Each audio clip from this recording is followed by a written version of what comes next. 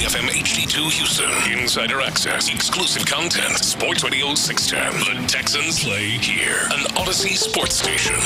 Check out the BetQL Network. Wagertainment for every fan. Get sports betting tips from the on Odyssey app and our sister station 650 The Bet. Sports Radio 610 presents Seth Payne and Sean Pendergast. We coming to H time. Let's get the work in, man. Let's go. Great day, great day. Oh, give me some juice, baby. Oh, yeah. Hey, what's happening, everybody? Happy Friday to all of you. It is here. Playoff basketball on Sunday, yes. And NFL draft less than a week away. Padres in town for the Astros. This is a good sports week lining up, man. Very good sports week, and we're getting it kicked off here on a Friday. If you are working today and you're in your car driving in, we appreciate you getting up with us. Check in with us on the Jim Adler, the Texas Hammer text line, 713-572-460. I am Sean Pendergast.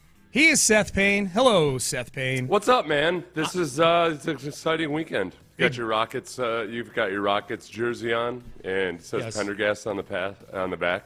Indeed. Yes, thank you to the Herman in the front. Thank you to the thank you, little signage right there. Yeah. Thank you to the Rockets. As many of you have probably seen on social media, they hooked us up with some jerseys. So I'm making sure I wear mine today so I can show my spirit on the YouTube and Twitch streams and around town. When I go to the men's tea clinic a little later today for that syringe, I'll have my Rockets jersey on. So just spreading the good You're like spirit. a real professional athlete. Don't I look Getting your injection. Yeah, man. Yes, 2 days before the game. Hell yeah. Hell yeah, I'm ready to go. I'm leaning into I got the gimmick. A big playoff game on Sunday. How much testosterone can you give me? Going to see my side piece right after that. Yeah. You know? Yeah. Yeah, that's it. Again, then have one of your butt from you come after. You've got that guy that sold you on being your Latin interpreter. Yes. Who also manages your gambling accounts. I'm a jam the entire crooked athlete gimmick into 24 hours. Yeah. Syringes, side pieces, wearing my jersey around town, the whole thing. And then on Tuesday at 2 a.m., you're going to die of a cocaine overdose. Exactly. It's going to be awesome. It's going to be a blisteringly awesome 3 or 4 days. Yeah. The athlete of the 80s fantasy camp is what that is, yes. I was talking. Shout out to athletes not dying of cocaine overdoses. It's big. It's been a good development. Yeah, no doubt. You never get credit for that. You and I were talking right before the show, and I said to you, and I wonder if the audience is feeling this too. We went the better part of 4+ years without the Rockets playing a meaningful basketball game. And we survived just fine through that time. Speak for yourself. Make no mistake. I developed a cocaine habit. Make no mistake. And side pieces and syringes. And we survived just fine. Make no mistake. It is awesome having the Rockets back and being relevant and getting ready to play some high-level playoff basketball. But we went 4 years and we were okay. They last played a meaningful game, ironically enough, against Golden State on April the 6th. It was a Sunday, April the 6th. And that's 12 days ago. And they played 3 meaningless games at the end of the season because they'd clinched the 2 seed, and then they haven't played a game at all in 6 days. And I'm tripping out right now. I'm like, man, when are we going to get some? It's almost as if the previous 4 years didn't even exist. It's like, hey, Sean, you survived just fine for 4 years. I know, but this has been really fun having them be very, very good at basketball again. Well, I can't wait for Sunday night to get here. It would be nice if this time last year when the Astros were really, really struggling to have playoff basketball. Mm-hmm. So this is where when you've got 3 teams that are playoff caliber, the dead spots in the sports calendar aren't nearly as vast. Yeah. So that's been a part of it. It's just flat out, this is one of those periods where you've got 3 playoff caliber teams. All right, I don't have to actually sit around and think about real life as much as I might otherwise. It is really cool. This is truly the first time in a long time that we've had all 3 teams be. And it's early for the Astros, and people are probably rolling their eyes at that. That's a playoff team right now. They're 8-10. They're always 8-10 this time. Everybody's 8-10 right now. No, in the American League, nobody's won more than 11 games. Nobody's out of it at this point at all. But yeah, so for the Rockets, okay, so let's rapid fire this Rockets thing. Yankees have 12 now, by the way. They do? They won last night? So do the Rangers. Bastards.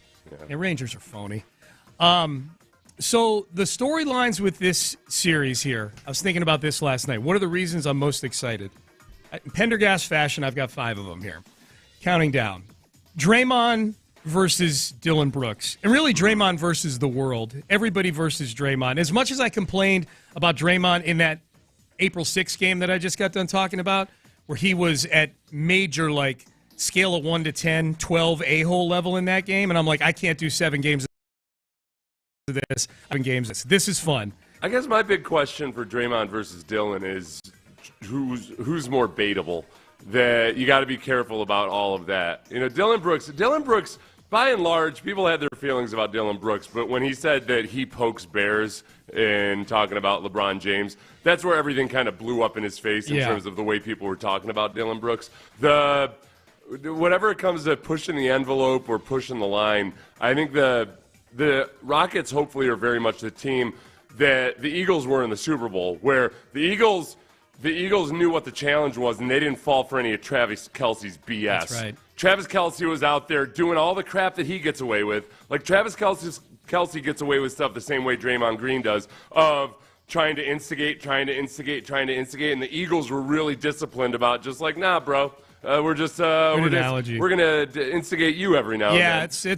But they did not bite, and I think that's big. You don't have to prove your manhood or something versus Draymond. Dillon was asked about that yesterday. I don't have the clip. I just happened you brought this up, and I happened to see him talking to the media yesterday at practice, and they asked him, like, who's gonna cave first, like who's gonna, and he's like, I'm not getting ejected from any of these games.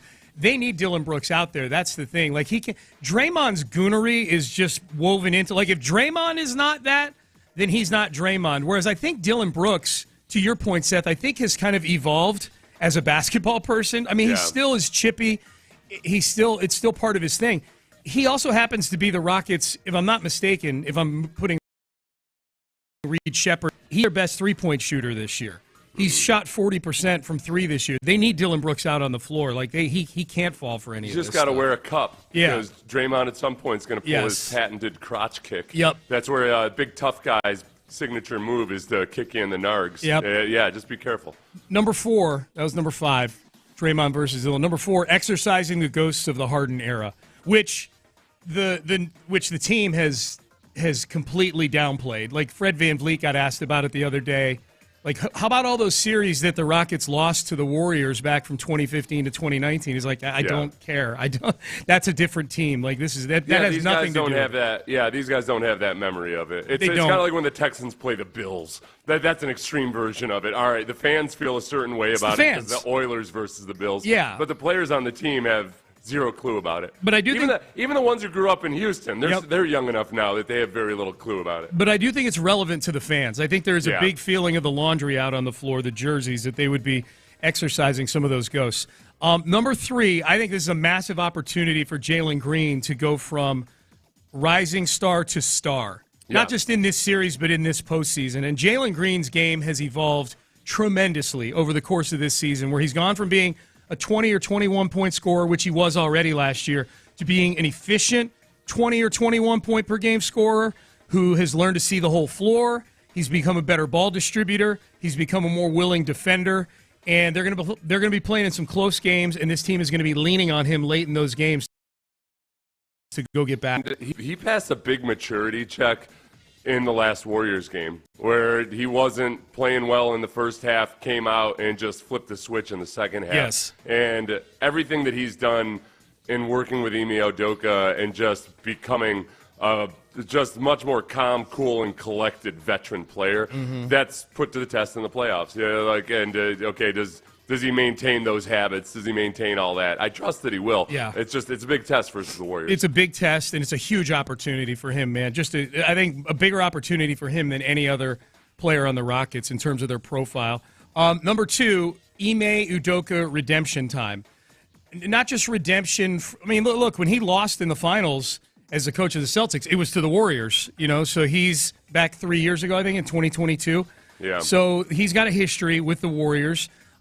He was off the grid for a year after the way in which he got fired in Boston.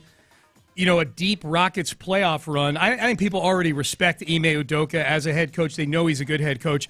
To be able to put playoff productivity with this new team that he has in year two with it, I think would be a major story. Yeah, no, and I think that's probably the biggest X factor in terms of a team that doesn't look like the conventional championship caliber team or a team that makes a deep playoff run. They also excel at a lot of things, the rebounding specifically. But Udoka and his ability to kind of exploit matchups and his ability to make adjustments throughout the game, I feel a whole lot better about Ime Udoka, that was rookie head coach with zero playoff experience. Or rookie head coach, or just one of these retreads that just happens to hook up with, you see this, the league is full of coaches like that. They're like, guys on their third team, but he's a good networker. You know what I mean? Like he's got to drive my race car. Let's drive the same race car and see who does better. I like Udoka better than Doc Rivers. Yes. Yeah. Doc Rivers, perfect example of that. Yes. So Steve Kerr, I'm not so sure about. We'll have to see. The problem is Steve Kerr has been in this race. Steve Kerr has a lot of experience and time with his race car. Udoka does not have nearly as much time with his race car, and at various times this year, it needed tuning up. Yeah. I think Kerr's a good head coach. He's so whiny, man. He's so whiny. I think he's a good head coach. To stay on a transcript, that would look like a compliment. On this radio show, it sounded like on the radio show it was very begrudging. I get it. It sounds a little bit almost like the Take a Mania take by Angelo Cataldi. Steve Kerr is the all-time overrated head coach. I say he's a Let good me tell coach. you something. At least I didn't call him a fraud. Yeah. All right, and then the final one, disrespect for the 2 seed, man.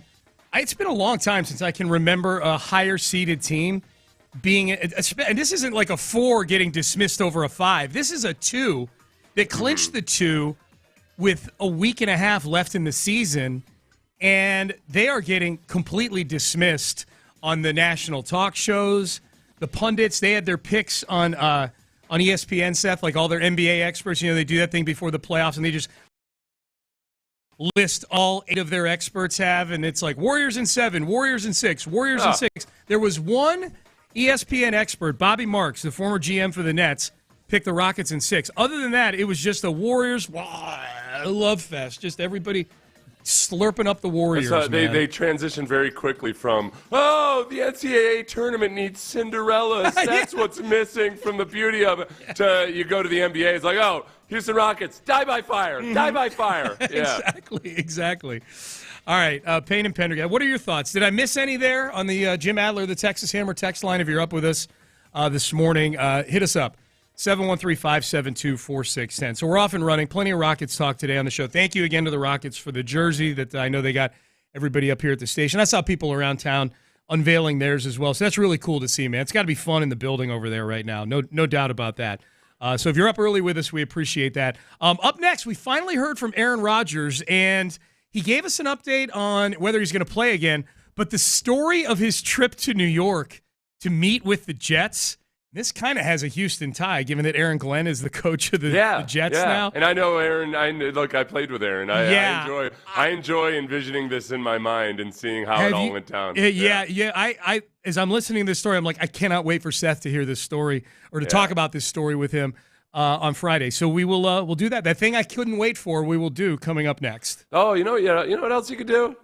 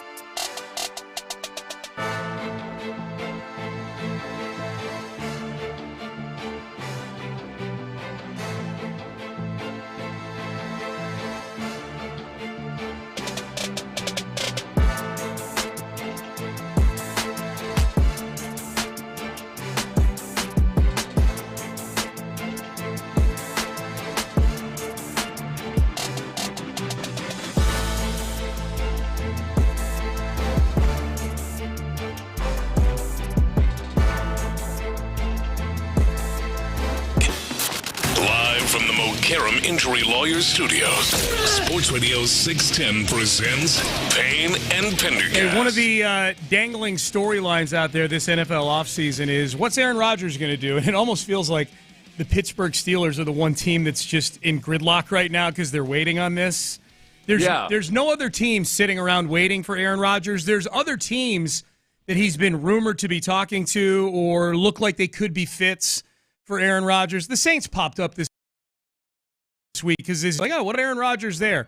The Minnesota Vikings, I think, very much at one time in the Aaron Rodgers sweepstakes, they appear to have moved on. They're going to move forward with J.J. McCarthy. The Steelers are the one team, though, Seth, they've got no solution at quarterback right now. They've got no solution, and they have at least made him an offer already. Yes, and met with him. Yeah, they met with him, so that is an option that it seems like Aaron Rodgers could have pulled the trigger at any point and maybe still could, and maybe we'll see what happens after the draft. Yep. The Vikings stuff was interesting. When Rodgers spoke on the Pat McAfee show, I don't think we have this clip. He said that, look, Kevin and O'Connell and I have known each other a long time, and yeah, we've just chatted on. He claims they've just chatted on the phone and that they haven't talked about any actual contract stuff or anything, which I'm open to that being true. Yeah. Who knows? Yeah. So Minnesota's out there as well. The Steelers are the big one, and so Aaron Rodgers. The reason we bring this up, he was on the Pat McAfee show yesterday for the first time in a long time. And he was asked, "Are you where are you at right now with everything?" From the jump, it's I'm in a different phase of my life. I'm 41 years old. I'm in a serious relationship. I have off the field stuff going on that requires my attention. I have personal commitments I made, not knowing what my future was going to look like after last year, that are important to me, and I have. A couple of people in my inner circle who are really battling some. So I have a lot of things that are taking my attention, and have beginning in really January, away from football, and that's been where I've been focusing most of my attention on. To make a commitment to a team is a big thing, whether you're a first-year player or a 20-year vet. Okay, so we've now heard from him, and we now have a little bit of insight as to why things are delayed. This is my question for you, Seth. If you were a Steeler fan and you just heard those 40 seconds worth of audio, where would you be in wanting Aaron Rodgers as your quarterback? This is where I think that you can separate any personal feelings that you might have about Aaron Rodgers, whether you love him or hate him, and also say, all right, man, the 40-year-old quarterback that my team is signing, I would prefer that he's in a position where he's still got a chip on his shoulder and wants to prove something, and that is totally, perhaps unhelpfully, committed to dominating at football. Yeah. So I don't fault him or blame him for potentially having things going on in his life. It's just that the guys who are in their prime tend to be able to compartmentalize that stuff, and they're nose to the grindstone, head down. I got to take care of my personal life. I got to take care of that. And it just doesn't sound like a guy that's going to come in and really just be all in on committing to learning a new offense, his teammates, everything else like that. Yeah, he went to Egypt during mandatory minicamp when he was under contract to a team last year. And maybe that's where one of his inner circle members I guess to sound like a secret cabal of now. That might be. We have an inner circle in Egypt. Yeah, we have an inner circle in Pakistan. Nothing weird about it at all. Yeah. Some people might call it a cell. I call it a circle. Yeah. Jeez. So I guess that might be the better question for you, just as a former player. Like if you're Cam Hayward or you're T.J. Watt, who's never won a playoff game as a Pittsburgh Steeler. Like if you're a current player on the Steelers who has a sense of urgency about wanting to win something significant, how do you feel when you hear that? And look at the thing about Tom Brady in his final season. He had something going on in his inner circle. He did. It was the octagon. It It was an octagon. The martial artist who was vacationing with his wife was kind of a distraction. Yeah, at he that had point. one too many jiu-jitsu instructors in his inner circle back in 2022. Yeah, and it wasn't. It's not like Tom Brady's a bad dude or anything, but man, he was distracted. He missed a chunk of training camp and wasn't there for the preseason, and there's other things going on. But man, when you get to that stage in life that you don't have that same edge, then I'd be real hesitant on thinking that you're going to come in and get a completely dialed in and committed to do whatever it takes to turn this team around type of attitude out of a guy like that. Yeah, and it's for me, with respect to the Steelers, I just wonder if it heightens their desire to get a quarterback in the draft. If this at 21, they're picking 21st. Is next week when the sand runs out in the hourglass for them waiting? Screw it, take Shedeur Sanders if he slips to 21, or do they take Jackson Dart if he's there at 21, or do they take a flyer and take Jalen Milroe, who's starting to get a little bit of buzz in the first round? Like that'll be a real interesting tipping point. There's a lot of really interesting.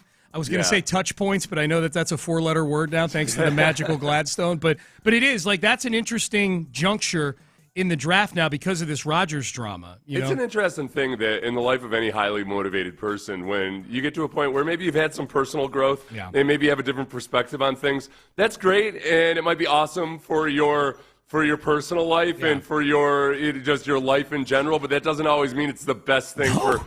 Yeah, you think about Michael Jordan. Michael Jordan and Larry Bird are probably the two best examples. We're like, all right, these dudes have demons that drive them. Yeah. And if they had come to the terms with their demons at some point, that might have been curtains for them. You gotta maintain, for some athletes who are driven in a certain way, it's not always the best thing to find peace in life. No, you say at it all least the in time. terms of it's not in terms of their athletic career. What is it that you say that you want your quarterbacks to have? Like just this irrational. I want them to have a lack of perspective on life. That's what it is. Yeah. I knew it was something very specific.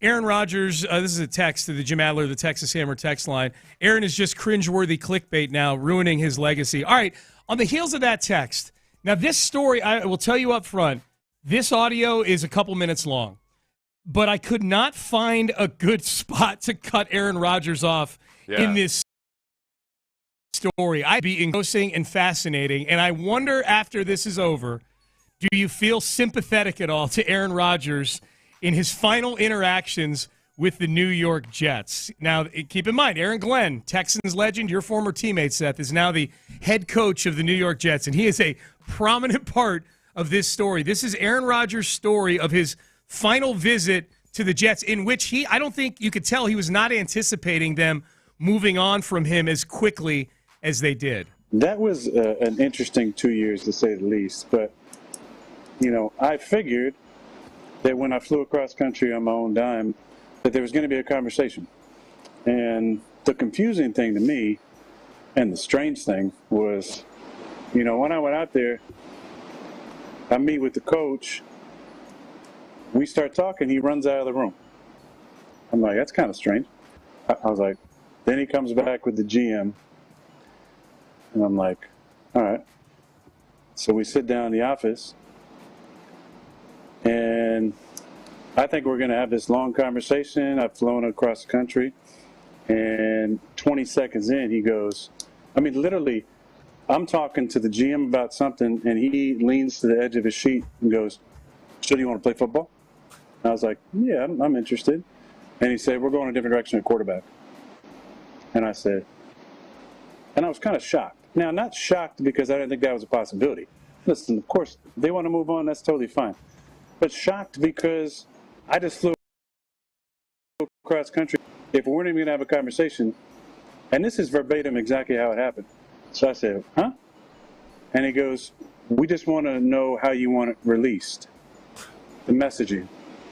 And I said, verbatim, I don't give a shit about the message. And I said, why? And then he said, I don't want to be up in front of the room saying something and have guys looking back at you. Interesting. And I said, what does that even mean? Are you assuming that I would be in the back of the room during a team meeting undermining what you're saying? I said, you don't know me. And he said, you don't know me.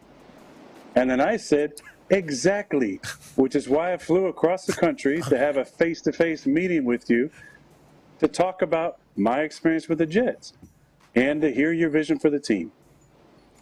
20 seconds in. What I thought was going to be a couple-hour meeting turned into like a 15-minute meeting, and I walked out of there. But so at that moment, that was a strange meeting for sure. There was no me pleading like, please have me on the team. No, I don't know. I don't want any part of that. It was already a debacle.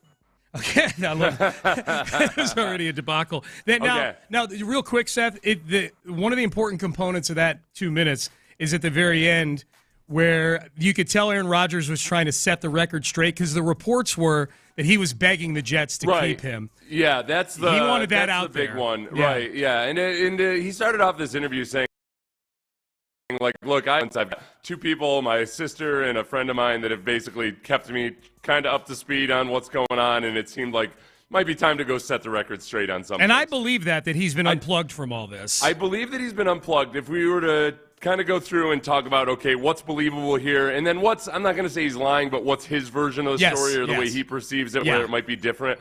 I do believe that he was not pleading to be on the team. I don't think that Aaron Rodgers was like, no, Aaron, you gotta, come on, man, you just gotta give me a chance. I don't think he begs anybody for anything. No. I think that some of the either misreporting about that perhaps might have been that I'm curious about just exactly how the meeting came to be. If Aaron at some point said, hey, you know what, guys, I'm going to come meet you tomorrow, and did it on his own, as he said, he did it on his own dime. Yeah. Which I'm guessing, at first I was like, okay, whatever, big deal. But it was probably a private jet. So it was a lot of dimes. Yeah. That's true. I'm pretty sure it was on a private jet because funny. He ended up going to Pittsburgh at one point and flew into a private airport. So I think that's the dime is actually a bigger deal than it might be. Yeah. The most realistic scenario in my mind is that Aaron Rodgers said, hey, I want to come see you guys, that he instigated the meeting. And this is just me purely speculating. Sure. And that in the interim, the Jets were in the mode of, all right, listen, are we going to have a conversation with him, or are we just going to make a decision and pull this Band-Aid off now? Yeah. I take issue with the way Glenn ran out of the room.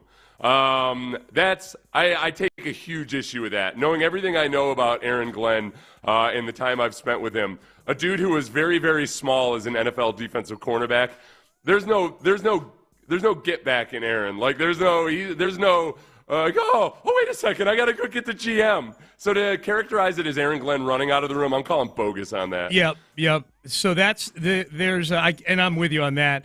I think it's interesting that he doesn't refer to Aaron Glenn by name at all in those 2.5 minutes. That's or the GM or the GM. Well, Darren Moogie. The GM, he might just be like me, where I'm like, I can't remember the GM's name, but Aaron Glenn is, like.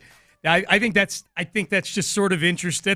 That feels like a little passive aggressive. Like he just doesn't refer to him by name through the 2.5 minutes there. I do wonder, if the Jets had called. I think you're right about. I had not thought about that. If I had to guess, it probably is Aaron Rodgers who's. I can't imagine an NFL team, even one as ratchet as the Jets, having a guy fly across country on their dime or anybody's dime to tell him in a 15-minute meeting that we're moving on from you. That's unless they made the decision as Aaron Glenn as Aaron Rodgers is in air or something. The part about I don't want the guys in the room looking back at you. I could see as basically Aaron Glenn at some point has got to say, taking a look around for the last few months, like, all right, boy, this place just needs. Sure. Yeah. And whether it's Aaron Rodgers, it doesn't have to necessarily mean anything about Aaron Rodgers individually, but if he's not the quarterback that you really want on your team, then I'm not going to keep around a bunch of the stuff from this previous dysfunctional mess. Yeah. And so however Aaron Glenn phrased it, maybe he could have phrased it better. I don't know what he actually said, but I'm not looking at that as any way of Aaron Glenn mishandling it. Now, the part where he says Aaron Glenn leans in and says, "Do you want to play football?" Yeah. Like if we're just taking that at face value, that would imply that there's a right and a wrong answer to that. That maybe if if he saw some sort of fire, he being Aaron Glenn, saw some sort of fire in Aaron Rodgers, that maybe their mind wasn't made up yet.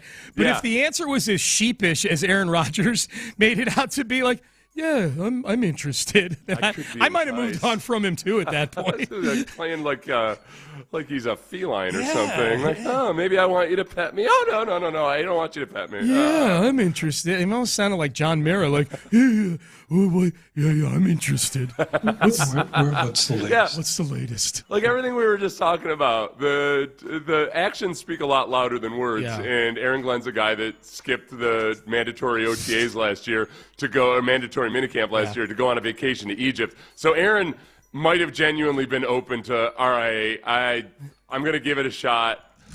Do you want to play football next year? Yeah. I'm interested. Like, all right. What's the latest with my form? What's the latest? Yeah, like that's... it seems like Jets fans, by and large, are that's in England for the way he handled it. I think they're right. Well, I think you're or at least Aaron's version of how they handled it. At the very least, yeah, Aaron Rodgers' version, yeah. Like it's at the very least. I mean, Aaron Glenn's the one that you know, if you're going to love the one you're with, he's the one right now. You know, he's your head coach. So he mentioned multiple times in this 45-minute interview that there were people in his inner circle who were dealing with some serious things. It's hard for me. It's a cynical part of me, and maybe it's a little bit of projection, but it just always feels to me that my first reaction to hearing that is like when the kid says his paper is late because he's got personal issues. Yeah. And just you don't know whether to take without knowing the specifics of it. I'm like, all right, man. Lots of people have stuff with people in their inner circle, you know, and it's just I'm not faulting him for it if that's what he cares about more now. Right. It's just it is clear that it's not the same as a 28-year-old who's driven to win another Super Bowl and figures out a way to handle it all at the same time. Well put. All right, headlines coming up next. We've got big Astros series coming up. This is not what the doctor ordered for the Astros. We'll get into that. The Rockets get their playoff run started on Sunday. Odds out on the NFL teams making the playoffs. Where do the Texans sit with that? We've got a retirement in the NFL. A lot of stuff to get to in headlines, and we'll do that coming up next. But, oh, man.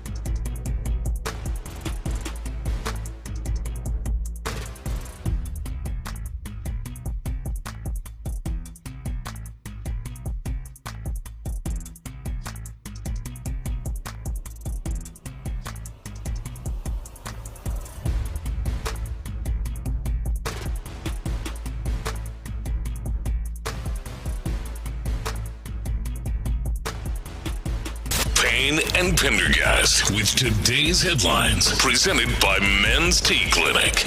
All right, let's get to headlines. Let's start with the Astros. They were off last night, so they didn't lose. That was good. They have the Padres coming to town, which is not exactly what I would write up as the ideal situation. The Padres are 15-4. They're the best team in baseball right now. So this will be obviously a great test for the Astros. Ryan Gusto, Hayden Wisniewski, and then Framber on Sunday. Those are your three starting pitchers this weekend for the Astros, Seth, as they come back home, one of the worst hitting teams in baseball. And given how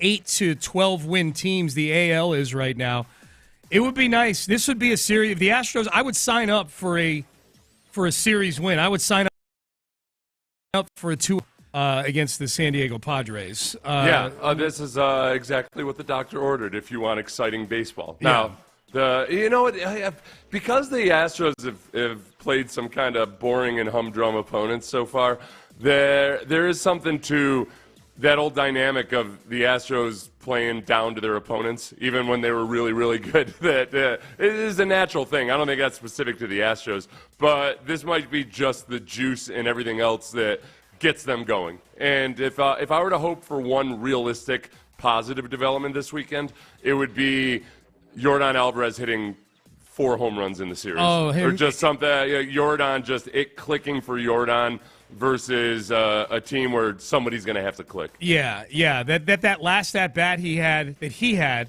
in that St. Louis series, that 419-foot home run or whatever it was hopefully kind of, that was Yordan kind of unleashing the beast in him.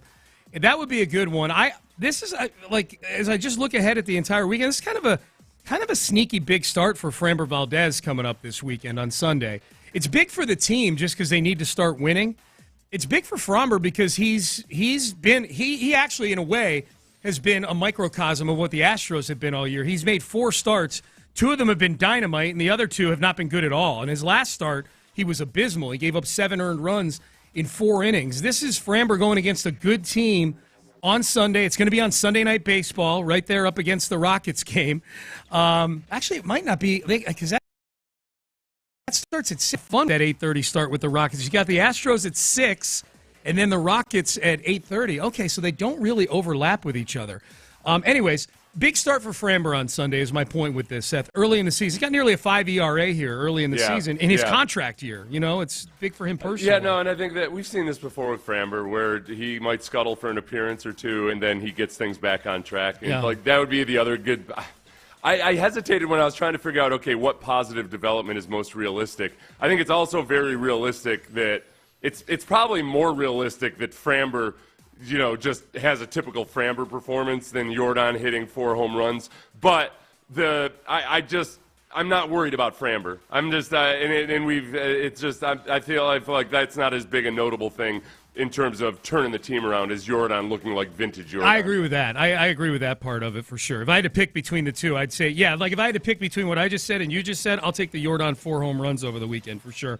Rockets get started with their playoff run on Sunday night, as we just mentioned, 8:30 against the Golden State Warriors. The final play-in games are tonight, this is it's a lot of work to decide who gets their nuts chopped off by the Cavaliers and the Oklahoma City Thunder. It's a lot of moving parts to decide who gets fed to these beasts that are the 1 seeds. But at any rate, Miami is at Atlanta tonight. Miami, of course, just won a couple nights ago for the right to go to Atlanta. And then Dallas at Memphis is the late game tonight. Dallas is really interesting because nobody believes in anything going on with the Maverick entire fan base. Yeah. That would be fascinating. I'm rooting for Dallas in this just because it would be a fun storyline to have them in the postseason with this newfangled team they've put together. Do you think that might be, for their home games, do you think it might be a little bit of a hate watch enticement that you want to go? And if you're somebody who wants to loudly demand that the owners sell or the GM is fired or whatever, they're almost hoping for pain. They want to see the Mavericks get throttled by 30 at home. This is my prediction, and I don't think it's going to come to fruition because I think Memphis wins tonight. But if Dallas were to win and have to play or get to play in a playoff series against the Oklahoma City Thunder, we're going to hear a lot of from various corners of the NBA universe, like, hey, it's not the players who traded Luka Doncic. It's management. So let's support the guys out there on the floor, okay? All right. The get-in price for tonight's game in Memphis is $14. Oh. Play-in fever. Catch it. Yeah, $14. You can get into that game if you want to tonight. How are we feeling about the play-in scenario now that we've got some? I like it because it's more basketball, but I will say this. A more depressing night. If you're a basketball fan, to me, there was no more depressing night of basketball than the two 9 versus 10 games the other night. Yeah. Like, these are two teams that clearly don't belong with all these other teams. A couple of them, you could argue, might not even want to be there playing. I think half the guys playing in those games were ready to get on with their vacations. I think the play-ins suck, except that it does create the teams that are better than their regular season suggests. It makes the end of the regular season way more important. Yes. Staying out of the play-in for teams. So in the games where some of the play-in teams have been really like the better team has a chance of losing a single playoff. You can be the much better team and lose a single playoff game. That you get a lot more desperate at the end of the year. The last Sunday of the season, where it was all these teams in the West trying to stay out of the play-in, was more interesting to me than the actual play-in itself. Well, I shouldn't say the play-in in the West was interesting for us this year because it determined who the Rockets were going to play. Yeah. That was very specific. I think so. By and large, I still think it's a good thing. Yeah. I don't take issue with it all. Just that Wednesday night was like, a lot of the play-in games are going to be things that you just genuinely don't care about, but it does make the end of the season way more interesting. Yeah. So the net effect has been a positive. I think so too. Speaking of the postseason, odds are out. The Texans are a minus 140 yes to make the postseason this year, Seth. That equates to a 58% chance of making the postseason. Do you feel like right now, your gut, that the Texans have a greater than or less than a 58% chance of making the postseason this year? That's hard because I know that these things are never as slam dunk as you think. If you look at the best teams in the league and it's like 75% probability or whatever. Yeah, I would say greater just because of the division. Yeah, me too. I don't, and because of the Texans' defense. I'm kind of getting to that point where I'm very eager to see what this offense, a little bit nervous about what the offense might look like, but the defense is so good and has the potential to get even better in a division that's still going to be pretty weak. Defense, basically the guys they lost from their defense from last year were Foley Fatukasi, Neville Hewitt, and Eric Murray. And they brought in C.J. Gardner-Johnson, E.J. Speed, and, they brought back a few guys on the D-line. Yeah, I get nervous when we start having chats like that, though, because it's never the same. Welcome to radio, pal. You don't get to just pick up and where you left off, and then there you go. Get comfy. You know who you're doing a show with. All right, Ryan Ramczyk retires, the former right tackle for the Saints. His career, I looked it up last night, Seth. At one point, he was arguably the best right tackle in football for about 3 years. I didn't realize his career was so short. Yeah, especially for an offensive lineman. When I looked in to see which year he came into the league, I'm like, was he part of that 2011 draft that was so good, or that 2014 draft that was so good? Oh no, he was part of that 2017 draft. He only really played 7 seasons because he didn't play at all last year because of injuries. Yeah, no, and that first, I want to say in 2017, his rookie year, wasn't their opening game the Monday night game versus that might not. That was 2019 when they opened against the Texans. Right, I remember in 2019 he had a really good game versus the Texans. He was first team All-Pro that year. That was the 1 year. And I remember thinking, boy, he was handling some of the guys that I didn't. I was impressed with Ryan Ramczyk in that game. He is retiring from football. After his, those are your headlines for today. Man, I'm fired up. Headlines for today and a big weekend coming up. Up next, okay, the NFL announced the players, current and former, who are going to be announcing some of the picks on day 2 of the draft. We'll tell you who's going to be announcing the Texans pick, and we'll also play where the bar is sort of right now for announcing picks for the Texans. We'll have that for you and a whole lot more coming up here in the 7 o'clock hour, including a breakdown of a Texans draft prospect that you're going to love hearing. We've got that coming up next. Before any of that happens, we're going to have Easter this Sunday, and if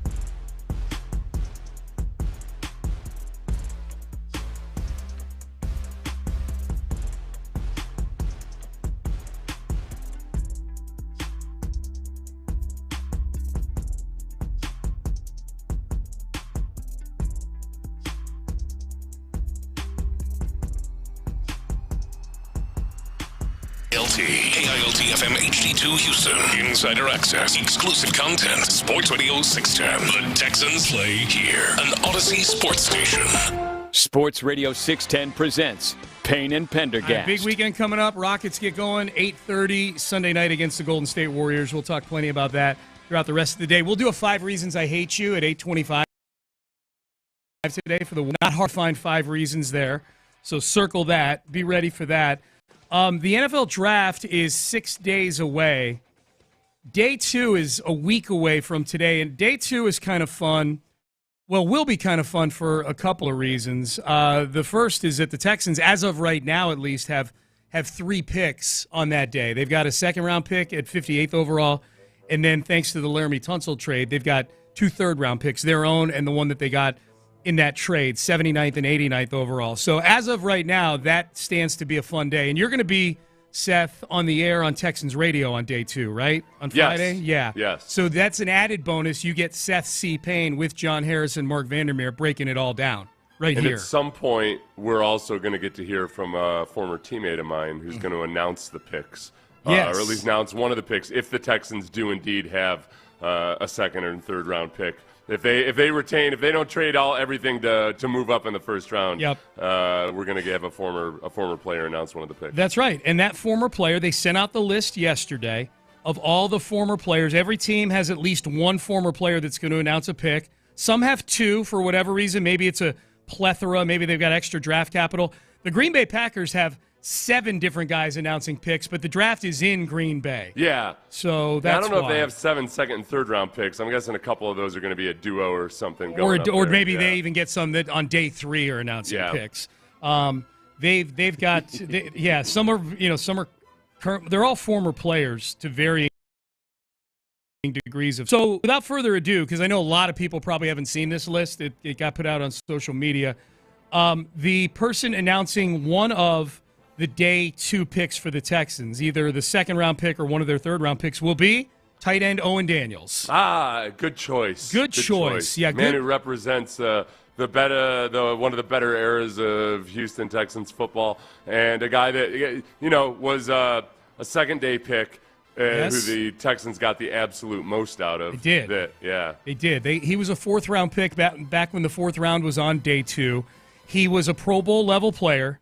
He still lives in Houston. Yeah. Like, that's my checklist. This is a very important thing. If someone's going to go up and spend 8 seconds announcing a pick on behalf of my team, I don't want the only reason they're up there is because they were on my team. I need them to embody some of the other things that I want, like good player, good dude, still lives here, all of those things. Yeah. The other thing about Owen Daniels is Owen's one of those guys that I think probably has more recognition outside of Houston and Denver than he otherwise would because of fantasy football. Mm-hmm. I think Owen Daniels was one of those guys that it's kind of like with Arian Foster back then.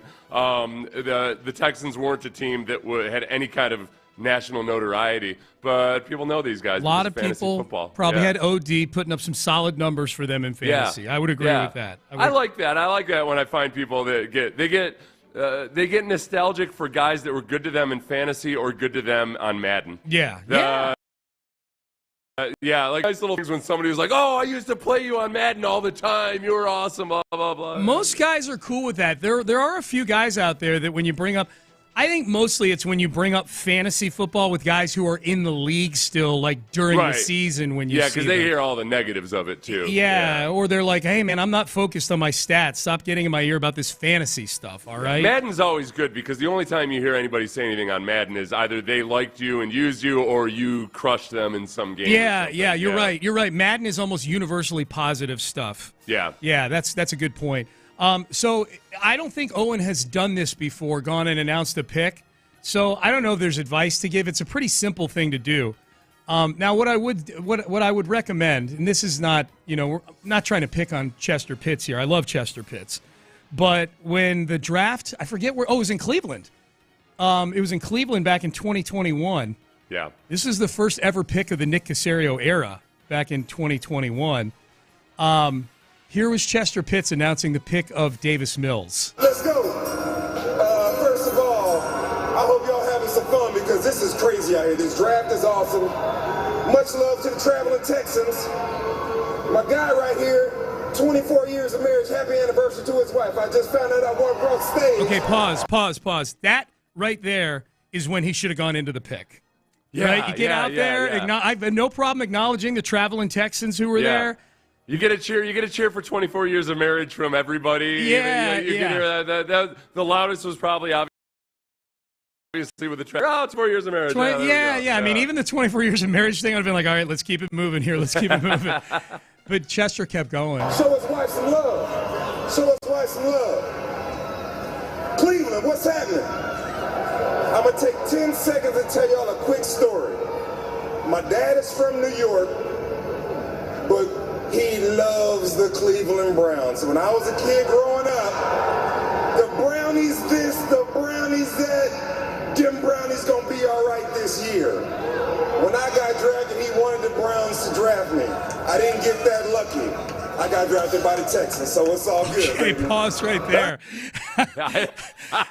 There's a point where I get what he's doing. He's playing to the crowd in front of him, but he got out over his skis there. He's like, I didn't get that lucky. I got drafted by the Texans, who you are representing on the stage right there, Chester. That's good stuff. Yeah.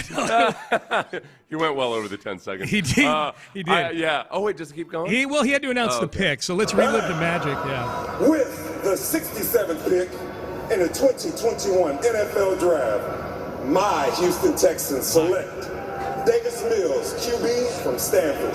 Go Texans, baby. Go Texans. My Houston Texans, who I just said I'd rather be drafted by the Browns over. I'll tell you what, I'm glad there's no video of this because I can empathize with Chester 100%. When you're in front of a hostile crowd, you can either go all in and just lambaste them, or you can try to win them over a little bit. Yeah. And Falcons played the Patriots in the Super Bowl here in Houston. I weirdly got hired to be the MC at a Patriots pep rally. Oh, jeez. So tell me this story. I can't remember. It was like I got up and everybody's looking at me like, who the hell's this jamoke? And I said who I was. And I think my strategy was I was going to point out the various Patriots people that we had on the team or in the organization. And at that point, Wes Welker was the receivers or assistant receivers coach, whatever he was. Yep. And there were quite a few names, and I got no pop from Wes Welker, and I abandoned it immediately. But I can understand the strategy, I guess. Yeah. I think if you do that, if you go in, you either got to go straight down the middle, have some love for your own team. Yeah. And then if you want to go one direction or the other at the draft, you got to just tear into the hosting city. Right. You got to just play full heel like Pat McAfee did the one year. Yes. Yeah. Well, because McAfee did it, I think, when it was in Tennessee, didn't he? I think so, yeah. I think McAfee got up and basically just started talking smack. So I don't fault Chester for trying the strategy out at all. Yeah, he should have pulled up short of saying he wasn't that lucky to get drafted to the Browns. Yeah. That's the 2019 draft was the one in Nashville, and you know why I remember that? That was the year. I think it was 2019. Because that was the year the Texans drafted 2 tight ends. They drafted Kahale Waring and I think Jordan Thomas that year. And Ryan Griffin was at the draft, at the time a current Texans tight end, and he punched a window because they drafted 2 tight ends. Punched a plate glass window. Yeah. I would not have known about it except he suffered some damage from punching that window. It's not clear that was related. I don't think it's clear, or I don't think the story is that he heard about it and then punched a plate glass window. It is now, Seth. But the optics of it were very much, they weren't great optics at all. Yeah. Oh, man, Sean, I was at when I was with the Jaguars, we were doing some kind of autograph signing during the draft, and somewhere along the way, I was sitting next to a young defensive tackle out of, I think he was from Georgia, Marlos Leroy, awesome dude. And it got announced on the broadcast that there were rumors that the Jaguars were trying to trade for some pick that included trading a Marlos Leroy. Oh, you're sitting with a guy who's part of a trade rumor? Yeah. Well, that's interesting. He got up and walked out. He did? He was like, what the heck is it? He wouldn't have said hell. He was very religious. But he was like, he was like a 6th-round draft pick or still a young player or anything. And the last thing he expected was his name was going to be mentioned at all during the draft broadcast. And In my memory, it went out over the PA. Like, it was up. They had the big screen TV showing and everything. We were outside underneath a tent, and he just got up and walked out. Yeah, that's interesting. He's like, okay, if you're getting ready to trade me, I am not signing autographs for the man. All right. And I'm not going to be sitting here when I get traded, and have to. And he probably wanted to call his wife, because she's going to hear about it. Yeah. Okay. I mean, that was in the late 90s, I'm assuming, right? So kind of a simpler time and place without cell phones and everything. A lot of people were just watching the TV broadcast. So she might have been watching the broadcast. I wonder if players nowadays are almost a little more desensitized to stuff like that, like their name getting thrown around in rumors because there's so much over-communication now about stuff like that. I don't know, but when you're a guy that's not a starter or anything like that, you're not expecting it. That is a random person to have, like a 6th-round backup defensive back. Yeah, you're not expecting your name to get thrown around in trade discussions. I tried to tell him. He was sitting right next to me. I was like, "Hey, man, it's a show of respect." And he was like, "No." Good to be wanted, man. Somebody wants you, man. Yeah, it's good to be wanted. All right, so we've got the whole list. We're not going to go through the whole list of guys announcing picks for other teams. But there's some interesting names on the list here. Did any of these names jump out at you, Seth, here? Dante Hall immediately for the Chiefs. Our former coworker. Yeah, he's the only one for the Chiefs. He's announcing the Chiefs pick on day 2. John Lopez. I asked him what was the argument. There was an on-air discussion or debate that afterwards Dante Hall was just like, all right, radio's not for me. Yeah, for those, that was like 8 or 9 years ago. We probably have listeners who are like, what are you guys talking about? Back in 2016, the Brock Osweiler season, we shuffled the lineup around, and the midday show was John Lopez, Fred Davis, and Dante Hall, and I think Landry was producing. Mm-hmm. And then Fred left, and they put Cody in there. Yeah. And then Dante ended up leaving over some argument. They had, it was Lopez had criticized Brock Osweiler. I knew it. Yeah. And Dante Hall was defending him. And I think it was Dante Hall, to his credit. The negativity that surrounds sports radio and everything, it's just not what he's into. Yeah. And that wasn't the life he wanted to be living, and he realized then that, all right, I'm not in on this. The best part about Dante Hall's story of becoming a host here is that he got the job applying through the normal HR portal on the then CBS Radio HR app or the website, or like he applied like someone would apply for any other job with the company. I think our PD at the time was Ryan McCredden, and Ryan McCredden's looking at this like, wait, is this?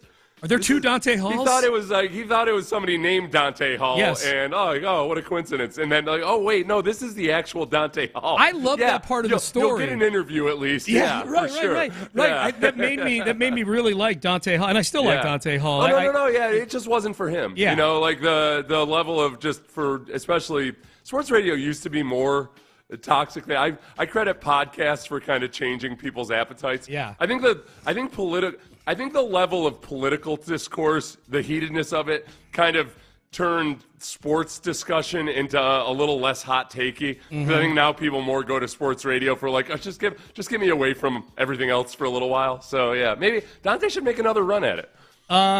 He probably has a podcast. He may. Well, and Dante is one of those guys that you were just talking about, Seth, that people definitely come up to and talk about Madden and stuff like that. Like Dante Hall was arguably the greatest kick returner in the history of the sport. He had an elite nickname.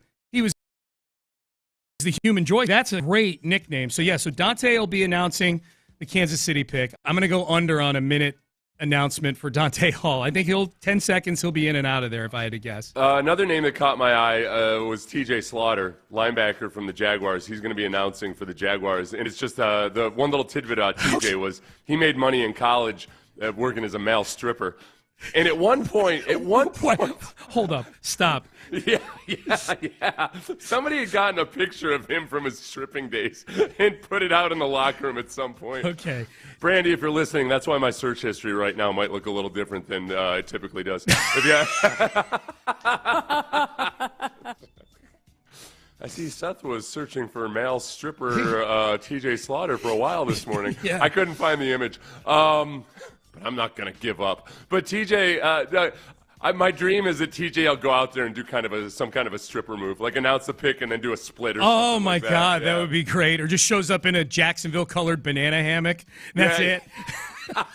No, a Jaguar print. It's got to be a Jaguar print. Yeah. That's the most stripperish thing you can do. Absolutely. Okay, so if you're an NFL team and you're sitting with TJ Slaughter at the Combine and he sits down with you for your 15-minute interview and you know about this side gig that he has. Yeah. And by the way, he went to Southern Miss, so my guess is the bags of the illegal NIL money might not have been flowing as freely as places like Alabama. He's just trying to make Georgia. a buck. Just trying to make a buck. Yeah. Yeah. So would you have found him to be?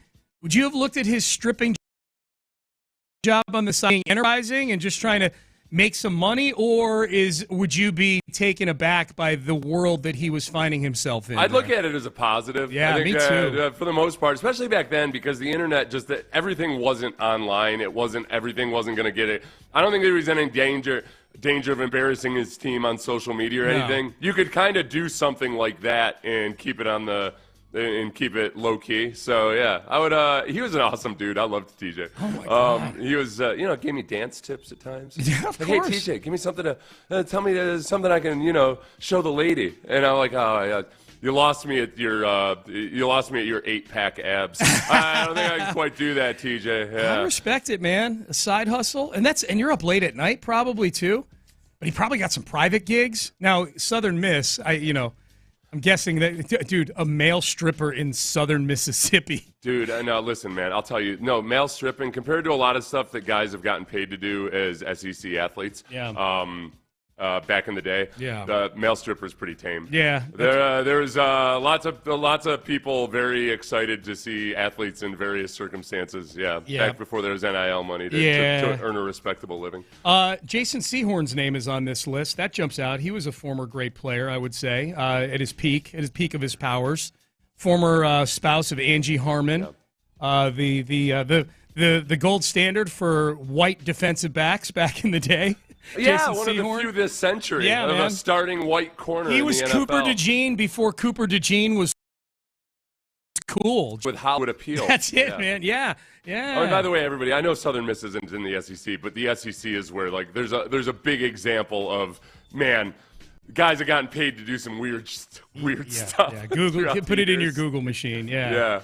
I hate to say this. No, it won't show up in Google. Oh, really? Okay. Okay. All right. Yeah. Well, that's a tease. Guys who might want to enjoy watching their wives in different circumstances and what have you. Yeah. I hate to say this, but the worst pick announcer ever was a fellow Cornell grad, Seth, a couple of years ago. Remember? I know, and I can't. I'm sorry I didn't get this audio beforehand, dude. But Ed Marinaro, we don't have enough time to play it. It's only a 4-hour show. Ed Marinaro, runner-up for the Heisman back in the day at Cornell University, would go on to great acting success. Got up and didn't realize the format of what he was supposed to do. And he started to basically give out his life story. Yeah. And it sounded like it was going to be a 15-minute speech. Mm-hmm. And they had to go out and basically give him the hook. Announce the pick, tell bro. him to move it along. Yeah, this isn't why you're here. Yeah. I felt bad for him. Can I give you a real quick a Texans-related story on that? Yes, of course. When Kubiak's first year, he brought in Bum Phillips to talk to the team. And it was really, really cool because this was as Bum wasn't quite as sharp as he used to be.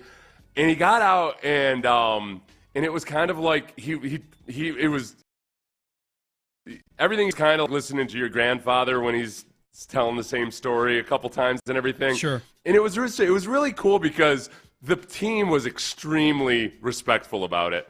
And it got to a point where his daughter kind of came out and coaxed him away from the stage. But in that, he had told a couple of really good stories, but then he's just kind of wandering and everything. And I just liked it because it was a bunch of young guys who were super, super respectful, and almost as if they were listening to their own grandfather. And you could see how much respect Kubiak had for Bum Phillips. Yeah. And it was not Bum was around a while there towards the end of his life, Oh, yeah. and everybody always treated him with the He was around the Texans towards the end? At times, yeah. That's really We'd cool. see him. I'd see him on, even after I wasn't with the team, you'd see him in the tunnel on a golf cart and everything. Yeah. And just everybody always treated him with the absolute utmost respect. Oh, that's good to hear, nice. man. Was he the repetitive, the repeating himself aside, was he good? No, it was kind of, it was the same old bum I Phillips. could see that. No, that's what I mean. It was really cool stuff. He was talking about, it was after a special teams practice. Okay. So he was talking about special teams, and it was everything that Bum Phillips was, which was talking about caring about your teammates and everything, and how important special teams really was, because that's really the core essence of what makes a really good team is caring about stuff like this. Yeah. That part was really, really cool. Yeah. Okay, Payne and Pendergast with you.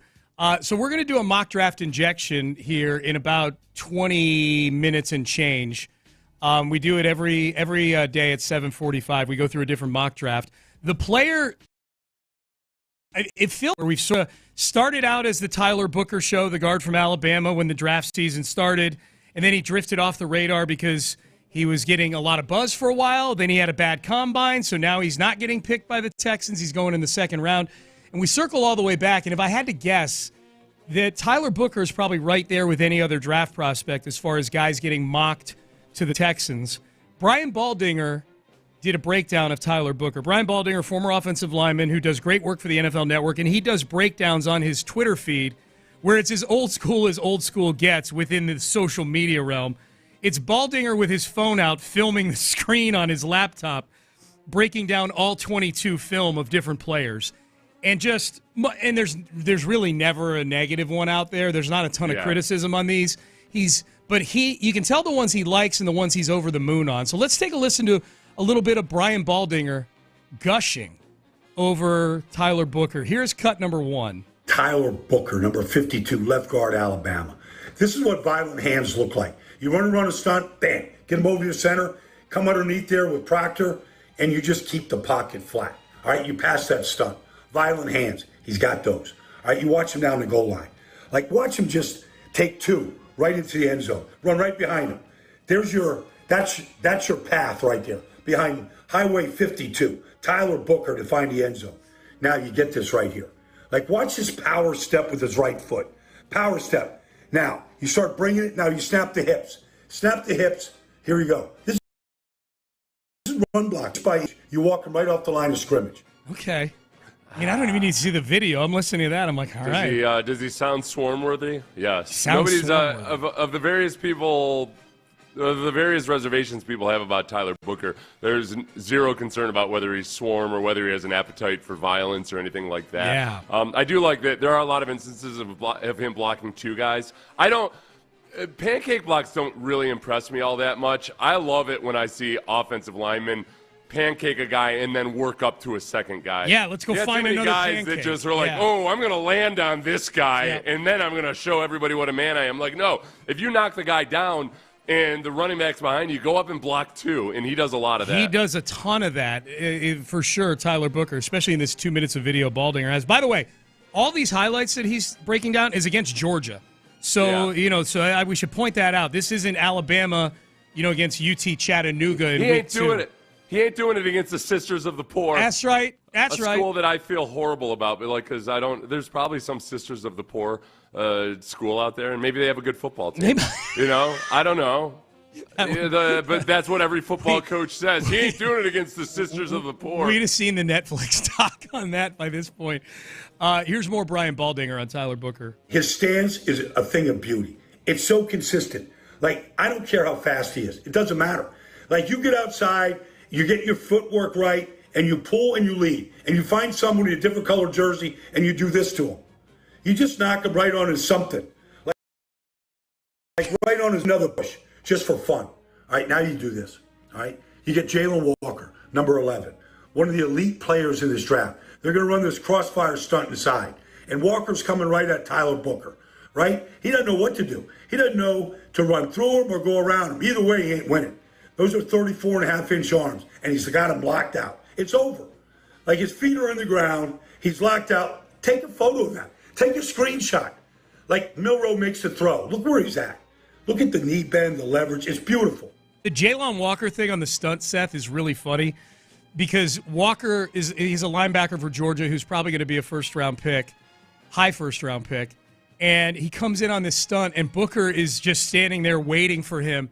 And it looked like Jalen Walker was getting ready to sit down in an obstructed view seat at a baseball stadium. Yeah. Like where you've ever been to Fenway Park or Wrigley or one of those old stadiums? There are seats that get sold very cheaply where you sit down in the chair and you're behind this gigantic column where you can't see anything. Well, and that's the thing, though. The thing with Booker that I like, because people have reservations about how athletic he is, when he pulls, he's like, I would take a guy with a football IQ that understands the angles over a guy who's really athletic but can't seem to hit a guy in open space. Yeah. And the offensive tackle version of that is Laramie Tunsil. Laramie Tunsil, as athletic as he is atrocious on screens, and at times, like, he just doesn't look like he knows how to actually get a body on a body in space.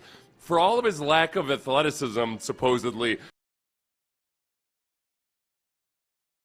he's always in the right angle, and he always gets everything down in space, or when he's hitting guys from the side. Like, he's got the right technique and body positioning to overcome some of the negatives that people have. Yeah, it doesn't matter if you're running a 4.8 40, which is excellent for an offensive lineman, if you're running the wrong direction. Yeah.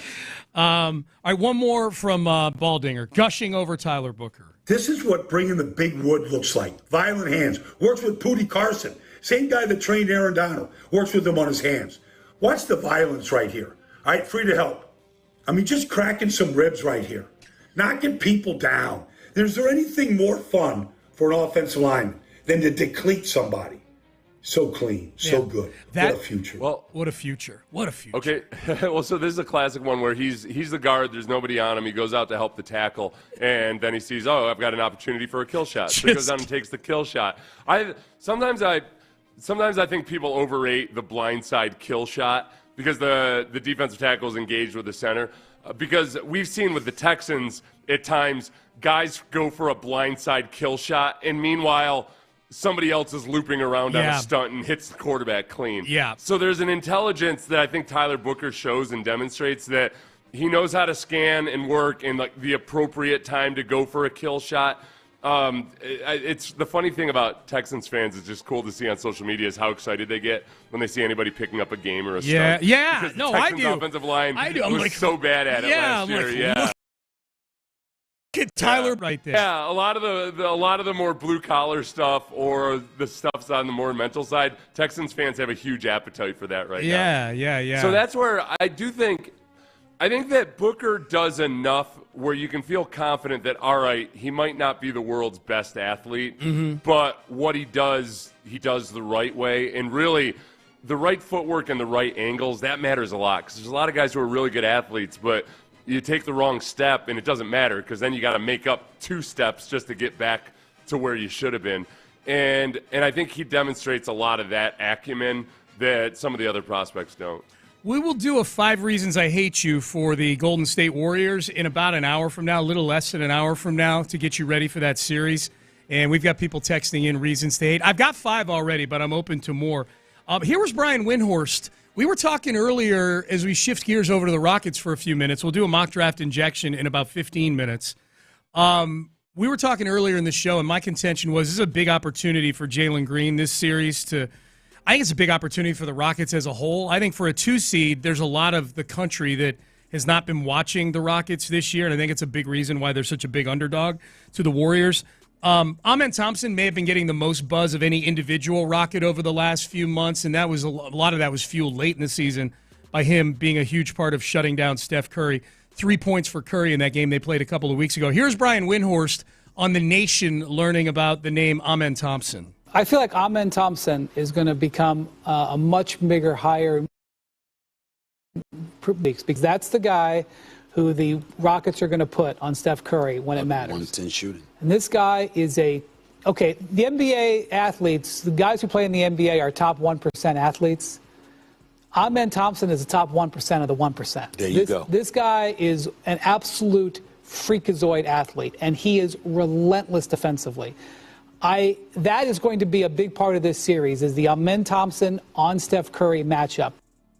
Okay, so, this current team doesn't have all the old emotional baggage of losing to the Warriors in the playoffs, and that's good. I think us as fans have all the emotional baggage of playing the Warriors. But all of you will remember one of the most frustrating and maddening things about the Rockets losing to the Warriors at times back in the day was that they would just simply lose track of Steph Curry. Who's the biggest threat on the opposing side? Well, what do we absolutely not want to happen? We don't want Steph Curry roaming free behind multiple moving picks and having wide open shots. And yet, for large stretches of times and in games, there's Steph Curry running free. They would just completely lose track of him. I have zero fear of them losing sight or losing track of Stephon Curry in this playoff series. I do too, and I think some of it's Ime Thompson, but you look at the head coach of those Rocket teams, Seth, and we'll talk in 5 Reasons I Hate You. We'll go through the 4 playoff series that just were each a different type. They were each a kick to the junk of Rocket fans and each for different reasons, but Mike D'Antoni was the head coach of those teams. Mike D'Antoni's like having an offensive guy be your head coach. Udoka is a guy who is massive on the attention to detail on the defensive side. So your point, I think your point is a really good one, and I think it's not just Ime Thompson, but I think from top down, this team is wired to be they have to be incredibly attentive on the defensive end because they're just not very good on the offensive end. Right, if they were inattentive to details on the defensive end, they'd have been playing in one of those Wednesday games this week, the 9 versus 10. It is really interesting where their offensive rebounding is so good that it almost in a lot of ways becomes that, all right, you're not good in the half court, but because you're so good at offensive rebounding that it's your own way of tipping the scales in terms of number of possessions, and if every time you get an offensive rebound, it's like a new possession, and it slows the game down. Yeah. And the offensive stuff, it's a combination of, it's not just that it helps out your defense, but it helps do those things that you can't do if you don't have a good half-court offense. You slow the game down, and you've got a way of competing with a slowed down game. It just doesn't look the way people want it to look. Yep. I would love for them to be as good at offensive rebounding, plus also really good at shooting. But that's not that team this year. Not this year. And maybe they go find a shooter in the offseason.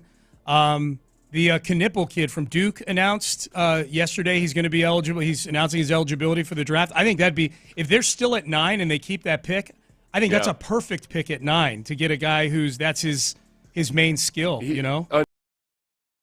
Another guy that I give him because as Cocaine Curry he's not.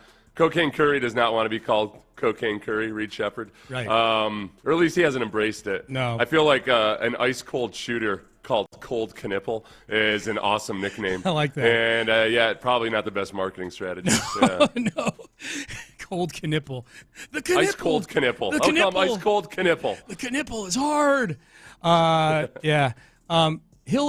Reed Shepherd will always be Cracker McBuckets on this show. Okay, just that's in this world, he is Cracker McBuckets. So Ime Thompson gets to announce his presence with authority to the world. I think Jalen Green, Şengün is probably the best known for guys who don't watch the Rockets for people who don't watch the Rockets on a regular basis because he made the All-Star team this year. I think there's going to be an element to watching the Rockets for the average fan that's going to be like, oh yeah, Dylan Brooks is on this team. Now there's a reason to hate the Rockets. Yeah. It's a different Dylan Brooks. He's a slightly more rational Dylan Brooks than the one that used to try to poke LeBron back in the day. Well, I think the Dylan Brooks versus Draymond Green, could this become the team where if people hate Dylan Brooks and they hate Draymond Green, because almost everybody hates Draymond Green, does it become one of those, I just want to watch this because somebody I hate is I think they cancel each other out. I don't think they tip the scales one way or the other. I think Draymond Green is far more hated than Dylan Brooks. Dylan Brooks is more of a that guy I remember him from when he was a pain in the ass versus this time or that time, whereas Draymond Green is just a different level. In the spirit of WrestleMania this weekend, Draymond Green is a main event heel. Dylan Brooks is a mid-card heel. He's in the fourth match on the card. Yeah, he's Draymond's the guy you put on the poster for WrestleMania against whoever the good guy is. You're right. He sells tickets. He's that much of a heel. What's the best thing you can do to become a heel in wrestling? Stab somebody in the back who was your friend. Like betray somebody. You betray somebody. You come out and just all of a sudden, and literally, right? Like you come up from behind them when they're not expecting it, and you hit them in the kidneys. The best heels are the ones who were good guys who stab a fellow good guy in the back. That's what John Cena. That's why this WrestleMania coming up on Sunday is setting all sorts of gate records, because John Cena stabbed Cody Rhodes in the back. Hold on a second. I'm going to write this note for weekend. Find a way to betray Sean. Okay, got it. They couldn't hate you. Take this to the next level. Oh, yeah. Steph just hits me with a chair at the draft party. That would be great. All right, Payne and Pendergast with you on a Friday. Mock draft injection time. Now, this is it's a 7-round mock. We're not going to go through all 7 rounds, but Josh Edwards of CBS Sports has a familiar name at 25. He's actually got 2 guys in the first 3 picks that John Harris had yesterday when he did his mock draft with us live here on the air. So we'll do the mock draft injection and a very interesting one, some legal issues, at 89 for the Texans here. Would the Texans draft this guy based on what he's got going on off the field right now? That is coming up next. But Daily and Black, if you've got stuff.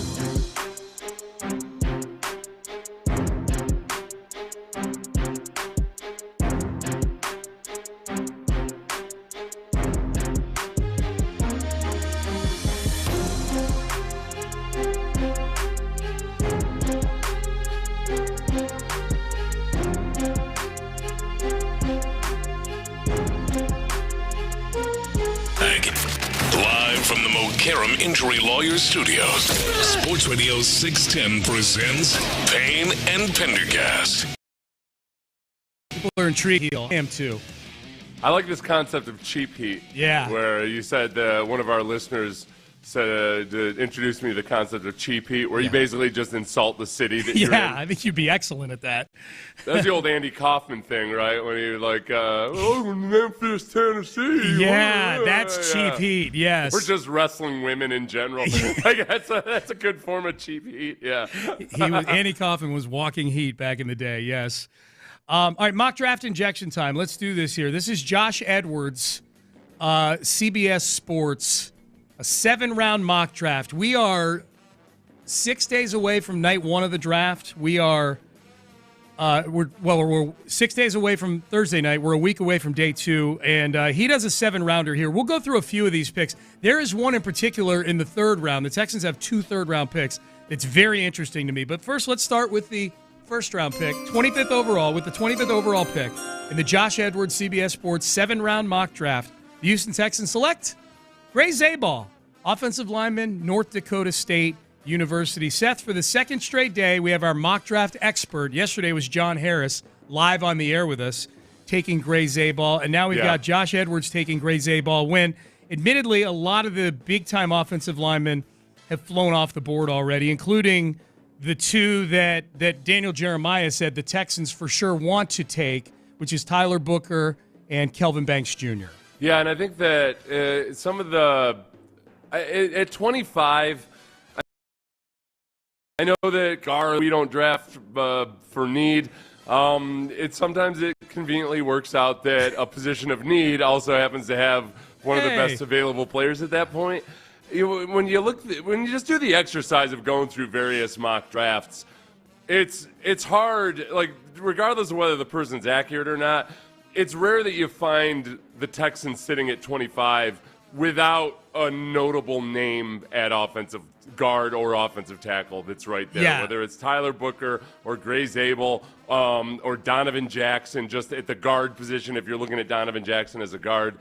And likewise with the tackles, there's usually a pretty appetizing name there. So if what you need is an offensive lineman and you want to take the best player available, I think this is the kind of year where it feels like it's going to work out. Yeah, I think so too. And interior offensive linemen tend to drift to that back end of the first round as opposed to the upper part anyways, just as a position. So Gray Zabal, my reservations about him are mostly just the same that I think that Caserio and other GMs do from small school guys. It's you just haven't seen the body of work of him going versus big stud dudes the way you have when somebody plays at a big school. So he showed a lot of promise at the Senior Bowl, but it's still a really small body of work. That's where I just feel like knowing and seeing the way Nick has operated the last few years, that if it comes down to maybe, let's say it's Tyler Booker or Gray Zabal and they're both available right there,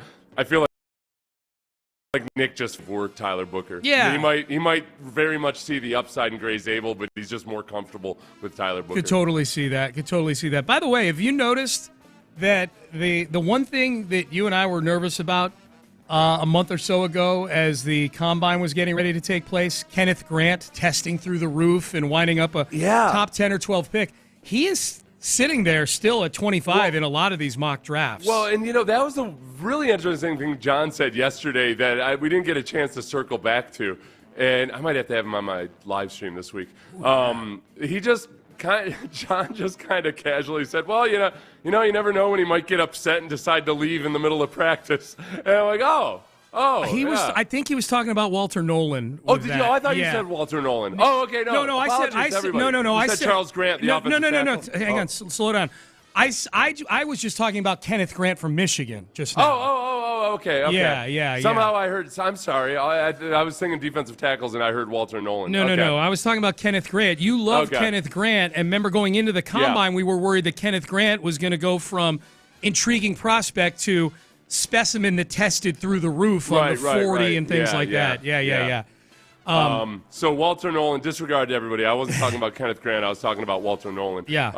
But Kenneth Grant is still sitting there in a lot of these drafts. That caught my ear. Yeah, the big thing was Kenneth Grant. And this is why, again, I try as much as possible to defer to guys like John Harris. I mean, people that have access to the All-22 and watch the entire season of some of these guys, is that he seems to run hot and cold, that it's not as consistent. He got better this last year from the previous year, so it's not, he doesn't have as glistening a resume and a track record. I like the upside of Kenneth Grant. Mm-hmm. I think that he looks more athletic on film than how he tested at the Combine, so that's an intriguing one. I feel like he still might be a big wild card, that he might show up in the first round earlier than a lot of people expect right now. He's still there in this draft, which is why I brought him up. Would you rather have Gray Zabel or Kenneth Grant if you were the general manager? I'd rather right now, and I'm a fan who doesn't draft best player available. Yeah. I want Gray Zabel. Yeah. I think all the same upside for Kenneth Grant is there for Gray Zabel. I think by offensive line standards, the stuff at the Senior Bowl especially really showed that, man, he moves his feet really, really well. Yep. And has a good feel for body positioning and everything in a way that you can't teach that. If a guy doesn't have good feet, there's lots of guys are going in the first round where there's kind of questions about just whether they're athletic enough to have the footwork they need. I don't worry about that with Gray Zabel. I think he's just got a special level of fluidity to him. All right, with the 58th pick, we don't need to – okay, we'll do it. Darius Alexander, defensive tackle, Toledo. 79th overall, Dylan Sampson, running back, Tennessee, who John Harris had the Texans taking yesterday with the 89th overall selection. Now, Ben, give me the sounder here. This is an interesting one. With the 89th overall pick in the Josh Edwards CBS Sports mock draft, the Houston Texans select Isaiah Bond, wide receiver, Texas. And for those who aren't up to speed on the Isaiah Bond story, has been accused by a woman in Texas of sexual assault. Now, Isaiah Bond, and this is very recent, he's lawyered up now, and lawyers for Isaiah Bond have filed a lawsuit against this woman who they say made false statements to the Frisco, Texas Police Department. Bond turned himself in last week on an outstanding sexual assault warrant, and he was released after a $25,000 bond. Bond's lawyers say a sexual encounter with the woman, unnamed in the suit, was consensual. The lawsuit asks for economic damages and a civil trial. Bond's agent, Damian Butler, sent an email to all 32 NFL teams with the first page of the lawsuit attached, writing that Bond, quote, is completely innocent of the allegations levied against him and will fight to clear his name, end quote. Bond went on social media and said the accusations were patently false. So he is denying these charges, and to the extent where he's got lawyers and he's countersuing this woman, or he's suing this woman. I don't know if she's filed a lawsuit. He got arrested. So this is a criminal issue that he's turned into a civil issue against her. I guess my overall question here, Seth, is the Texans in this mock draft have not yet taken a wide receiver. Do you think the Texans have the appetite for this off-field, fairly high-profile off-field stuff going on with Isaiah Bond at pick 89? I think it's one of those things where you got to look into it really aggressively and try to figure out if there's something that's very clear that, okay, this is extortion or something like that. If they can find that, okay, this is almost definitely bogus. Yeah. Hypothetically, I have zero clue about exactly, it might be an opportunity. It might be. Remember La'el Collins? When La'el Collins emerged as a person of interest in a homicide, the offensive tackle, the Cowboys ended up drafting him. They ended up. Did they draft him or sign him? I think they got him as an unrestricted. I don't think they got him. Yeah, they gave him the same deal that he would. Yes, that's what it was. I think he was. I'll check, but go ahead. Continue with the story. Well, no, because anyway, so that was a weird one because it happened right before the draft. He wasn't even a suspect or anything, but it scared the hell out of a lot of people. Yeah, he was a good player. He's thought to be like a first-round talent. Right. My thought at the time was, and I advocated this for the Texans, just because you draft a guy doesn't mean you have to sign him to your team. Yes. And I felt like as soon as he dropped below his position, go ahead and draft him. Obviously do your research and everything because you want to find out if, wait a second, is there something to this? It turned out there was nothing to it. Yeah. He had nothing to do with it at all. I felt like that was a situation where some teams were more scared off by a potential negative PR hit. For sure. Yeah, I felt like, man, you don't have to pay him a cent and figure out what the risk-reward is here and just draft the guy if you feel like there's a good chance that he's not involved in it. He went undrafted in 2015, so all 32 teams passed on him the whole draft, and he wasn't even accused of anything. We know what happened after was his agent had told teams, hey, if you draft us past a certain round, we're not signing. So they kind of they may poison the waters a little bit. Yeah, I think there were a lot of teams that had the idea I just had, but that his agent. Who I think his agent also later admitted that it was a bluff, but said that like no, we're not going to sign if you draft him. Yeah, that's I remember saying the Texans should draft him. Use one of these 6th-round picks you have. You can draft a guy you're probably going to cut, or you can draft Lael Collins, who might not. He may actually be in trouble. Nobody's advocating murder by drafting Lael Collins in that situation. No, and he doesn't ever have to be an employee of your team. That's right. All you've done is drafted the rights to sign him if it doesn't turn out that he's a murderer, which he was not. He ended up not being. Ended up playing in the league for a long, long time. Absolutely. So Isaiah Bond, not to make light of the accusations, obviously, he's a guy that if you can do the research and dig in, and I'm guessing there's a whole bunch of draft day type scenarios with NFL teams right now, like where they're as unrealistic as the scenario in Draft Day, the movie was, where the Browns had the 7th overall pick. And they trade for the number 1 overall pick and then decide to start researching the guy they would draft number 1 overall. I think this is actually kind of a realistic scenario where teams are saying, all right, we really got to dig in and figure out this situation because there might be an opportunity here if he is completely innocent. If I had to guess, they're already doing it. They need a wide receiver, and they've got picks in that range. And now he's supposed to go higher than 89, and you're right. This might be a chance to get a small win on the margins there.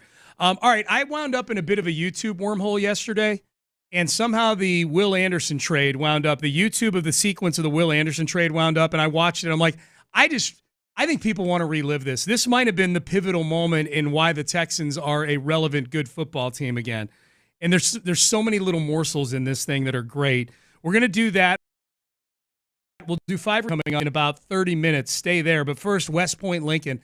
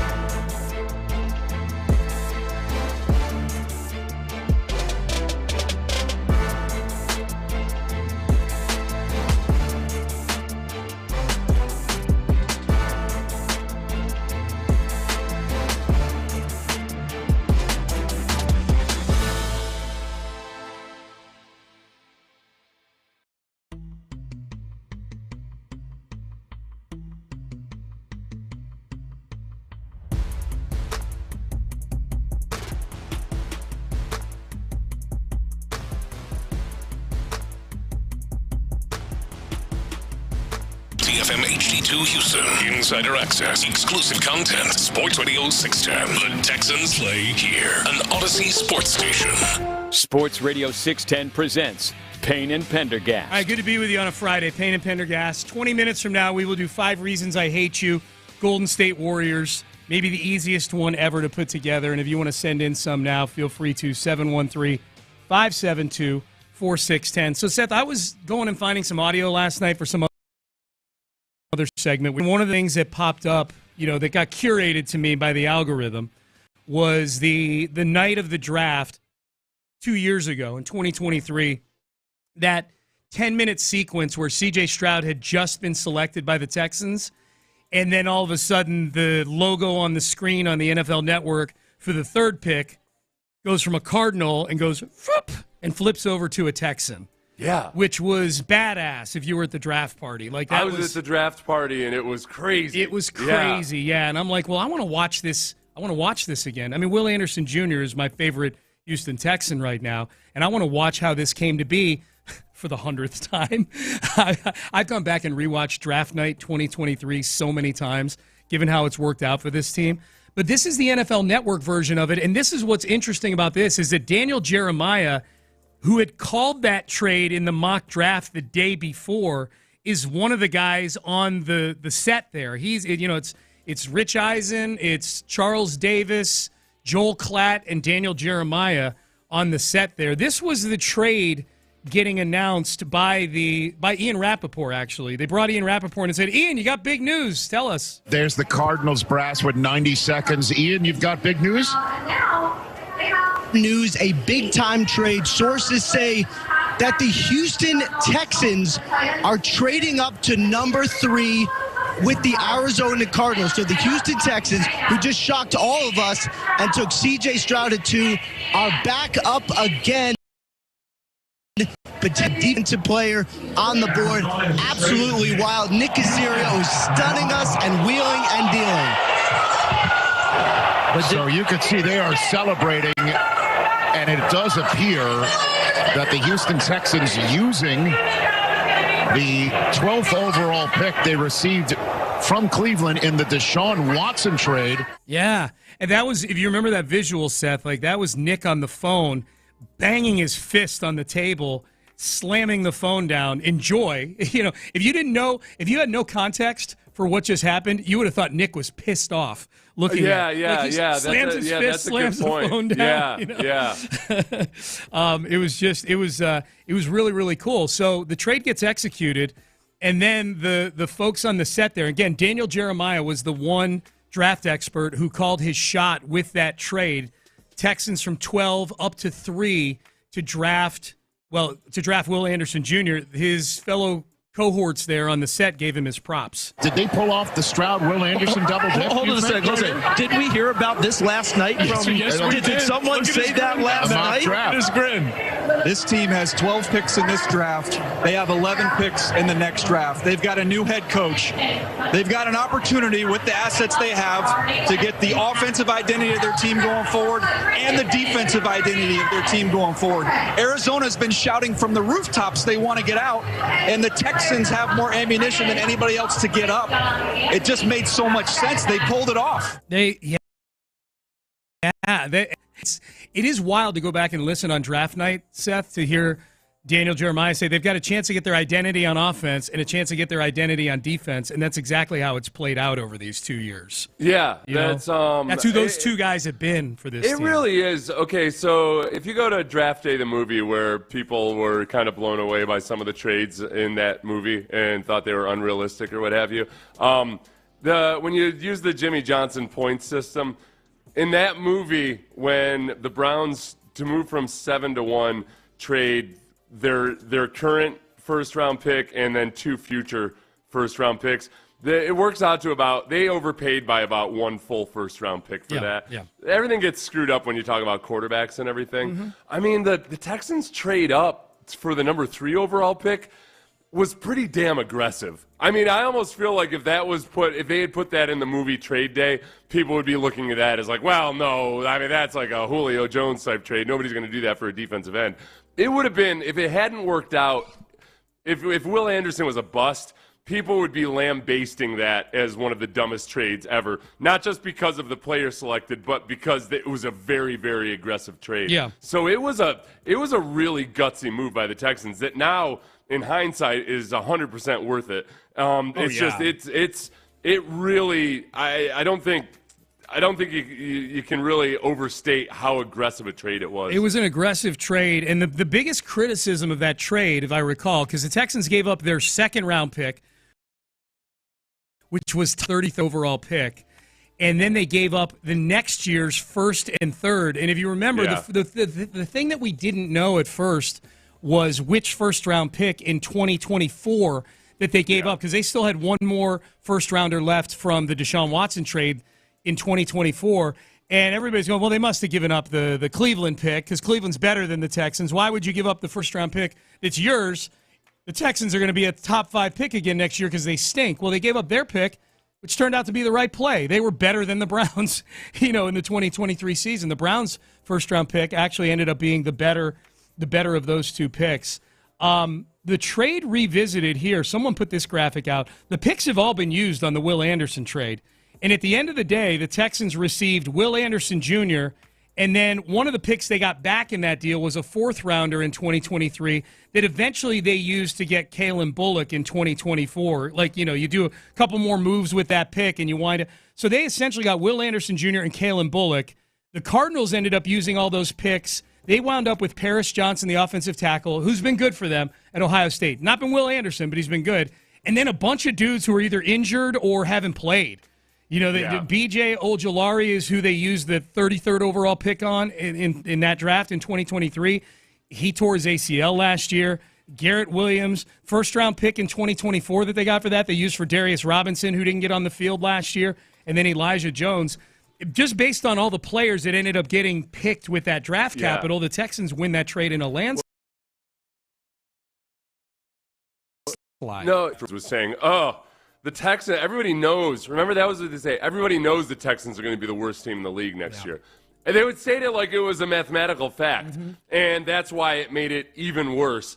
At the time, the Texans basically, the way it graded, if you wanted, without saying the actual points, it was like the Cardinals had gotten an extra 24th overall pick by making that deal. The way they graded, if you look at it, is okay, if the Texans pick ended up being a mid-round pick or whatever, whereas that Bo Callahan trade in draft day was, I think, the equivalent of a 17th overall pick. This was a draft day Sonny Weaver trading for Bo Callahan type of pick. That's how much of an overpay based on the point system. Yeah, based on the point system. It approached that. Here's what the pick sounded like 2 years ago.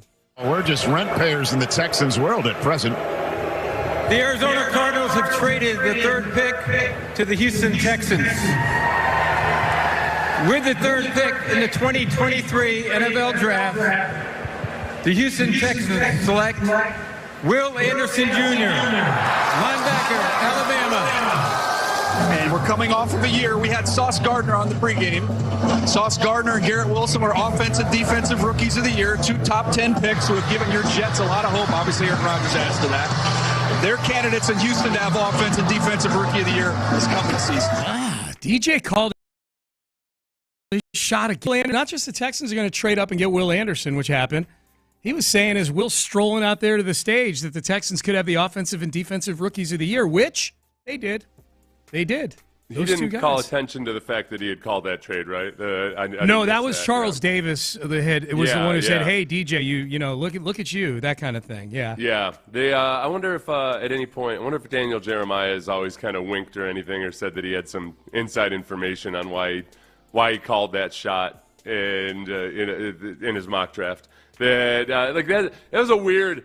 That was a weird thing to be able to call without inside information. That was answers to the test. That was like answers to the test kind of stuff. Which honestly, it gives him that much more value as a pre-draft discussion dude, because you know that he is getting information from teams, and that Then when he's not going to nail all his mock draft selections or anything, but a lot of things he's saying about the prospects and how teams feel about the prospects, I very much trust Daniel Jeremiah. I do too, and he is stating with emphasis this week that it's Tyler Booker and Kelvin Banks Jr. that the Texans really, really want. So take that for what it's worth. Here was Will Anderson Jr.'s interview with Melissa Stark up on stage right after he became a Houston Texan. They trade up to get you. You're the first defensive player taken off the board. What does that say about what the Texans think about you?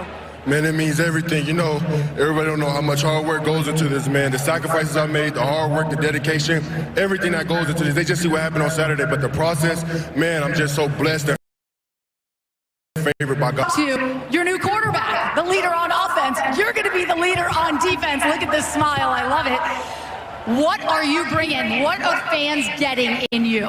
They're just getting a complete player, complete person, high character player, but also a good player, you know what I'm saying? It's going to go out there, do his job every snap, relentless motor, high mindset, good motivation, good energy on the team, jumping up and down, and that's what I'm all about, and I'm ready. I don't even have to say it, but go get it. Go get it. Let's go.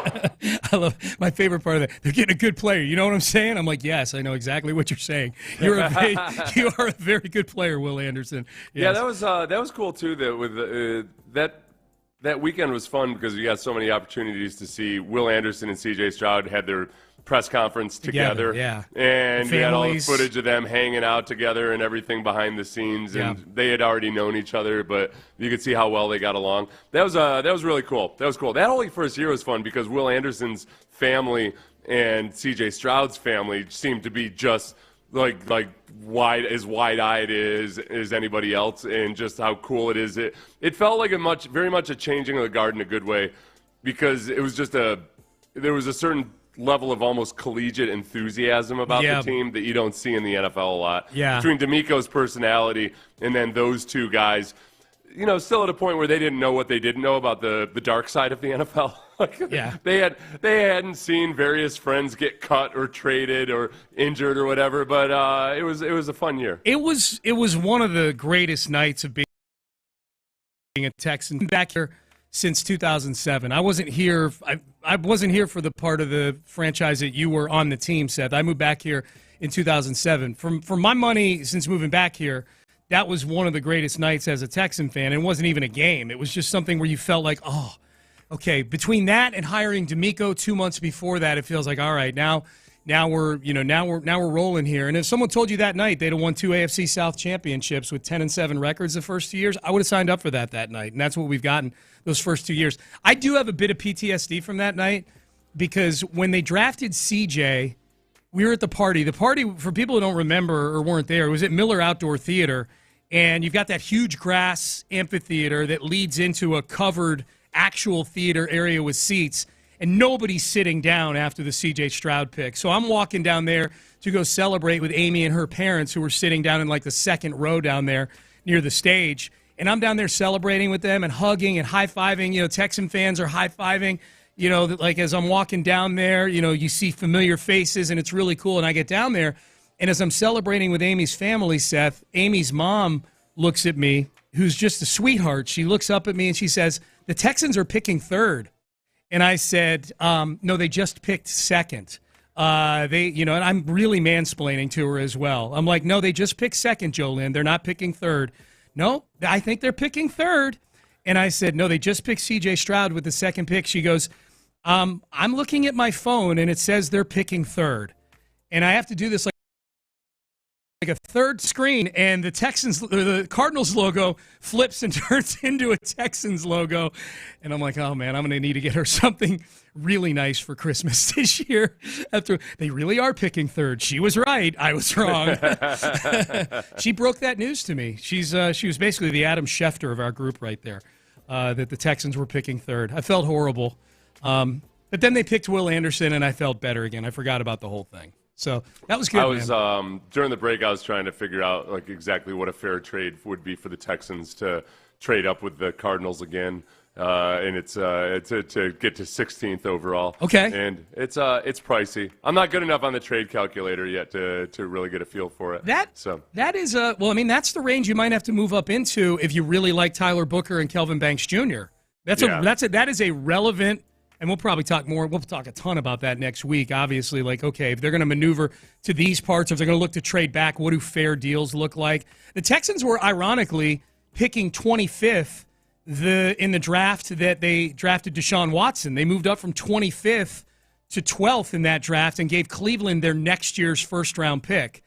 You know, that, and I think about that, like they were doing that for a quarterback. Is there any player that's hovering around in the top 10 that if they slipped to 12, you would give up a first-round pick for if you were you'd give up next year's first to go up and get, because you're obviously not going to move up and get a quarterback. You've got C.J. Stroud. And the only one I can think of, like if Tyler Warren were sitting there and you really wanted a tight end, you really felt like that would add an element to this offense, you know, coach getting the best tight end in this draft, would you give up your one next year, which you think is going to be in the 20s at worst somewhere, to move up and get Tyler Warren? That's an interesting one to me, you know, stuff like that. We'll talk a lot about stuff like that next week. All right, Payne and Pendergast with you. All right, that was fun for me. I liked reliving that the Will Anderson pick from last year. But this will be more fun. 5 Reasons I Hate You, Warriors edition. Start sending them in now. We've got people sending them in already. Text message, Jim Adler, the Texas Hammer text line. I hate Steph's half-court shots that go viral before the games. Yeah, stuff like that. Why we hate the Warriors, 5 reasons. That's coming up next. Academy Sports and Outdoors. You guys see me wearing? I got my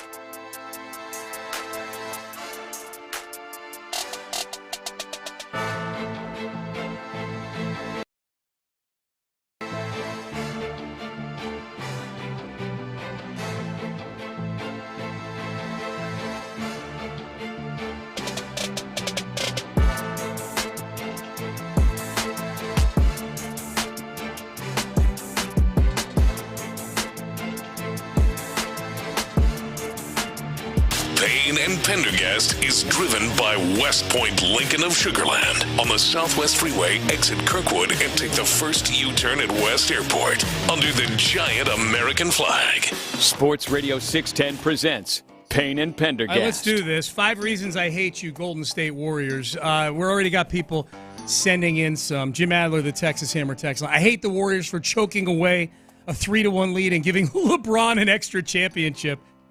That's next level hate right there. That's hatred of the Warriors because you hate LeBron. I like it. All right, good. People got their hate on. Let's do this. Number 5, Steve Kerr, professional whiner. Here's Steve Kerr right before the postseason began, preemptively whining about the refs not calling grabbing Steph Curry. You know, the league's changed quite a bit this year with the physicality, and one way I'm seeing it manifest itself on tape is that everyone's allowed to just grab and hold Steph. And even when he's making a back cut, I'm seeing people grab his arm. So the freedom of movement stuff is kind of out the window, and we have to adapt to that. So it's harder to get him the ball in our off-ball stuff than it used to be. Yeah, it's always him whining about something. Oh, like, hey, why come we can't run every moving screen that we want anymore? And they're like, wait, people are allowed to actually be physical with Steph Curry. They're, the scheduling is so hard. Yes. I can't believe we have to fly in a private jet overnight. Oh, my back hurts. He was whining about, enough. He's whining about the 82-game schedule earlier this week. Like, what are we doing? Yeah, they're not. Not to mention, he loves to take pot shots at the NFL out of nowhere. Just like, does he really? Oh, the NFL. Yeah, just typical of them. He's the worst. Yeah. He's the worst. He is reason number 5 to hate the Golden State. And these are in no particular order because I hate all these guys. Draymond Green, number 4, professional nut kicker, especially on Steven Adams for some reason. Boy, there's like a sizzle reel out there of Draymond Green just agitating Steven Adams with multiple kicks to the junk, dragging him to the floor. We talk about Draymond Green versus Dylan Brooks. I mean, the Draymond Green versus Steven Adams dynamic. And Fred VanVleet was actually on Draymond's podcast this week. So I guess they put their weapons down long enough to have a cordial conversation on there. Except that Fred VanVleet, who went on the podcast and basically said, hey, man, why are you kicking my dude in the nuts all the time? Me and Steven Adams don't really get into it much, man. I think there's a mutual respect. Didn't you kick my man's in the nuts, man? Listen, number one, I was selling a car. I was selling a car. I got it. You kicked my dog in the nuts, man. You can't. They weren't in person. It's one of the weirdest things in all of sports. My entire life was just that Draymond Green has this thing of kicking dudes in the nards. Yeah, man. And yet also among other things, wants to be, and has been one of the league's best defenders for a long time. He plays particularly physical style of basketball. I give him all the credit for that. But there's just, I feel like society loses something when all of a sudden your signature move is the nut kick. Yeah. Which he totally was. He said, and he never even owns up to it. He totally kicked Steven Adams in the nards there. Yeah, dude. I mean, it was just Multiple with times. the shin. Yeah. It wasn't like he caught the laces on the nether regions. He got so deep in it that it was his shin. Yep. Yeah. It was all up in there. Yeah. America can't have this. America can't have basically Bobby Hill as the emblem of tough defense in the NBA. Yeah. And you know what? Let go of my purse, Steven Adams. I don't know you. Here's the thing, too, about it, Seth, and this is where the contrast of Steve Kerr, who we just talked about him a minute ago, whiner, versus Ime Udoka. Anytime you bring up Draymond to Ime Udoka really likes Draymond Green. To the point where I think Draymond might wind up a Rocket at some point. Like, he loves what Draymond brings. He doesn't mind that Draymond brings that agitating. After that game a few weeks ago where Draymond just couldn't control himself, he's screaming in guys' ears that are shooting free throws. He's trying like hell to get a second. Yeah. After the game, Ime Udoka's like, I kind of like what Draymond brings to the table. And I just, he was very complimentary of Draymond. So. I wonder if... I wonder what, though, there's one thing where you like what he brings to the table versus do you want him on your team. because we've seen Steve Kerr get very frustrated with Draymond Green at times. There was that one hot mic moment or a lip-reading moment where he said he's just always a pain in the ass or something to that effect. I think I feel like Ime's got a higher threshold for Draymond-type behavior than Steve Kerr Well, he's got a higher threshold for it, but it's also been, with the Warriors, it was just the right blend of personalities where maybe it was okay and it worked and you could handle it. I guess it's different when it's somebody coming onto your team and they're not growing old together. It's that Draymond Green is one of the old guys, and then you've got these other young guys. It would be interesting. Draymond and Dillon Brooks in the same locker room. I think they'd get along fine, I think. They get along fine most of the time. The thing about the guys like Draymond is that he gets along fine with lots of people for most of the time. Yeah. It's the moments when they don't get along. Right. Or that it gets interesting. All right, let's get to these other 3 reasons we hate the Golden State Warriors. 5 reasons I hate you. Number 3, Steph Curry's wife had the unmitigated gall to try to open up a fancy barbecue restaurant in Houston with fancy things on it. On the menu. International Smoke. Yes, opened on July 5th, 2018, which is just a couple of weeks after the Warriors beat the Rockets in the Western Conference Finals in excruciating fashion. And it closed. Good for you, Houston. 17 months later, December 11th, 2019. Out of nowhere. I went and looked up the articles. Out of nowhere, International Smoke closes. Good. Man, we like our brisket. We like our ribs.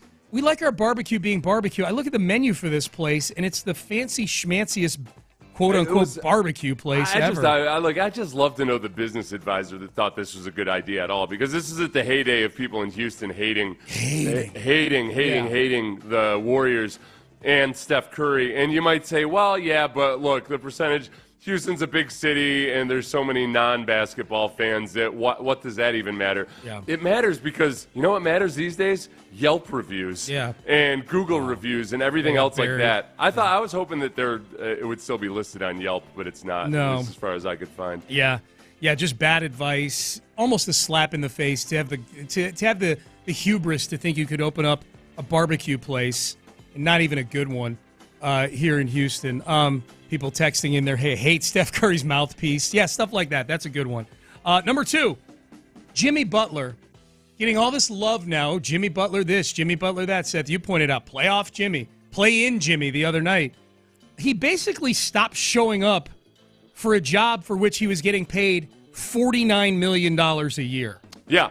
He just stopped showing up. He just wouldn't show up at practice and would leave shoot around and then get suspended. And he did exactly he actually did a much worse version of what the Tennessee quarterback did, which is just flat out like, I don't want to play anymore at a very critical time. In this not likable.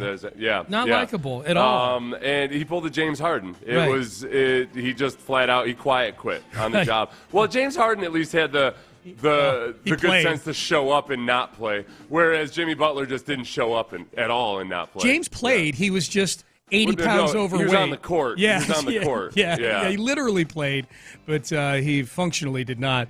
So Jimmy Butler, that's not a likable thing, man. Like, that's not something the average everyday man can relate to. The Rockets are a team whose two-guard, you have to take the jaws of life to get him out of the lineup in Jalen Green. He's played 186 straight games. He shows up for his job. All right. Jimmy Butler does show up in the playoffs. That's the big thing there. All that stuff. It's a good reason to hate him and yet also recognize that. Yep. He's fully engaged Jimmy Butler right this moment. Let's go. Until somebody in Houston wheedles his way into Jimmy Butler's brain and finds him a reason to be disgruntled. I feel he's underpaid. I feel like he's not getting the respect he deserves. Jimmy, what I'd be telling him. Yeah. All right, last one. Number 1 reason to hate the Golden State Warriors, the past. 4 playoff series against Golden State from 2015 to 2019. 4 infuriating eliminations. The only year between 2015 and 2019 where the Rockets didn't get eliminated by the Warriors was 2017, and that was when they got blown out by the Spurs by 40 points in an elimination game, in which James Harden took 2 shots in the first half. James Harden staged a protest in an elimination game. The other 4 series in which they got eliminated in that time were all at the hands of the Warriors. 2015 Western Conference Finals. They went down in 5 games, the Rockets did. That was our first taste of bad elimination game, James Harden. 2 of 11 with 12 turnovers in the closeout game of that series. 2016 was the year the Rockets that season needed to end. They were the 8th seed. James and Dwight hated each other. Those were the final games of the Dwight Howard era. That was the first round of the playoffs. They got eliminated in 5. In 2018, probably the one that's most painful, that was the Chris Paul hamstring Game 5 series, where in Game 7, the Rockets lose because they couldn't make a 3. They shot 7 of 44 from 3, and they missed 27 straight three-pointers and still only lost by 9 in a game where if they win that game, who knows, maybe they win an NBA championship. And then finally, in 2019, the Rockets lose in the second round. Kevin Durant tears his Achilles in Game 5, and the Rockets go on to lose in 6 games. That was the final game of the Chris Paul era, and that was the game after which Tillman Fertitta said we needed to step on their throats. Yes. We needed to step on their throats and kill them. Yes. Yeah, well, he's right.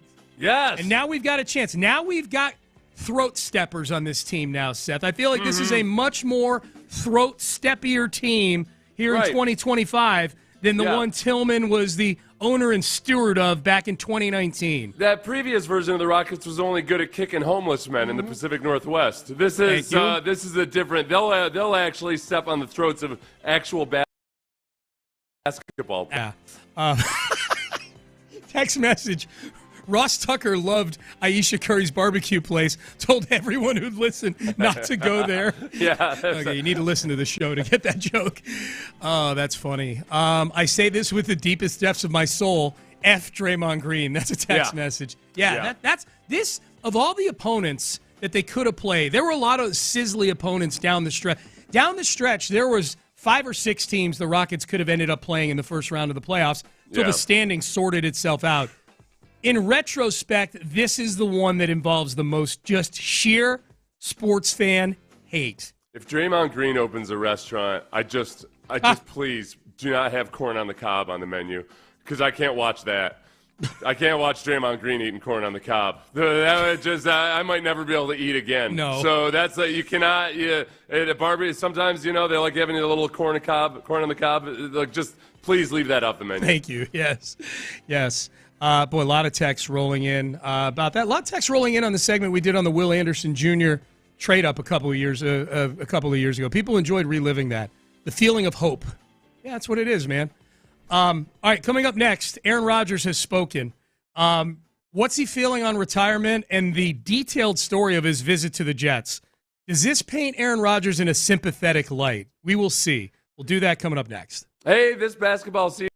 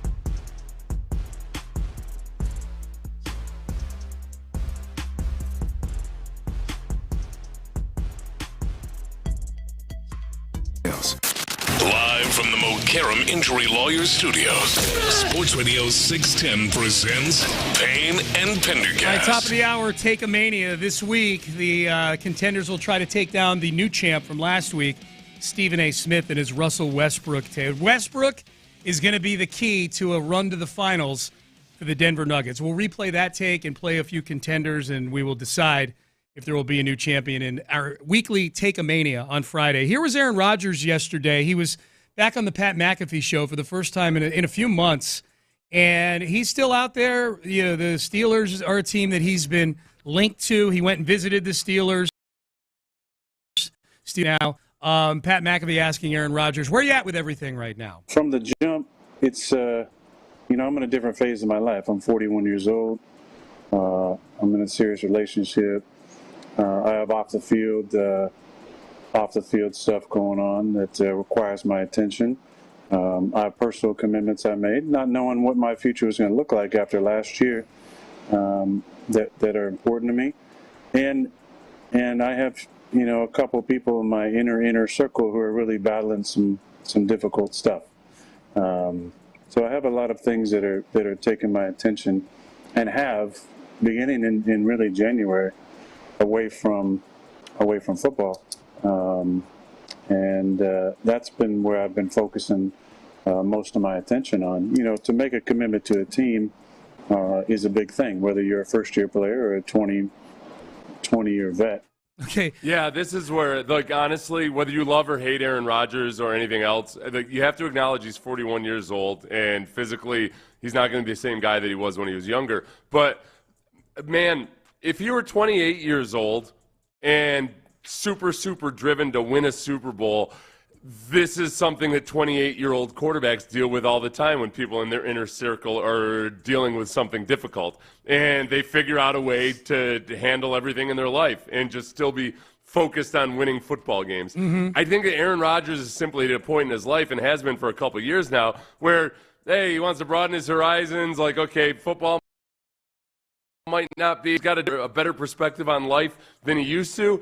That's great for him personally if he can just, maybe work on personal stuff. But it's not the best thing for a football team that needs a quarterback to drive a turnaround or to take them to the next level. If I were the biggest Aaron Rodgers fan in the world, I think I might hear that. And I think immediately, like Tom Brady when he was going through a divorce and missed chunks of a training camp and just wasn't the same guy that year. That's what happens when guys get in their 40s and they start not necessarily prioritizing football the way they used to. If he comes back, the biggest reason might be the paycheck. I don't know about that. I think because he said that he'll play for $10 million. Yeah. And he took a pay cut willingly with the Jets. He offered up the pay cut. That's fair. And literally nobody's made more money than him playing football. That's fair. I think he genuinely just wants. It sounds like he's genuinely trying to figure out whether he wants to play football. Yeah. And at that position, especially though, this is not one bit a character indictment of him. It's just that he might be past that point of where that's the guy that's going to come in and change the culture, fix your team, or whatever else. Here is the other cut that I thought was interesting from this chat with Pat McAfee. This is a little long, but there was nowhere to cut into this story here about Aaron Rodgers going and flying to New York, and he points out on his dime, to sit down face-to-face, head coach and the GM, who he has not met and does not know, Aaron Glenn, and then Darren Muge, the GM of the Jets. This is how that meeting went. That was an interesting 2 years, to say the least. But, I figured that when I flew across country on my own dime, that there was going to be a conversation. And the confusing thing to me, and the strange thing, was, when I went out there, I meet with the coach. We start talking. He runs out of the room. I'm like, that's kind of strange. I was like, then he comes back with the GM. And I'm like, all right. So we sit down in the office. And I think we're going to have this long conversation. I've flown across the country. And 20 seconds in, he goes, literally I'm talking to the GM about something, and he leans to the edge of his sheet and goes, "So do you want to play football?" And I was like, "Yeah, I'm interested." And he said, "We're going a different direction at quarterback." And I said, and I was kind of shocked. Now, not shocked because I didn't think that was a possibility. Listen, of course, they want to move on. That's totally fine. But shocked because I just flew across country. You could have told me this on the phone. If we weren't even going to have a conversation, and this is verbatim exactly how it happened. So I said, "Huh?" And he goes, "We just want to know how you want it released, the messaging." And I said, verbatim, "I don't give a shit about the message." And I said, and he said, "I don't want to be up in front of the room saying something and have guys looking back at you." Interesting. And I said, "What does that even mean? Are you assuming that I would be in the back of the room during a team meeting undermining what you're saying?" I said, "You don't know me." And he said, "You don't know me." And then I said, "Exactly, which is why I flew across the country to have a face-to-face meeting with you to talk about my experience with the Jets and to hear your vision for the team." 20 seconds in. What I thought was going to be a couple-hour meeting turned into like a 15-minute meeting, and I walked out of there. But, so at that moment, that was a strange meeting for sure. There was no me pleading like, "Please have me on the team." No, I don't know. I don't want any part of that. It was already a debacle. And then, I love the debacle at the end. Makes me laugh. And now I think he pointed that out about him not begging and pleading because it had been reported that was his demeanor in that meeting as he was begging to keep his job in New York. Which never made any sense. I was always very skeptical of that report. Now, Aaron Judge has a history of mischaracterizing his exchanges. What did I say? Judge. Aaron Judge. Him too. And we'll get to him next. Aaron Rodgers has a history of mischaracterizing the way things go down with front offices. Now, he acted all put out that the Packers made a decision to move on from him without telling him. Well, he was specifically unavailable, and they tried to get a hold of him, and he was on a darkness retreat where nobody could get a hold of him, and then he blamed his bad cell phone service. So I don't 100% believe everything he says. My biggest question is, he points out multiple times about how he flew across country on his own dime, and oh, woe is me. It's not clear that the Jets... I don't even asked him to do that. Who called the meeting? Who called the meeting? That's what I want to know. Or even if they called the meeting, maybe Aaron Rodgers said, "Yeah, I'd like to meet with you. I can be out there tomorrow," and so he goes and does that on his own volition. So be it. I'm not 100% sold on the Jets brought him cross country just so they could tell him he wasn't going to play. The other is when he says the head coach, talking about Aaron Glenn, who I know, says he runs out of the room, gets up and runs out of the room. Listen, that is. I can tell you immediately that is a mischaracterization however Aaron Rodgers operated in that moment. Aaron Glenn does not run out of rooms. Aaron Glenn is as tough and straightforward a dude as there is. I do think that there is an element of having HR in the room when you fire somebody. And I think with the Jets especially where people haven't been on the same page, I think that maybe in the brief exchange that Aaron Glenn and Aaron Rodgers had, Aaron Glenn had already made his decision based on whatever and wanted to be sure the GM was in the room when they had this discussion. Yeah, I would love to hear the Jets side of the whole thing in that meeting, what they thought. I would love to know if their mind was made up before Rodgers flew out there. I think that seems to be his biggest thing is that why didn't you just tell me over if you're going to tell me over the phone, was this thing about Aaron Glenn asking him, do you want to play football? Was that just a dog and pony show Oh no, Aaron, you flew across the country. Less than a year ago, you were flying to Egypt to get away from a mandatory mini camp. You're like, oh, I didn't realize that you were so averse to travel. If you had to guess, if we were to pose this it's hard to pose as a poll because then people need to go listen to that audio or whatever, but just having listened to it now and just asking you this question, do you think there's more people out there that feel sympathetic towards Aaron Rodgers that he had to fly all the way across the country to get cut face-to-face and then basically fly home, it sounds like, or that they're sympathetic to him, or that they're in the corner of Aaron Glenn. They're like, good for you, Aaron Glenn. You speak for all of us when you do that to Aaron Rodgers. No, I think 100% they side with Aaron Glenn, but the only thing is that also that people are gonna analyze it as if what Aaron Rodgers said is exactly what happened in that meeting. Yeah. And you're leaving out, even in 15 minutes, you can leave out a lot in a 2-minute clip description of what it was, right? No, we know that Aaron Glenn and Aaron Rodgers were having a discussion before Aaron Glenn supposedly ran out of the room to go get the GM, as if he needed a savior, a help or something. That Aaron Glenn may have very well made his decision based on. Plus, Aaron Glenn saying, "Do you still want to play football?" and Aaron Rodgers saying, "I'm interested." Yeah, well, that's all it. right, Yeah. Boy, you sound like you're really passionate about it. I'm interested, I possibly, maybe. thought the same thing. Yeah, I thought the same thing. All right, that was a big thing because remember, Aaron Rodgers had claimed that the Packers never reached out to get a hold of him, and then Aaron Rodgers said, "Well, my cell service in Malibu isn't that great." It is like, very dude. mountainous in Malibu. It is very Right. No, he says it's better on Facebook or what have you. Yeah. Dude, come on. Come on. It'd be one thing if he said, "Oh, yeah, you know what? They tried to get a hold of me, but I wasn't available." They said that the Packers never reached out to him. Aaron Rodgers said the Packers never reached out to him or wanted to discuss anything. He was ignoring their calls. All right, Take a Mania, the bad takes of the week. We have a defending champion. That's how this works. We've got, 3 or 4 takes here from various figures in the sports world and beyond. It might take down the champion. The current champion is Stephen A. Smith. We will play the audio that made him the title holder, and then we will play the contenders. Will there be a new champion? That's coming up next. Are the Texans looking to fill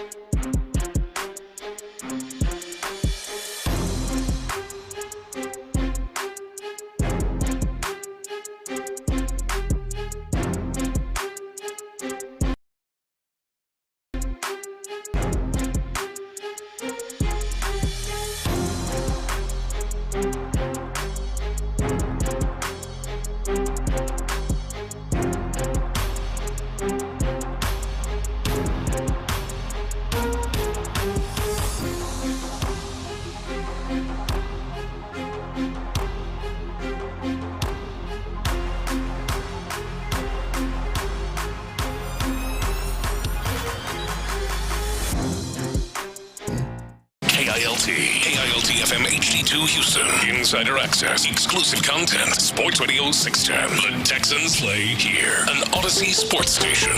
Sports Radio 610 presents Payne and Pendergast. 9 o'clock on a Friday. It is Take-A-Mania time. We have the worst takes. We've been doing this for a couple of months now, and we had a new champion. The belt has been passed around a little bit more than it was for a while there. For a long time, Angelo Cataldi was the belt holder for worst take with his Andy Reid, biggest fraud in American sports take that he had. Finally unseated by Emmanuel Acho, who held the belt for 1 week. And now Stephen A. Smith holds the belt. That's the lineage of the title. Ross Tucker, the original title holder. That was the genesis. We'll have a tournament at the end of the year. I can't wait. Things change, and a lot of guys, there is some teams surge towards the end of the year. Yeah. Right now, Cataldi's is a blue blood. Yeah. Cataldi's take is a blue blood. Yeah. It's going to take a Cinderella story to knock him off. Mount Rushmore this is a Mount Rushmore of Take-A-Mania. Yes. Yeah. So here's look at these almost albums or one. Okay, one's going to lose its luster for a little bit, but then at the end of the decade, when you say, okay, what are the albums of the decade? Yeah. You got to acknowledge the amount of time they spent at the top of the charts. I'm keeping the list on the rundown, so don't worry. We've got the records of all this. So the current champion is Stephen A. Smith, who had this take back in early April, just days before Michael Malone, the Denver Nuggets head coach, got fired. Here's my bold prediction. I think the Denver Nuggets are going to return to the NBA Finals, and I think it's going to be because of Russell Westbrook. I think Russell Westbrook, being in that situation with them, we know what Jokic and Jamal Murray and Porter and Aaron Gordon could do, and congrats to Gordon for getting his dollars. He deserves it. But Russell Westbrook is going to do something for the Denver Nuggets, very positive, and infuse a personality transplant to some degree.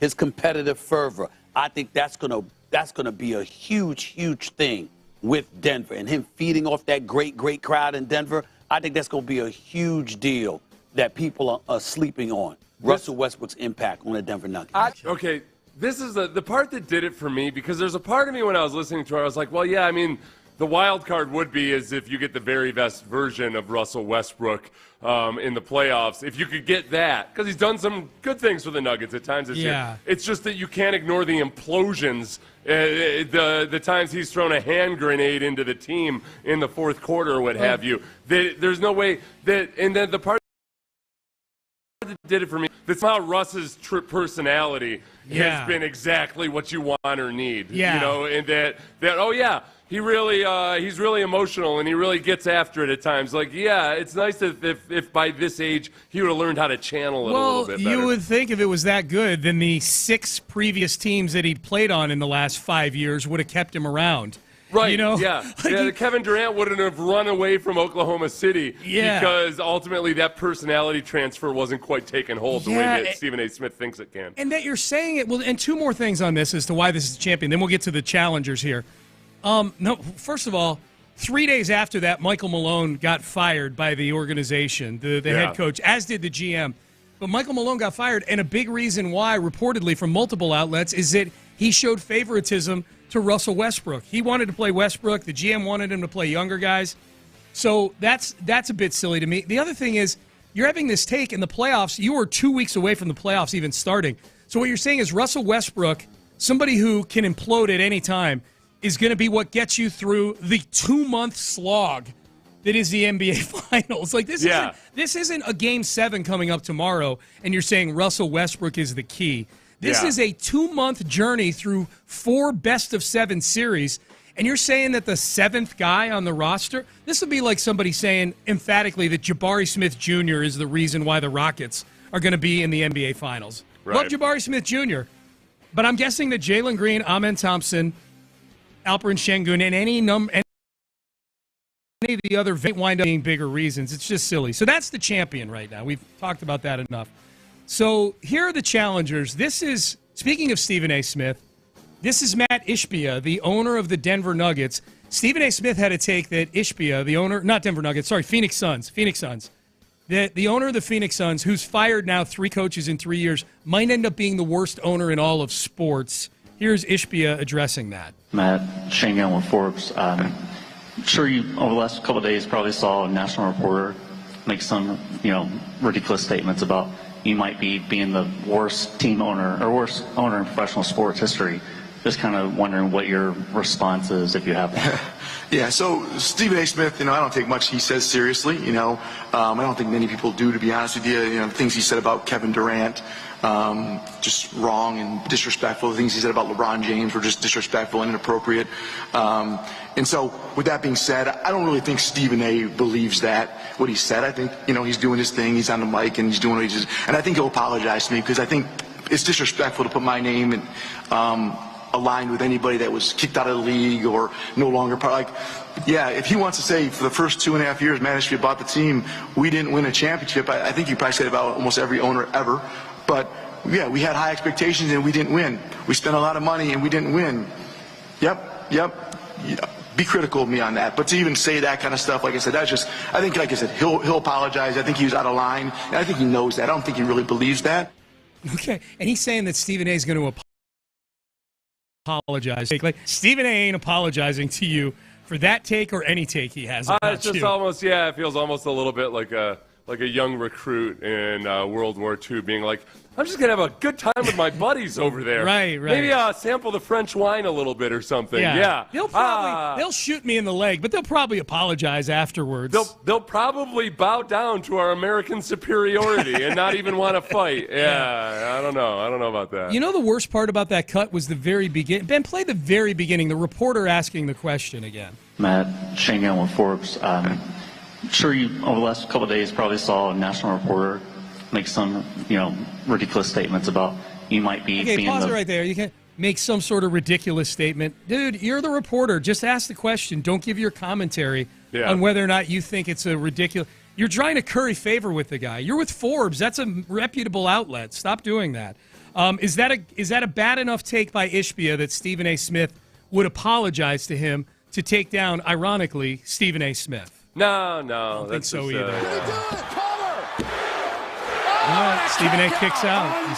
He's still the champ. It's also, and you know how I am with these. If you're trying to defend yourself or stick up for your team or something, I tend to. It's hard to have a really bad take when you're trying to defend your family and your home. Yep. And your billions and billions of dollars. All right, next one. This is a good one here because this is Chandler Parsons kind of doing the same thing that Stephen A. Smith did with the champ, in which he's taking up for Russell Westbrook. And obviously there was the big story of Pickett stars. That was this week. I know. It felt like forever. But now the playoff series against the Clippers, against these other bet guys, if I'm Adelman, I'm going with Westbrook. Like he's we're starting back. So we're starting back from square one. And in a playoff series, I'm sorry, I'm trusting Russell Westbrook, a first ballot Hall of Famer, more than a Pickett. Because you can tweak if you have to. And again, you're gonna space it out. You're gonna get Pickett. You can start Pickett, but I feel like to close a game, to close a series, I'm going with Russell Westbrook. Oh yeah, I'm going with the guy who loses his head in big moments here. That was. A very similar take to Stephen A. Smith. So this is an easy one. Chandler Parsons' bad take on Russell Westbrook, was it worse than Stephen A. Smith's take on Russell Westbrook?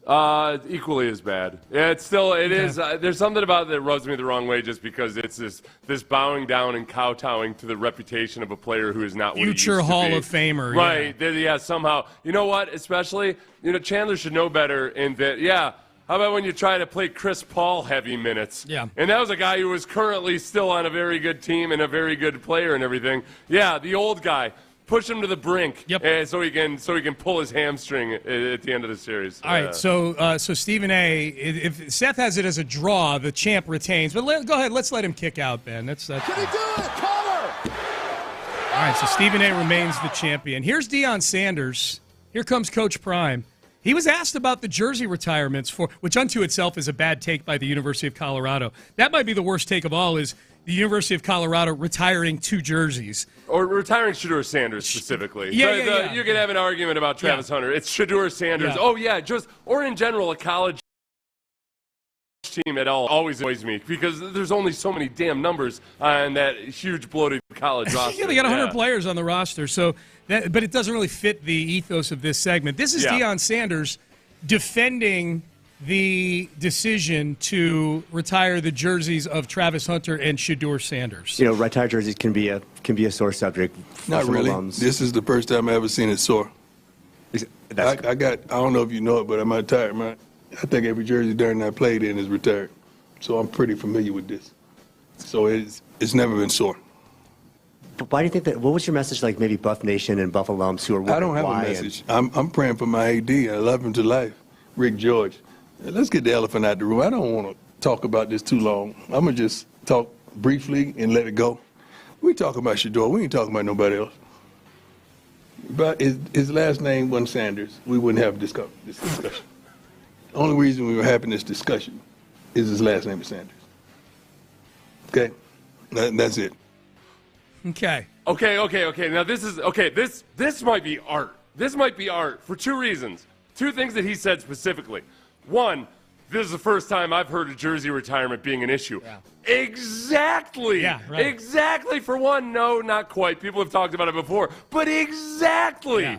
This is like, hey, everybody always wants to talk about the time I murdered that hooker, and like nobody in this family has ever done it before. And yeah, your wife would say, yes, we're talking about it.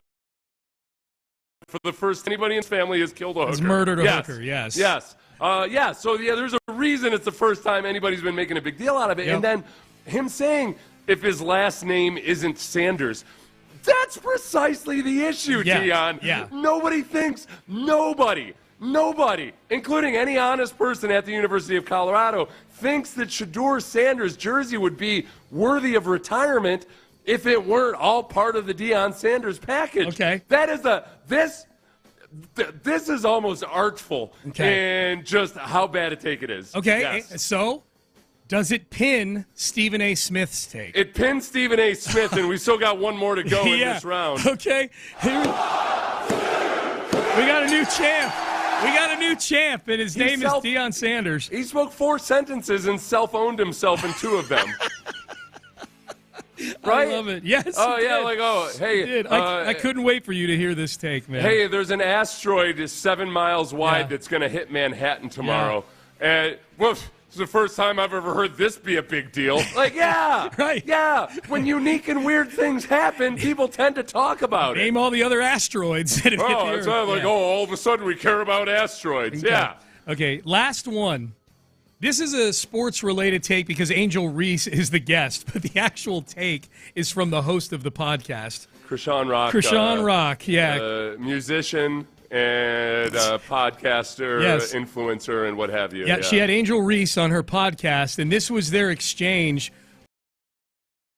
on NBA players making so much less income-wise than NBA players. See, for women's sports. Us getting paid our worth, period. Like, yeah. Yeah. Because you're doing exactly what LeBron is doing, so what's going on? Sis, I don't ain't got the money for it just yet, but it's coming. It's coming. Is it? I don't understand it. It's a lot. It's a lot that goes into it. But it's coming. Trust me, it's coming. It's a lot that goes into it, like now, TV ratings.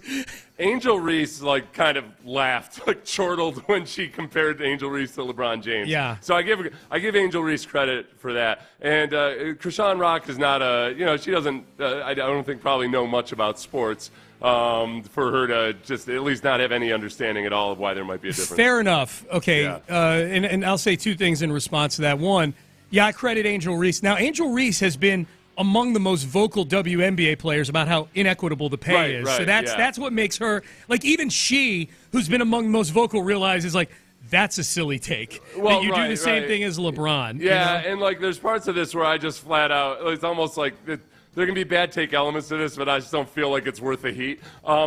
We need to point this out. Krishan Rock, some of you may have seen this a few months ago on social media.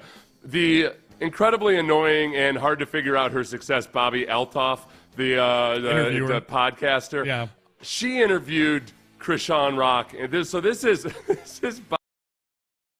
Bobby and Krishan Rock. I didn't know that about you. What do you know? That you're a musician. But that's why I'm interviewing you today, so I can get to know you. So I'm a musician. Mm-hmm. What the that mean? Make magic or something? What is musician? I think you're confusing that. Yeah, I'm not no musician. I make music. I make music. And that's not all I do. I make music, I act. I'm a TV star too, a young mogul. Just really quick, I think you're confusing. I'm not confusing nothing because you don't know. You thought that all I was a magician or whatever the you said. See, that's what I think you think I said. No, I said musician, not magician. I don't think, baby. I don't think. I almost feel like she's disqualified from any Take a Mania heat. She's just I don't know. Can the listeners tell me whether that was like a bit Staged, or not? yeah. I saw so many people. This is one thing we do as Gen X, Sean. I've noticed. So I'm very careful. I try to be very careful about it, believing every video I see of stupid people being stupid.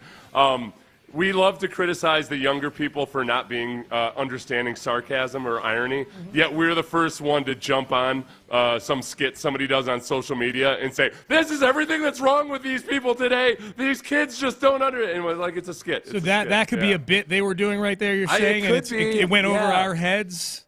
This Bobby Altoff, I can't figure out her old deal anyway. She's one of these monotone social media people that I'm too old to get it, so I don't know. I'll just say that Krishan Rock has been out there before with curious takes, and this because the current one doesn't even come close to her not understanding the I'm not gonna. She's not gonna pin. She's not gonna pin Deion Sanders. Deion kicks out. So Deion's our new champion. The other thing, just back to the Krishan Rock. You do what LeBron does. That would be like she is, I'm assuming, a very successful podcaster. Yeah. That would be like picking some rando local basketball podcast and saying, "Oh, you do the same thing Krishan Rock does. Why don't you make more from your MMA podcast or your Texans podcast?" You know, like there's Krishan. There are people that do what you do, but not nearly to the extent. Should they get paid the same amount as you? You know? Yeah. The Shedeur Sanders one, or the Deion Sanders one about Shedeur Sanders.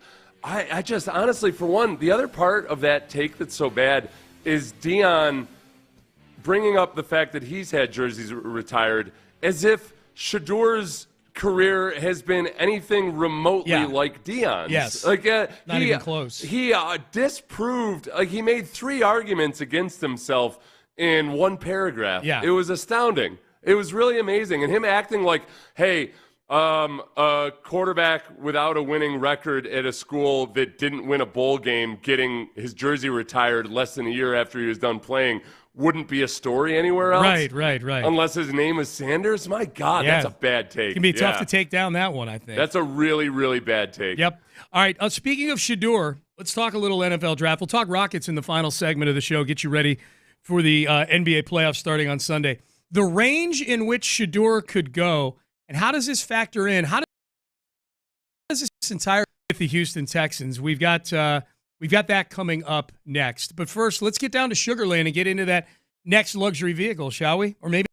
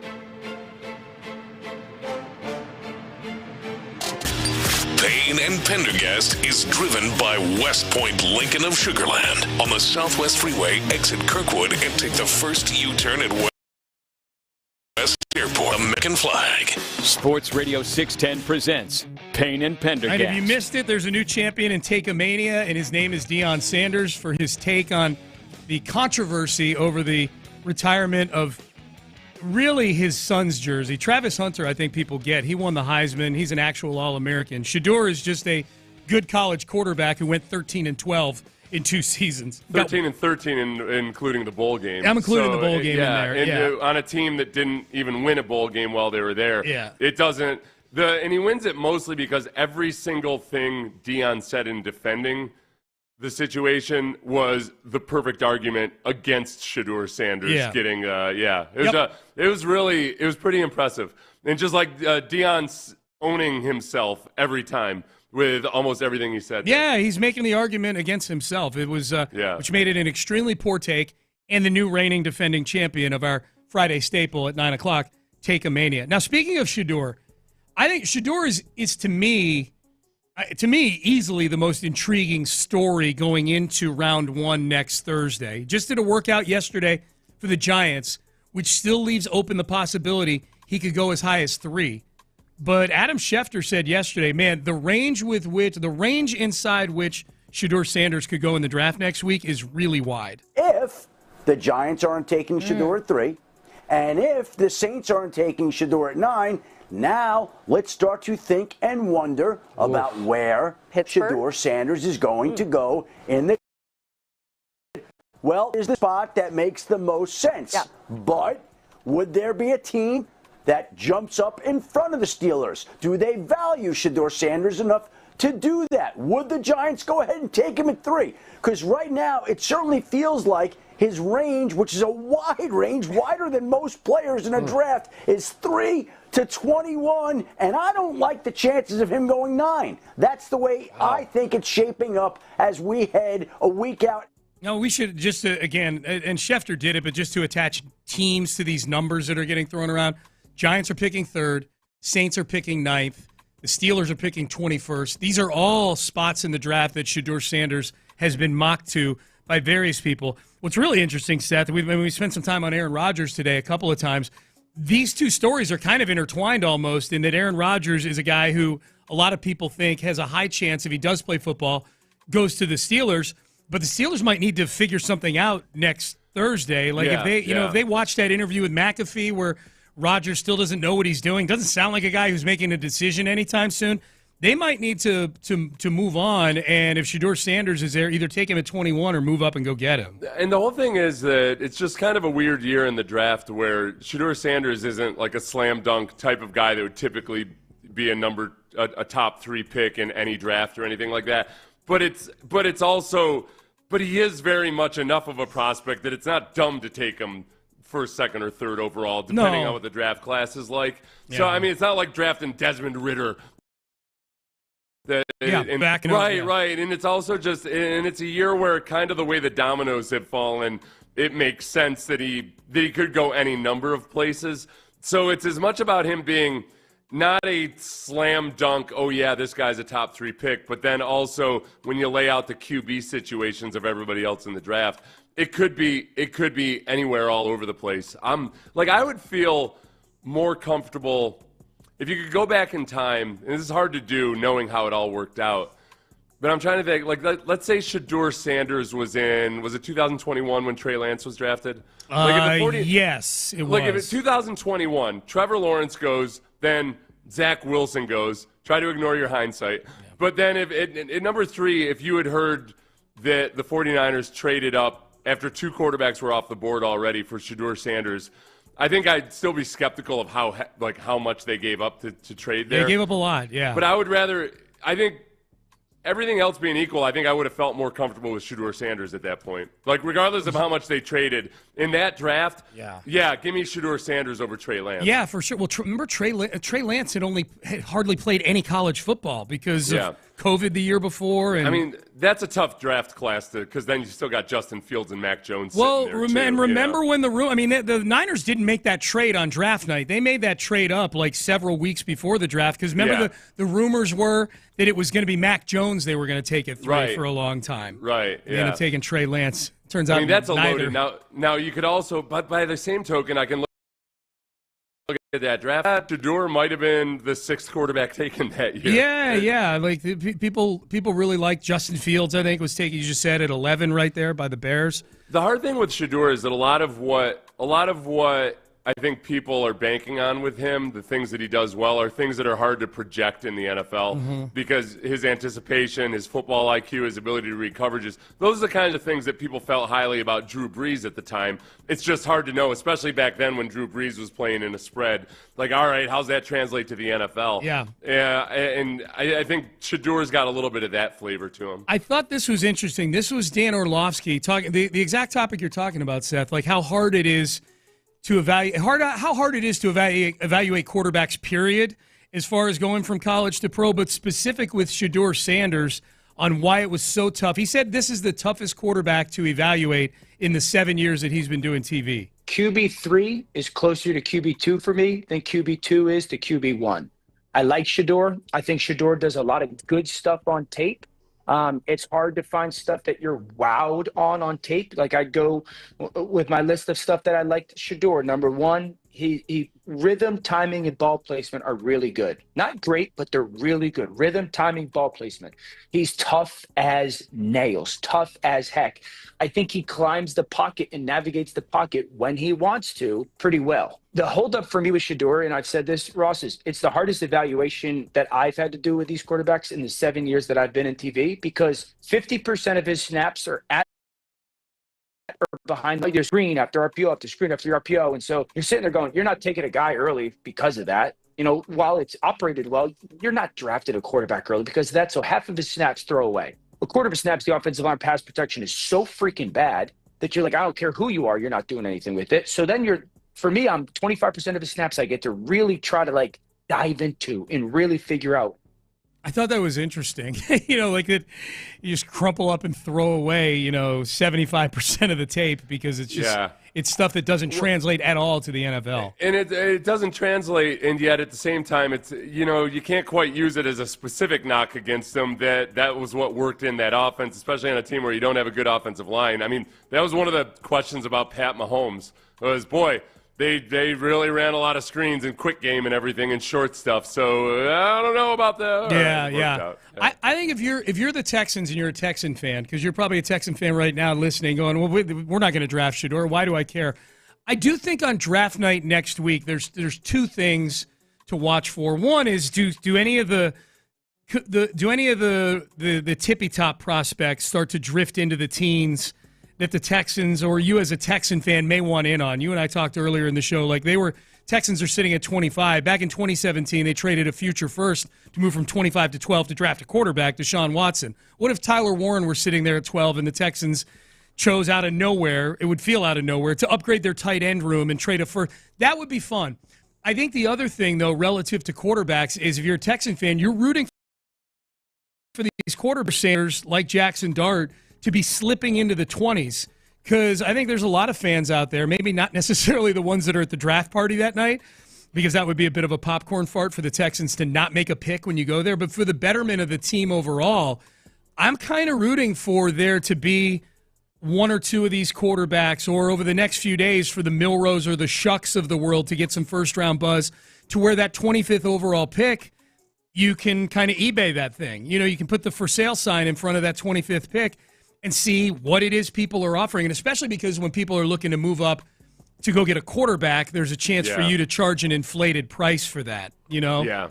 That's the thing I think if you're a Texan fan to be watching and hoping for, is that Shedeur starts to slip and nobody touches Jackson Dart till you get to the 20s. And maybe some other guys are getting some Milrose at the draft, Jalen Milrose is going to be there.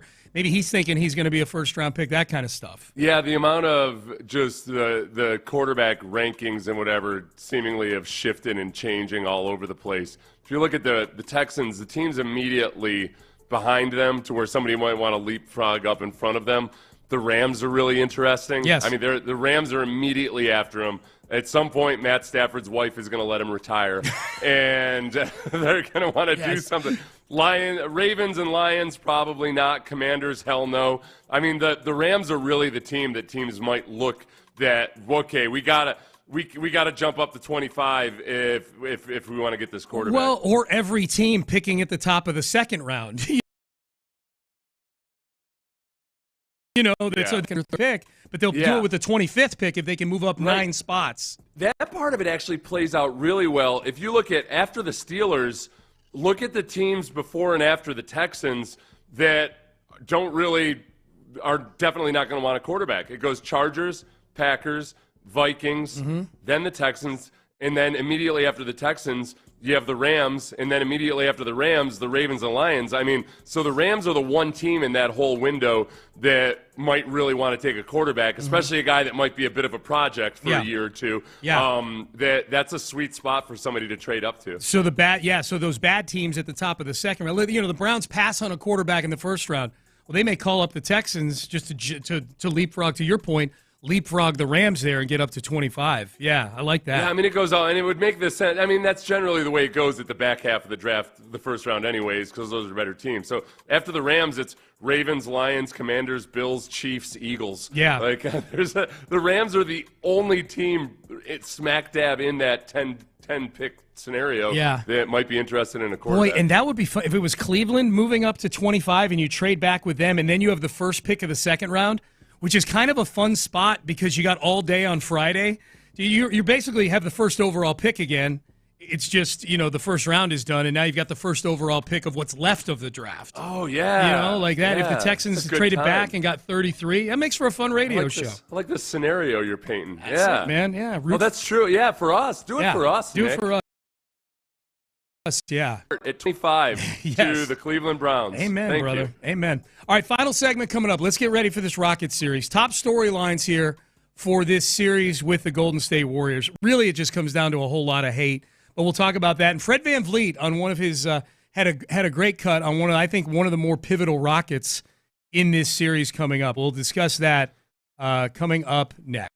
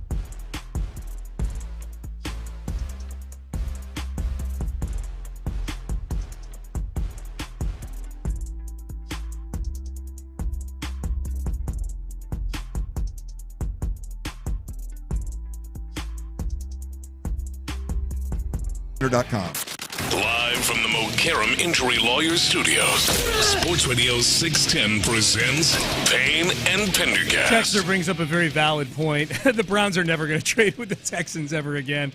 Not this GM. Andrew Berry, probably not.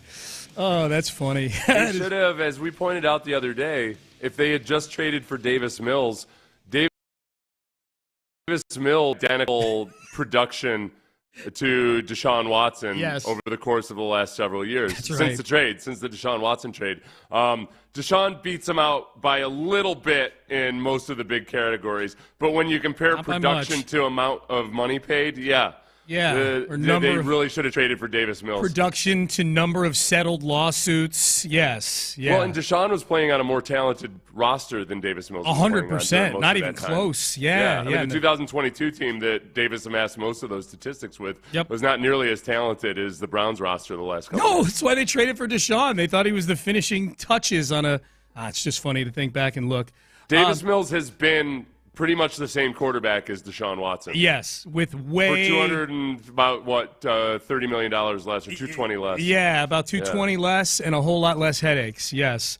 This was Fred VanVleet on Draymond Green's podcast talking about Steven Adams. What kind of teammate has Steven Adams been? Steven, first, I would say just the ultimate guy, just like the ultimate guy you want on your team. Just he just do it all, bro. Like he calms the locker room. He's just a presence. He's strong as hell.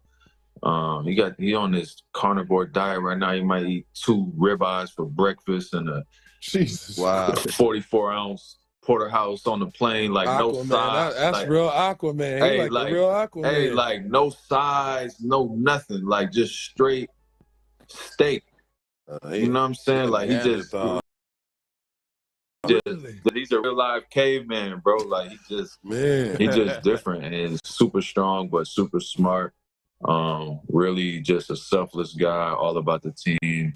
Great screener, great vet just to have. You know what I'm saying? And, like you going into an alley fight, you want a Steven Adams on your side. You know what I'm saying? For whatever the situation brings. Like I've loved having him around. The fight I need to see now after that very last comment, Steven Adams versus Danico Autry.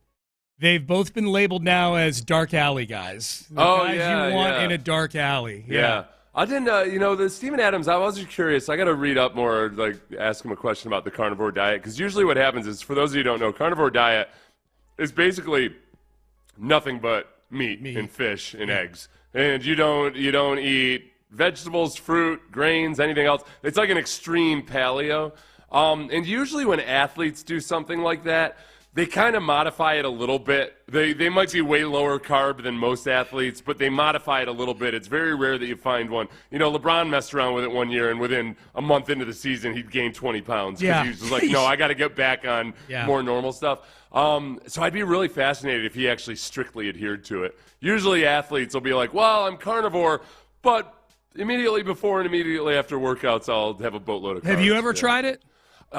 Real briefly, the big thing about the carnivore diet is that when your body's adjusting to it, you got to plan for bathroom issues. Yeah. That's I got to get to the toilet shift. So aside from the carnivore diet part of that, I like that cut because it's one of the vets on the team talking about another one of the vets on the team. Look, this is an inexperienced basketball team in terms of just the sheer number of players that have never played a playoff game. But the experience between Steven Adams, Fred VanVleet, Dylan Brooks, I'll throw Jeff Green in there too because Jeff Green's going to play a role at some point in one of these games. It feels like 1 out of every 6 games, Jeff Green comes in and scores 16 points on 5 of 8 shooting from 3-point range, that kind of thing. Yeah. But the mix, this Rockets team is being labeled as an inexperienced basketball team. They've got a lot of inexperienced players, but they do have a lot of high-level playoff experience in the rotation with this team. Right, yeah. It's everything that you were hoping they were going to build is a good blend of veterans and youth, and the veterans that can give the right guidance to the youth. And with Udoka as their coach, I don't worry about that at all. Mm-hmm. And by the way, Steven Adams definitely does a modified version of the carnivore diet. Oh, yeah. Because I'm looking at a picture from a few months ago where his meal is it's a bowl of ground beef, but then he's got fruit and toast with no jelly on it. So, Okay. So the thing Fred VanVleet was most fascinated with was he doesn't eat any sides with the right. Yeah, or he does. He probably eats a lot of his meals just meat, but it's not like he's not having any carbs whatsoever. But I feel like the sides that Fred is referring to there may not be like fruits and grains. It's like lobster mac and cheese. Like when you think of a porterhouse, a decadent porterhouse, I always think of like, the mashed potatoes, the cream spinach, no sides. No sides.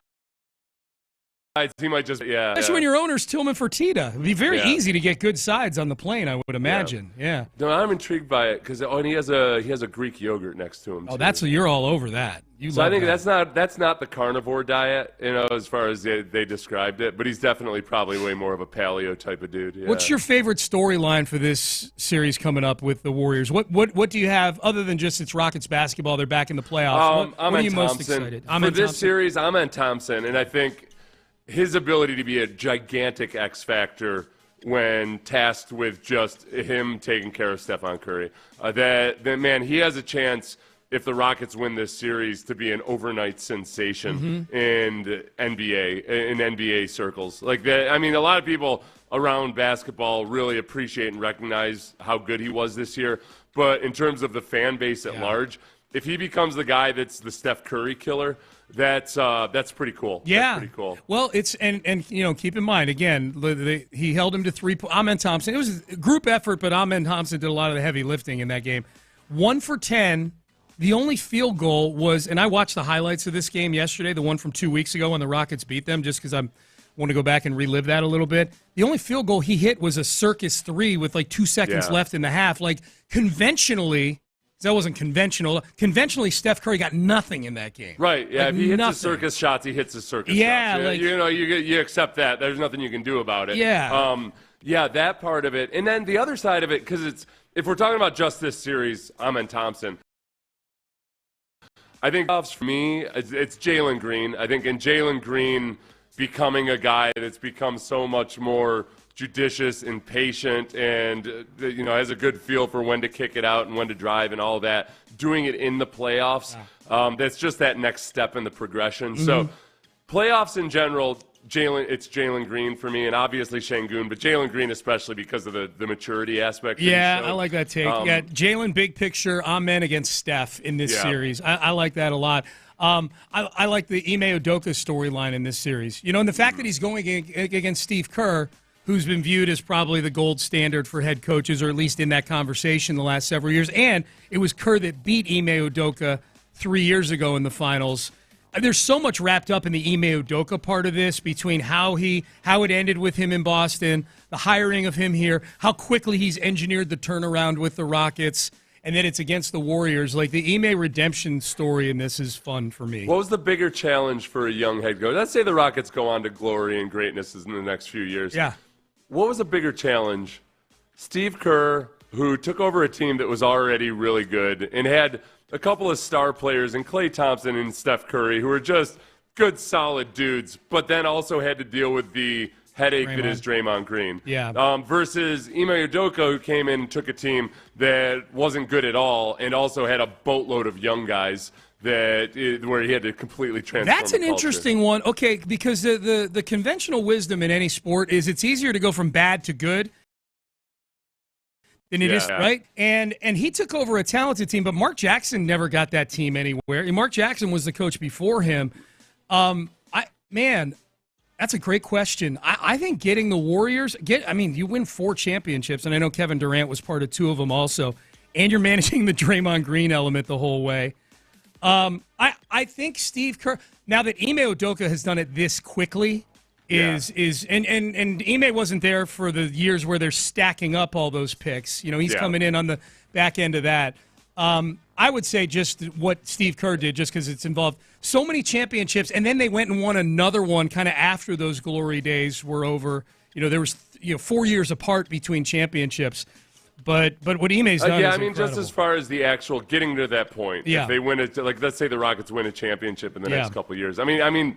If they win a championship, sorry, I misheard you. I mean, if the Rockets go on to have success like the Warriors, then it's what Ime did for sure. Yeah.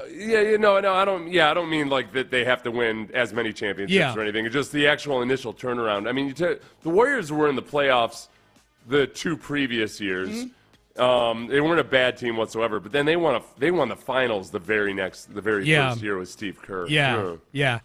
I hope this is a debate we can have. And Curry's ankles got better along the way too. That matters, Yeah. It's so. They added a league MVP. They did for 2 of them. Yeah. They added Kevin Durant. We're just talking about the initial turnaround or the initial burst. That voice is Reggie Atatula. Hi. Luke Morrow in for John Lopez today. What's up, Luke? Durant would count for Ime's turnaround in Houston then, because you're talking about you're talking about just the initial. Fun parallel. Yeah, so he has to win the championship this year without Durant. Yeah. Yep. Ime's would be more impressive, even though it took him more years to get the championship. Sorry, Ime, these are the rules, and they're unflinchingly rigid. I don't know what to tell you. Yeah, you got to win it this year if you want to win the radio debate between which was the more impressive coaching injection. It's all about the debate on Payne and Pendergast. Yeah. Crosstalk sponsored by D&M Auto Leasing each and every day. There is Sans Lopez. There's still a question of the day. Yeah, he didn't take it with him, thankfully. I thought he might have, but no, he didn't. All right, so inspired obviously by Lee Corso giving us one last hurrah. Yeah. What player would you like to see come back for one more go? What? Okay. So is this is where I need a little clarification on this. I have a feeling that I'm still also trying to figure out the parameters, so I kind of wanted to leave it open so that we could figure it out together. Okay, so there's no Tom rules. Brady. So you just interesting. You want Tom Brady to come back? Yeah, if somebody got injured. Somebody got injured on a really good team. Let's say it's headed into the playoffs this year. And, it's not going to work because it'd have to be the Raiders. It would have to somehow be the Raiders. Yeah, it would have to be the Raiders. It would have to be the Raiders. He had to quickly... Geno Smith gets injured right before the season. Can you imagine? And they say, you know what? We've looked at the options, and Tom Brady, who's been dialed into football by, being both with this team and watching it, and he's in shape. We want Tom Brady. No, the best would be, Seth, if all of a sudden, that would be the tell. And then on Tuesday... there's a sliver of the Raiders on eBay for $1.2 billion. Trying to divest I got to get rid of this, man. I want to go play. Yeah. I want to go play. He'd be Will Ferrell in semi-pro. He would, yes. Jackie Moon. Mine would be, as long as we're playing, with no rules as far as, it sounds like I could just sprinkle pixie dust on somebody who's retired and they could come back. I would be interested in such things. Where's your mind go? I would sprinkle pixie dust all over Andre Johnson so that he could come back and play with this version of the Texans, with C.J. Stroud as his quarterback, with his friend DeMeco Ryans as the head coach, and we would get to see Andre Johnson celebrated not only for being a Hall of Famer, but potentially at least somebody who made an AFC title game. If I limited it to only one game, though, would you still? I was thinking about it. I feel like if you go over the entirety of a season, that changes the answer. But I do wonder, if it's one game only, almost like the August 30th, one show, one last college game day for Lee Corso, would that shift it at all? Oh, one game. It doesn't have to be, but I'm just kind of thinking it would be about Andre Johnson. It would still be that. He popped into my head under any rules. You just want to see the 500-yard game from him? Yeah, man. Yeah. I like Seth's answer. That Tom Brady answer is a good one, man. Yeah, if it were more realistic, something that could happen. Yeah, recently retired guy. That would be interesting. I mean, that's something that I feel like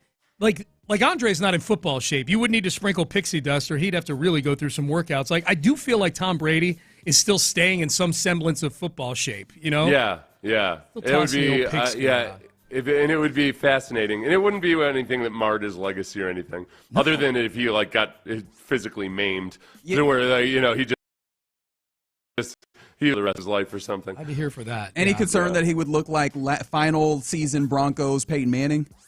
I mean, that was still in his final season.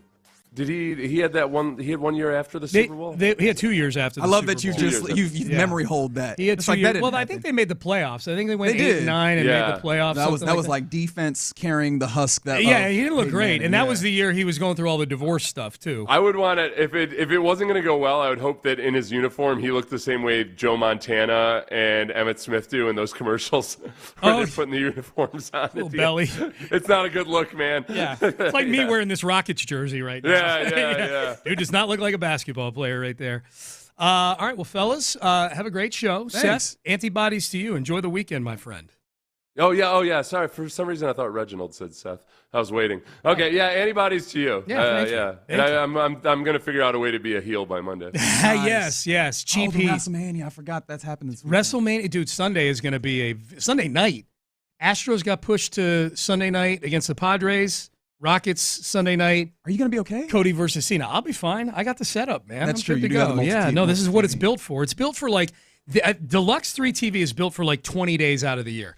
That's one of them. I love it. For sure. I love it. All right, we are done. We are out of time. You're listening to KILT AM, KILT FM HD2, Houston and Odyssey Sports Station.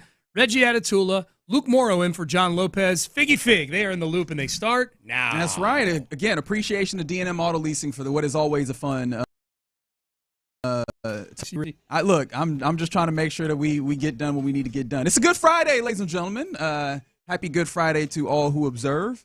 And we're going to try and have a Good Friday here in the Loop on Sports Radio 610. Luke Morrow in for John Lopez. I'm Reginald Atatula. Figgy Fig here with some glasses that I'm going to be honest. Are those fake? What happened? Are those fake glasses? No, these real. Okay. These real. Do you wear contacts? No. These are just kind of like these ain't fake glasses, but they kind of like it's a prescription too. Okay. All right. It just helped me see a little clear. I was like, are we gonna have to litigate this right off the jump? Figgy bringing out the fashion glasses. Oh no. These are legit. I heard Lopez say that one time. Like, oh, Figgy, he wears the fake glasses, and I wouldn't buy a microphone, so I couldn't even defend myself. So he just went with it. I'm like, all right. Well, I see you hating. At least I checked on you. All right, let's get going. Like I said, on a Good Friday, always get involved with the program on the Jim Adler, the Texas Hammer text line. The Texas Hammer! 713-572-4610 is the number. And then also, you can get us on both of the live streams brought to you by Mo Karam Injury Lawyers. We keep it 100. Whether it's on YouTube, Sports Radio 610, or on Twitch, 610 Houston. I am very excited. I think the city of Houston is very excited for this weekend for many reasons, but I think the big one is the Rockets' return to playoff basketball, particularly against a team that they have seen many times of late in the Golden State Warriors. And so I want to start with, what questions do you have for Game 1? What are the questions that you're hoping to maybe see or get answers to, or just that you're thinking about ahead of Sunday night Rockets Warriors at Toyota Center? Because Luke, I don't know about you. Like, I feel like there's a lot of things that intrigue me about this particular matchup all the way around, but specifically about the start of it. For sure. It's a fun matchup. Like, obviously, I think you'd prefer to have the Grizzlies for the sake of the Rockets and their chances to move forward, but I think this is a lot more fun of a first-round series with the Warriors, and you'll be able to tell right off the bat in Game 1 how these two will handle each other. And there'll be adjustments throughout the series, but I'm curious to jump right into some of the questions. I think you'll be able to see pretty quick. You know, we talk so much about a lot of the youth on this team or inexperience in the playoffs. I'm curious to see how big that moment feels already in Game 1 for the Rockets stars. Like, do they come out of the gates a little sluggish? Is there some sort of being overwhelmed? They haven't played an important game since, I guess, last time they played the Warriors, right, a couple weeks ago. That would be maybe my biggest question, is just how do they start right out of the gate? Playoff game, you're amped, a lot of excitement, home crowd. You got the Warriors on the other side who, for their main guys, this is old hat. Can the Rockets handle those emotions right out of the gate? I think that's a great question, because we talk about the inexperience, and I think it has been talked about all the way around the basketball world. This is an inexperienced team, even though they're sitting at 2. They've done some good things, but that inexperience, like, typically it's early on that it hits you. So I think in addition to that, if they are showing their inexperience, or if they're feeling a little bit, I don't know what the right word is, if they're feeling a little bit like the moment is large, how long does it take for them to settle in as well? And is that something that is long game one of this series? Because, I mean, what is it? If it takes a quarter, is that too much? Does that get you into a place where it makes it too tough to dig out, especially as a team that's not incredible offensively in the half court, right? Do you put yourself in that much of a disadvantage? I do wonder, though, how much the experience that they do have on that roster speaks to that, because as much as at large, this is an inexperienced team. There's a lot of guys that have not been there, as you haven't been to the playoffs in multiple seasons, right? There are guys that have played in playoffs elsewhere. Fred VanVleet obviously has played in playoffs, won a championship in 2019. Dylan Brooks has played in multiple playoffs relatively recently. Obviously, another guy, Steven Adams, in the rotation, has played in a lot of games, including with the Oklahoma City Thunder, right, with those years. But then also, Jeff Green on the bench has experience, and we were talking about this before we came in to start the show. I don't think that that's negligible. Like, you would think the experience of the guys that matter are the ones that are going to be on the court. Jeff Green is very vocal. He's like a very vocal leader in this locker room, and I think that he's the type of guy that in a timeout is the first dude off the bench putting his arm around somebody and saying, hey, I think I'm seeing this. This is something I think you should do. And I think Kelly Iko, who we had on yesterday, he covers the NBA for The Athletic, just put out a piece detailing the fact that 6,000 minutes, over 6,000 minutes of playoff experience are between those four players that I mentioned. I'd be interested to see like how much or how well those guys can impart some facsimile, some portion of that experience onto the younger guys who are going to be big factors. Alperen Sengun, Jalen Green, Jerry Smith. Like, how quickly can they get those guys settled down? Or will those guys come in immediately relatively settled into the environment that is going to be there? Because it's going to be a big one. For sure. I think that's a huge asset for him. And especially, I think, against the Warriors. Because we know what Draymond Green's going to try to do. In fact, the entire Warriors team might look at this as like the big brother versus little brother. Let's show them what playoff basketball is about and come out and be physical at the Rockets. And you try to do it in every situation, get your opponent take them out of their element. So I think that's an important aspect too, that in order to help these guys keep their emotions in check when dealing with someone like Draymond or the entire Warriors team, when you do come to the bench during the timeout, you can have that guy that would be able to settle you back in, which I guess leads me to another question of Dillon Brooks in particular, of making sure you don't get caught up in the whole Draymond Green antics, because I think he has become a very important part of this team. So let's not turn it into this whole, back and forth. Right.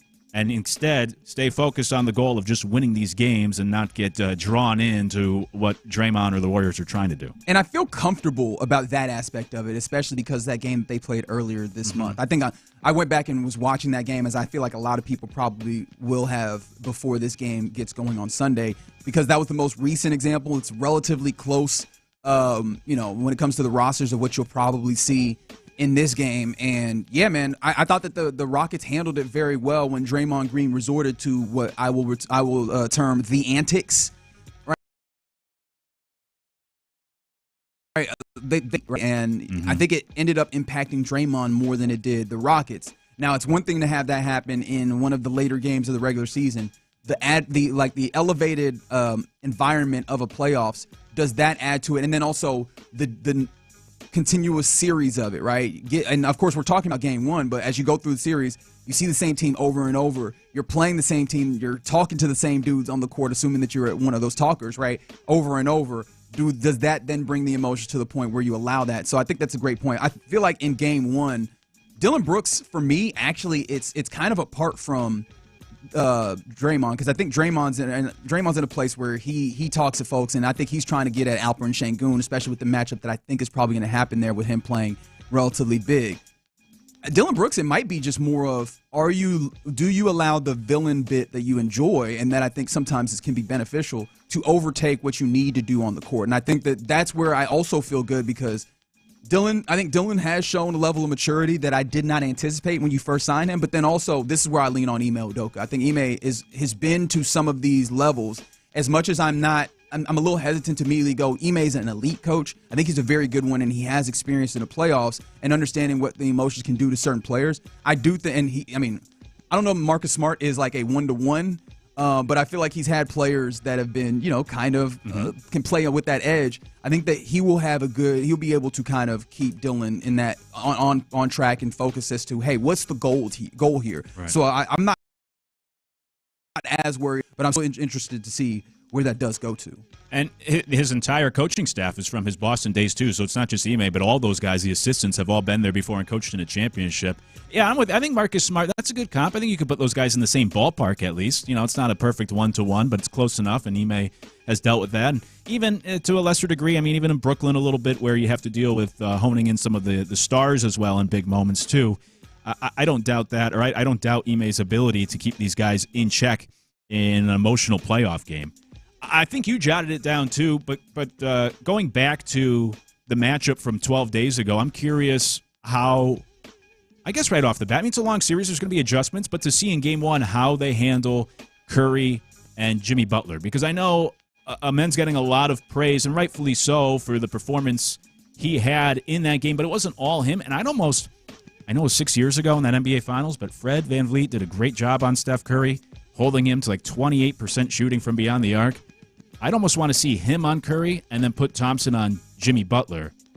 And I think for me personally, that'd be the preferred matchup. So I am curious to see right out of the gate, because there will be plenty of time for adjustments, how do the Rockets approach that big two of Golden State? Yeah, and I think that's a great point. Like the matchup over the entirety of the series, I don't think that you're going, well, not, I think it's impossible for you to go with the exact same game plan all the way through. And one of the beauties for this Rockets team is that you have a lot of these wing defender, perimeter defender guys that are capable that you can throw at Steph.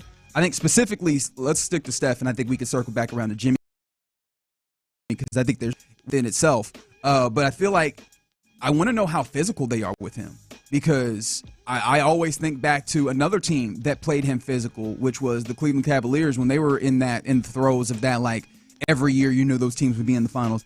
Didn't Matthew Dellavedova made himself a career just being the dude that leaned on Steph Curry to see if you could take away his legs. And I think even more so now than then, Steph matters to what they're doing and to like the altitude.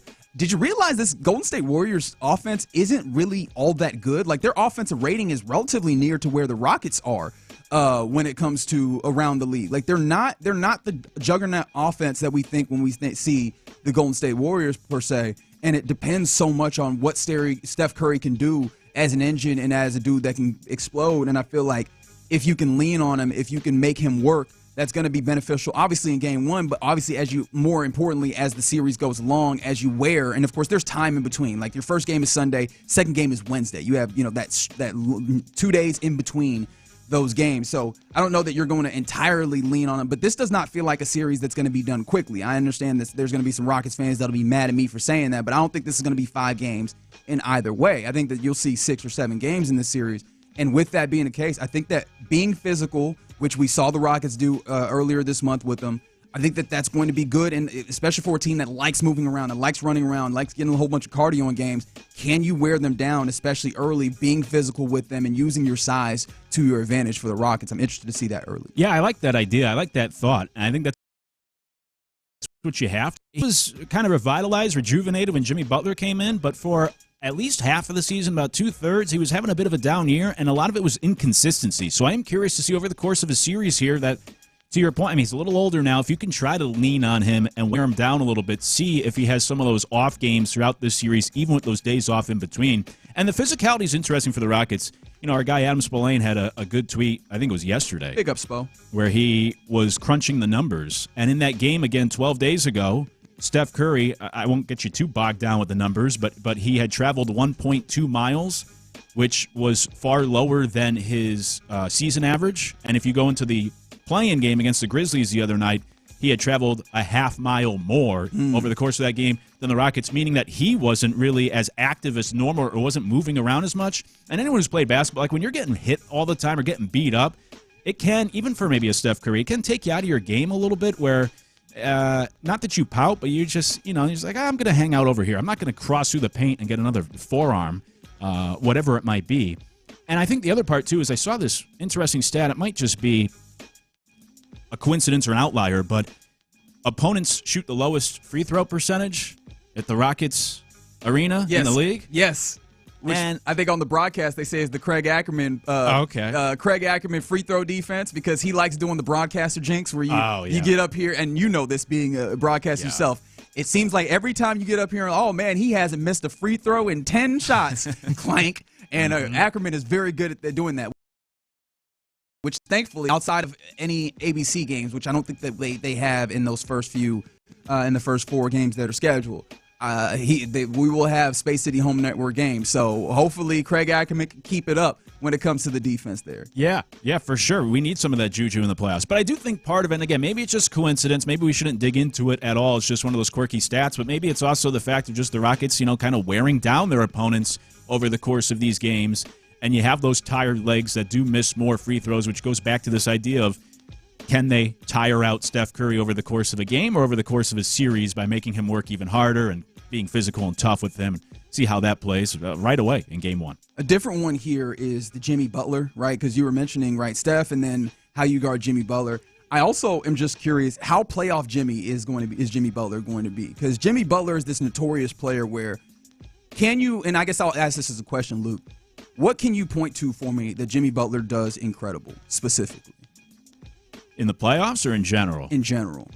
I would say the first thing that always jumps to mind is just that he seems to elevate his game in the big moments in the playoffs. It's not really specific. It's not like a skill. He just gets better. He's a great three-point shooter, or he's a great driver. Sheer power of will when it comes down to it. And I don't know necessarily how to quantify that, how to qualify that, like even exactly how the Rockets try and nullify that. And I think that because of that, I understand where you're coming from with Amen. I still think that, what you can do with him, throwing him on Steph, I think art. But I would be intrigued to see like where they go on trying to defend Jimmy and how effective he ultimately is, because one of the benefits that he has brought that team is that he can be on ball a little bit more, and then you have Steph going and doing all the stuff that he typically does, moving around. Like, how effective will he be at generating those types of things? And in that playing game against the Grizzlies, he dropped a 38-point effort that did not feel like 38 points to me. And so, like, just how much does that elevation actually happen? Because that dude just finding a way to make things happen feels like it could be incredibly frustrating to a Rockets team that defensively is usually incredibly. Yeah, for sure. And by the way, why it might feel like that is because he did attempt 18 free throws in that game. It wasn't so much the baskets on the floor. So you hope you don't send him to the line as often. But yeah, that's what makes the Warriors dangerous. Is Butler was great for 3 quarters. Steph Curry then took over there in the 4th against the Grizzlies the other night. But while that Butler, Jimmy, the playoff Jimmy is certainly a concern. When I watched that game the other night, I mean, it took 37 points from Curry, 38 from Butler, and they still barely squeaked by. And the Rockets are a better team than the Grizzlies, and I'd like to think they could do even just a slightly better job. Hold Butler to 25 points. And then can they beat you, like, if the game plays out similar to the other night? If you take away those points, can they beat the Rockets like they did the Grizzlies? So even though it's a fair concern, it's a big concern, Butler, I still wonder that even if him and Curry have their nights, is that still enough for this Golden State team to be able to win over the course of a series? Especially if you don't have anybody else like knocking down shots or what have you, right? Are you going to have a game at that point where it becomes versus my top guys and how that ultimately plays out? Yes, 346, appreciate you. Game 6 is on ABC, so you won't have Space City Home Network there. But as I said, I feel like we're going to get a relatively long series here. And yeah, shout out to Lonnie on the YouTube page. Absolutely. Rockets got the week off, and I'm certain it was good for them and their ability to kind of rest up and rejuvenate, including also, don't forget, they kind of had a couple of games towards the end of the season where they were able to get some kick their legs up a little bit. But I can't wait. Like that's good for the players, for me, for us watching these games. I'm excited. I'm excited for them to get back in action. Sunday night, Easter night, the round 1 of the playoffs start at Toyota Center. Rockets, Warriors, can't wait. All right, you're in the loop here on Sports Radio 610. Let's get going further. Let's talk about the Astros. They're back in action today against one of, if not the best team in baseball in the Padres. There's been plenty of reason to be frustrated. I'm certain of that. Obviously, we can talk about that until we're blue in the face. Are there any pleasant developments for you early on in this Astros season? Let's see if we can find a little positivity for them next. All right, let's get you feeling better, fellas.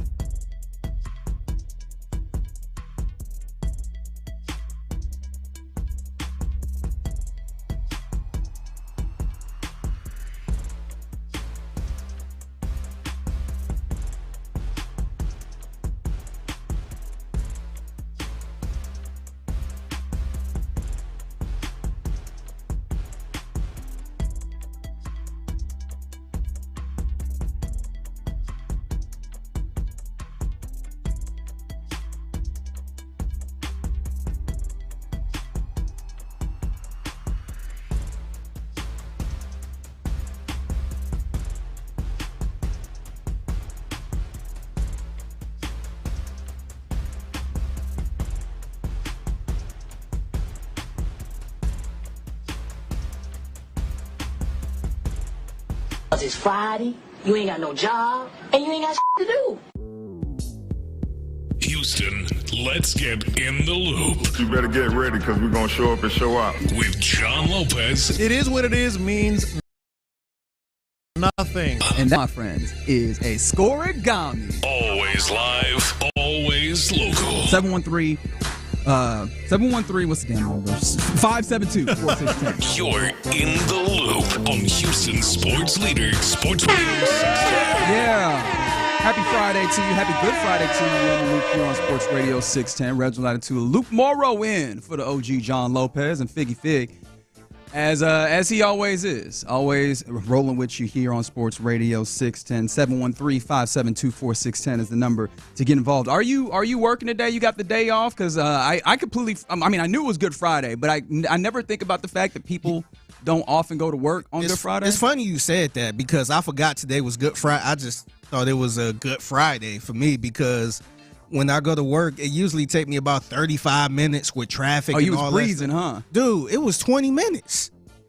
Like the GPS said 20 minutes to get to work. I'm like, is this real? Any weekday in the city of Houston, in Houston, Texas, where you can move smoothly during rush hour. I did not stop at all, man. I was zooming to work, man. You ever do that? You plug it in, and when it's so much lower than anticipated, do you double check that you put in the right address? That's exactly what I did. There's no way it can be 20 minutes. Yeah, and sometimes, you know how you don't get service? Yeah. And they kind of guess how long it usually takes to get there.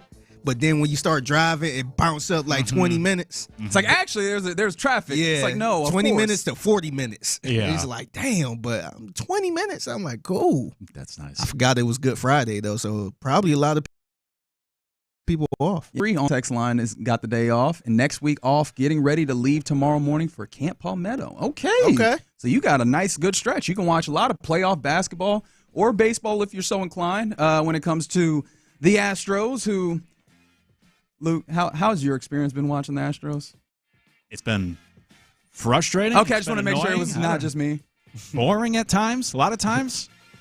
But I don't know where you are at the Astros in terms of like big picture. I think I'm still one of the more optimistic people with this team where I chalk up everything that we've seen, at least the bad, that it's still early. It's early. Yeah, this team will figure it out. I'll fill the John Lopez role, and I think it's a marathon. It's early. Thank you, appreciate you. Marathon, not a sprint. Yeah, all the cliches. Yeah. All right, so let's I guess move a little bit away from cliche, but I still want to stay in that positivity because there's a lot of frustrations, and we could talk about them. In fact, we probably find an opportunity to do that. But I kind of wanted to find a little positivity on a Good Friday. Are there any pleasant developments for you with this Astros team? Because there was a couple that I came to mind as I'm trying to just focus on a little bit of positivity within this. Are there good things that we can lean on to get us through to when hopefully the optimism that we hold for this Astros team presents itself actually on the diamond? Yeah, I think so. I think there's a few for me. The first one that I would point to would be on the offensive side. And this is where I do keep that optimism because I think it's still early for these guys that once they hit that midseason stride, what I have hung my hat on is the approach at really wanted to improve this year. Yeah. They saw the fewest pitches in baseball last year. They weren't getting on base via walk. They were striking out too much. And this year, their walk rate is much higher. They're top 10 in pitches seen per plate appearance, top 10 in walks. So that's good. So when you have that good eye at the plate and you are getting on base one way or another, once the hits start coming, and I do believe they will start coming because when you look at some of the other metrics, a lot of these guys on this team they've dealt with some bad luck early on in the season. But once the hits start falling and you add the good approach at the plate and the good eye, and now you're adding the hits to the walks they're drawing. I mean, Christian Walker, it took him a while to get into that zone or even draw his first walk. The guy's batting 154, but he's finding ways to get on base recently. So now once the hits pile on to that, that's where the offense can really take off. So I think that's number one for me is that the approach at the plate is good. I know they're not seeing the results, but I think eventually the results are going to come, and it's not like they're having these terrible at-bats of chasing balls in the dirt. I think they have a good approach. They're just... You tell me the process is there? Right, yeah, and eventually we'll see the results, and that's what I'm optimistic about. No, I think you're right in that regard. That was an interesting thing to see early on was, okay, there's some guys that are seeing pitches, right? And that was a stated goal by Joe Espada for this team, and you're seeing them implement it, which I do wonder how much for folks, who have some criticism of Joe Espada, if that's beneficial at all, right? You see a stated goal actually show up very early into the season. Now, the results of it, as you mentioned, have not displayed themselves, but the idea that this is something that we want to do, because we see it a lot in sports, where especially in the offseason going into a season, do the one that immediately comes to mind for me all the time in basketball is like, we want to get up and down the floor. We want to increase pace. And then you see a team, and what are they? Slow, right? Yeah. And because these things are great in theory, putting things into practice is always a tough part. I don't know about you. Like, I'm very much the dude. I'm going to work out every day, and you give me come back and talk to me 3 weeks later. And have I skipped workouts? Abso-freaking-lutely, right? Of course. So the idea that they've been able to implement that, I think, has been good. Specifically, the person offensively that I've found some interest in, and I do wonder if you agree to some degree, Jeremy Pena. Like, Jeremy Pena, I have found a level of positivity. There's some pleasant developments. First and foremost, the idea, I mean, this isn't offensively, but defensively, the defense has rebounded. Like, right back to where it was prior. And that was good because last year was concerning, right? Especially for Jeremy Pena, that you don't expect to give you a ton offensively, or at least you have not seen him give you a ton more than just kind of maybe average play at the plate. What makes him a guy that you want to run out there every single day is that the defense at shortstop is phenomenal. And last year, you couldn't call it phenomenal. This year, it looks like it's back to being phenomenal shortstop defense, which I'm very pleased by that. But then on top of that, he's barreling up the ball much better. And the strikeout rate is trending down year over year, so that's good. I was hoping because like it feels viscerally watching like he's not swinging or like whiffing at sliders away, which seemed to be like the gimme there, right? Okay, if a pitcher throws him a slider away, well then you got him. Feels like that's not the case, except I was looking at the numbers and I can't really justify that analytically. So I will just put it out there that it feels like and ultimately I'll take that with the other things as a general positive development. I'm with you. I think we could get real nerdy with the numbers, you and I. But Pena, his walk rate is more than doubled this year. So while strikeouts are going down, walks are going much higher. Exit velocity, hard hit rate are all career highs by a good amount. I think he's a perfect example of when I say these hitters have just been unlucky. He's barreling the baseball, but the stat I always look to most when guys are struggling is the what they call BABIP, right? Batting average on balls put in play. Do people use that level of that emphasis? Because I've always heard it called BABIP with the emphasis on the first. You BABIP? What in the hell? It sounds like you had a hiccup. So it's an advanced stat. I'm sure you're shocked to hear that, Figgy. It's BABIP. BIBIP. I've never heard of this. So it's batting average on balls in play. So basically, that kind of gives you an idea of when you put the ball in play, are you getting hits? And I mean, I guess it speaks to some ways, I guess, your batting luck of sorts. Right, exactly. But yeah, and that has been in a place where you feel good about it, right? Yeah, well, so for the record, league average is about 300. So that's why these coaches always preach, like, just put the ball in play. Don't strike out. Because if you make contact, you have a 30% chance of getting a hit. That's pretty good. That's a Hall of Fame career just by putting the ball in play. But anyways, league average when you put the ball in play is about 300. And Pena, for his career, is actually higher than league average, but this year it's 216. So when he puts the ball in play, it's led to a 216 average, which tells you he's just been very unlucky. He's hitting the ball right at guys. So that's where I think eventually it's going to turn. I don't think that goes for a whole season, and that's why I'm still optimistic about this lineup, because I think a lot of guys have been very unlucky, such as Pena, who's hitting the ball well. Ooh. I'm just still smiling at the idea that he said, but bip, like it sounds like, have you ever had too many to drink and you just start having that burp that come out of nowhere? Sounds like he was trying to say Bob Bip, and it's like, but bip, my bad. Couldn't hold that one down. From the 281 on the text line, how do you feel about paying Jeremy Pena $25 million a year? That is what his WAR would suggest you would get at free agency. We're a little bit far out from that, but yeah.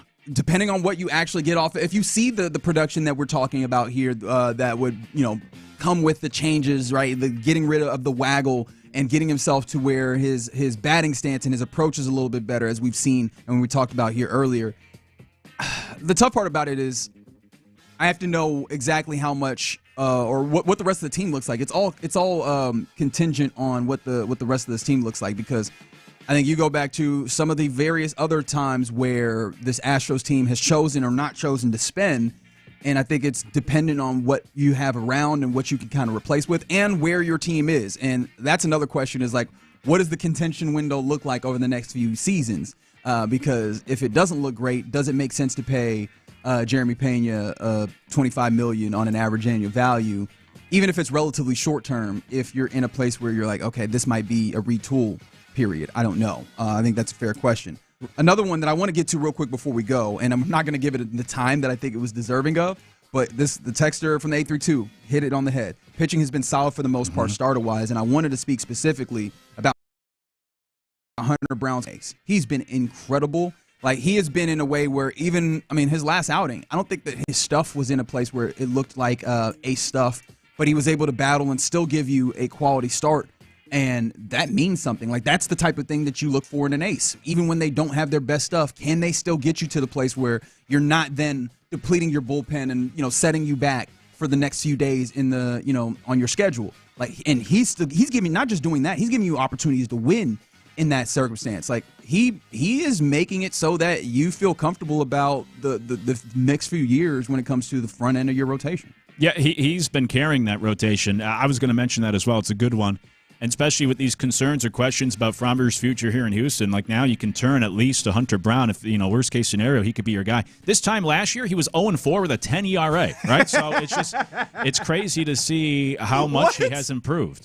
It's kind of crazy to recall that, but that's absolutely the case. So, yeah, man, it's been incredible to see him improve there. And then also, and maybe I'm jinxing it, so I probably shouldn't say it, but I'm going to say it. Pleasantly surprised on the idea that we are relatively close to being on the doorstep of a Lance McCullers Jr. return. Yeah.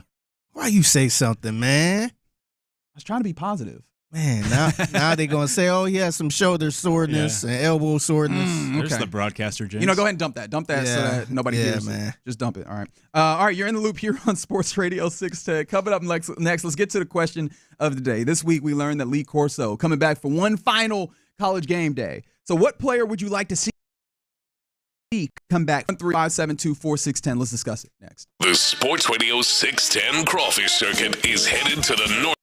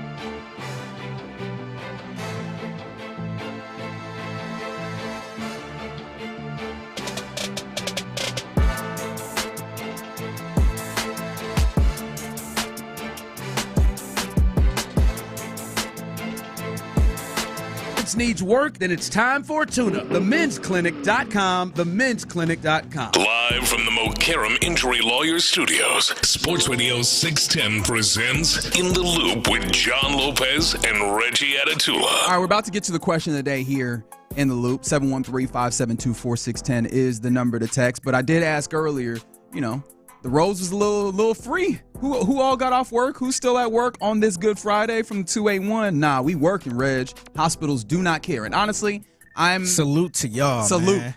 Because I don't necessarily want the hospital to be shut down. Yeah, just because hospitals don't close, man. Salute to the people who work on holidays and all that stuff. Absolutely. Man. Somebody said working. I've never had a job that gives employees Good Friday off. Me neither, friend. But me neither. We feel you to some degree. Of course, I don't think our job is as hard as whatever you're doing out there. I'm certain. And then from the 979, give me a shout out, Reggie. Just moved to St. Louis for work. I feel obligated to rep the H every day in Chiefs country.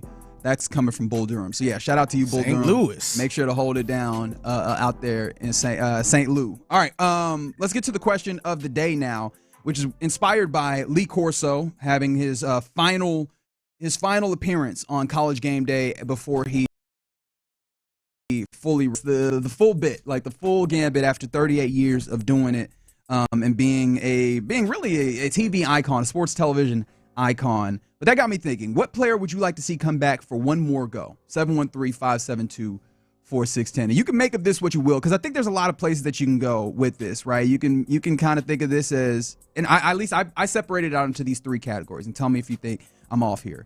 There's ones where you can select for the player. Like, I just want to see something for this player to have XYZ. Mm-hmm. I think you could view this for team need, right? Like, I think that this team would very much utilize this player and their skill sets in this circumstance.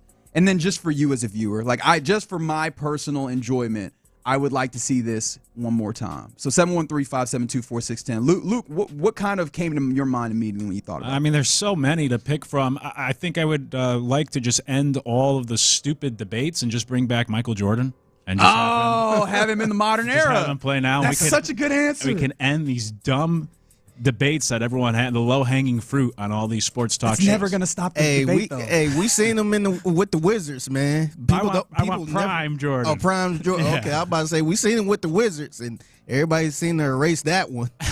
Prime Jordan where, though? Like, are you dropping him on the current Bulls team, or are you That's a good question. Where are you putting him to try and see if you can answer these questions? Because I like where you're going here. You want to see if we can get the end all be all. So I'm trying to think, if you were constrained to one game or maybe a short series of games, where do you drop him to try and give yourself the best Dallas Smith from when is LeBron or MJ the GOAT? Yeah, that's a good question, man. I don't know. For one game, I mean, maybe the Knicks.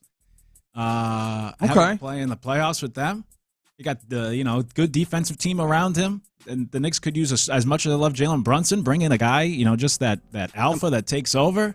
Got some pieces around him. To me, I felt like we sounded like he need to be on the Rockets.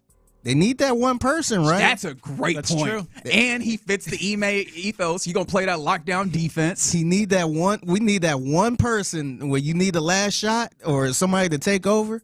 He will be perfect with the Rockets, man. Long wing. Here's the thing that stinks, though, is I feel like at that point we are undercutting something that I've always held true when it comes to that, was it 1980, was it the 84 draft in the NBA? Yes. Where that's when King got... Or 84 or 84? Yeah, 84, right? Yeah. Hakeem gets drafted 1 over Jordan, and there's people outside of Houston that's like, oh, man, I bet y'all wish y'all got Jordan. And Houston is like, nope, we were good with Dream. I feel like you kind of undercut that when you're like, hey, put Michael Jordan on this team. Yeah. Right? I feel like we go away from that, but everybody's like, bring Dream back. Let me see Dream one more time. And that was absolutely one of the first ones I came to, and that's more of the me as a viewer. Although I think that if you put Dream on this Rockets team for a game or a few in the playoffs, I kind of love one thing in particular that it does, or two things, right? He could be an offensive focal point if you need him to, but more importantly, that is a defensive backstop that they need to some degree. Yeah, that's interesting because I jumped to a different player when I was thinking of the Rockets. I was going to say Charles Barkley, and look, he was like, bring back prime Barkley. He was washed up by the time he got to Houston, but first game in a Rockets uniform, he had like 33 rebounds. I would love to see him in this series against Golden State to bring more of that physicality, and then also in his prime, he was a go-to scorer. He was fantastic. So that would help as well. But for some reason, that was the first name I jumped to when thinking specifically Rockets. Who's one player I would bring back for this team right now? It was actually Barkley. Yeah, those are the hoops ones that seem to come up here. Andre Johnson is the one that Seth brought up, and that was, or Sean rather brought up, and that was one for me that I was like, yeah, for sure, just to give him an opportunity, as Sean put it, to play with a really good quarterback. Like, with all due respect to the quarterbacks of the Houston Texans up to this point, an opportunity to just drop in and be like, hey, C.J. Stroud with Andre Johnson. And I said this kind of passingly with tongue in cheek, but how many yards do you think he could put up in a situation where you're just like, Andre Johnson is here and we want to take full advantage of C.J. Stroud with Andre Johnson? Because I said 500, and clearly we're wilding. But 250? Yeah, I think that for sure. Right? Like, you could get one of those performances that immediately goes, we need to put this on for the NFL whole Network. Season, or just a game? In a single game. I can only imagine what this team would do with Andre Johnson, especially if you're like, hey, you know who's opposite Andre Johnson? Nico Collins. Mm-hmm. Like, what do you do as a defense in that circumstance besides pray? Yeah. For sure, yeah. It would be a great tandem. And that would be another one that not only would be cool to see as a fan, but it also, fill a bit of a need, too, on the roster. When I thought of football, if I thought I don't know, I couldn't really think of somebody. Andre Johnson's a good one. I honestly had Tony Bisley. Yeah, for the offensive line need. Yeah, I was thinking about that as well. Also, just because it was such a bust, because of the injury, he came to Houston, the initial team, and you got nothing out of him, and then he had to retire. So a healthy prime Biselli. But I also thought, based off of what Seth said earlier about Brady, I actually thought Brett Favre, if he wore like a red unit, no one could touch him, because obviously he's going to get broken in half. Well, I want to see if the arm still plays. Well, you could say with the red "don't touch the quarterback" jersey, or you could say like Brett Favre with more brain capacity, because I feel like he had that bozo gene that I talk about sometimes, because he just loved running around there with reckless abandon for his own personal safety. Yeah. And then also for maybe the things that you should do in society, but that's a whole different thing. Mm-hmm. That's true. Yeah, your text etiquette needs to be significantly better, Mr. Favre. But yeah, no, I think that's a fair thing. Yeah, if you get into the football space, there's some names that have come in that absolutely I had thought of, but I hadn't really gotten to that place, just for an opportunity to see them as a relatively younger sports fan. Let me see some Earl Campbell, actually, right? Or a Jim Brown with... Let me just see what all these old heads are always talking. No, y'all don't understand. Jim Brown was the truth. Okay, let me understand it. Drop him in here. I think that's somebody that can hold up in today's NFL too, man. Because I know a lot of times, like if you go way back in the day, a lot of them probably couldn't be as good in today's NFL. But Jim Brown, I feel like he travels well with time. Yeah, I mean, that was a big dude, man. One of those things in football that I don't think you're going to ever litigate out, regardless of what you change the rules on, is having a really bleeping good running back. Like, it's in a roundabout way. It's one of the things why I'm kind of upset about all the clamoring to get rid of the tush push, because at its very essence, the thing that really gets me hyped up about football is just an imposition of will. Like, you want to stop me, I'm going that way. You don't want me to go that way. What you going to do about it? Stop me. Right? And I feel like that happens on one level when it comes to the tush push, but on an entirely different level with a running back like that, where it's just like, oh, you think you're going to tackle me? No. Right? It's one of the reasons why we love Marshawn. Run through an MF or face? Yes, that is the ethos that we enjoy very much in football. Yeah, it would be interesting, because I think the game was more physical back then for these physical running backs, but I also think the dudes are much bigger now. So I think it's faster simultaneously. Yeah. So I'm curious, like when you do put those old school running backs into today's world with these athletes, can that physicality, does that hold up for them? All right, so a couple of names coming, or a name coming in multiple times for I imagine for the Astros, especially a team that has been struggling a little bit. I wonder if it's just they want to see Nolan Ryan, right? Nolan Ryan, you want to see the Express? I get it. That is not, and I was like, I don't think Nolan Ryan is the necessary thing for this Astros team as currently constituted, even though you're not going to get me to say no to do you want to see Nolan Ryan pitch? Yeah, go ahead. Let me see that complete game, right? But if you were to try and find a baseball player that you would like to see drop into this Astros team to help them get going. Ooh. Because it's got to be a bat, clearly, right? And maybe an outfielder to also like double up and help with your outfield defense or what have you. Or am I wrong? No, I'm with you. There's so many to choose from. I was going to say just outside of Astros and Astros. Absolutely.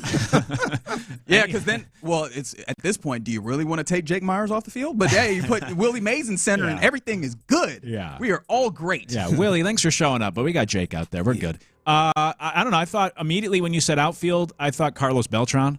Prime I like what Carlos you're doing Beltran. here. Put him on the Astros. Think of that really playoff like what run. you're doing here.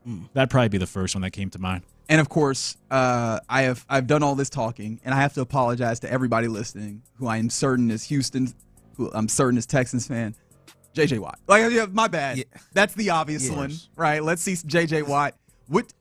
And I know that this is the thing we're all doing. Where is he ready to come back? And I think really and truly, especially with the analyst job, that he is like we're entirely out of that space. However, if you bring J.J. back, do you put him on defense? I feel like, hey, let's tap into that Central Michigan time and put him at tight end, right? Ooh. Right? Like, I mean, it'd be worth it just to see. You're good defensively, and maybe you have him, play a little bit of three technique or what have you. I get it. You can get him in there. But he can make the most impact as a tight end, would he not? And if you're telling me if it's under the premise that it's just one game, I'd say, yeah, let's put him at a tight end. Let's see what he can bring to the table at that position. Yeah. Ken Griffey comes up. If somebody else agrees with you on Beltran, they go Berkman as well. That'd be helpful. Somebody said hate him, but Dennis Rodman, especially against Draymond Green. Ooh, yeah, fight crazy with crazy. I like what you're doing there. Babe Ruth. Fair enough. I think that's another one where you do like kind of the MJ thing where it's like, oh, he was playing against nobody. All right, let's see then. Yeah. Let's drop him in and see what happens. I kind of want to see Roger Clemens.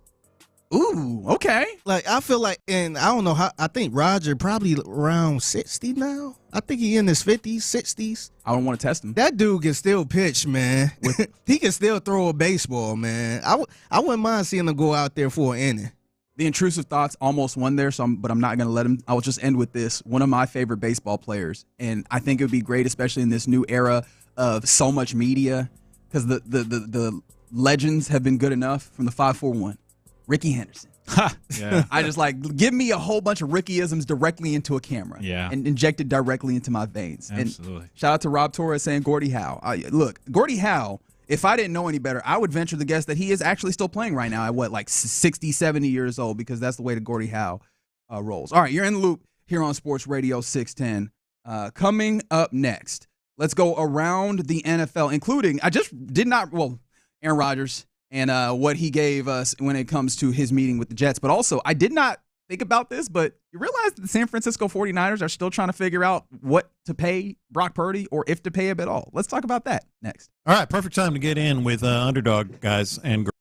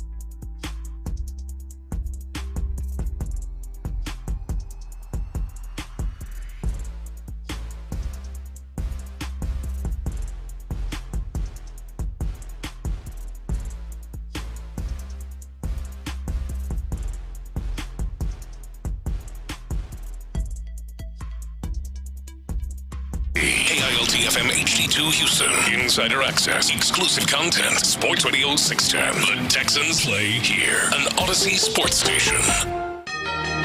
Let's go around the NFL in the loop style. Why are you smiling? Because I love football. Here's John Lopez and Reggie Atatula. I'm going to tell you all about how much fun you're going to have this season. On Houston sports leader, Sports Radio 610.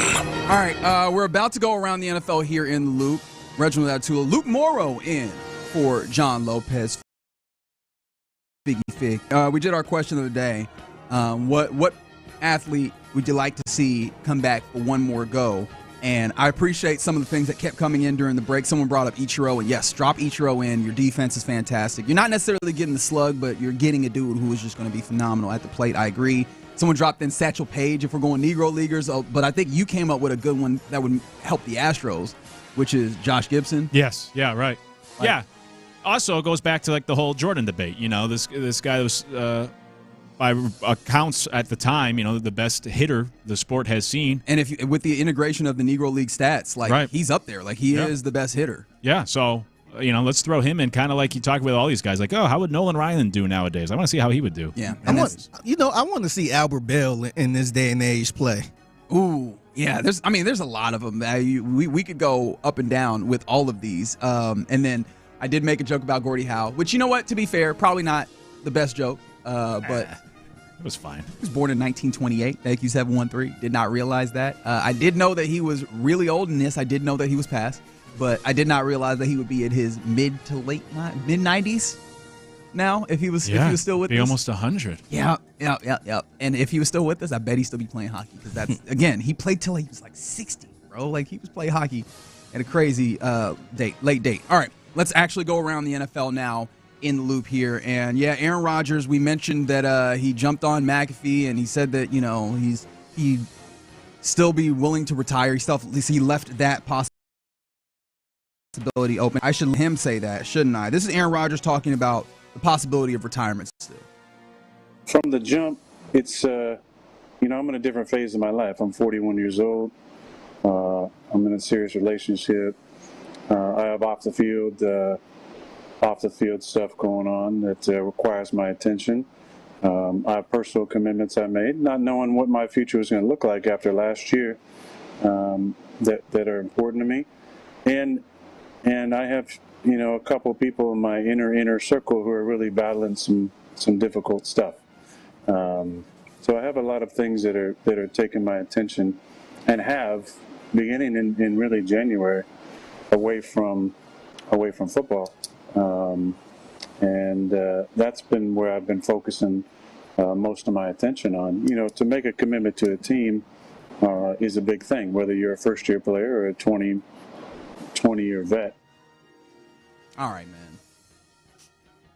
What does that got to do with anything? Like, and to be fair, I get it, right? Everybody has things in life that they're dealing with, and I'm not saying that he's lying or what have you, but do you want to play football or not? Right. Right, like and all of those things, you're well within your right to like acknowledge and to think about. We just trying to figure out if you want to play football. It got to suck to be the Pittsburgh Steelers. Like that's all we want to figure out. They sitting there with their you know what in their hand. Man, and it's just them because apparently the Vikings have, according to reports, the Vikings are not really interested anymore. So it really is. It's not even like a do you want to play here or do you want to play? And it feels like if you're having this much issues and if you're right and you have things in your life that you're, commitments and everything, the answer is probably no. So just say that. I'm with you. I think this should be an easier decision than if it was between these teams. Like, the Steelers and the Giants. Who should I go? Well, let me do a pros and cons list, whatever it is, however you break that down.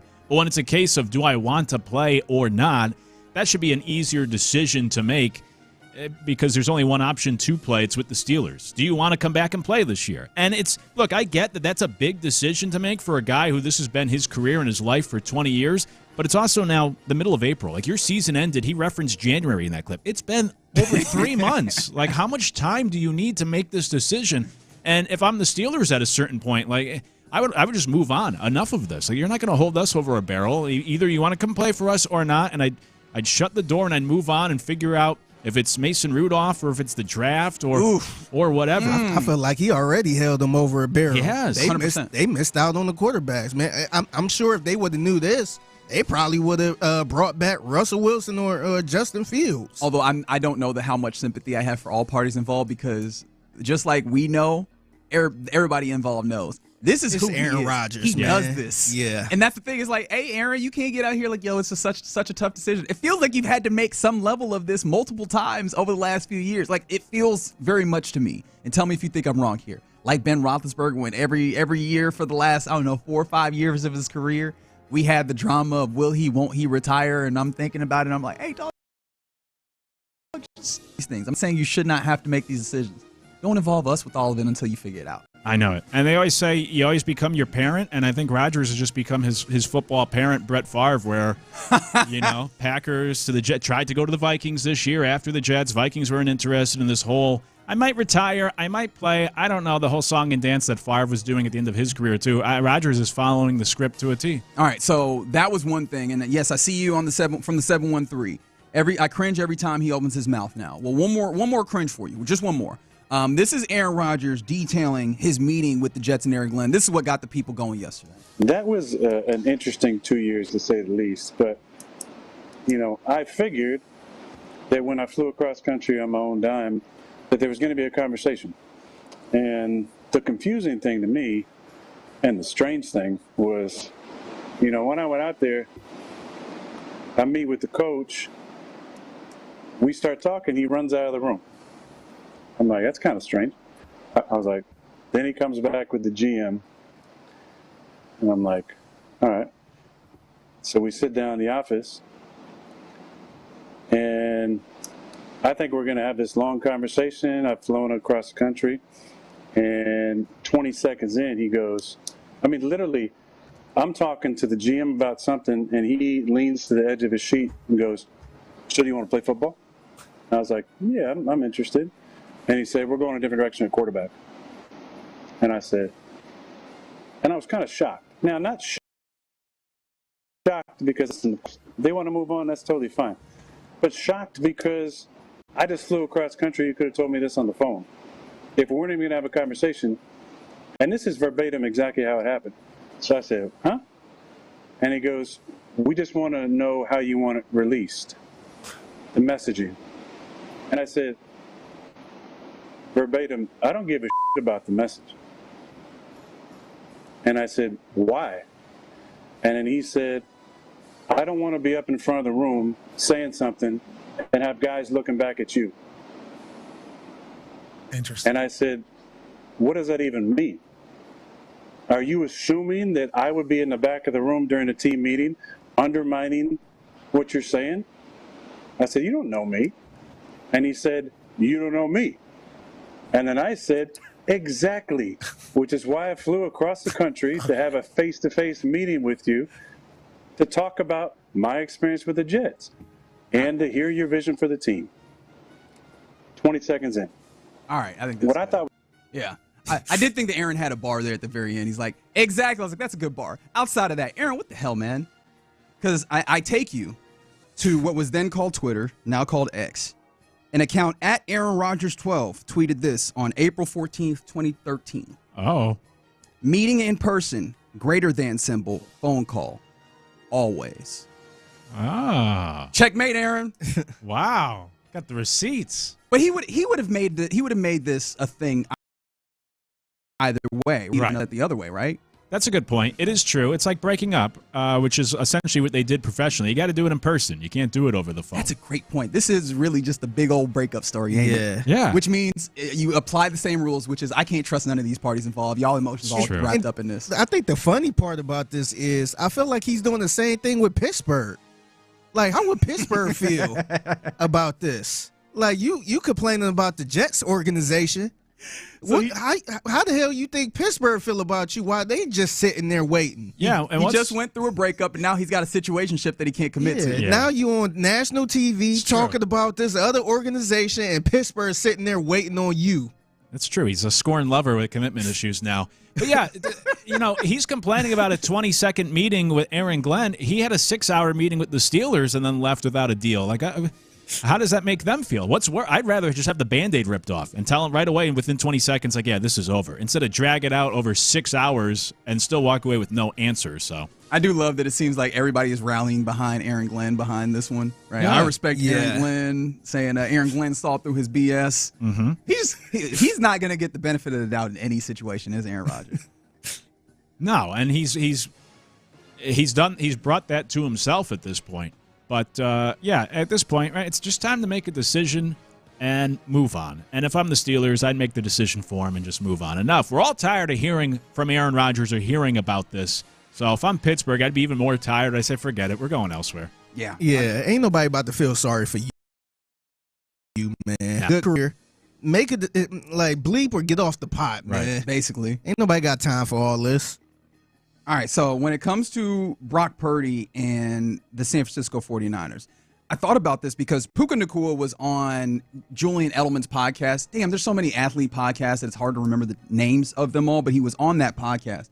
And obviously, it's worth recalling that Puka Nacua plays for the Los Angeles Rams. In their division is the San Francisco 49ers, so that, that colors some of this. But Puka Nacua got out here saying that he believes that if the Niners pay Brock Purdy more, like into the 50s, 50 million average annual value, that will stop their ability to really contend in the NFL and obviously particularly in the NFC West. And I found that to be interesting because it reminded me, oh yeah, that's right. The Niners are still negotiating with quarterback Brock Purdy, right? Like they still have not been able to figure this out. In fact, I think even yesterday, I believe there was kind of reporting that negotiations have stalled out and there's kind of an offer. Actually, I'll read this verbatim quote. The latest is that the Niners have made an offer and it's kind of just sitting out there. Brock Purdy in his camp, and I don't know how much involved Brock is. I'm sure his agent is shielding him from this kind of stuff, but the offer the Niners made isn't one that Brock Purdy's side is inclined to take at this point, nor will they. And I find this all to be very interesting because it really does illustrate how much the conversation of, oh man, like Brock Purdy's great quarterback, especially you found as Mr. Irrelevant. All that is cool. Like it's cool to see contact, right? It doesn't matter how good the quarterback is as an individual when you're talking about team success because it's, hey, what can the team do around him? But whenever it gets time to negotiation, it always comes back to what are you in a vacuum? Because ultimately, what you are in a vacuum dictates more about how we're going forward and what we're paying you, because that system around you is not always going to be there. Yeah, which is why it's tough with Purdy, because when they always talk about quarterbacks, either you're the tractor or you're the trailer. Are you pulling the team to the victory, or is the team kind of pulling you? And I think never heard that particular. No, I like that. I'd like it. It's good. Yeah, I think Purdy's more of the trailer, where it's about the pieces around him. If you dropped him into the worst team in the league, he's not going to elevate them. He's being elevated by the talent around him. If you're going to pay him $50 million, that does limit what you can put. I agree with. I think it's a strong take by a division rival, but I think it's the right take. And yeah, that's why it's been so great. They're paying him pennies on the dollar right now. Like he still has a roommate or he lives at home, whatever the situation was. He's making nothing. And so you can get these other pieces around him. It's going to become a lot tougher. And I don't think he's good enough to justify that big of a contract. I know that's the going rate for quarterbacks, but you might be better off just going back to the drawing board than having to give in and like, well, just because that's what we have to pay quarterbacks, we have to do it because you do it at the demise of your team. And the last thing I would say is I always reference this analogy of in music, it's always about the third album is the make or break. And for Brock Purdy, this is going to be his third year as a full-time starter, and this is the make or break because he played really well the first year, 2 seasons ago, took a big step back last year. So now you're wondering, like, okay, which one's the true Purdy? So hesitant because they probably do want to see more. What are you going to get this year that could tell you what the true Brock Purdy is? Yeah, but if you let him go into that final season, like you're willing to let him walk, it's a gamble. Right? Right. Because at that point you're doing the Dak Prescott thing with the Cowboys, and they have not won a single negotiation with him, even though they've come to the table 2-3 times. It's been a lot. Every time they come through, it's like, hey, I'm coming through with a bag and a ski mask, and next time I come around, I'm coming around with a larger caliber weapon, right? Like every time they get held up. And the Niners are not really in a place to get held up. If they get held up, they lose still. Yeah. So are they in a place where do you think that they can find some level of middle ground? Because when you talk about average annual value in the 50 range, that's basically almost where top 10 is. Your lowest average annual value when it comes to quarterbacks is Jalen Hurts, who is like 7th. And then elsewhere, like, could you even make it happen with? Or actually, I said that's all positions. Let me go back to quarterbacks because I did my my filtering out incorrectly. But average annual value, yeah, no, it's still Jalen Hurts. But then, can you get this in like the 40 range or what have you? Right? Is that something that you can make happen at all, or is that something that you just he's going to scoff at because he's a quarterback of some level of repute and he should be able to get more on the open market? Right. They always want to be paid, the most, more than the previous guy. I'd be willing to take the risk, though, if I am the Niners. And for all you know, maybe he plays himself to a lesser number this year. But I just wouldn't commit for the sake of committing because I just have too many questions still about his ability and to pay him at that much. And usually I'm a guy who wants to pay guys, this kind of team. But in this case, I just still have too many questions right now on Brock Purdy to commit that much money to him. It's a little tricky, too, because let's say we do roll with that and he actually balls out this year. Now it go from 50 mil to probably like 60, 65, and that's when it's kind of like. I don't know if he's setting the 65, but it'll definitely be high. I know, but sometimes stuff like that happens a lot, especially when you look at somebody like a Dak Prescott, where it's like, man, he had a really good season. So if we would have paid him last year, it would have been less. And now we still got to pay him, and now it's like, damn, he had a good season, so we got no choice but to give him whatever. Yeah, but if he's that good, I guess maybe then it's a little easy. Like, man, he played that great that his price went up that much. Like, I guess we do have to keep this guy for that price. But you could have had him for 50 million if you paid him. I mean, it's tricky, man. Does he not feel like younger Geno Smith? Not exactly in the traits, but like the caliber of player where you go, yeah, I can absolutely start him. But when you get to a certain point, and this ends up being a little bit more untenable, I don't envy them in that situation, and I'm kind of excited at the idea that maybe the Niners are ready to take their tumble back down to a level of maybe not being at the top of the sport as they seem like they have been for a nice little grip of time. Yeah, the other thing, too, is I think Shanahan has that arrogance of kind of like any quarterback in his system he could win with. So that's why I wouldn't be surprised if they play hardball the Niners because he could just be like, we'll go get somebody else and we'll be just fine. All right, you're in the loop here on Sports Radio 610. Coming up next, Ryan Ramczyk, who is a high-level offensive lineman or has been for the Saints, he is set to retire, and that got me thinking. A scenario, and where teams are taking offensive linemen, assuming that the Texans would want to take an offensive lineman, where would you need to trade up to in order to get your guy? 713-572-4610. Let's examine that next. In the loop. Nick Caserio and the Texans sitting at 25. Josh.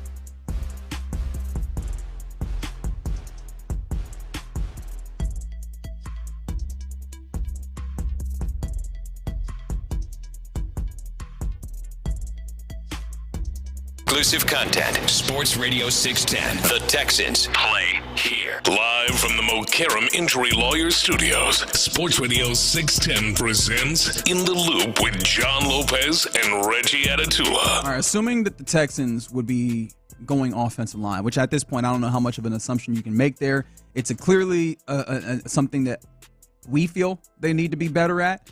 But you know, Nick Caserio got up there in that pre-draft presser earlier this week saying that they don't feel like they are a player, that they just want to get their best guys, which, you know, you can take that for whatever you want.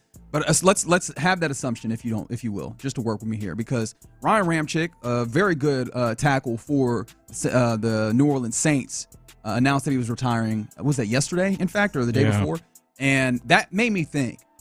The Saints, who I think people had looked at as possibly adding a weapon, or really, I mean, Shedeur Sanders became an interesting look with the Derek Carr news that happened. I was like, what happens if they take an offensive lineman? And then that got me going even further. What happens if some of these teams ahead of you, like, do the worst thing possible, which is they all kind of team up and have a run on the position that maybe you would want to select, which I think for a lot of fans is offensive line. Although I will acknowledge, and I see you out there before you even type up your text and send it into the Jim Adler, the Texas Hammer text line. Texas Hammer! Thank you, Jim. No, I want weapons. I want a wide receiver. I get it. I understand.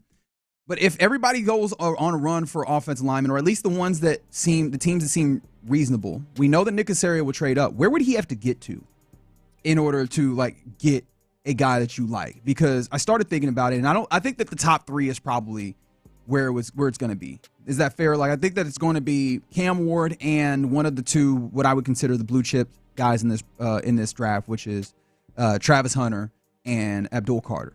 Is that fair? Yeah, I would say so. And then once you get beyond that and you're looking at the teams that remain after that, I think that's where it gets really interesting on who may or may not select,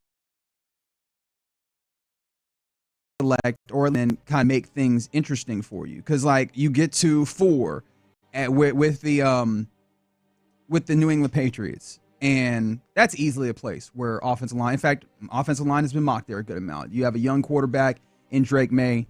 They could take one, right? All right, 5th at Jacksonville.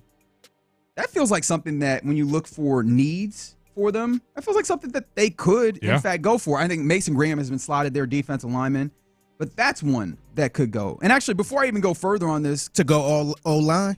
Yeah. Yeah. Right? So let's go. I want to take a step back, because who are the offensive linemen that you'd be comfortable with this Texans team, right? Because I feel like of the guys who are probably first rounders, there's, by my count, 7, 8, 9. Yeah, that probably sounds right. I'm just trying to think off the top of my head. We can do it. I think Will Campbell is up there clearly as a tackle. Armand Membu, Missouri, is up there as a tackle. I think both of those guys are well outside of your range of what the Texans might be able to get. The guys that I think the Texans would be considering: Tyler Booker, which would be 3, Gray Zabel, 4, Josh Connolly Jr. is maybe, I don't know how they feel about him, although they have talked to him. That'd be 5. Donovan Jackson out of Ohio State, 6. Kelvin Banks Jr. out of Texas, 7. And then the other 2 that I think are possible maybe in this space is maybe Josh Simmons. Well, Josh Simmons has the talent. I just don't know how much the Texans would be interested in him. And then is it Antoine or Ursery out of Minnesota? You don't know how you say that first name. I don't even remember what his first name is, to be I know it's A and I know it's Ursery. Yeah, right. Yeah, I know. But I feel, all right, so there's 9. So, like, is it possible, is basically my thought process, that you get 7, 8, 9 offensive linemen in the first 24 picks that would force Nick Caserio into a place where he would trade up, or maybe he would just sit there and take the talented players that dropped to him. Right. But I was like, if they were so locked in on offensive linemen, where would they have to get to? Like, just as in a thought experiment. I know, it's a good question. I think 100%, just to answer the first part of your question, 100% there's a scenario where this could play out. Now, Vegas has set the total number of offensive linemen drafted in the first round at 6.5, and the under is a heavy favorite at -300. So the betting favorite is 6 or less offensive linemen drafted in the first round. However, I was looking at a list NFL.com put out of the top 5 needs of every team in the NFL entering the draft. and 20 of the 24 teams in front of the Texans included offensive line. So you can make the case that just about everybody, I mean, you can make this case every year. Everyone always needs offensive line. Yeah, there's not enough, are there? So you can make a strong case, as you started to do, going through the order of, oh, yeah, this team, you could see them drafting an offensive lineman. Oh, yeah, this team. So obviously it depends how it plays out. But sure, there's a scenario where some of those earlier teams make a run on offensive linemen, and if there's a guy that you like in that top 6 or 7, if you're the Texans, you might have to move up about, I don't know, maybe 10 spots to the mid-teens to get one big of a run early on in the draft. But it's hard. I also come to the school of thought, I don't know if I would trade up for an offensive lineman in general, just as like a rule. Okay. But just so even without the circumstance, this worst case scenario of offensive line being there's a run on offensive line in the first round, you're like, nope. Yeah, I'll catch you. I'll come back around. I'll catch you later. So it seems like you'd be more inclined to go to the circumstance of take one of these talented players that would slide to you, right? Best player available. Or would you go? I usually am need, but I guess in this case maybe I'd shift to wide receiver. Well, which is a need, right? I don't think you have a starting caliber wide receiver there. It'd be between those two. If there's an offensive lineman I like, take him. Otherwise, don't force the issue. I'll come back at an offensive lineman, maybe with my next pick at a good wide receiver now. Okay, so if that was the case, it feels like the offensive linemen that might be there for you are the likes of like the Tate Ratledge, the Marcus Mbow, that kind of, and you feel like you're good there where you go with this, not getting the crop of kind of the higher end of the offensive linemen and going into maybe that second tier, that second group of offensive linemen. Yeah, I do, because I think offensive linemen, I know it hasn't worked out recently. I know Texans fans are scarred, and rightfully so, but I think offensive linemen in general can be a little bit safer when it comes to drafting or bringing people in and trying to develop them. And I was gung-ho of it has to be offensive line first round, and then I listened to the podcast with Daniel Jeremiah and Bucky Brooks, and that kind of convinced me. They played a clip from the 49ers where the 49ers said in the first round they want the first round to be guys who get the ball in their hands and make plays. And if you go back and you look, the Niners haven't drafted a lineman in the first round since 2018, which I think was right at the start or even before the current regime got there. But that's their philosophy. And Bucky Brooks and Daniel Jeremiah, both former scouts in the league, both actually said, I kind of agree with that. You could get an offensive lineman in the second round and not see a big difference, right? Don't give up a lot of assets for them. And the point that they made as well was scheme is important, where you could coach more out of the offensive lineman. But also Daniel Jeremiah said, I thought the interesting point was he'd rather have an offensive line full of C talent as opposed to like 2 Pro Bowlers, 2 guys that aren't very good and 1 mediocre. He'd rather be on that level plane where you're only as good as your weakest part. So they kind of convinced me that I thought, yeah, you know what? You don't have to break the bank or trade up or give away these assets for an offensive lineman. Circle back, get one in, say, the second or third round. And I know the Texans don't have a good reputation in recent years, but try to coach them up or try to get them in the right scheme fit that will work for you. Do y'all feel like that's what the Houston Texans are trying to do right now?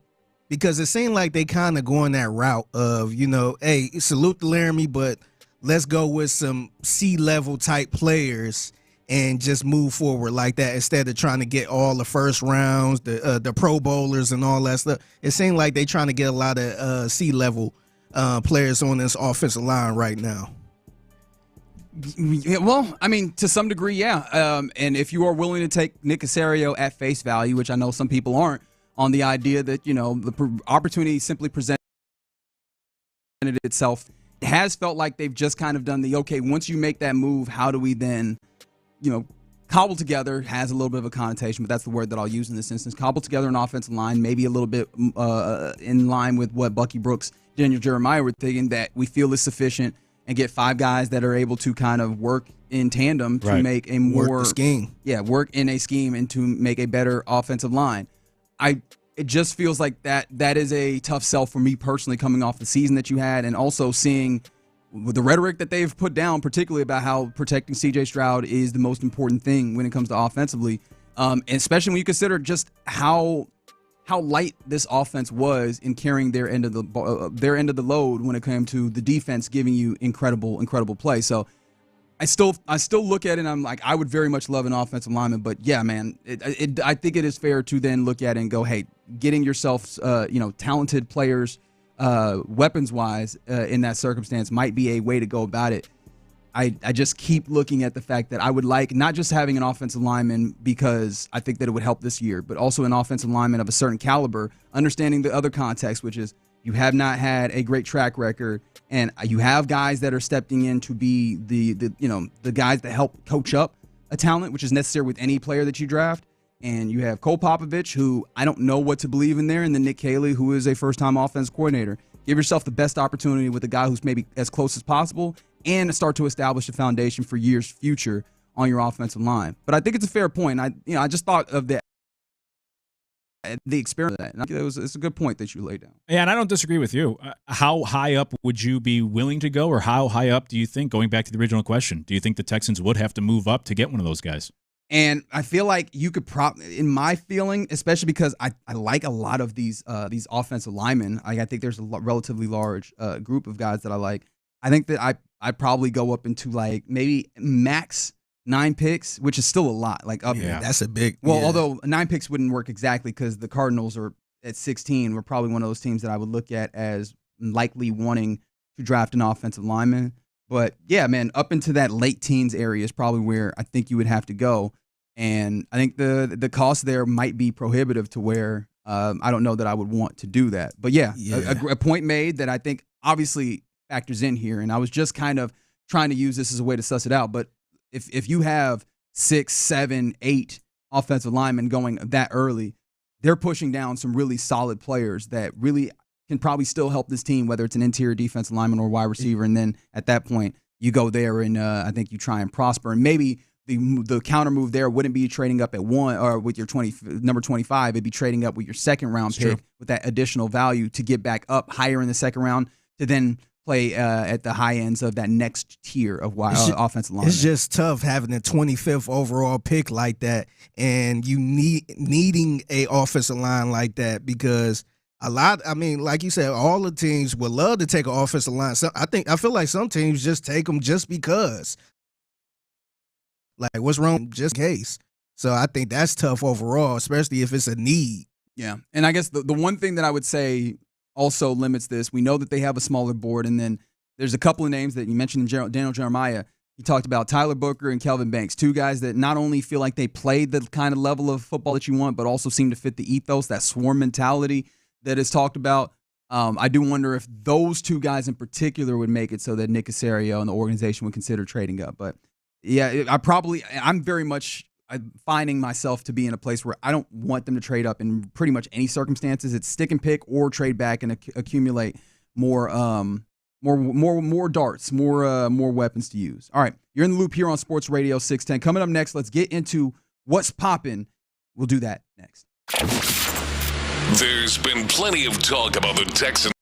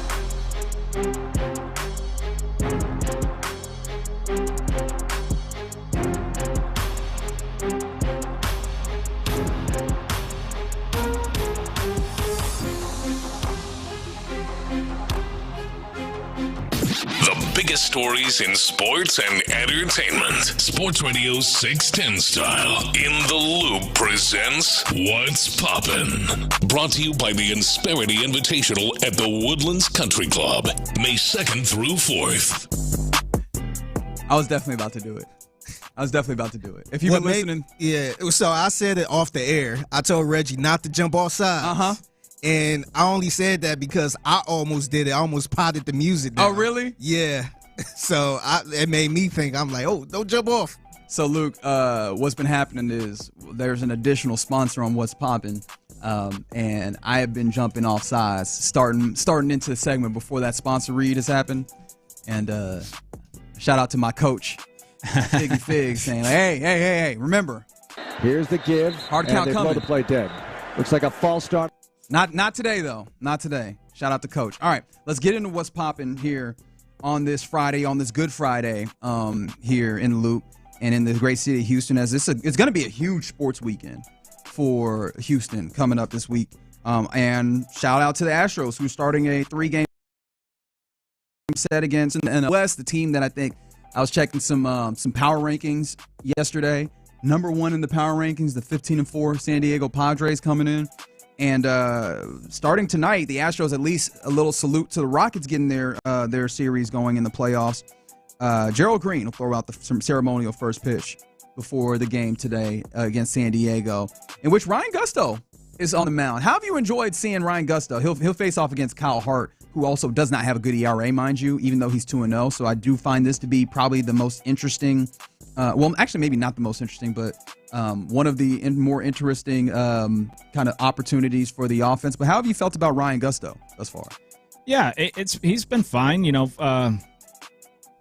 trying to fill a void. I mean, it's tough to step into that role. It's almost like a rehabbing pitcher as he's getting stretched out. Like, you'd hope to see a little bit more tonight. What do you go? I think he gave you 4 innings. Didn't pitch that great last time around. But this is going to be a big test again for him and for the entire team against the Padres. This is a great litmus test, like you laid out. Padres very well might be the best team in baseball.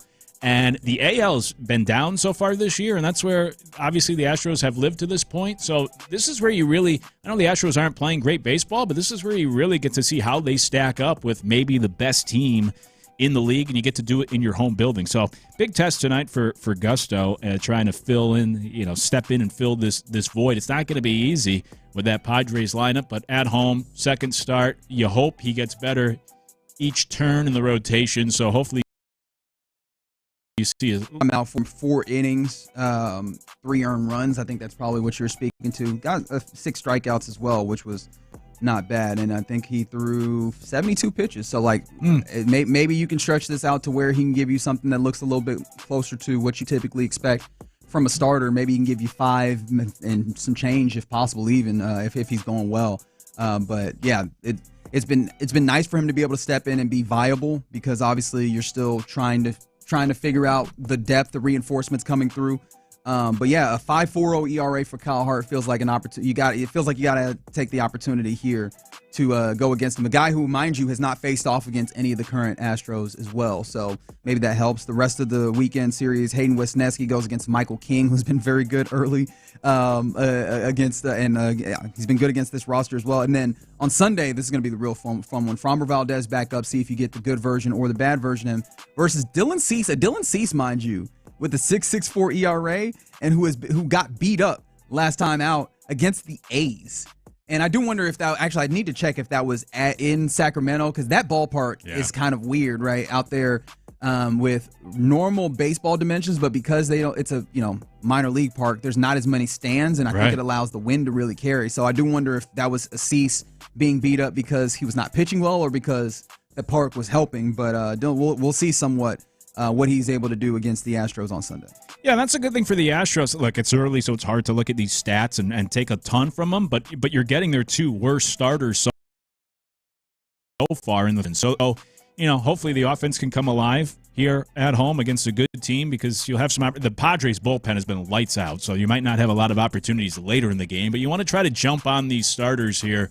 At least 2 out of those 3 games this week. And the other great thing, part of the reason why they went to this scheduling in Major League Baseball, fewer division games, interleague every night now when they balanced out the league, is so that fans can see these teams more frequently, and you get to see Fernando Tatis Jr. roll into Houston this weekend. So if you're a baseball fan, if you're an Astros fan, go out there this weekend. Here's a chance to see one of the best players in the sport who, doesn't get to come to Houston too often. Yeah, and he's swinging the bat pretty well, so that's going to be fun for baseball fans. Maybe not as fun specifically for the Astros fans, but yeah, that's coming up.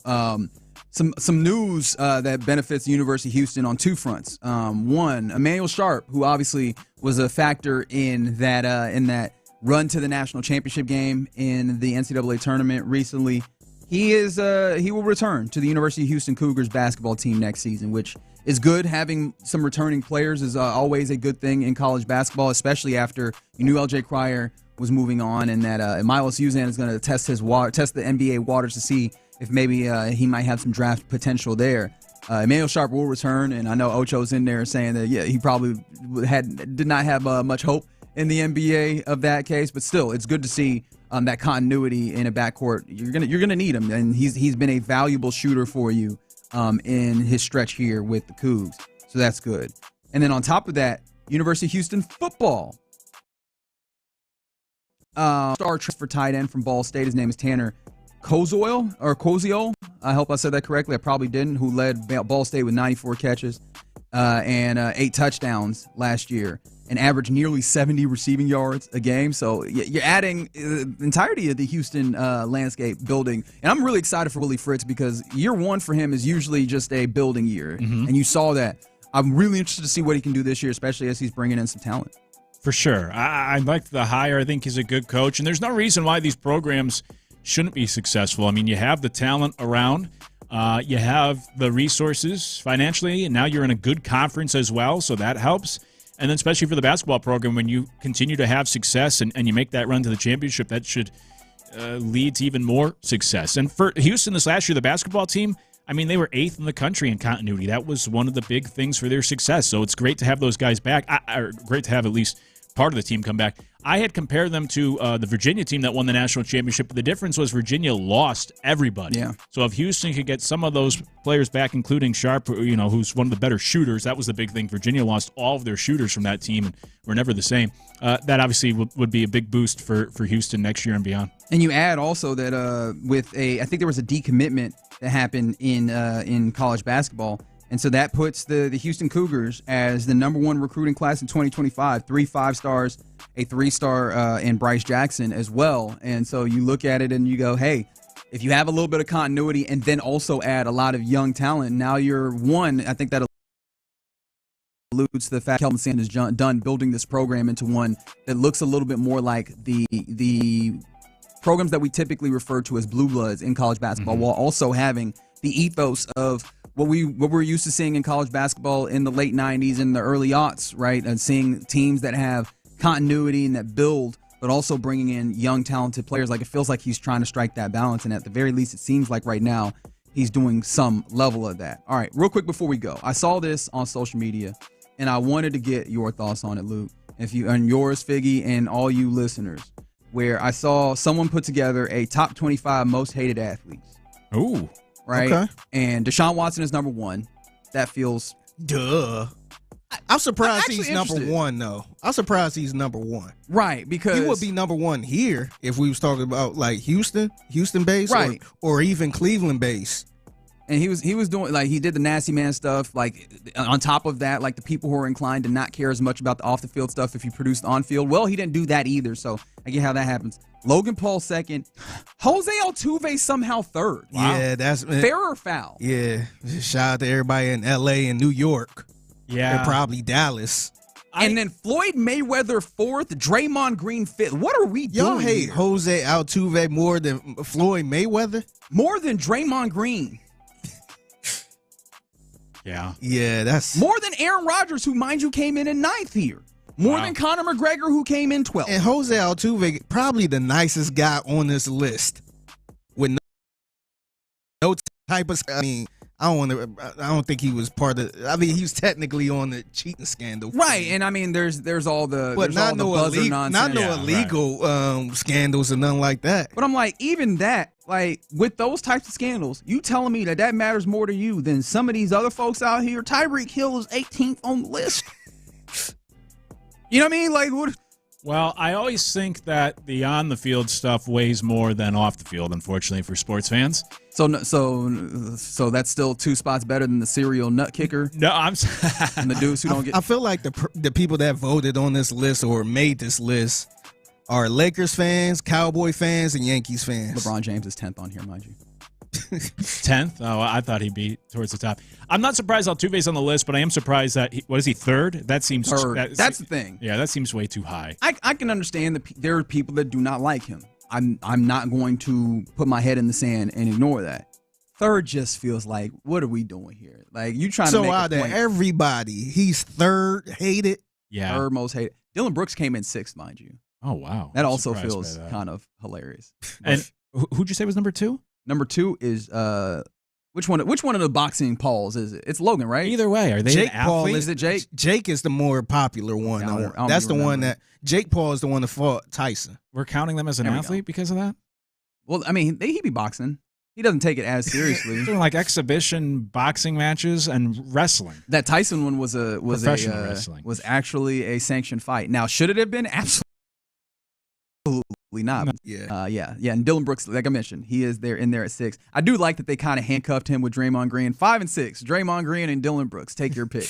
And we'll see. We'll get to see that. We'll get to see that come Sunday and through the first round of the playoffs as the Rockets take on the Warriors. That gets going on Sunday, and it's super excited about that one. That one you'll be able to see on Space City Home Network in addition to TNT. All right. You're in the loop here on Sports Radio 610. Coming up next, let's actually talk more about basketball and the playoffs. Who has the most to prove this playoffs? Specifically, who has the most to prove with the Rockets? 713-572-4610. That is the number to text, and we will talk about it next. How comfortable are the Texans picking?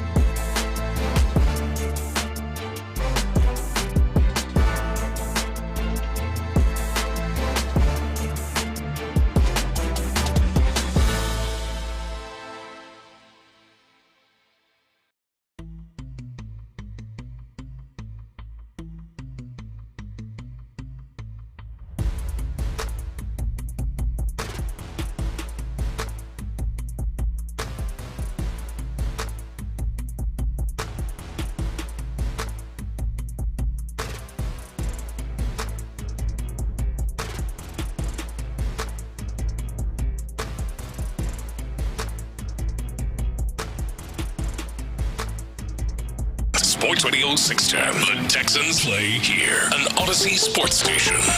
Sports Radio 610 presents In the Loop with John Lopez and Reggie Atatula. Actually, Mr. Big Voice Man, it is Luke Morrow sitting in for John Lopez. Reginald Atatula and Figgy Fig still hanging out with you on this Good Friday. Hope that you're enjoying your day to this point.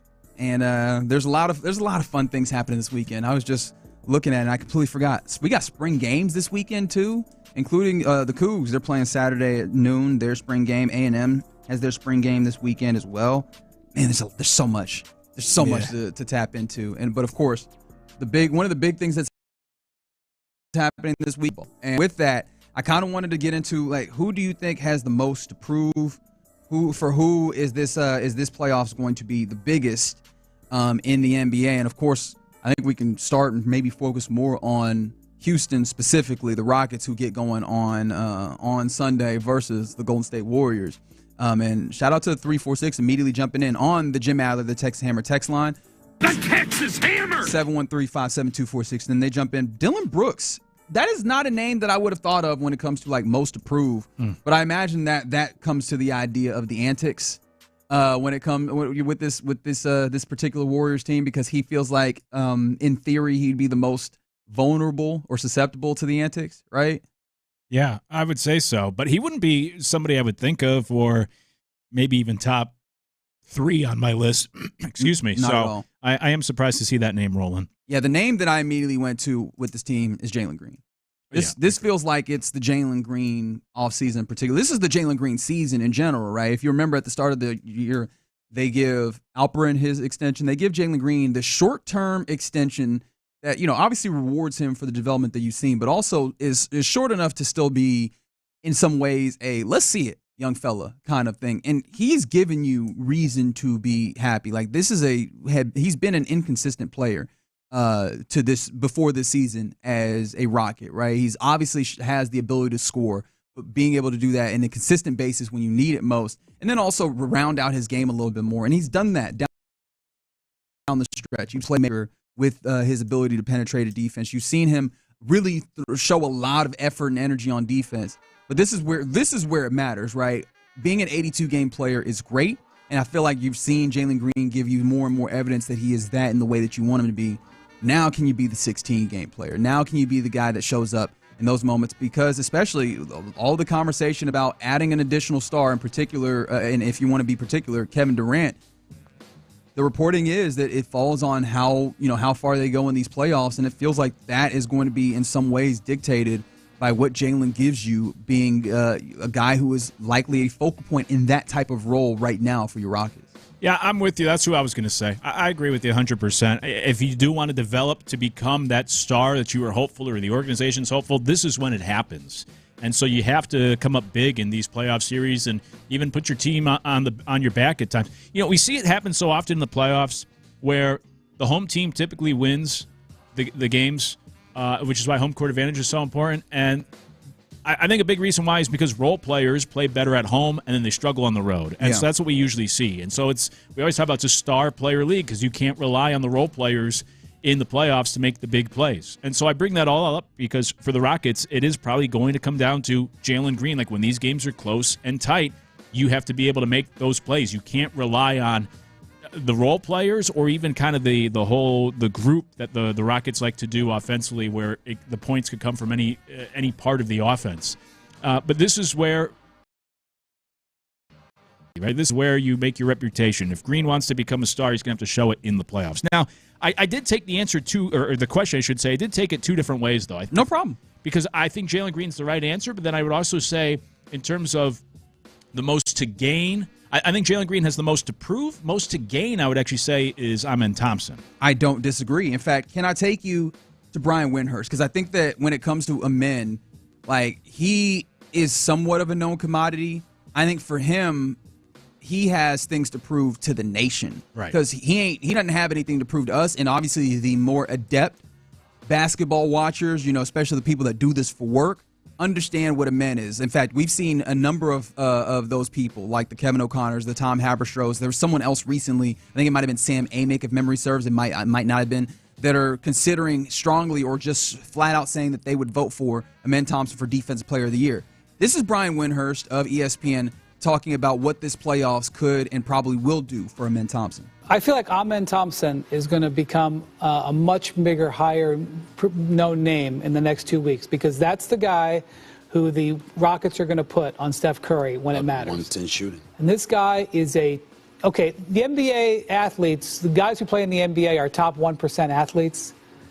Ime Thompson is the top 1% of the 1%. There you go. This guy is an absolute freakazoid athlete, and he is relentless defensively. That is going to be a big part of this series, is the Ime Thompson on Steph Curry matchup. 100%. Also simply because of his role on Curry. I don't know if I'd say simply, but I think that'd be a big part of it. But yeah, this is an opportunity to become a household name. That's one of the things about visible games, whether it's playoffs or in football, you get like those primetime games. It's the benefit of it is, all right, the audience is not going to be able to keep up with the entire inventory of a sport to see who the great players are. But when everybody's watching, this is when you can make your name. And it feels like as Ime Thompson, he's always going to produce. This is the opportunity for him to produce in front of everybody and become that level of player. But before I move on, what did Stephen A. Smith say? Because it sounded like, was he hating underneath? So he said he held him to 1 of 10. Oh, okay. Shooting. I was like, you better not be Steph hating. Curry. Okay, yes, but he absolutely did that. 1 of 10 shooting. Yeah. Okay, got you. I thought he was hating on him offensively, basically trying to say that offensively that's not something. Although, but like his ability to dive, his ability to be in the right spaces, man, I'm super excited about what he's going to bring to the series and to this playoffs because it really is fair to acknowledge that their aptitude matters a good amount from his perspective as well. Yeah, that's why I think he has the most to gain is because of what was laid out, the national attention now of people watching, but also I think he has the highest ceiling of anyone on this team. So I want to see what he can do on this big stage and against Curry with this assignment of having to play such a big role defensively, but then also contributing offensively and doing it against this team in the playoffs. So that's why I think he has the most to gain in terms of his stock. It's like kind of like March Madness, where you don't really watch these teams and you tune in, and you know Steph Curry makes a name for himself, or even Ja Morant at the time. And I think Ime could be that next guy where a lot more people in a week or two, because nationally, or just average NBA fans nationally, I don't think they've paid a lot of attention to the Rockets this season, but they'll see what it's all about here in the coming weeks. One more I think that might be interesting when it comes to the Rockets. Would you agree if I threw up Fred VanVleet here?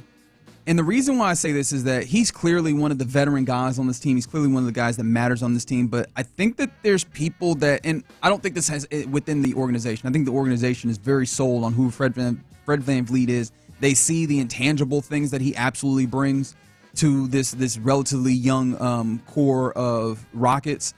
And I don't think that they want to get rid of him or what have you. But I do wonder how much, like the ways in which him being smaller, him, sometimes being a little inconsistent offensively at times. Although, shooting, at least against the Warriors, I think he shot relatively poorly in your 5 games against them. Like, how consistent he is, I think, matters. And then also when it comes to how you continue to build this team going forward, I know that winning matters when it comes to what kind of stars they or whether they even look at adding stars to what this has done. I'm interested as to like what his playoffs looks like and how tenable he looks, what that means for how far they go. Plus, just in this series in general, maybe this isn't like proving when it comes to building the team, but depending on how far you want to go, he's going to matter if he can stay on the court, because I feel like he's one of the players that could get played off of a court in this series compared to Jalen Green. I don't think he can get played off the court. I think he can get hurt depending if teams are like going right into his chest, like the rating of it or what have you, it may not look great. A man can't be played off the court. I don't know if Alperen can be played off the court. Fred VanVleet can, and that's the only thing that I'm worried about. Yeah, I hadn't thought of him previously until you laid that out, and I think you did convince me, specifically because of the matchup. I think he's the floor general. I think he's huge for the offense. He has the experience. He's beaten the Warriors in the finals. But I think specifically because of this matchup and what you said, he has been bad in every matchup, every game. It's not just like a one-off or every other. Every time they've played the Warriors this year, he's played poorly.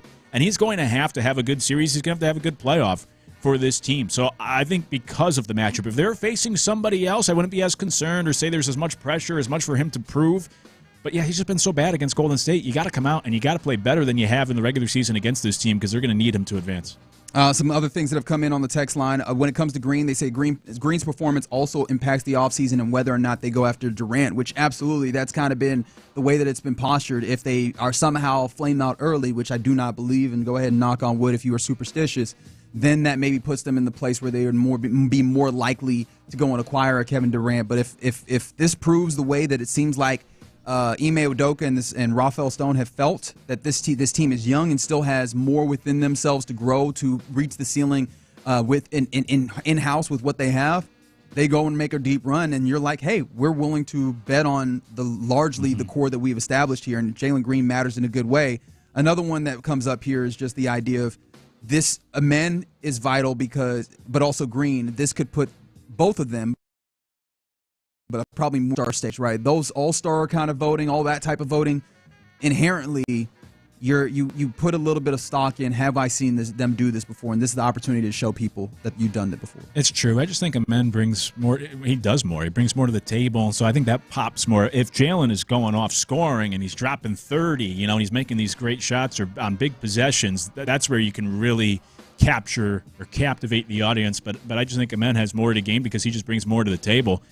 If we were to zoom out, how much would you say the Rockets as a team nationally or in the scene of the NBA have to prove at this point, or how much pressure is on them? Because let me say, they're only the second 2 seed to ever be an underdog, and they're a heavy underdog. The Warriors are one of the biggest favorites in the first round of the NBA playoffs. So does that absolve the Rockets of pressure? I think nationally, yeah. I think nationally people look at the Rockets as playing with house money. Right. I think that's the way that they're viewed. Not internally. This team has since altered their expectations. First and foremost, their expectations early on in the season was playoffs. Once it was very evident that was going to be the case, they're like, well, let's push ourselves further, and rightfully so. I think in Houston and in that building, they believe highly, but outside of it, I'm sure that people are looking at them like, all right, you're playing with house money. Go and just see if you can beat up on the Warriors, see if you can kind of show us something, but nobody has expectations of these Rockets, which makes them, obviously, when you talk about sports and not having expectations, so very dangerous. Yeah. Can I zoom out even further? Are there any other players around the NBA that you feel have, or maybe you want to put this as full teams, that you feel like has the most to prove in these playoffs? Because I still think that there's a lot of really fun matchups in this. Yeah. And the gravitate is the Clippers, but specifically Kawhi Leonard. Because if not now, when, right? Mm-hmm. This is a Kawhi Leonard that, to be fair, has won a championship, obviously, and has done incredible things. But the injuries continue to rob him of opportunities. And when it comes to building that Clippers team, they've been playing really good basketball of late. He's been playing consistently. And it seems like this is the opportunity to really show up with as good of a James Harden as we've seen in recent history, in recent years, and a Kawhi Leonard who's playing at the peak of his powers. If you don't make some level of run or have a nice deep run now, and I don't know how you're going to do it or when you're going to do it, especially because this is probably as healthy as you can assume that he'd be at this time of year. Yeah, I'm with you. That was a team I thought of for both those guys. Kawhi healthy, Harden back in the playoffs. Let's see how that looks. But I would go chalk in the 2-1 seeds, the Cavs in the East and the Thunder in the West, in terms of, are they for real? There's still so many questions around both. The Cavs had, statistically, one of the best seasons like we've ever seen in the NBA. But are they good enough to get past the Celtics and actually win the East? And Oklahoma City, same idea. I mean, they had such a dominant regular season, but I still have concerns about the youth of that team. So those are the obvious. And then just real quick, the other ones I would say was like Jamal Murray specifically and the Nuggets. Yes. We know what Jokic is. Jokic, I mean, there's betting odds that he might be traded. They just fired their coach. I think there's pressure on the Nuggets to figure this out, but specifically Jamal Murray. And then the same vein, I'd say Milwaukee as well, because there's always these rumors about Giannis demanding his way out eventually. So they're a 5 seed. They have to go on the road. Can the run that makes Giannis happy enough to stick around? I think that those are all fantastic points. Another one that I'd like to throw up is one of the teams that you're playing against with not just the Warriors as a whole, but Jimmy Butler. Like, hey, man, you done forced your way out of quite a few places. Like, can you come in and congeal with what's happening there, especially because if you forced your way to the Warriors and now this is one of those teams that seems like their window is somewhat closing, if you don't come out and show up in a way that is meaningful at this time of year, what was all of that for, right? I understand that he wanted his extension, he wanted his money, but if you don't show up, that's all going to hamper or hurt the opportunity to get those goals achieved. Yeah, I think there's pressure just on the Warriors in general. I mean, like I said, they're heavy favorites. The only other 7 seed to be favored in the first round was the Lakers a couple years ago after winning the bubble championship, and they lost in the first round. So yeah, that was all off of the strength of them being the Lakers. Yeah, so there's pressure. A lot of people have high hopes for this Warriors. Oh, they got Jimmy Butler. They're going to make a good run. We'll see. They're the 7 seed. They still got to come here to Houston and win. Yeah. All right. Excited for these playoffs that start tomorrow, in fact. But the Rockets get their series versus the Warriors going Sunday night at the Toyota Center. That is 8 p.m., 8:30 p.m. is what the time is when that starts. Still looking forward to playoff basketball, even if you might be yawning while watching it. All right, you're in the loop here on Sports Radio 610. Coming up next is the time where we typically do our lunchtime confessions presented by the Men's Clinic, and we will do that next. All right, let's talk about D&M Auto Leasing and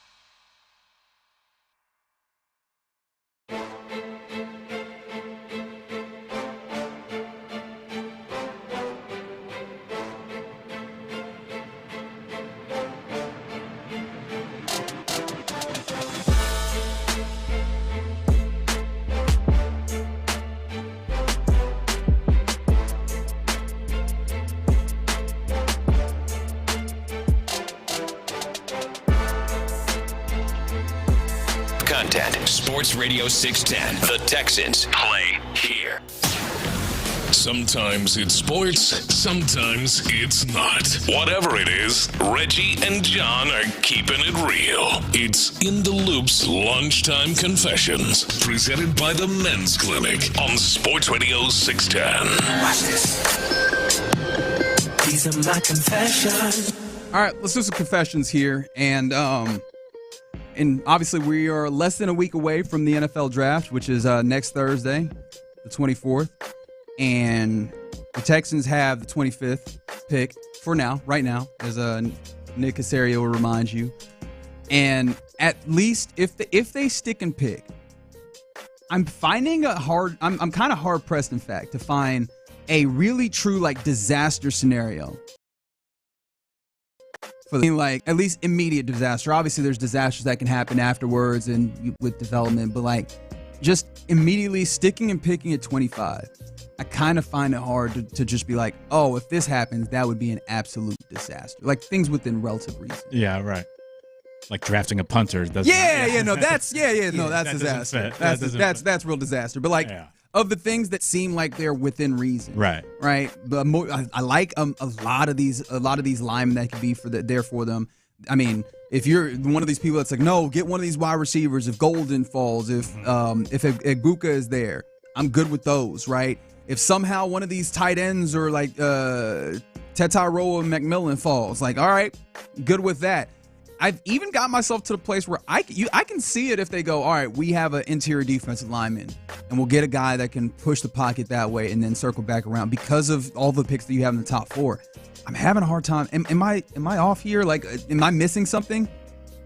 I don't think so. No, yeah. I think I'm in line with you. My only concern, I guess, would be if they do. There is a fear of mine that they do go defense, defensive line. I want the first round pick, whenever it is, to be offense no matter what. And there is part of me that where we said go over to defense. I wouldn't like that. I wouldn't like it, but I don't think it'd be a disaster. And maybe I'm making a difference without a distinction without a difference. Right, but I think that a real oh, this is a disaster pick. I'm not really seeing it in this draft as of right now. And I do wonder if I'm just is this hopium that I'm existing on, because I don't feel it. I think the only way I would say something if it's literally a project type of pick. Yeah. And I'm not saying overreaching for anything, but just picking a player that's known to be probably a project that's this is going to be a player that's going to be okay years down the line and not an instant starter or competing to start right away. That's when I would kind of be a little disappointed. Because I do feel like that 25th pick, they need to get somebody that can make an instant impact. These are my confessions. Me? I got quite a few. Let's see. Yeah, I'm trying to think of what. Well, one of mine is going to kind of be yours anyway, so I'm going to be completely honest about that. Oh, boy. All right, in that case.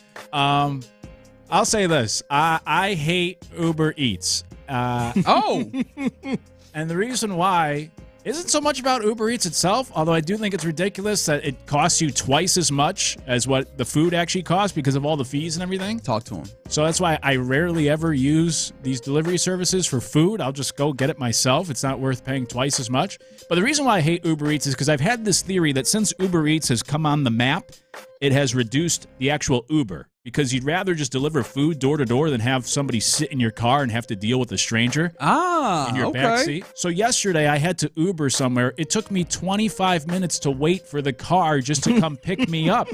And look, did you have to Uber somewhere far? Ended up being further than it should. It was 3.5 miles. But the whole trip the whole trip took me. Should have walked. Yeah, that's true. Right. I know. So you feel like less people are actually Ubering? Yes, because they're doing Uber Eats. Right. And I don't know if it's just my experience, but every time I try to get an Uber or Lyft from the airport, from my house, from down anywhere, it is always a 15, 20-minute wait where when Uber first started out in the big cities, it was it would be within 5 minutes your car was there. I had to wait 25 minutes yesterday. And I was being good because I was going out to, partake in some adult beverages. There you go. I'm not going to go drive myself because I'm being responsible. Correct. But if I wasn't doing that, it loses the convenience when you have to sit there and wait a half hour to get picked up. I'm just going to drive myself normally. Yeah. At that point, you got to like get in the phone book and find a taxi the way that she was waiting. I know. Yeah. It's ridiculous. Yeah, or find somebody personally like, hey, how much you charge? I actually found somebody like that during rodeo season. You found some? Oh, I was walking out to call an Uber because I couldn't do it inside the rodeo, so I had to wait till I get to the street. That's tough as well. That's tough. But it was a guy that was just in a minivan, which could be a little sketchy. Correct. But I seen him just drop somebody off, and then he was like, "Hey man," I guess he could tell I was looking for a ride. He like, "Hey, you need a ride?" I'm like, "Yes." And I'm like, "How much you charge?" He like, "Just 20 there." I'm like, cool. I ain't have to go through the app or anything like that. And he's like, yeah, lock my number in if you ever need me, if you work in rodeo. I'm like, cool. I ain't had to call him back, but that was clutch right there. Yeah. What you needed Figgy's number to get his connect. That's what you needed. It's true. I need the hookup. These are my confessions. And my lovely wife.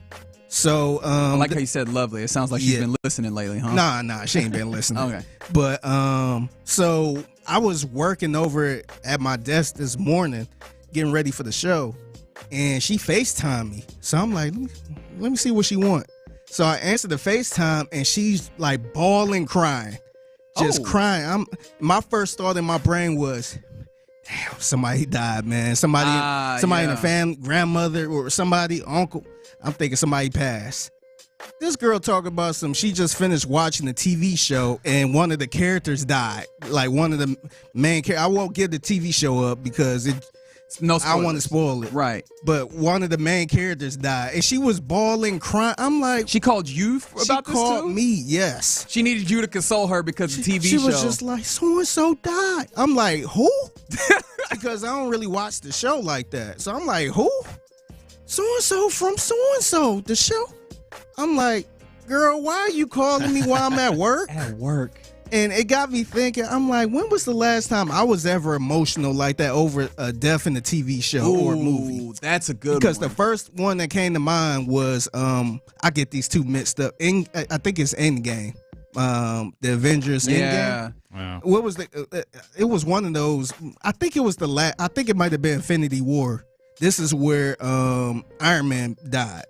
So Tony Stark. Well, that one was Endgame then, yeah. Yeah. That's the one that it kind of got me a little emotional right there. Spoiler alert if you didn't see that. Like it's wrong. I just covering that. Somebody's asking for the show. I'll have him text you. Yeah, I'm not gonna say the show out loud. I want to respect the people who still haven't seen the show because I think the show just came on. I don't recall ever getting emotional to the point of tears. I wouldn't expect that from you. You don't seem like you're the emotional about a TV show type. I get upset about some of the characters being written off, but the last time would have been when I was a kid. It would have been Hardball with Keanu Reeves. No, G-Baby. G-Baby. Oh. Yeah. Yeah, it gets me every time. That one hurts. That one hurt. Yeah. I remember it was another one. I think my parents were super emotional about this one. Remember New York Undercover? I remember the show. I don't remember nothing about it. Yeah, it was a Hispanic guy in that show, one of the partners. I think they killed his character off, and people were set. Like, you would have thought he died for real, and this is back in the day, too. Right. So it was no Twitter and stuff like that. Like, people was walking around like he passed away for real. I'm like, dang, that one kind of got everybody, too. Yeah, the one that I immediately thought of was Michael B. Jordan's character in The Wire when he played Wallace. Oh, yeah, that one hurt. Yeah, and then because you knew it was about to happen. Yeah, and man. It's just like, man, he was scared. I think he wet himself.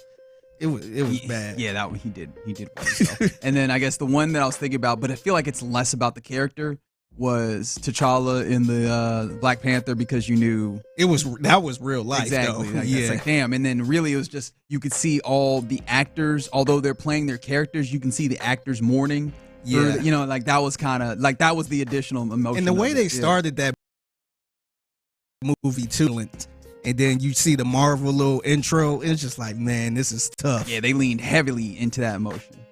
These are my confessions. All right, I probably shouldn't have put this last, but I really just wanted to get to it. You just casually, Luke, earlier in the show, dropped a take that I've been thinking about ever since. That is my confession. Is I just need to hear more about your thought on the third album being how did you term it? It's the make or break. It's the make or break. Yeah. So the first album, here's the layout. I use this often. The first album for a band, they're writing it their entire lives, or their entire careers. Okay. So a lot of times you see these bands have these great first albums because they've been writing it over the course of 15 years. Correct. Then they get a record deal, or they got a record deal for the contract. And now the contract says, okay, you have to come out with your second album within, 18 months. And now for the first time, they're writing under a crunch. So a lot of times the second album is not very good because it's something they've never had to do before. They're touring, So then it comes down to that third album. Like, okay, now you have the experience of having to write an album while touring and doing it under a crunch. Can you do it? And if you go back, I think it's more so a thing in rock music. I don't know if it's translated to other genres. But if you go back and you look, the bands that have stuck around, they stuck the landing there on that third album where they got their sea legs, whatever the term, they got their legs under them. They got comfortable, they figured out, and they moved forward. Like Bruce Springsteen's big album was his third. Tom Petty's big album, U2's big album. I think Van Halen maybe. Metallica was another one. Radiohead. There's so many bands. If you go back and you look, like that third album is their best album where they finally get their footing and then they go on to have a great career. I think I agree with this take, but I was afraid that you were saying that like it takes till the third album to determine if like a act is like good or whatever. I'm like there's been like one hitter quitters on really great albums, but I think it is fair to go like the third album if you're going to be like of a certain stature. I think that's a fair. But I'd also say.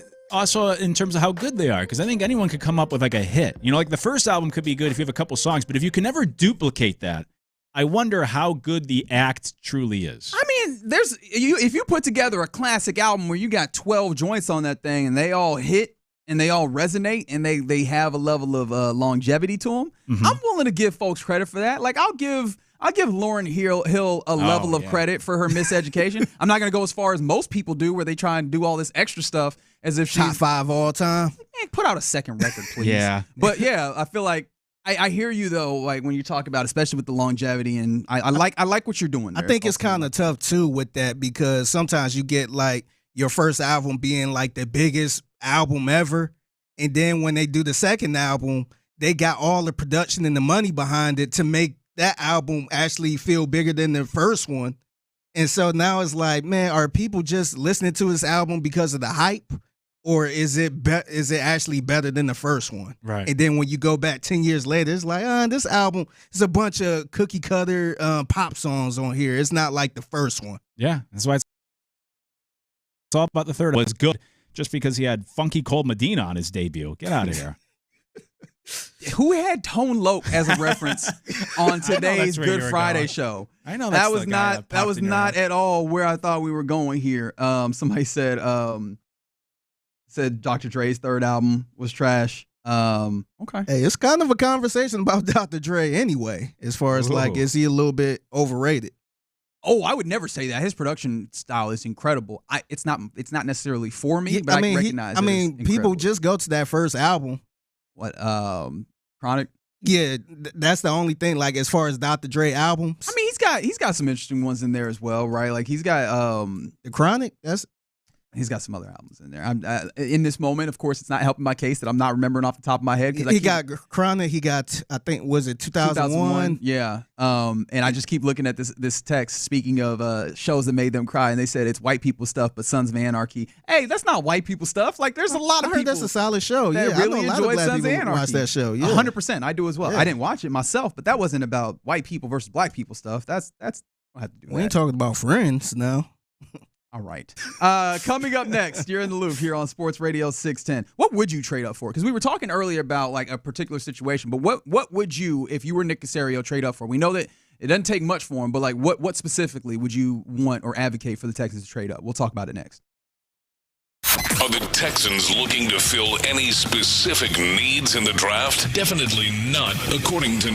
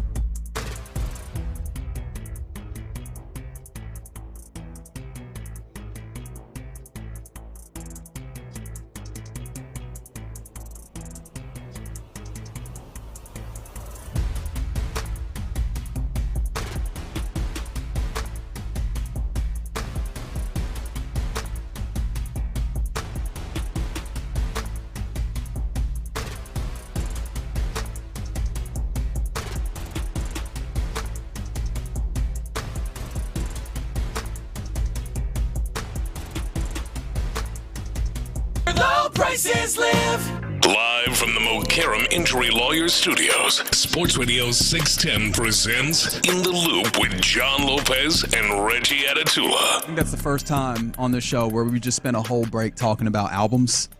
Talking about music, baby. Talking about music on a Good Friday. That's how you know it's a Friday. We're trying to get in our Funky Friday vibes.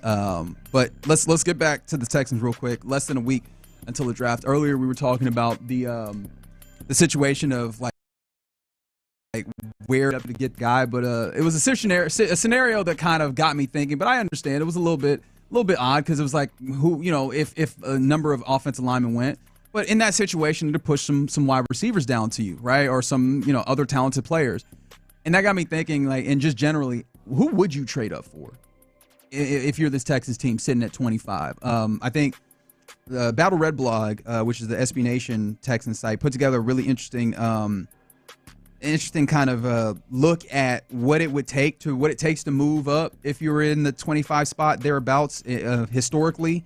And I mean, you look at things like in the 2019 draft, moving up from 25 to 22, the Ravens also gave up a 4th and a 6th rounder in order to move up 3 spots.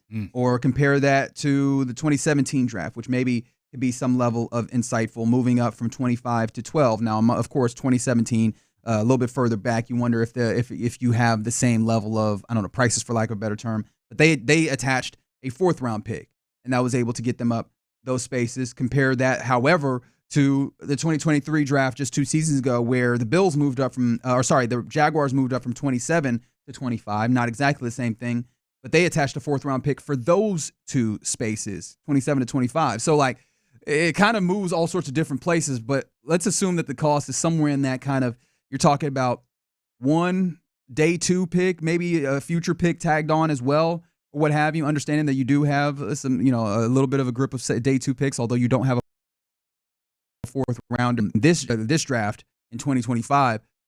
Knowing that the cost is that, who would you be willing to trade up? Who would you be willing to move up for? Because again, I keep coming back to the idea. It feels like there's a nice group when we talk about like tiers of players. It feels like there's a nice tier of players that is right there in that space. Obviously, you always want to be higher to be able to make your selection and really get your specific person. But it feels like there's a nice, good group of players rather that could be there at 25. Who would you actually move up for?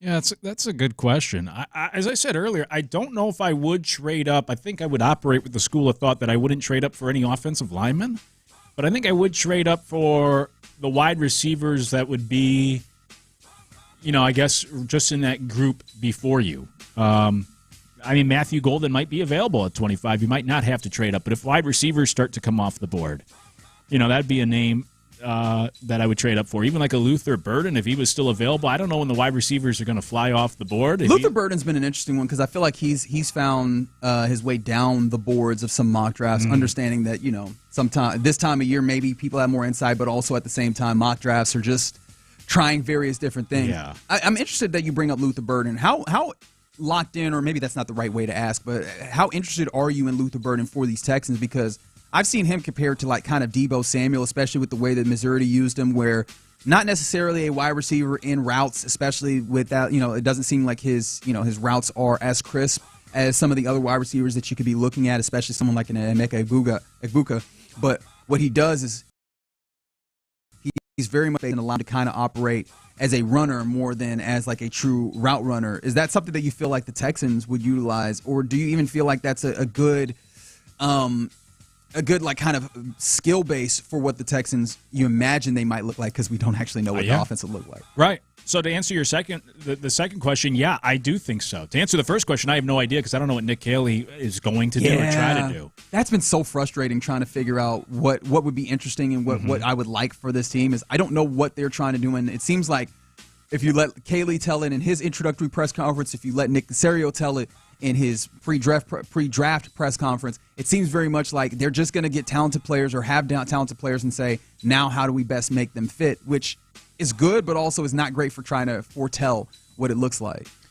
Right. So I know it's tough. But in general, that's why I would say in general, I love those types of players. Maybe it goes back to my days of playing Madden and NCAA football. I try to run all the trick plays and the jet sweeps and everything. But I like that. I like just getting the ball in playmakers' hands in space and let them operate. And I love what the Niners did with we're doing with Deebo Samuel and those types of guys. Even when the Texans did that to a certain extent, like with Tank Dell, taking advantage of his versatility.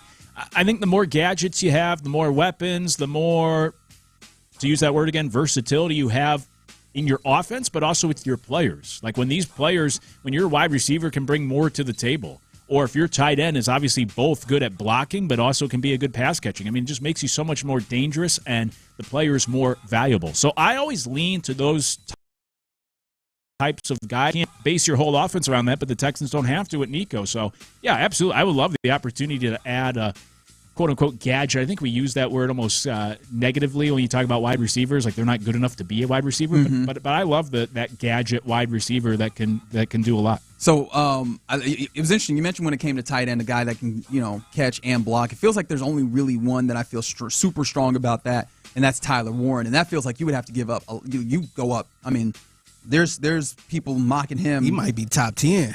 Exactly. So and if you were trading up, I feel like the trade up to try and get him is prohibitive. Yeah. And that's the only, because I know people like Colston Loveland. I am interested in Colston Loveland. I do wonder, would you be willing to give up the capital to go up and get Colston Loveland? Like, I'm assuming the Colts have been mocked a tight end consistently. So it feels like you'd have to give above 14 to get someone like him. And for a guy who is considered to be kind of a prototypical tight end, but a good one, where it's like, and not necessarily an inline guy, maybe not as much good at blocking, but as a receiving tight end, is that something where you'd want to give up the capital to go up above 14 to do it? I would just say no off the top of my head, because my opinion, and Brock Bowers makes me look like an idiot, but Bowers was different. How many first-round tight ends have met their expectations? I don't know how many tight ends have even been drafted in the first round over the years, but that's why I said Brock Bowers makes me look like a fool because of what he did last year. But, yeah. But I don't know if I'm giving up those resources and assets to move up versus Kyle Pitts, who maybe that has more to do with scheme and play callers, but I think he's just been a huge disappointment in Atlanta. It does in a bad way, but I think also you could make the case for Brock Bowers that also has to do with scheme and coaches, because before they got to a place where they traded away Devontae Adams, like he was not flourishing in the same way. He's the type of player that he kind of needs you to build it around him, and not to say that he's not good, but to fully get the juice out of the squeeze, you kind of need to have more plays designed to go towards him, which I don't think that this Texans team could afford to do, which is kind of funny because I wonder if Tyler Warren was utilized like that at Penn State. If that doesn't, then I think it's prohibitive to even think about trying to acquire Tyler Warren. But I wonder if that wouldn't then kind of change the way you look at it, or if you just go, he's really good and we'll deal with that on the backside. You mentioned Matthew Golden. I feel like that's the one that I've seen a decent amount. Some people are actually interested in trading up for a lineman, especially if you are a Texans team that very much values, and they do value, like the personality, and you have a smaller subset of offensive linemen that you feel like fit that value proposition. I can see you trading up for that, like what Daniel Jeremiah talks about with Kelvin Banks Jr. or Tyler Brooker. If it's that small, as opposed to like the larger subset of linemen that I mean from far away it seems like could fit, then I understand trading up. But Matthew Golden seems to be the resounding answer. And the infatuation both ways seems like it has been very obvious. Matthew Golden, a Houston kid, we've seen him on social media liking various Houston stuff. And then on Up and Adams show, and this is him talking about his visit with the Texans and a friend of his that might have stopped by. Nah, it was definitely good. I got to meet Coach D'Amico, and he's amazing. I love him. Yeah, he's an amazing guy. We didn't even talk football. He just wanted to get to know me. I kind of told him my story, and things went from there. Tank actually walked in the room when I was meeting with a couple of little people. So yeah. Wait, hold on. You had your visit and Tank showed up to your visit? Yeah, Tank showed up. And what did he say? What role did he play? He was just in there talking. Tank funny, so he said something slick. I can't say on camera, you know what I'm saying? How's he feeling? He's definitely feeling good. Good. Definitely feeling good. He ready to come back. Well, first, that's the dude that they're kind of friends to the point where that makes me wonder, like, How good is he? How ready? Like, you say he's ready to come back, and maybe we're talking mentally, but hey, how ready? Now, of course, obviously, I don't think that he makes his way back for the season, but that made me go, interesting. But more than anything, like, he was talking about how him and D'Amico were talking, and not necessarily even about football, which we kind of understand. They like to get a feel for these dudes. But it does make it feel like the infatuation continues to grow there, and that could be a possibility of a trade-up option. Yeah, I like the fit, and he might be available, at their spot. You don't have to trade up. Obviously, that'd be ideal, but I do like that fit because of the local tie, because of what seems to be mutual interest, and then because of the ability. Did a great job making contested catches, had some explosive play. They don't have to move up for him. But I'd also say, just in generally speaking, the examples you laid out at the top of this segment, like if it is only going to cost me a 4th-round pick, if that's the guy I got to have, and in order to move up, it's going to cost me a 4th round, I wouldn't even think twice about it. I don't care about the 4th-round pick if it's going to give you a first-round talent that you love the most on your draft board. So for any of those guys that the Texans like, they should be willing to move up, give up one of those second or now third day, whatever picks, to get that guy in the first round. All right. You're in the loop here on Sports Radio 610. Coming up next, Luke, you've been kind of hot on this when it comes to the Astros. Are they maybe developing a reputation amongst players that you don't necessarily want? 713-572-4610. We'll discuss it next. In the loop. Nick Caserio and the Texans sitting at 25. Josh Simmons tackle. Cole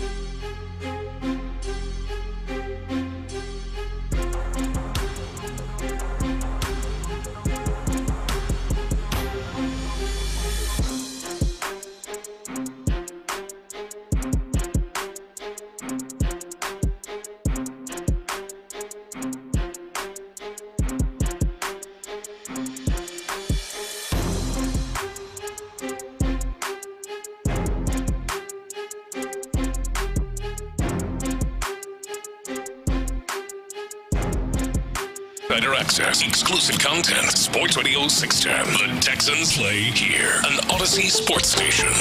Sports Radio 610 presents In the Loop with John Lopez and Reggie Atatula. All right, you're in the loop right here on Sports Radio 610. Oh, that feels so good. Luke Morrow in for John Lopez. I'm Reggie Atatula. Figgy Fig hanging out on a good Friday. Hope that your Friday has indeed been good.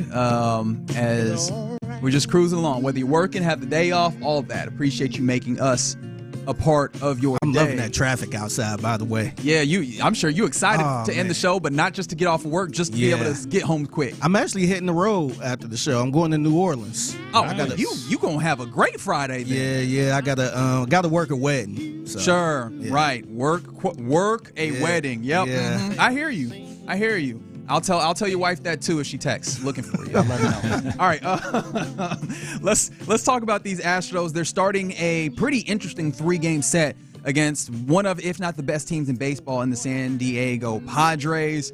I'm excited to see what it looks like. They're also celebrating the Rockets and having Gerald Green throw out the first pitch tonight. But more than anything, let's go back a little bit to the last series against the Cardinals, because in that, obviously the media got to meet with a player who seemed like he was going to be an Astro this offseason in Nolan Arenado. And what we found out, we talked about this a little bit earlier in the week, but we found out that what ultimately broke down the opportunity for Nolan Arenado to bring his, multiple-time Gold glove and his still pretty usable bat to ply his trade with the Astros was just not having the right timing necessarily. But also the not having the right timing came down to he saw the Cal Tucker trade, actually before the Cal Tucker trade, and he looked at the way that the Astros roster was kind of constructed, and he was in a wait and see. I don't know what this looks like. And that, along with something else, Luke, seems to put you in a place where you're pondering if the Astros are building what could be maybe like an unflattering reputation among players? Yeah, let me preface this first by saying this might sound like I'm talking out of both sides of my mouth, because I don't know if I truly buy with what Arenado was saying, at least for his case. I think at the end of the day, money does talk, because the team I would compare to the Astros had a similar situation this offseason. So my concern with the Astros and the way they're operating now is the consensus seems to be that Framber is going to walk, that they're not going to get a deal done with him. I mean, if you haven't had any extension talks, you come into the season and you're like, no, we haven't really had those conversations. When is the time to have them during the season, right? Like, you've known that this is coming. You have, and they've treated it kind of laissez-faire. They've treated it kind of nonchalantly in a situation where if you wanted to sign him, I think you would sign him. And then also understanding that I think he's either going to play himself out of a place where you feel great about re-signing him, or he's going to play himself into a place where the number's going to get bigger. Yeah. And either one of those feel like a situation that you would probably want to avoid. Yeah, man, it feels like they're in a place where if you wanted to get value for him, it would be to trade him at the deadline, or you're going to be in a place where he probably walks because the money is too high for you. Yeah, I think they waited too long. Once Max Fried signed that deal, now people are using that as the comp, which honestly probably would be too much to give to a pitcher at that age in Framber. But the point being, if and when he does walk in free agency and the Astros don't want to pony up the money for him, you look back at the last, 8 months, 10 months where you had Bregman leave, and they did offer a contract, but they didn't want to get to his level. Which is their MO when it comes to these guys leaving. Right. They offer a contract, which ostensibly is a real offer, but, I mean, you could easily make an argument that if you're not willing to even play in the ballpark that the player is considering, how real is your offer? It's like if it was like, hey, Luke, I need you to clean out my garage, this fictional garage because I rent an apartment. But if I need you to clean out my garage, I'll offer you $2 to do it. Yeah, right. And you're like, well, can we talk? I feel like you got to start at like $20, and you're like, I got $2 for you. Yeah. It's not a real offer at that point, and that's what it feels like they've done multiple times in these offseason, including with that Bregman offer. Yeah, it's an invitation. What was that? Invitation? An invitation? Yeah. I don't think I've ever heard that. First of all, you're throwing too many big words at me. Is that a big word? Now, because I don't understand them, I'm going to take them as disrespect. Just a play on invitation. But yeah, you would have Bregman. Tucker would be gone because truly they just didn't want to give him the contract, so you trade him away. And then your ace, at least up until this point with Hunter Brown, he would walk too because you didn't want to pay him either. And then you can even go back further and see the other guys, Correa and Springer, and maybe they, in hindsight, they were the right decisions. We'll see about Kyle Tucker. But still, it's just this idea of who are they willing to pay? Who would they be willing to give a contract to? And not only that, but like Arenado was kind of saying, if you do sign with that team, can you trust them to not only treat you right and give you the contract you deserve down the road, but be able to make the moves to keep the pieces around this reputation of being, I guess you use the term cheap, like a cheap franchise that doesn't want to pay the star players, and that turns players away down the road. The crazy thing about that is I felt like they let a lot of people walk. Yeah. But also they still had success winning.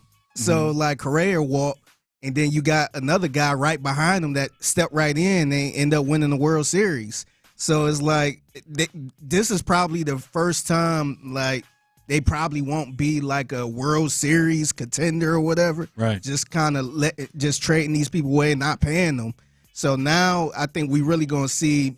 I don't want to say downfall because I think they still gonna be okay. But now you're gonna see a little bit of a downfall after seeing the player walk or trade it away now. Yeah. I think it's really the talent drain, right, of those decisions of letting guys that you felt, it feels that you should have known at least, or maybe that you did know that you were not going to be able to retain, letting them go without gaining back something that is going to develop into more talent, right? In theory, this is almost like having a replenishing resource where you develop a talent, that talent is good for you before you lose the value of that talented player. Send them somewhere and acquire the seeds of a new talent, which is prospects, right? And that's how you end up with a farm system that does not have much. And you have, now you're in a situation where you're kind of barren there, and you're still trying to find high level players. I don't know that I do wonder, though, I guess is the way that I need to start this, if a reputation of being cheap per se in a way that matters to free agents. Because that feels like that's more the guys that you develop here, right? You have guys, and then once they develop and they get to that time, maybe you're not willing to go to the lengths, especially you're not willing to go to the lengths of years that now seem to be necessary to play ball in negotiation. But that feels like that's more a concept for guys that are young prospects that then develop here. The one that I think is more interesting is, do people believe that you can put a winning team up? Because there's more than one way to cook chicken. Is one of my my middle school teachers always used to say, and it stuck with me. Right? You can fry, you can bake it, all that. Right? There's more than one way to put together a contender. Even though there's probably like the primary ways that you would prefer to go about it. The tough part about it is if you're going to have a hard time selling players, especially players that don't have a lot of options, because Nolan Arenado did not have a lot of spaces to land at. Especially, like, this is not the first offseason where he tried to find his way out of Seattle, or where it was at least reported that was a potential for him to find somewhere else to be. And for him to look up and go, yeah, I don't know about that. That's the reputation that I would be afraid of, because if that's the case, then it feels like you're going to have to go to a place to actually be able to rebuild this again through your system, which, again, pointing back to it, does not have a lot of players right now. Yeah, so I've been comparing the Astros to the Red Sox since the end of last season, and I just watched the Netflix followed the Red Sox last year. They did like kind of like a Hard Knocks for baseball, and the documentary just dropped about a week ago, so I've been watching it. And the way it started, the whole doc, we've been spending all this money and haven't been winning. Like, let's spend less money and have the same results, or try to have even better results. And you look at the teams in Major League Baseball where when the Braves won in 2021, that was a developed team. They didn't go out and spend a ton of money. You had the Diamondbacks at least make the World Series in 2023. The Rays made the World Series in 2020 with their small payroll. So I wonder if there's this concept going around the league, because sports are always so copycat, that these other owners, like, why do we have to spend so much? These other teams are having this success without spending as much. And again, to bring it back to the comparison for the Red Sox, they traded away Mookie Betts, and that reflected poorly, I think, in all of baseball, because they just gave away one of their stars. Kind of like the Mavericks with Luka Doncic. And now, they're the punching bag, and everyone's like, what a joke this organization is. And then, the Red Sox didn't get any big free agents for a couple of years, and I don't know if it was because of that trade. And that's the concern for the Astros, where you trade away Kyle Tucker and you hope it works out for Houston, but then you look back on it if you're in the league and you see what the Astros are doing with maybe some sort of cost-cutting measures and they're getting rid of their talented players, and makes you wonder like if they're a viable option or if you really want to go there. But take it back to my original point, the one thing where I said I don't know if I buy Arenado completely is because Alex Bregman did eventually sign with those Boston Red Sox because they gave him the most money, and at the end of the day, money typically wins. So it comes down to the decisions of the Astros if they're willing to pony up the money for certain players. But I just wonder about that reputation that you're not signing the big contracts to your talented players. When you have someone like Kyle Tucker, instead of giving him the big contract, you just trade him away. And if you're a free agent, been so successful the past decade, but with what they're doing moving forward, do I want to go there? Are they going to be able to build? Or they trade another good player instead of paying, so on and so forth? Now, one thing I will say in defense of the Astros here is we talk about, is this going to be something that could adversely affect your image in the face of players who are prospective players for you? It didn't hurt Christian Walker, who I know in this very moment might not that might not be the thing that Astros fans want to hear, considering that offensively it has been a struggle and you can see it kind of really affecting him mentally. But defensively, he's obviously showed up and he's been what was advertised, maybe a little bit more. But I mean, that's a 2-year, $60 million deal for a known commodity, a really well-regarded first baseman that was out there on the market, and he chose the Astros willingly, understanding that this is an organization that has been a champion, that has that kind of pedigree within it.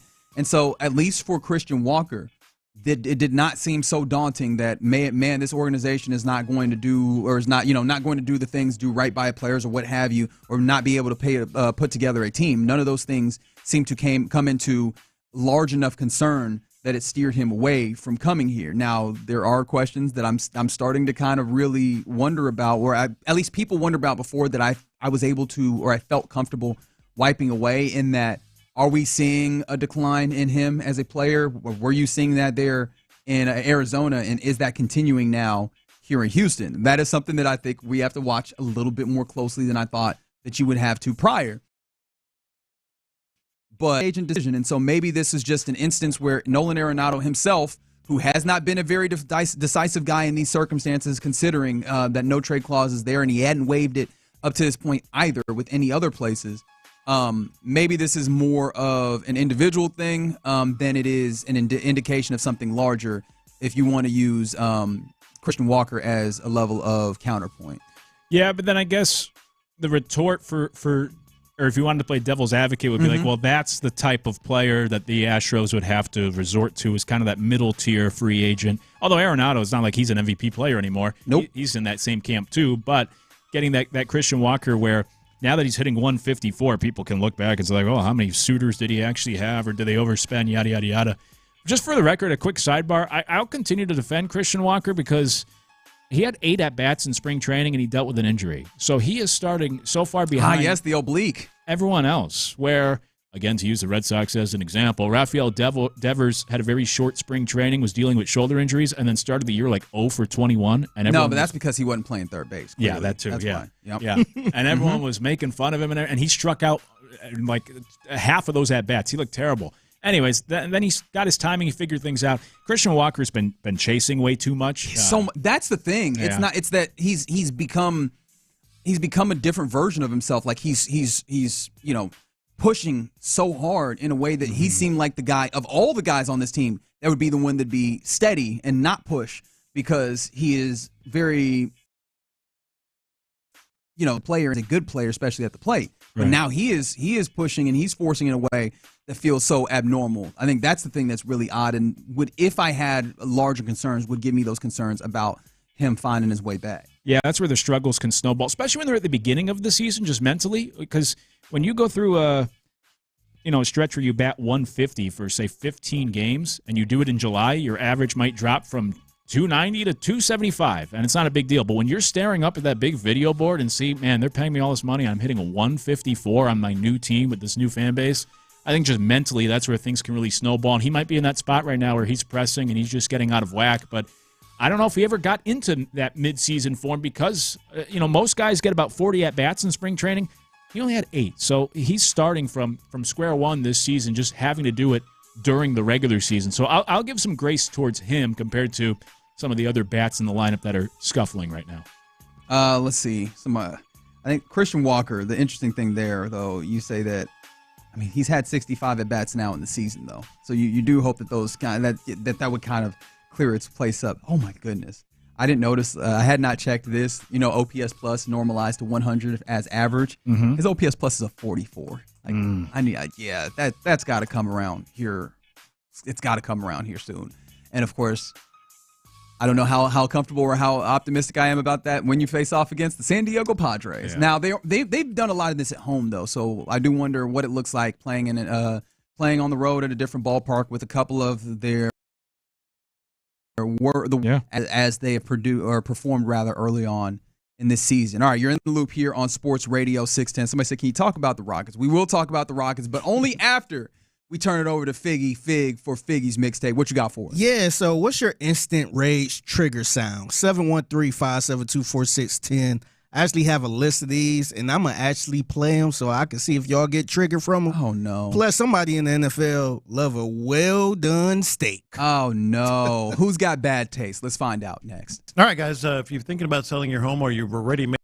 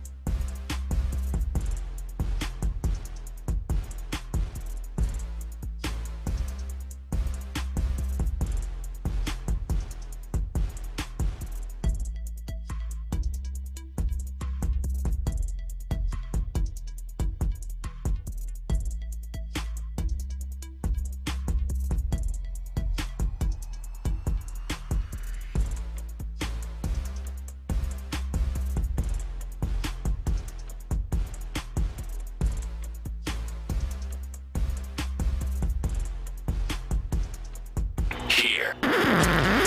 Pass the aux cord and crank up the volume. Figgy Figs in the driver's seat. Sit back, enjoy the ride. It's time for Figgy's Mixtape on Sports Radio 610. Yep, it's the mixtape in the loop. Sports Radio 610. Figgy Fig holding it down on a Good Friday. Happy Friday. Happy Good Friday to everyone out there. And shout out to Ron and Clint, who will be at the Rusty Horseshoe. The Rusty Horseshoe in Spring. If you're on the north side, show up. Yep. Go get you some crawfish. They're probably up over there right now eating some mud bugs. So I don't know that they be eating crawfish when they're out there. Because Ron didn't eat any crawfish last week. Now, did he, Luke? No, he had. I think he got like a burger. Yeah. What? Not to snitch, but yeah. No, I'm snitching. I'm pointing fingers and I'm telling names. It might be a little different if you on the air and all that stuff and you actually working. So it's true. I mean, sure, I get it. But also, after the show, you gotta at least get a pound or something. But yeah, a pound is like a snack right quick. Yeah. So shout out to them and make sure y'all make y'all way out there today on a Good Friday.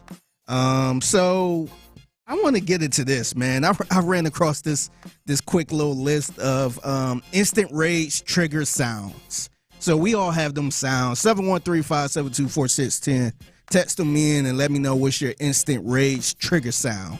So I'm going to play some of these sounds, and I want y'all to give me a thumbs up if this is like a trigger rage sound for you just by hearing this one. And this sound right here, I hear this every morning. I'm sure a lot of people hear this sound in the morning, especially if you have an iPhone.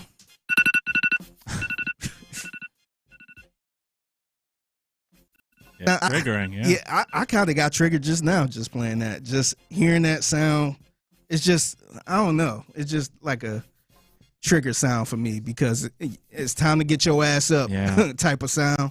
I know. Does anyone like the sound of their alarm? I think the idea is that you don't like it. It gets you up. Yeah. I was like, is there like just an inherent negative association? Because I was like, I feel like there might be people that are generally okay with it, but I don't know that there's anybody that's like, oh man, I love that sound. That's because that's not something I'd never considered. It's either you hate it or you're just like, it's fine.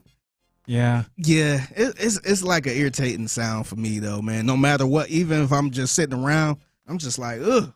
Yeah. Like I kind of get the shakes a little bit. What about this sound right here? Somebody's pretty much chewing very loudly. Oh, no, nope, yeah, nah, my skin is crawling. Hey, yo, it sounds like they eating a banana, too. That's because there's different ones. Some people don't like crunchy food. All right, you just gonna let it keep rolling? I'm gonna go ahead and apologize to everybody listening right now because I feel like there's probably people on the road right now that want to fight us. I feel like for me, it's the soft foods, like hearing that's the weird stuff. The crunchy foods, I feel like I get it. That can be mildly annoying. But it's the soft foods, especially for the people that chew with their mouth open. Yeah. Like, what are you doing? Yeah, no, that's a tough one. That one, I was kind of. How you feel about that? Yeah, no, I hate it. The smacking of the lips. I'm with you on the crunch, but the only problem is when you're trying to like watch a show with somebody and they're chewing something that's crunchy. It's hard, like the chips or something. Yeah, that feels like that's more about the disrespect though than the sound itself. Yeah, you know what I mean? Like it's like, hey, come on now, you know we watching this right now. Yeah. And now you got to be passive aggressive and hit the up button a few times when you look directly into their eyes. Like, yep. You see that? Yeah. Why am I doing this right here? But yeah, the chewings, the soft foods, like it's specific. I don't know why specifically a banana came to, but that one. No, don't do it again. That one is just like, it's actually the sound. The sound itself is very weird to me. Yeah. What about this one? I know people hate the sound like scraping the chalkboard. Yep, that was absolutely the first one that came to mind. What about this? This one, I got that same feeling from this one. Hearing the sound of a fork scraping the plate. Oh yeah. I'm gonna stop it right now. Yeah, that one does it. In a similar vein, maybe not exactly the same, because I feel like people aren't in the same place. But like pencil lead going across a paper, it's like a subtle lower level version of it. So for most people, it doesn't upset them. But like me, it's just like interesting. We need to roll that back. This one right here really irks me a lot. Especially shout out to the content creators out there who do their content from home. But when you watching their content and then exactly where you're going. Hear this? There it is. That smoke detector? Yep. Oh, yeah. Wait for it. Like, put a damn battery in there, man. What's wrong with you? Yeah, this is one of the things that I feel Change the battery. I feel 100% okay judging people on. You know, obviously I'm not going to judge people on things that they have no opportunity to know bigoted. You can change that battery in there. I guarantee you can. I listen to so many podcasts where I hear that sound. I'm like, what is wrong with you? That is so ghetto. You're just lazy. Yeah, change the doggone battery. It says and it's all not these like things. a one-time thing where it's just like, oh, it just started going off maybe today or a couple days ago. Nah, man, this has been in like 8 episodes. change the damn battery. That one right there drives me nuts. I bet Figgy's listening to this podcast, and when he doesn't hear it, he's like, what happened to them? Yeah. Where are you broadcasting from? Are you safe? Do you need help? Blink if you need help. Yeah. All right, so what about this one? Say we hanging around and we talking about something. I'm like, oh, let me show you this on YouTube. And you trying to show this small little clip, and all of a sudden you hear an ad. We're a bicycle company, but this ad just playing loud as hell. And you just like, dang, I just want to show you this 15-second clip, man. And now you got to wait 15 seconds for this stupid ad to quit playing. That one drive me nuts too, because I don't have YouTube Premium. No, I ain't man enough to pay for it yet. But every time I want to show my wife something, like, oh, have you seen this clip? And then a 15-second ad play. I'm just like, damn. Yeah. Like, I was just in the groove, and now I got to wait 15 seconds to hit skip. Sometimes when it's the longer ones, like the 60-second, I just forget it. I just close out YouTube. Like, I'm not sitting through this. That's the worst. Yeah. Really? I feel like because of how many different places there are ads, I have gotten to the place where I just kind of become like ear blind to it, for lack of I'll check back in here in a second. I'll zone out for a little bit, look somewhere else. I don't know. I've been spoiled with streaming TV, depending on the plan, I guess, or the platform. Oh, see, right? he rich. Yeah, He paying for the ones without ads. Let's relax. Oh, look at Luke. Moneybag Luke. He's like, No. give me Netflix with no ads. The man got his own money. The true story is I have everyone else's account who pays for the no commercials. Not on Netflix. I'll tell you that for damn sure. That's true. All right, I'm getting through it. I'm almost finished. I got a couple more left, but this one right here, this one's a little more old school. Take it back to the 90s, 2000s. Remember the car alarms that used to just randomly go off? Man.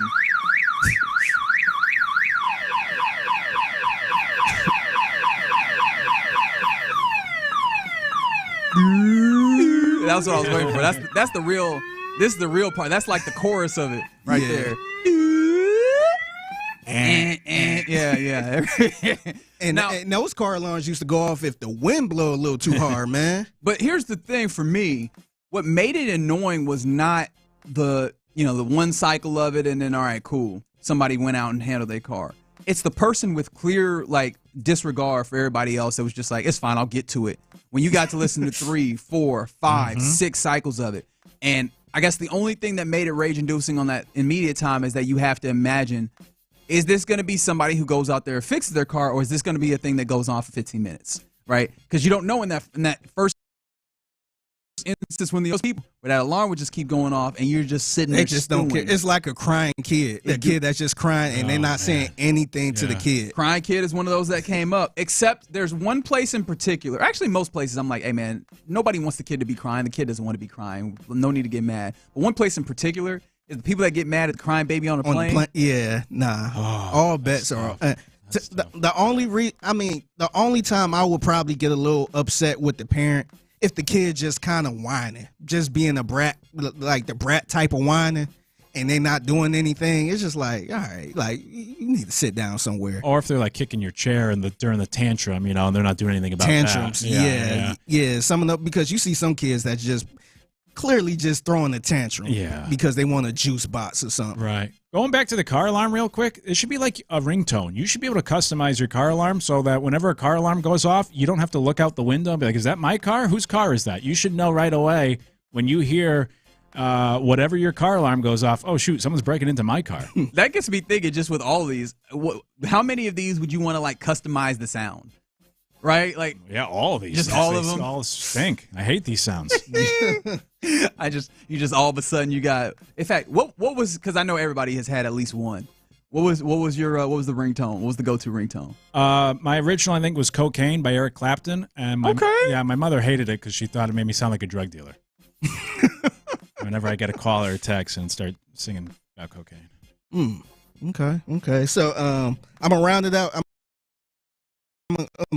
This one kind of bothers me a lot, too. And we all kind of go through this when we getting sick, but just the random sniffing.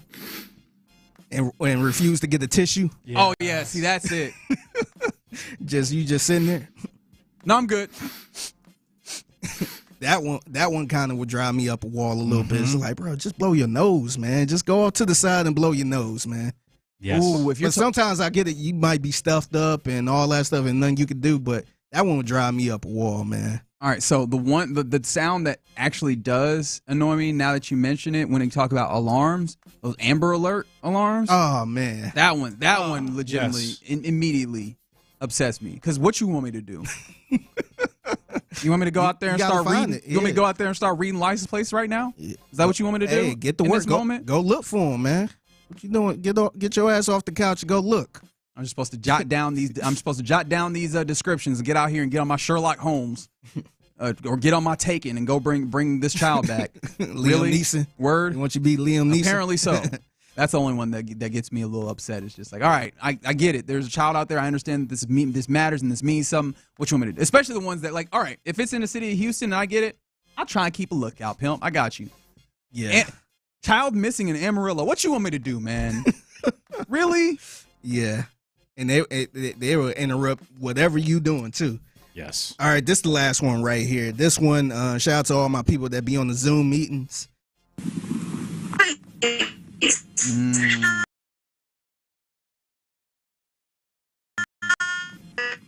In the Matrix. We call that they in the Matrix right now. Terrible. Oh, that drives me nuts. I'll just end the call. I will. Like, we'll figure this out later. Just mute up, buddy. Not even mute. I'll just end the call. We'll figure this out later. Yeah. Yeah, Louis C.K. does a great bit about people's lack of patience with technology and how amazing it is that the technology can even do. This joke. Yeah. It's going to space. Can you wait for it to come back from space? Exactly. But with that said, I'm the same way. Anytime like you're talking to someone on the phone and the service it's breaking up, or like your wireless headphones is cutting in on any little thing where it's not working like it's supposed to, I get so annoyed with that. The Zoom connection, that's another one. Oh man. I just throw in the towel. Yeah, that would drive me nuts. But that's some of the most, I guess, instant rage trigger sounds.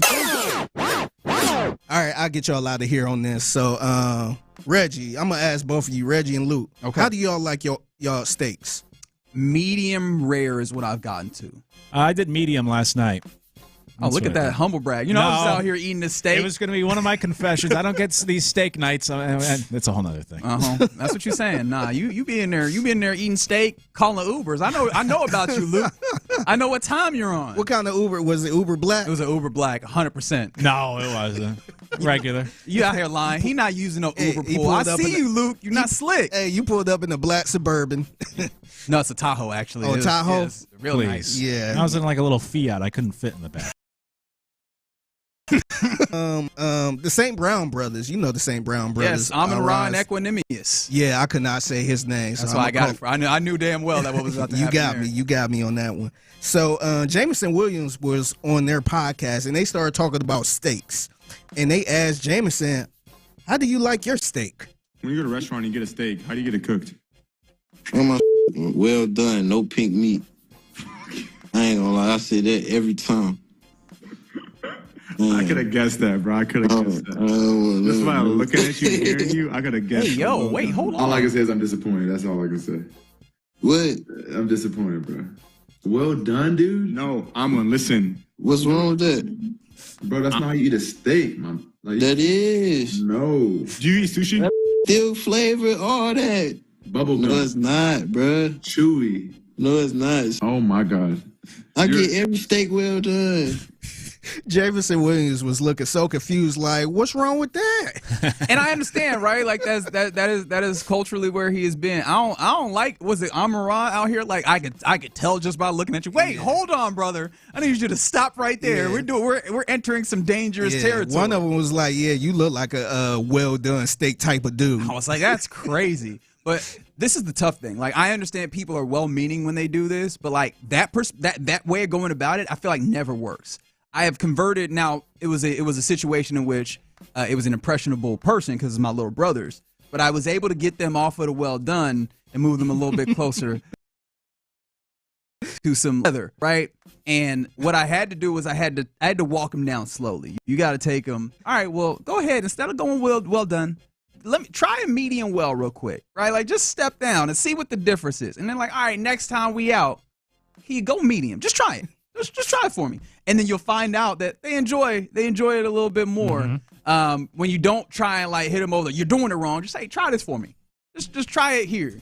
Now, I don't know this will work for everybody because, some people are just like, yo. Some people stuck in their ways. Not getting over that. It looked pink. I get it. Yeah, my parents. Walk them down. My parents pretty much well done all the time. They don't want to see no pink. They want everything cooked. Yeah, I haven't been able to get my mom on that. Yeah, it needs to be cooked. Yeah, ain't no changing that. They don't want nothing raw. No pink, no nothing. Yeah, that's how I am. But really, you're full well. Normally, but because of these norms of society, I do medium. You've been pressured. Yeah, that's right. Medium is a good place. Medium's a solid place. Like, especially depending on where you at too. Like if it's a grilled steak or something like that, medium is solid. It's real solid. Yeah, it works. What about steak sauce? Yay or nay? Are you allowed? Do you do that one? I mean, do what you want. I've gotten to a place where I try to have steaks that are nice enough to where I don't need steak sauce because it feels like you covering up the flavor of what you pay for, especially when you're getting a steak. Like a steak is rarely going to be a cheap steak, and if it is at that point, slather and whatever you want. Yeah. But if you done paid good money for the steak, I want to taste what y'all putting in here, man.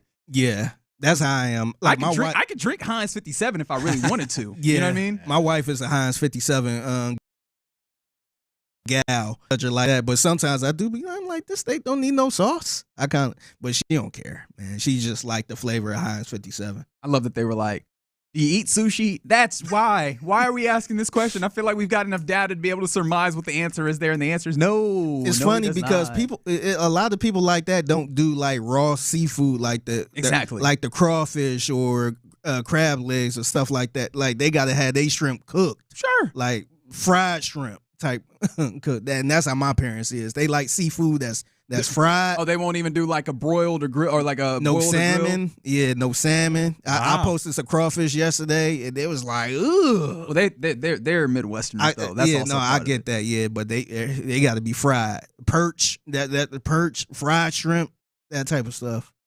Man. All right, there you go. Figgy's mixtape.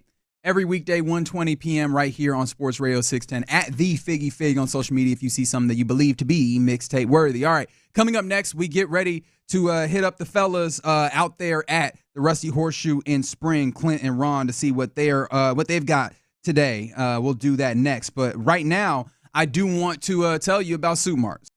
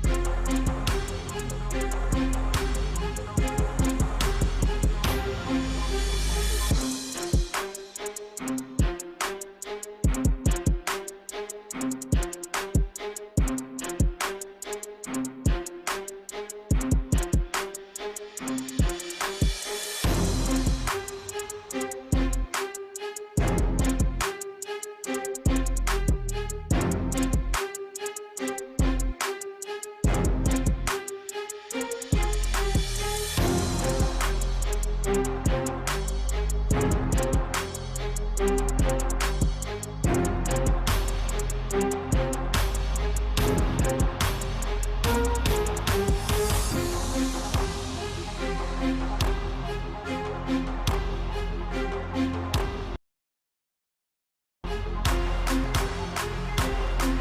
who get it done.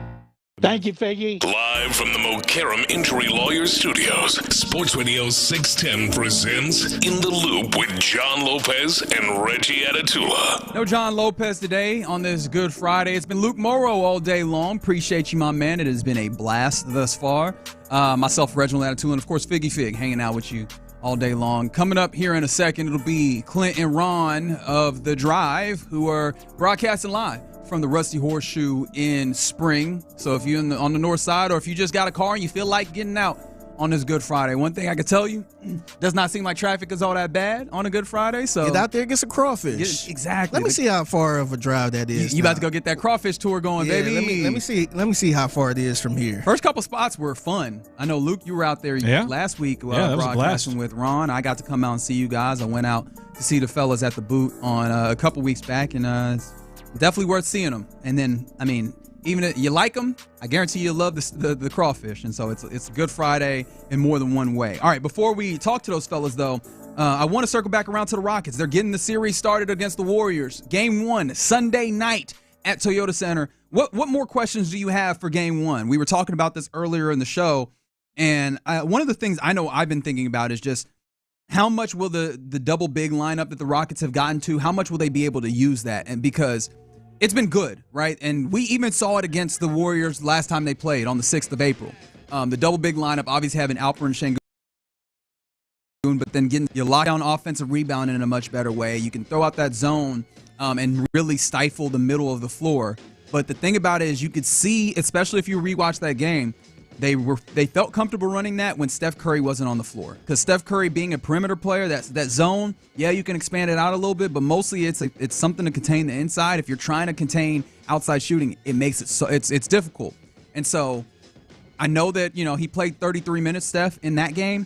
33 minutes out of a 48-minute game in the playoffs when you condense the rotation does not seem like something that's reasonable for Steph Curry. So How much are they going to be able to use it if Steph Curry plays 40 minutes in the game? Or is it just going to be 8 minutes? And what does that then do to what the Rockets have kind of found with that over the end of the season? I'm super excited to see what that looks like in Game 1. Yeah, it's a good question. It was on my list, too, because I just saw just last night, somebody had posted a cut-up of all the Warriors' possessions when the Rockets used their two big guys. And so I went back and I rewatched it, and like you said, Curry was never on the floor. And look, they did a great job against the Warriors using that defense in that game 12 days ago. But if you go back and you watch the clips, they did get a lot of open threes they just didn't knock down. So to your point, that's kind of why you wouldn't want to do it with Curry, because he'll knock down those open looks, and you don't have to worry about the rim protection with him trying to drive into the lane as much.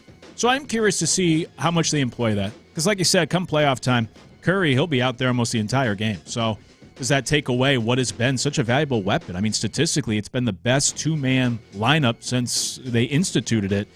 Just based off of the analytics. So that could be for the Warriors. Maybe along those same lines or similar lines, one of the other questions I had that we didn't get to earlier was just how things change in the playoffs with the way they officiate the games, and they don't maybe send you to the free throw line. There could be an opportunity for even more physicality potentially. And so I'm curious to see how that plays out, especially for the Rockets side. Like, does that help the Rockets? Does that play into their favor, the way that these playoff games typically are treated and officiated? And I want to see right off the jump in Game 1, how are we going to handle this series from an officiating standpoint? Yeah, that's a great point, because both these teams are fairly physical, but obviously the Rockets more so. Like, the Rockets have more size in this series, and we've already talked about, I think that the physicality, how much physicality will the Rockets be able to impart? I think that allowing, or whether they're allowed to kind of play a more physical brand of basketball will be a part of this, right? And so if the whistles are relatively light, then you will see a Rockets team be able to be as physical as they typically are, and I think that's advantage Rockets. Obviously, the Warriors are not, averse to physicality, but I don't think they have the same size, so I think that that'll be interesting. However, the Rockets are one of the teams that go to the free throw line the most, so that will be interesting, especially for a team that is not necessarily as great at putting up points in the half court. And to that end, that's one of the questions I want to see. Like, what is the go-to in the half court?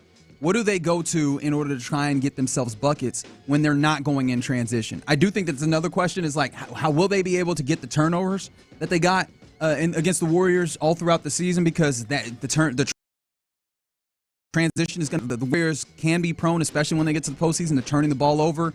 That works great for the Rockets. Steals going the other way and limiting how much in the half court. But when they go to the half court, will it be Alperen Sengun working out of the post and drawing double? Will they double him? Mm-hmm. Like, because if he can go up against Draymond Green, he was putting that man in hell. Like, he was using his advanced, footwork and his size to work on Draymond Green, a very good defender. But Alperen was able to get the better a decent amount. So do they then just leave him on an island? Do they play Kevon Looney? Do they have, double teams happen? And if that happens, now are they able to swing the ball around? Or are they going to try and kind of play pick and roll basketball a little bit more? What is the go-to to try and generate offense in the half court? Because they're definitely going to have to try and be maximum efficient there in a place where they're not often very good. Which takes me probably to my last one, and this just came up because of our conversation earlier, but Fred VanVleet, where you talk about that half-court offense, he has just played terribly against the Warriors this season. They seem to be his kryptonite, so I want to see right away, game one, how does he match up? You're going to have to get something from him. Going back to your point, you're going to have to win in the half court, and he's going to have to provide some offense in that regard. So I want to see how he does right away, game one against this Warriors team. Yeah, and then the last thing that I had was Fred VanVleet and Jalen Green. How much will the Warriors attack them specifically? I've seen one of the things that I saw, I'm trying to remember who it was, which team, and memory is eluding me in this moment. But Jalen Green, a very willing defender, and obviously to his credit, to Ime Udoka's credit, for getting him to that place where he's playing, he's locked in. But there's still an understanding that he's a slight player. And teams with a little bit of size, now, of course, the Warriors aren't necessarily that. Kumis, should he get time, or Moody, or what have you, that can go through your chest if they necessarily need to. Will they attack him? How much will they attack him and try and get him in foul trouble, or just try and take advantage of how slight he can be? And then Fred VanVleet is the other side of that, being smaller, maybe not as fleet of foot at this point in his career. Like, how much will the Warriors attack those guys specifically, or how much will they just kind of go about what they do and maybe let those guys live? Those are some of the questions that we're looking at for game one. One of the questions I'm looking for is, what's it looking like out at the Rusty Horseshoe in spring, as we welcome in, courtesy of D&M Auto Leasing, the fellas of the drive. It's Clint, it's Ron. Fellas, what's it looking like? It's looking good, man. I see some people out here. They just said they did not get deterred by Good Friday and school being out. They just brought their kids on out here. And this is a good, I see you, smart move. This is a good spot to do it because there's indoor, there's outdoor, there's TVs all over the place.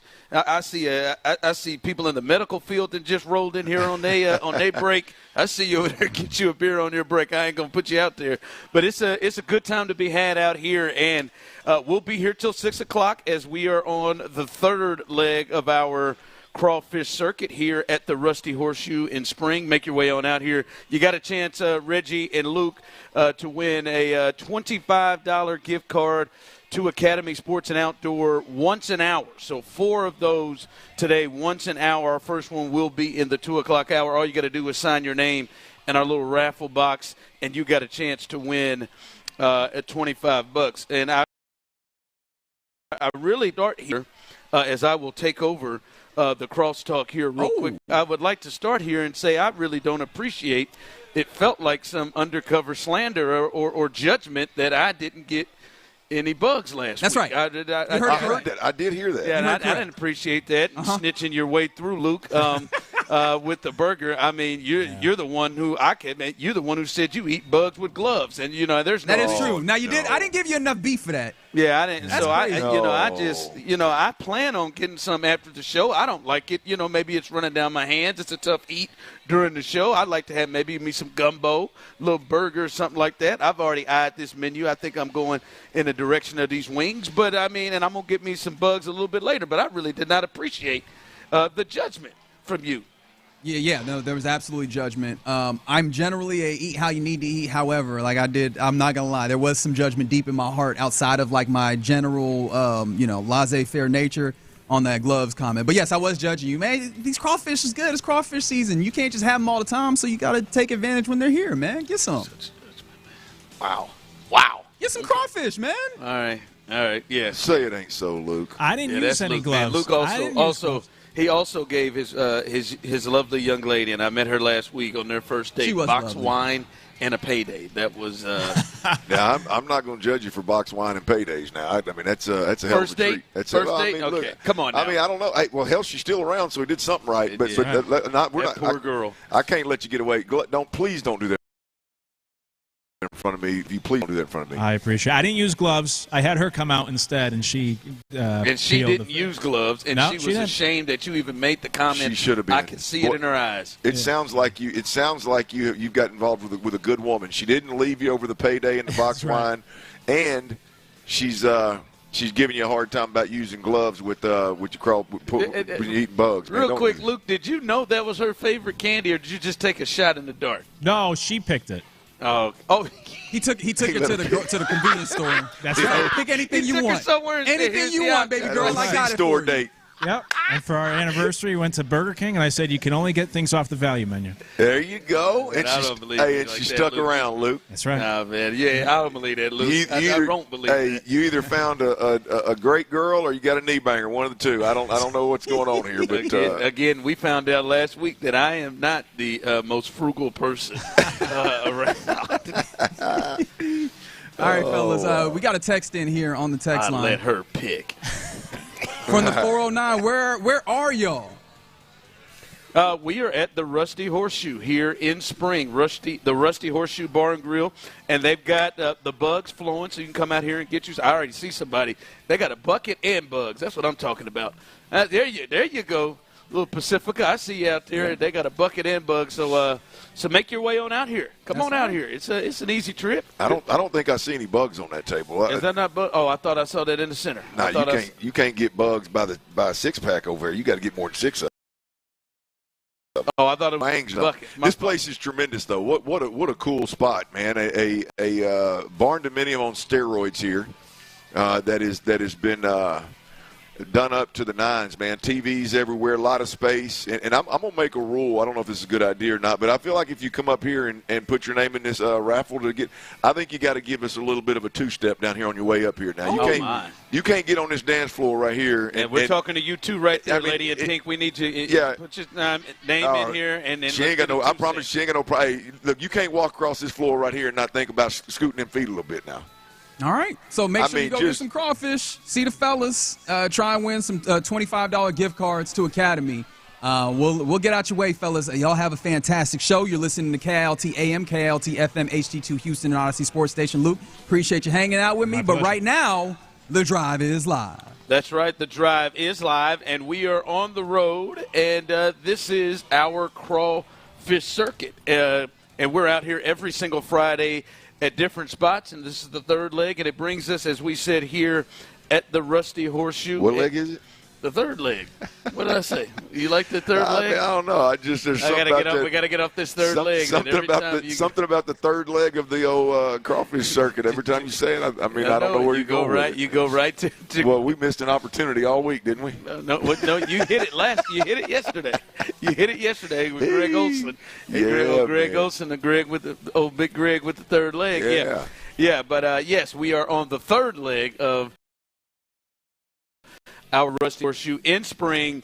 And like Clint said, man, when you get out here, you'll be like, oh, man, this is a spot. Bring the kids, man. They've got turf on the outside, and they've got different things, picnic tables. They got swing set and slide over here for the kids to come hang out. And I know y'all kids ain't at school. It's Good Friday, so you can come on out here and let them run around. And they've got multiple bars. They've got 2 bars inside, bar outside. They got TVs literally everywhere, lined up all the way around the entire place, and TVs outside as well. Comfortable seating outside as well. And they got some specials. They got $5 margaritas out here. There you go. That's the wrong menu, but they got $5 margaritas out here. Got you a little glass of wine. Get you a glass of wine for $4. They got what you need out here. So come on out and enjoy yourself. And as we said also, if you are here, you might want to sign your name and put it in our raffle box because you got a chance to win a $25 gift card to Academy Sports and Outdoors. And that's going to happen once an hour. Once an hour, you got a chance to win. And while we're at that, shout out to our good friends at Academy Sports and Outdoors and Bud Light who are helping us put this together. But Come on out. It'll be a good time. Good food, good drinks. The Bugs, right? They got the Bugs out here, and good conversation, and win a little something while you're out here. Absolutely, man. It's always good to be out in this part. We get some great support out here on the northwest side, if you will, and we appreciate everybody that's here. We appreciate everybody that's on their way, and anybody that's listening, we greatly appreciate it. Yeah, that's right. Tyler is out today. Tyler said, "To hell with y'all. Y'all gonna be at a bar somewhere drinking beer. I am too. Hell, I'm going to San Antonio. I'm gonna one up y'all. I'm gonna go to San Antonio and I'm going to Hill Country and drink some cold beer with my bride. Boy, Tyler's always got one better, don't he? He told me he was going to text me or call me drunk from the Riverwalk. Were his exact words when I last saw him. Tyler busted up on the Riverwalk. Just does not seem safe for Megan. No, it doesn't. No, it doesn't seem safe for anyone. Tyler strikes me as an old boy that may be walking that old Riverwalk and get too close to the edge, and he wouldn't fall in, but he's going to pull somebody in trying to save himself. No, he'd fall in too. He'd fall in on he'd be on his phone. He'd fall in. Yeah, trying to text his bets. We took our kids to San Antonio last year, Clint, and at the time I got 10, 7, and 4-year-olds, and Clint, boy, it was just anxiety the entire time walking on that thing, but especially the youngest, they ain't looking.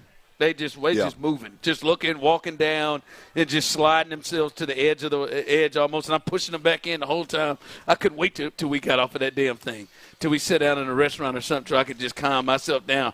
I feel like Tyler's doing that as an adult right now. I really do. Shout out to Byron, a.k.a. Bryce, who is holding it down, producing this thing. Little Bryce Young, although I think Byron's bigger than Bryce Young, but little Bryce Young in the building holding it down, and I know we're in good hands. That's a good question. I'm going to Google that. Byron, how tall are you? How much you weigh? Now, they said that Bryce was 209 at the combine. We all know he's not. Byron, how tall are you? 5'8". Yeah, you ain't got him. I think probably a little thicker than him, though. How much you weigh? He's 165. 155. Oh, wow. Over 10 off, yeah. Damn, Byron, I was giving you too much credit. You should have went along with me, man. Appreciate 5'8", 155. You ain't got Bryce. Byron weighs what people think Bryce does. That's what Bryce thinks he's 155. But no, man, we're in good hands here. Again, make your way on out here and stop and hang out with us. All right, Clint, there's a lot of places that we will cover today as the Houston sports scene is going, as the draft is next week. The Big Rockets weekend, man. Yeah, the Rockets start up on Sunday.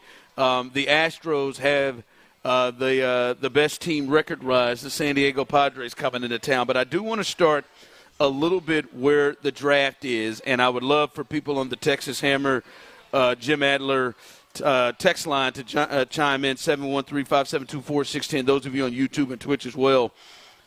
Clint, is there a case to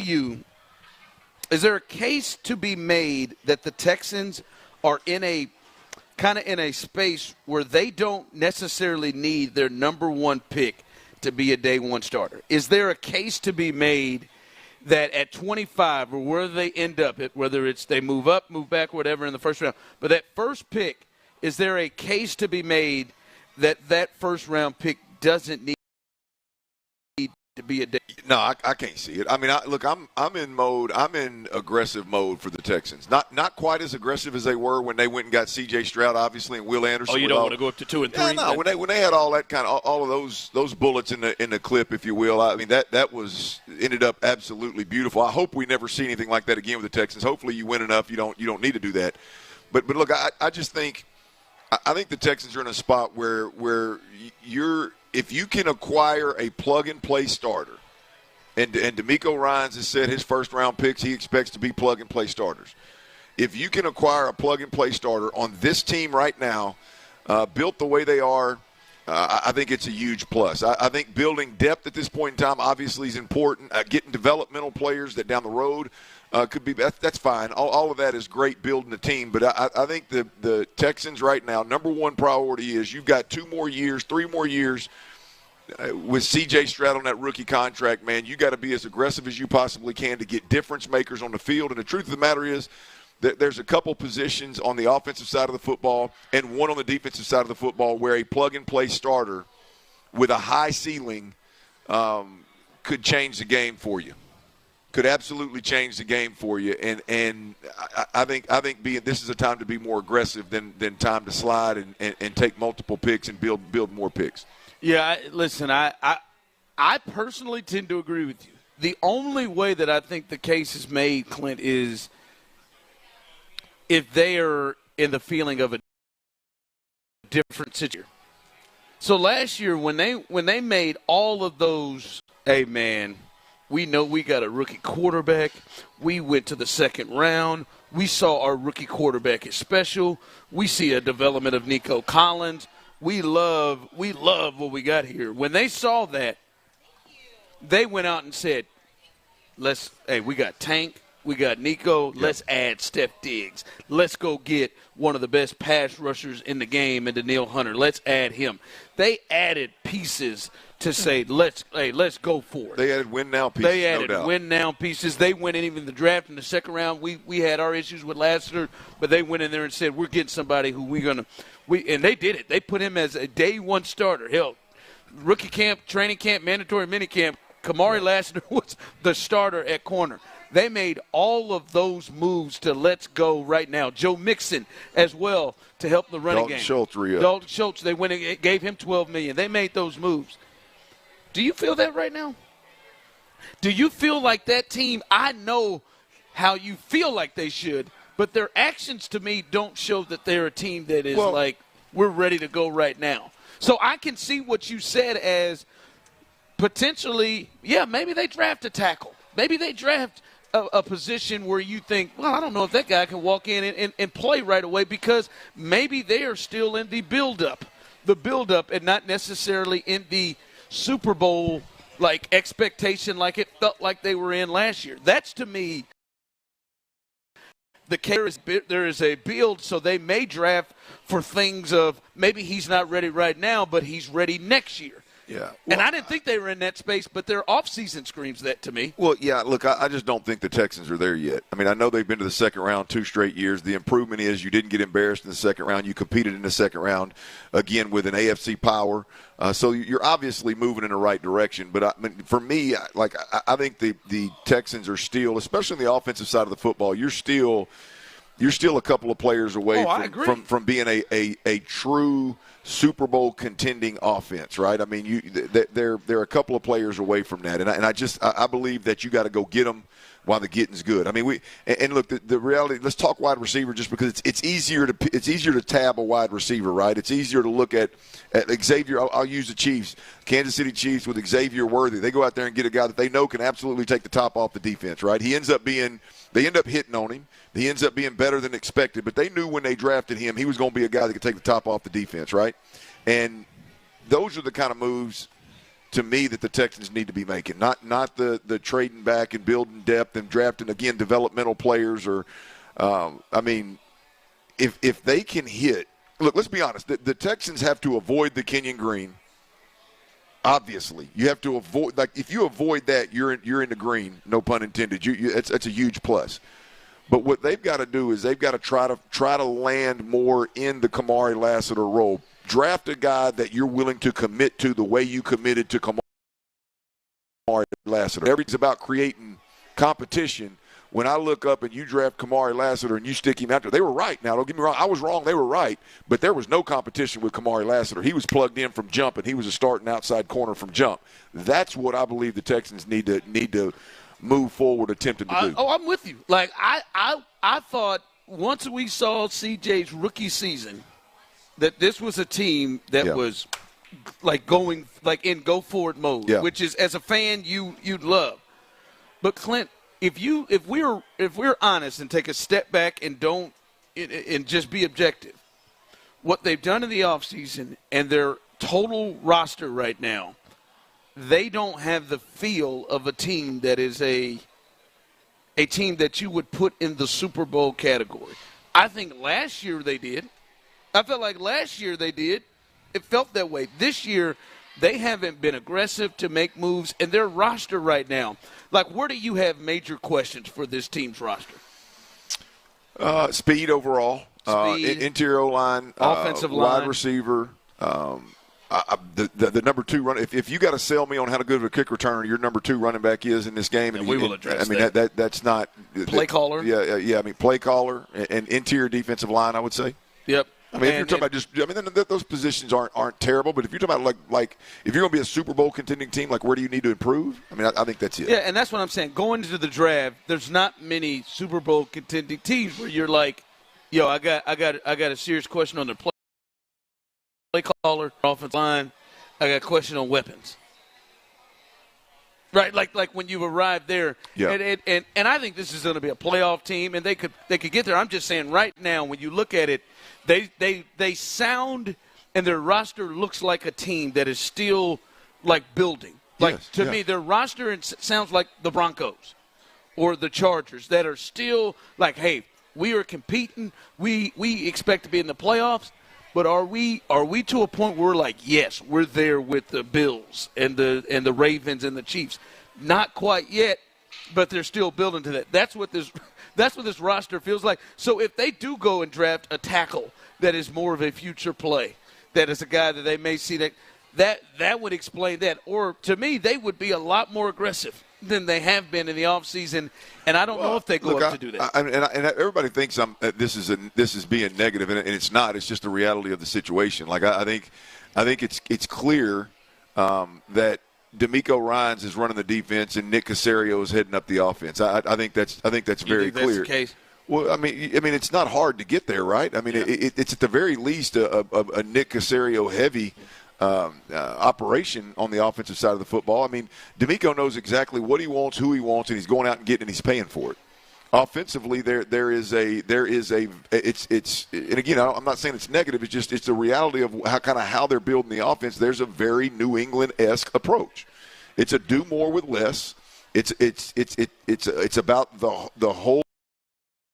It's not a one superstar player. It's about the whole group. And you're going to ask your quarterback to do more with less. I mean, that right now, I don't know how anybody else lands anywhere other than there when you look at how the Texans are being built. That's a good thought. Yeah. I don't know how you land anywhere else. Just the reality of the situation. And I'm not saying it's – I mean, we saw from – now, if I hadn't seen C.J. Stroud's rookie year and see him play the game, play the position the way he played it, I'd be really concerned. I'd really be nervous. But I think we've seen C.J. Stroud do some of his best work with – less and having to overcome some shortcomings and playing a smarter brand of quarterback versus I'm going to go out there and be, guns blazing and be, aggressive. So, again, I'm not knocking it. It's just right now I don't know how anybody that watches, analyzes, studies, and roots for the Texans, I don't know how anybody feels like they're landing anywhere else. Yeah, text line coming in. The offense is good enough if you believe their defense is as good as. Ooh, look here. As the mid 2000s Ravens defenses. Well, now that's a stretch, but you are. I mean, the way they're building this thing, that's the hopes. I mean, the way they're building it is you're going to have one of the best defenses in the league, and if the stars align and the pieces all gel and work together, then you're talking about one of the best defenses long-term in the league. Yeah. All right, as we continue here live, as we are here at the Rusty Horseshoe Bar and Grill. There you go, in spring. That guy's going to win him something. If you are here and you have not filled your name and put it in our raffle box, somebody with our first gift card, $25 to Academy Sports and Outdoors. At 2 o'clock, we will get somebody a gift card once an hour. All you got to do is fill your name and put it out in our raffle box, and you will have a chance to be a winner. All right, coming up next. All right, we said it's a big weekend here in Houston, and for the Rockets, it starts on Sunday. We'll get into this Rockets-Warriors series, and in particular, do the Rockets have to win this series to make this a successful postseason? We'll discuss that coming up next. All right.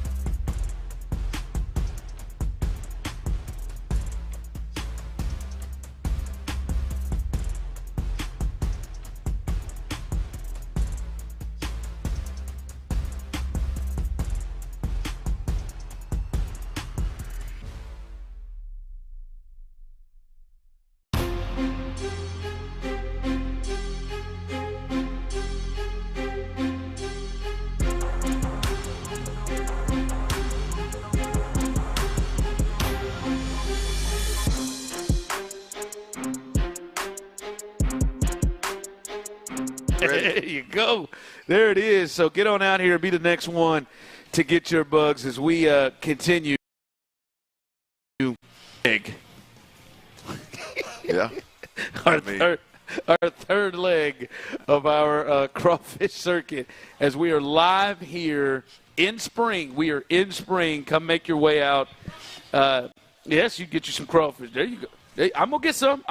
Don't worry about it now. I'm going to get some out here. Damn, I can't stand Reggie and Luke. Boy, just put me right on out there. But we are live here at the Rusty Horseshoe Bar and Grill, and look at them bad boys. He just held one up. I know, Clint, you got 5 pounds in you, boy. I know it, boy.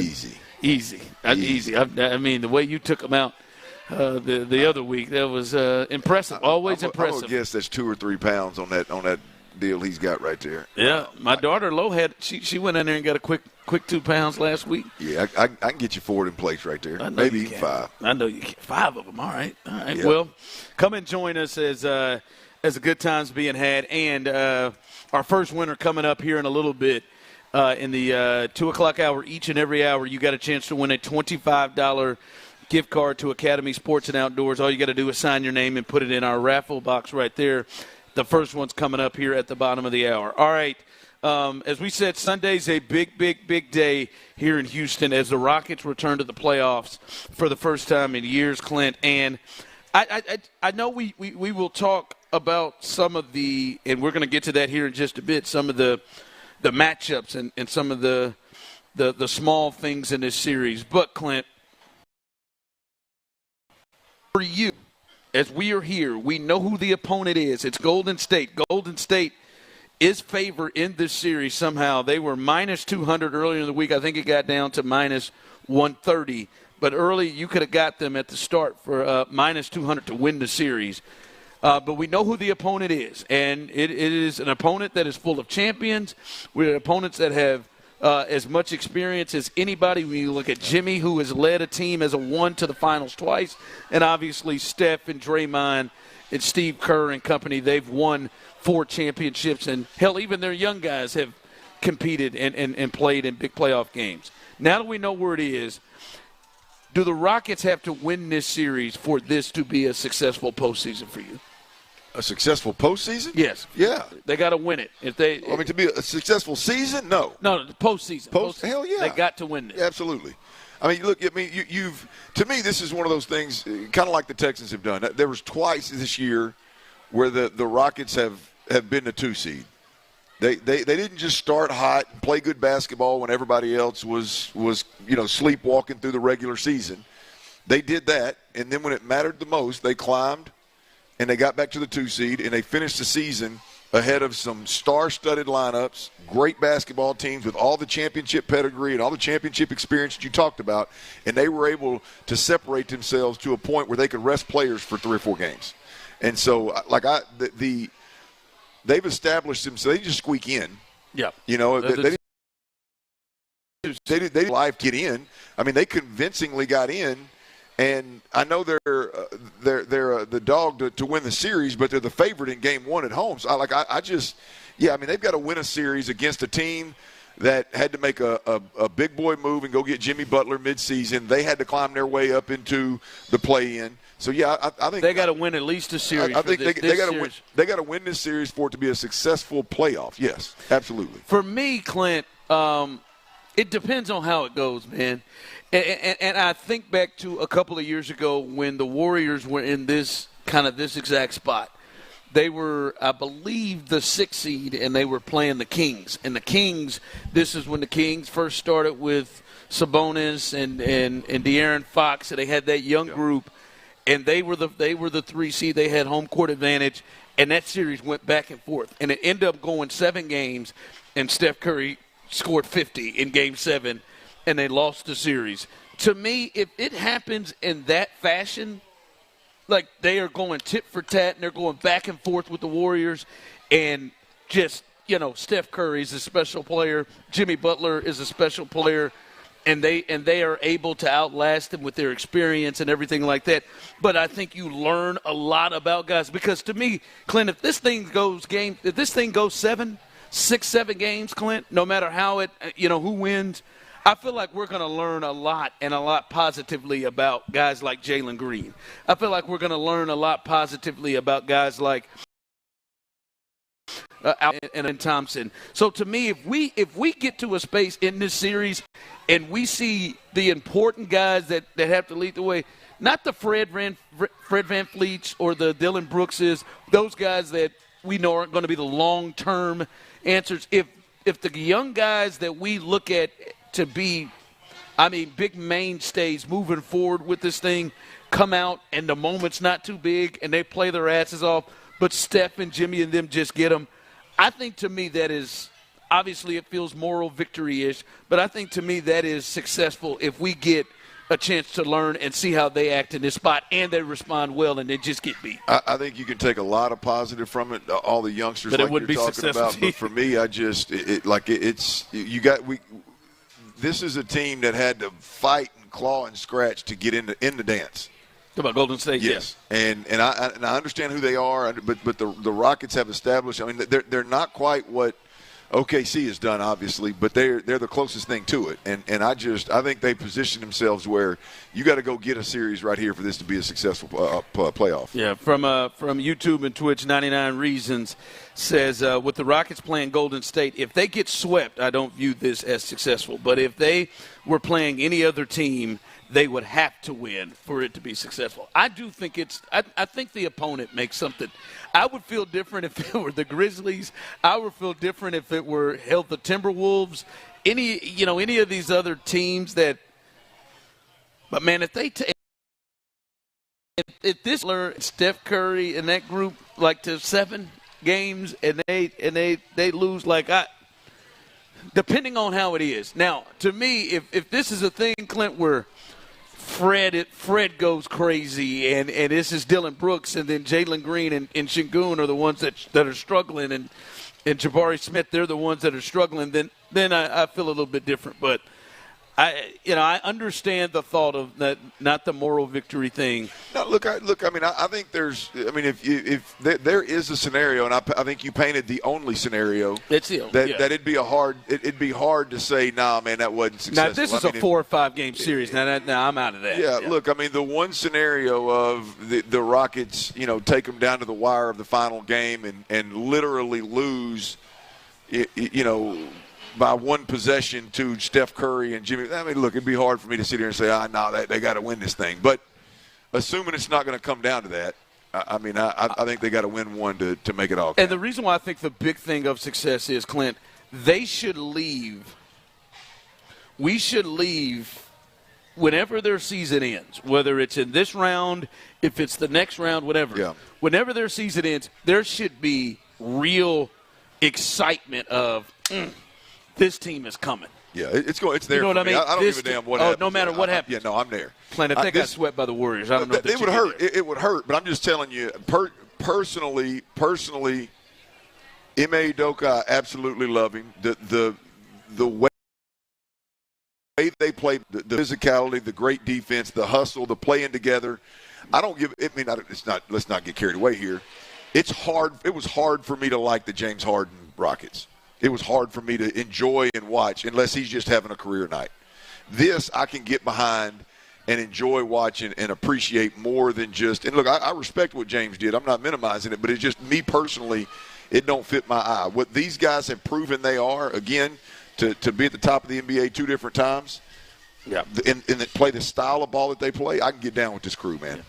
All right, coming up as we continue live here at the Rusty Horseshoe, I'm telling you, man, every time I look up, I see her bringing out new bugs, more bugs. I see a table here, everywhere getting bugs. So come on out and get yours as well as we continue this thing. All right, the Texans are in the area of the draft of 25.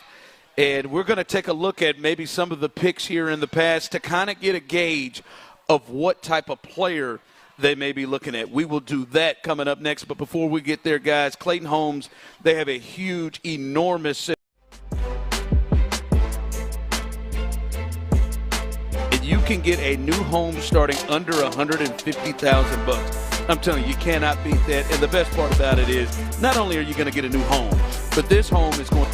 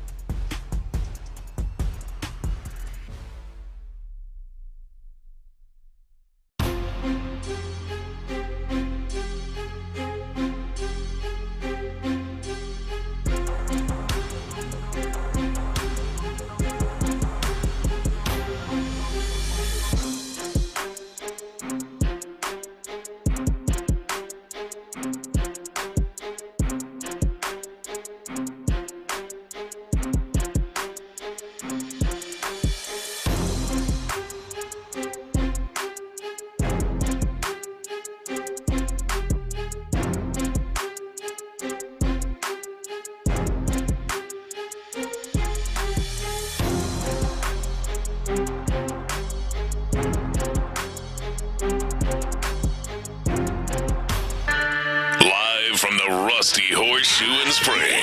It's the Sports Radio 610 Crawfish Circuit, supported by Academy Sports and Outdoors and Bud Light. Here's The Drive with Stoerner and Hughley.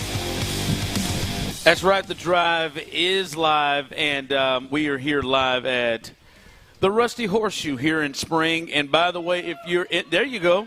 There you go. There you go. Clap it up. Eat them bugs, too. That's all I keep seeing coming out. And by the way. Hard to clap when you're eating bugs, for the record. Yeah, but they're doing it, though. They're finding it. My man right here, did he suck the juice right out of that head, didn't he? I see you. Remember, coming up, our first win with our first $25 gift card to Academy Sports and Outdoors. We're going to do that as soon as this segment ends.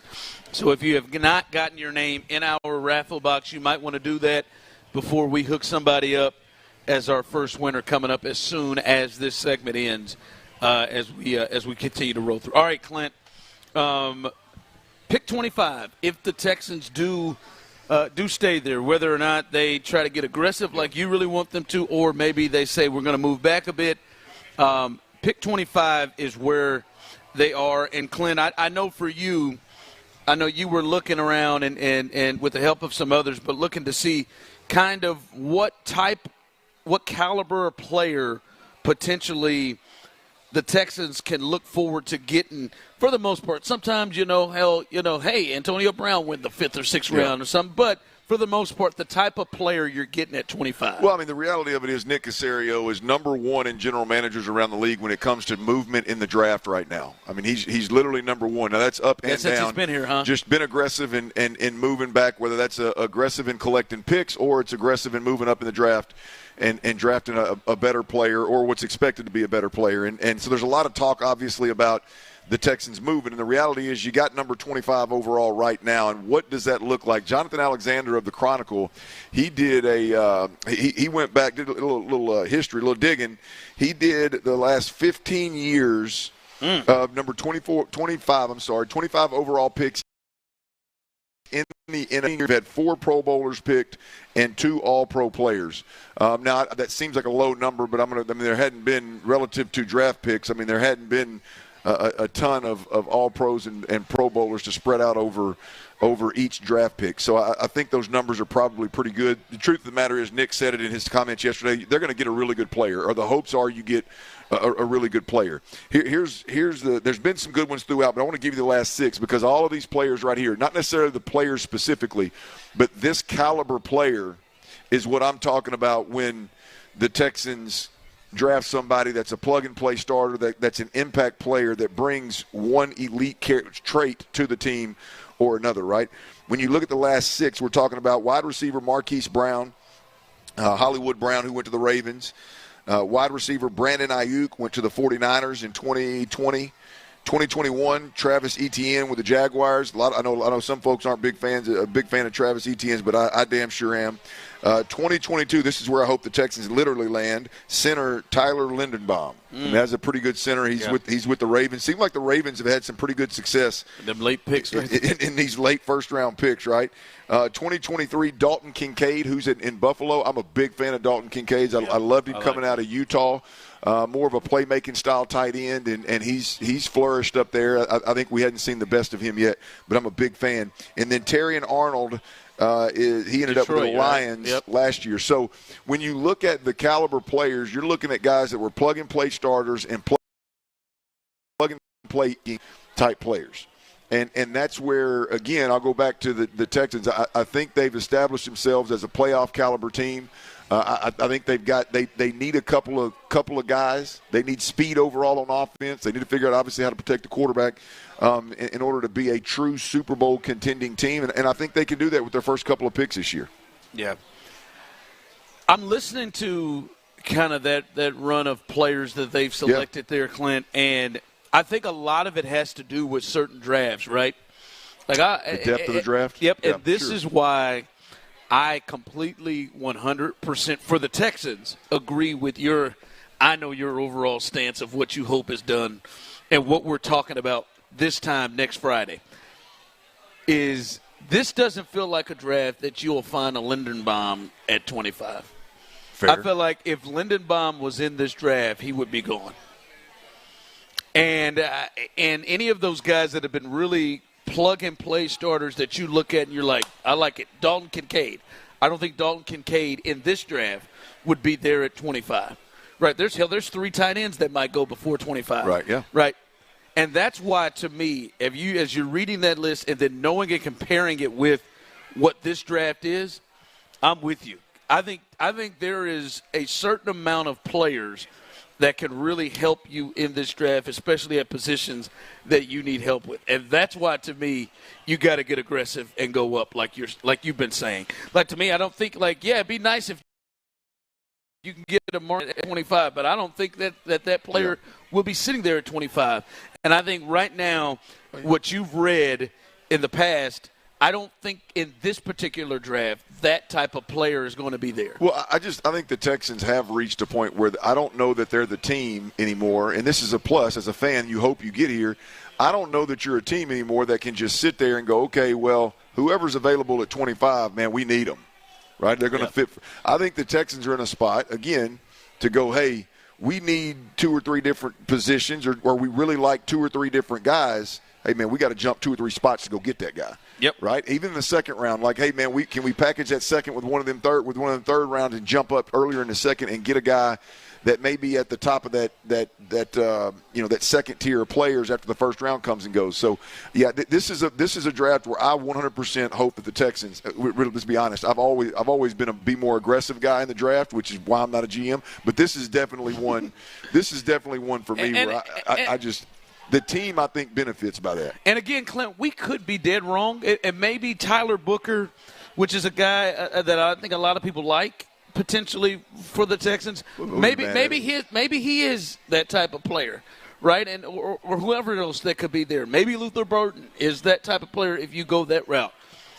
But I think the odds are with this draft and how people have it graded, I think the better ones that you could feel really comfortable as, all right, man, I want to come away from the first round getting a surefire guy, really contribute and help our team try to get, as they said, kick that door in. Yeah. To me, I'm not saying go up 25 to 10, but I mean 25 to 15, 25 to 17 to potentially get. I'd get good and turned on. Get a certain guy because I think that's. I don't know, Clint. If they sit at 25, I don't know how good I feel about. Yeah, they're going to get a Lindenbaum. Yeah. You know what I mean? I just the way this draft is right now, I don't know if that is. Oh, there's going to be an absolute killer available at 25.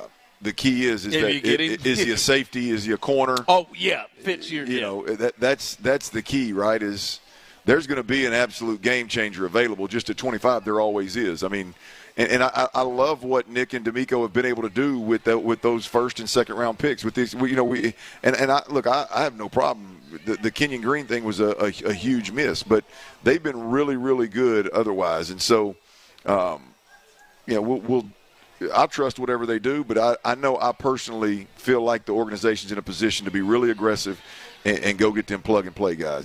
Give me a couple of guys that their jerseys are in the stadium. Yeah, there are some drafts, we just said, there's some drafts where, man, this thing is deep, and you feel really good. I don't know if this is quite the one, the way that people are projecting it. All right, as we continue, 1 hour, one quick hour down, man. It's a good time being had. That time flies. 1 hour down as we are here at a circuit.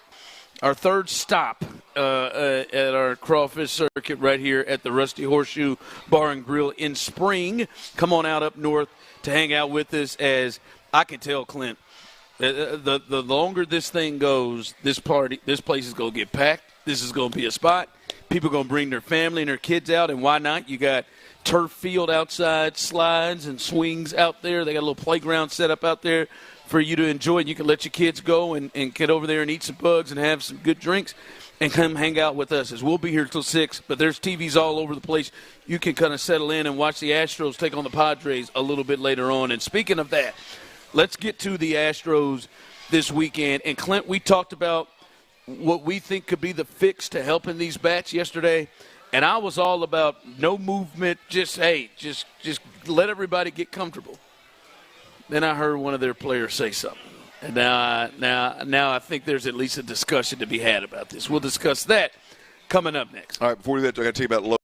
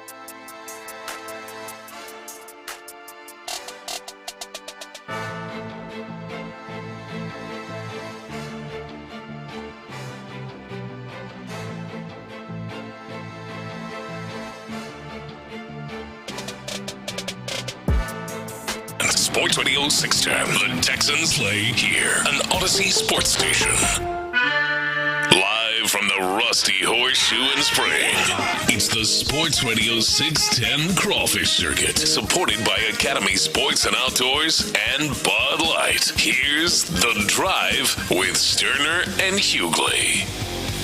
You're damn right this is The Drive, and we are live on our Crawfish Circuit here in the Rusty Horseshoe out here in Spring. And congratulations to our first winner, Terrell, who won a $25 gift card to Academy Sports and Outdoors. You could be the next winner. We will do one in the 3 o'clock hour. My man is serious over there with this sign. That's there right, you go. that's right. Sign. Right over there.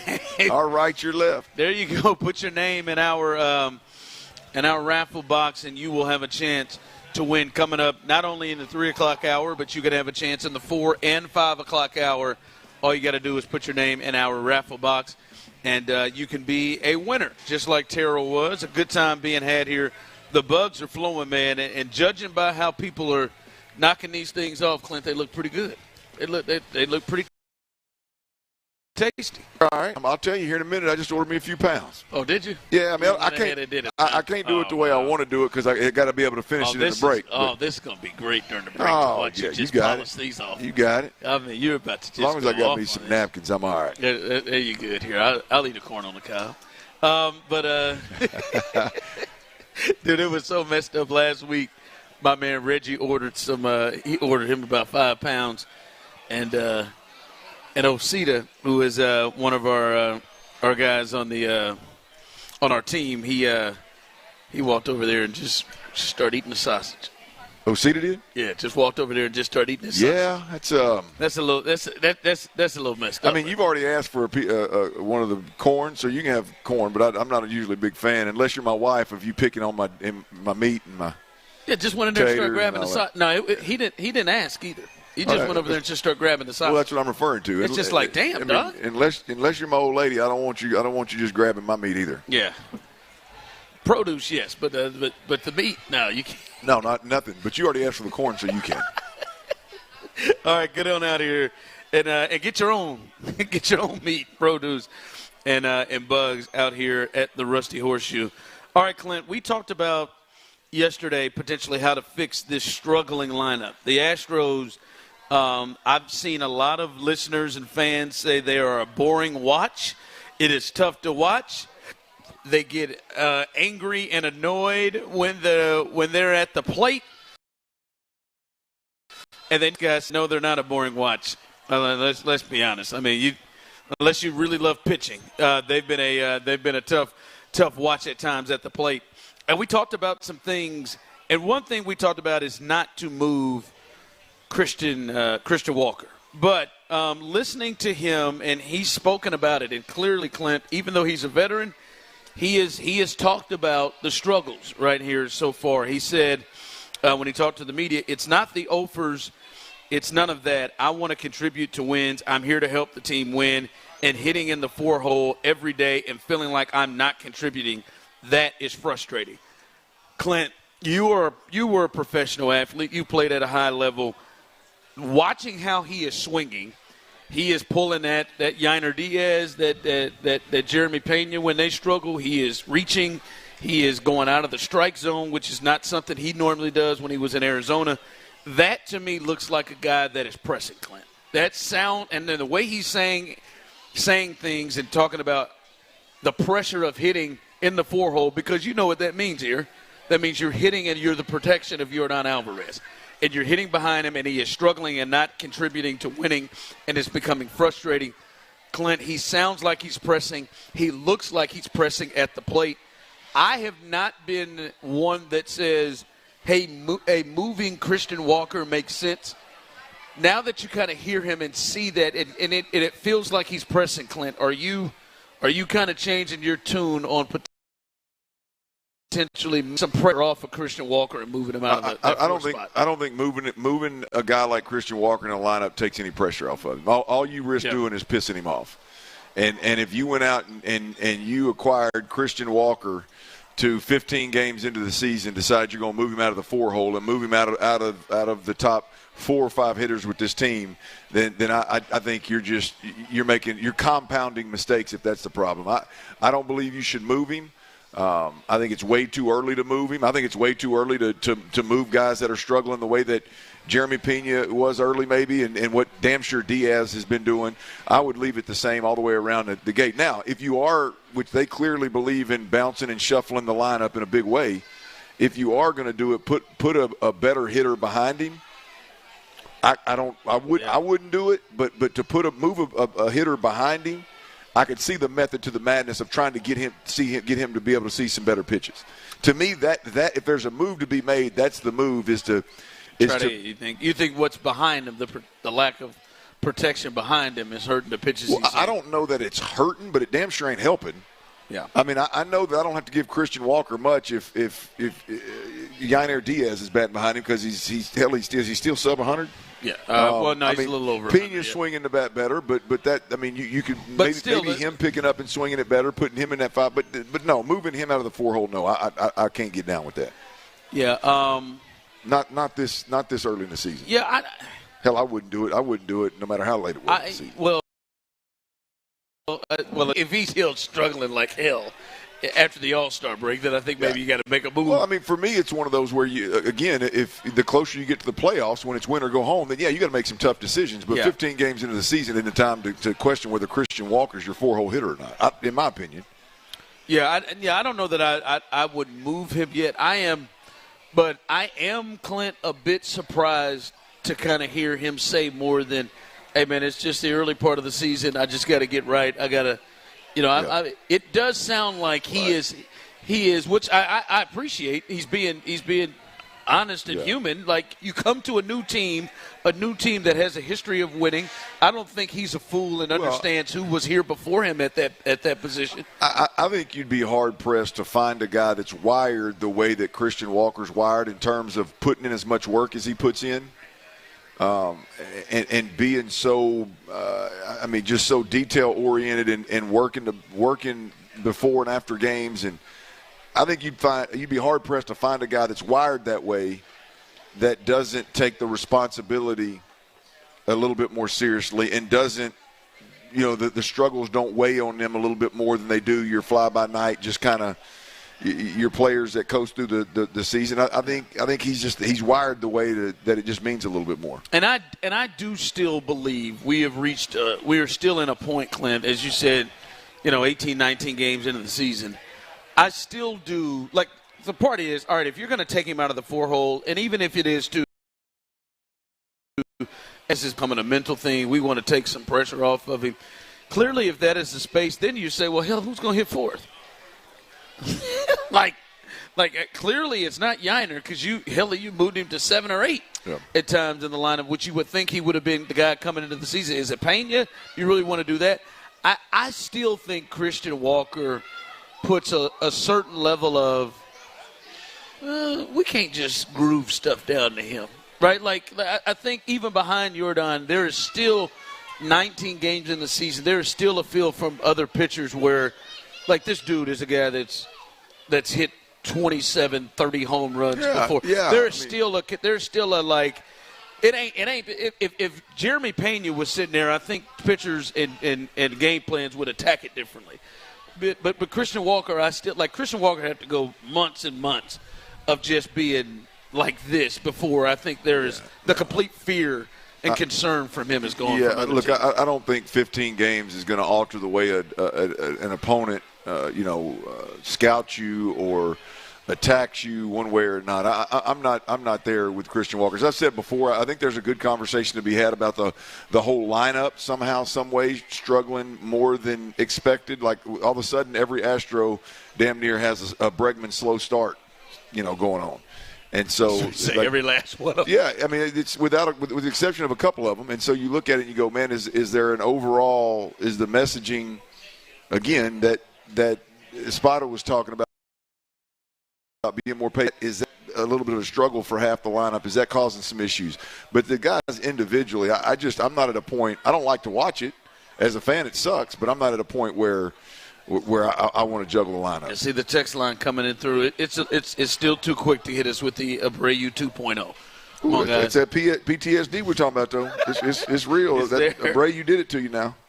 I need these guys to start hitting because I have to entertain Clint these texts.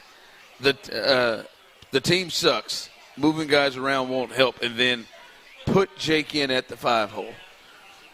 We got to start hitting guys. I can't get down with the team sucking, but I mean Jake. I mean I would love for Jake to make a push to be. Say right now, Jake's 278 right now, man. But again, I'm not. I would leave Jake right where he's at, hitting 270 or whatever the hell he is. Leave him right where he's at. Let the other guys fight through some struggles. Let them feel the fact that you've got confidence in them and you trust them and they got a little bit of a leash, and see what comes of it. I just don't. You don't have the luxury without Bregman and Tucker. I just don't think you have the luxury of just bouncing guys up and down the damn lineup the way guys who have produced like Christian Walker has. All right, as we continue here at the Rusty Horseshoe Bar and Grill here in Spring, make your way on out here. The Mud Bugs is out. Someone texted in, Ron, are you eating bugs? Not yet. Clint just ordered some. I will get me some. I think I might hang out a little bit out here and eat me some bugs and do my thing. Right here, these ladies, or this guy right here coming out, bringing him some. He's taking them outside. How much is that? Boy, that might be yours, Clint. Who knows? Boy, that big old thing right there, that looks like a good 5 pounds waiting for you. All right, Clint, next week is the draft, and obviously the quarterbacks are going to be a big deal. And it's interesting because right now the only quarterback that is scheduled to be there in Green Bay for the draft is Cam right now. Yeah. The rest of them, Shedeur Sanders never agreed to be there live as we've been there where, you come out, you're with Roger Goodell, and you get the jersey. And now Jackson Dart has decided he will not attend, and we've seen him in the top 10 at times, maybe going to New Orleans or going to Pittsburgh in the 20s, but going in the first round, Clint. And to me, that may be a signal of, man, I don't want to have one of them Aaron Rodgers or Geno Smith type of moments where I'm sitting in there and I never get drafted or picked in the first round. Do you get a feel, Clint, that this won't be one of those years? Like last year we had 6 quarterbacks go in the first round. How many, do you think are in danger of maybe guys like Jackson Dart or Shedeur Sanders not going in the first round? Yeah, I do. Ooh, you do? Really? Even with quarterback-needy teams, you think there's a chance that those two don't? I think there's one quarterback in this draft that has the tangible ability that turns on scouts. And I hate it, but it's the reality of it. Like I think Cam Ward is the only guy that plays the game in that wide-open offense where he's throwing the ball all over the park, taking a bunch of risks. I think that turns on scouting departments and quarterback coaches more so now than it ever has, right? It used to be the 6'5", just statue in the pocket that could drive the ball all over the field. Now it's this guy that can move a little bit with this loose arm that can throw from all different arm slots. And I think Cam Ward's the only one, in my opinion, that fits that mold, like to the elite level, right? Like I think Jackson Dart is a poor man's Cam Ward, like when it comes to the skill set, right? He can move around a little bit. But he's not athletic enough to all of a sudden you put read plays in your offense. He's got the gunslinger mentality with the different arm slots, but it's not just like blow you off the charts like powerful, right? I think Shedeur Sanders is I love him mechanically. I love the Shuck kid mechanically. Like I think those two guys are going to translate to the NFL really, really, really well. But they don't have the special thing. They don't have. Is it different from CJ? Because we talked about with CJ, like does he have that great arm, big arm, and athleticism? I don't know if he did, but there was still a point where obviously he went to, and a lot of people thought he would go into that. You feel like these guys, especially the Darts and the Sanders, are different than that. Well, no, Dart definitely. But you're talking about like mechanically, because CJ's very, very sound. Like that's one thing he didn't get enough credit for coming out. He's just bigger. But he also played in an organization that, what did he lose, 2 games? Yeah. I mean, so Dan, like if you Texas Tech, if you put him at Ohio State and he loses 2 games, he's talked about the top 5 with everything. If you put Shedeur Sanders, even though I know he's got a lot of good going for him, if you put him with a program that only lost 2 games, and he was able to go to national college football playoffs and national championship games, the conversation changes then. But as we're analyzing these guys that were 500 in college, that bounced around to a couple of different schools, that their O-line sucked and they were constantly under pressure, there's those guys slide naturally because they don't have that on their resume. But I don't know. I think there's a chance that Shedeur Sanders could slide. I think I think the Tyler Shuck kid out of Louisville, I think he should be getting more love than he already is. I think he's right up there with Sanders, in my opinion, if not a notch above. And then Jackson Dart is a little bit of a wild card. You got Dart below those. You got him. I personally would. He would be 4 for me. But because it's so weird. We're hearing like those guys not coming, and you said you could see a scenario which they're not. But then we're also hearing Jalen Milroe might sneak his way into the back end of the first round. That is. I mean, look, the Jalen Milroe is a crapshoot. It's a roll of the dice, right? It's a developmental. And here's the thing: it's a good talk. It's a good conversation for talking heads on TV and in radio, right? The Jalen Milroe. How many teams do you know that at the pro level have they're all talking about? Oh, you could have a package for Jalen Milroe. How many teams at the pro level have a backup quarterback that's got a package and they're winning games? Yeah. I mean, it's not a reality at the NFL level. College, I guess Justin Fields maybe a little bit last year with Pittsburgh. Yeah, and maybe both of them. Yeah, they got rid of both of them. And what are they going to do now, right? I mean, they decided to go with not Duckworth. What's the other backup? Mason Rudolph. Yeah, I mean, that's just not reality. It's a sexy conversation. I guess people like to hear about it, but it's not real. I mean, he could go somewhere. Again, I mean, like in a Baltimore system where they rely on the athletic ability and be a good backup and sit back and learn. Philadelphia and sit back and learn in a good organization would be the best thing for him. But first round, second round, boy, that seems like a real stretch for me, man. That'd be hard for me to commit that. Yeah, right there, because at some point you got to get him on the field and you got to play. And even though I think you're not paying guys $50, $60 million like you had to do Sam Bradford, I still think that's how guys get fired. Like, that's how guys and it's how you ruin careers, too. You draft a guy like that's a developmental player in the first round. You throw him into a group with a bunch of dysfunction around him with a coaching staff, organization, and players, and then the expectations are this kid lifts you out of the dysfunction. In reality, he's still working on mechanics and footwork and all this kind of jive, trying to learn a pro playbook. It's unfair when it's a guy that's got all the talent in the world and is already a polished passer and is an elite processor of the game already. And when you do it with a guy that has survived in a big way with his athletic ability, and you're not going to give him that opportunity at the league to survive with that athletic ability, it's unfair to the kid. All right, coming up, the most interesting story of the offseason in the NFL. It ain't even don't seem like it's close to coming to an. It's that coming up next as we continue live right here from the Rusty Horseshoe in Spring. Make your way on out here as the drive is live. But before we get to that, Clint, listen, it's 88 degrees right now in April, so 100 degrees is coming before you.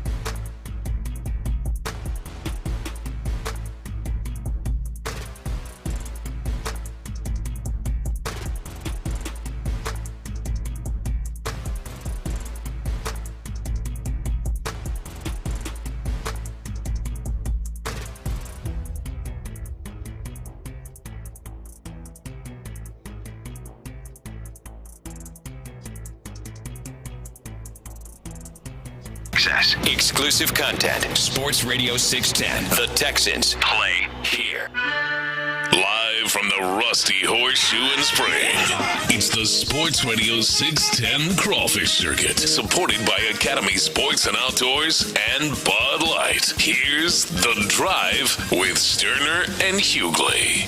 That's right. The Drive is live, and we are. And if you are on YouTube and Twitch, you can see Clint. Clint has he has given you an editorial. Look at that. Them juices is flowing right there. He just sucked that juice out the head, and bam, here he goes. He banged it out. He's got him. What you got, 5 pounds?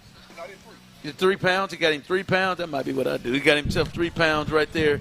I just got 3 pounds. I had intentions of eating it in a break, knocking it back in the break, but I got sidetracked with a little work over. At you like, damn, man, that's a little crazy over there what you're doing right there. But he got it all over his arm. That's a good thing, right? I ain't got but 3 of them down, and I got it all over my damn shirt and my arm. That's perfect right there. Them things are juicy. Got great, phenomenal flavor for the record. There you go. So get on out here. Tremendous. And I am a connoisseur. Yes, you are. I am a connoisseur. That's good right there. One of the most amazing things to take me out of eating my own meal that I had in front of me was watching Clint and his mother just take out 10 pounds. Speaking of, Granny's on her way now. Is she coming on up? Granny's coming to spring. Somebody better get her bugs.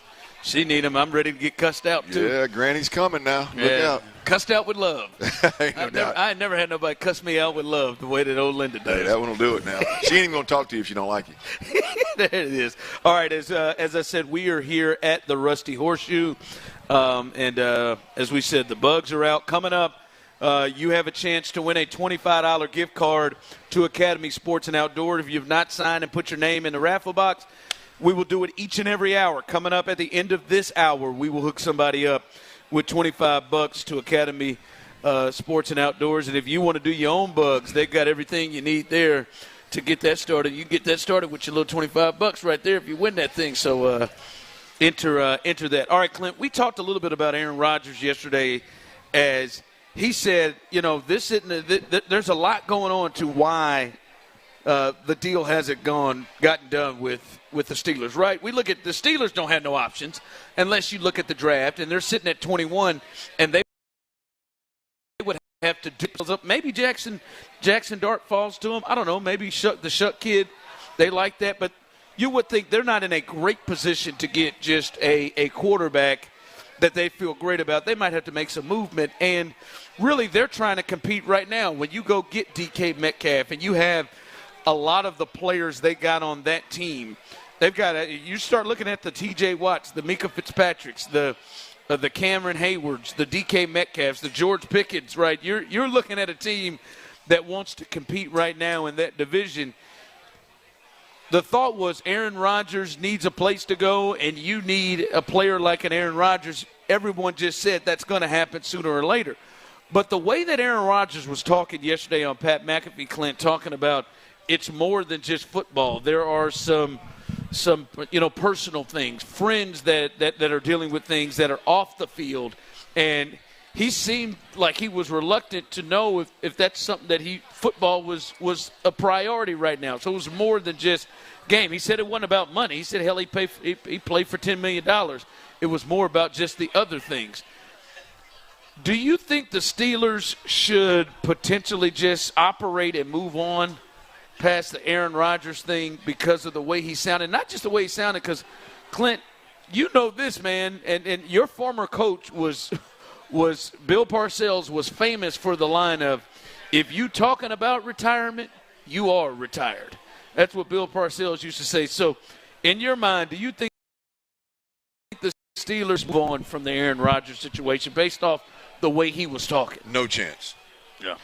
No chance. You're talking about a 4-time MVP. You're talking about a guy that even if it was small glimpses and signs of playing at a high level, throwing the ball at a high level last year in a very dysfunctional organization, and you in the Pittsburgh Steelers have no answers right now. You've had no answer since Ben Roethlisberger was there.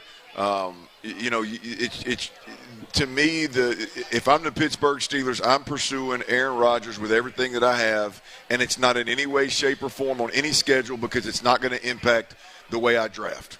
It's just not. I got George Pickens. I got DK Metcalf. I got what's the tight end's name? Is it Pat Freiermuth? Freiermuth. I mean, I got ballers, and if he wants to join, then so be it. It'd be great. It's not going to stunt the growth of my quarterback that I if I'm going to draft one, it's not going to stunt the growth of that quarterback at all.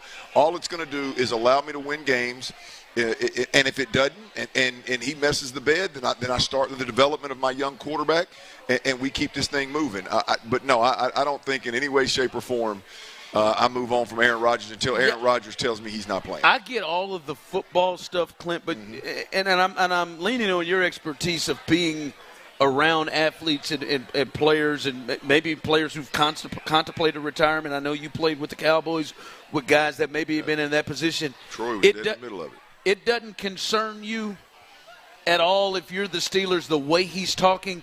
Because the football stuff, yes, hell yeah, but the way he's talking into football is just not a priority for me right now. And this is, even the thought of, I don't know if those other things are more important for me right now.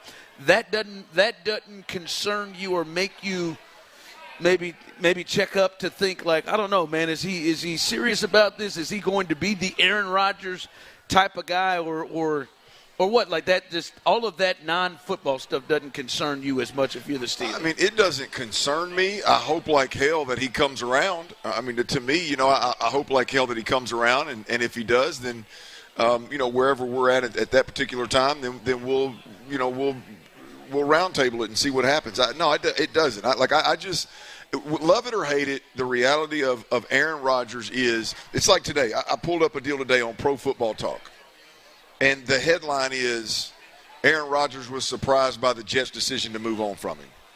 No, he wasn't. Did you listen to the audio? He said it. It wasn't that I didn't expect it. It was how it all went down.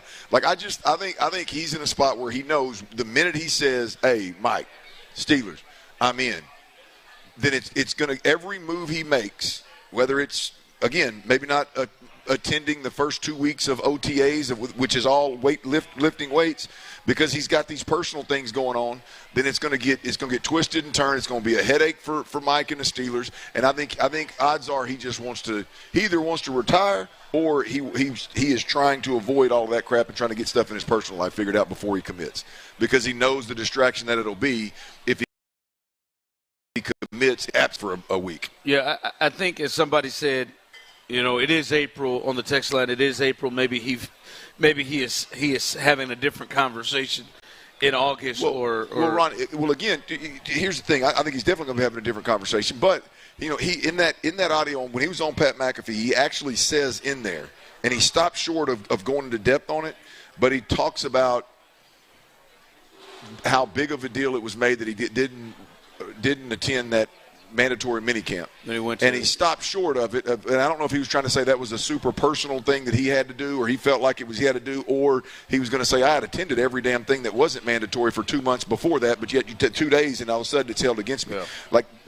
And I only say that to say that's part of why I feel like it probably has to do with wanting to create as little drama as he possibly can for the Pittsburgh Steelers before he says, or when he says, hey, I'm in, let's go play ball. Yeah. All right.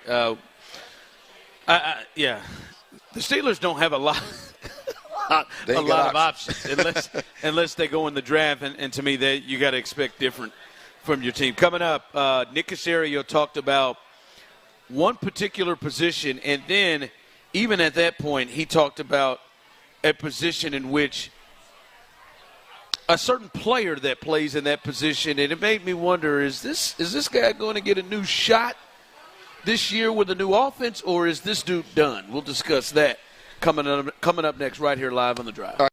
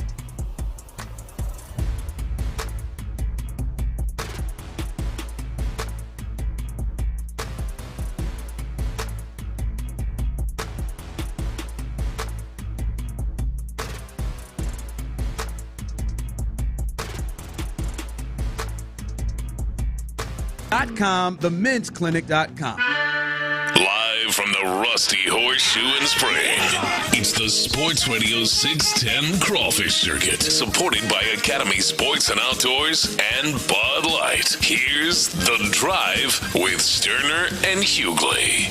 All right, Joey Chestnut is finishing up the bugs he done had. I mean, damn, man. You're going to have heartburn in here, man. You're getting too old to be just running through that like that, man. What's wrong with you? Good God, man, they just murdered the 3 pounds. Clint had three.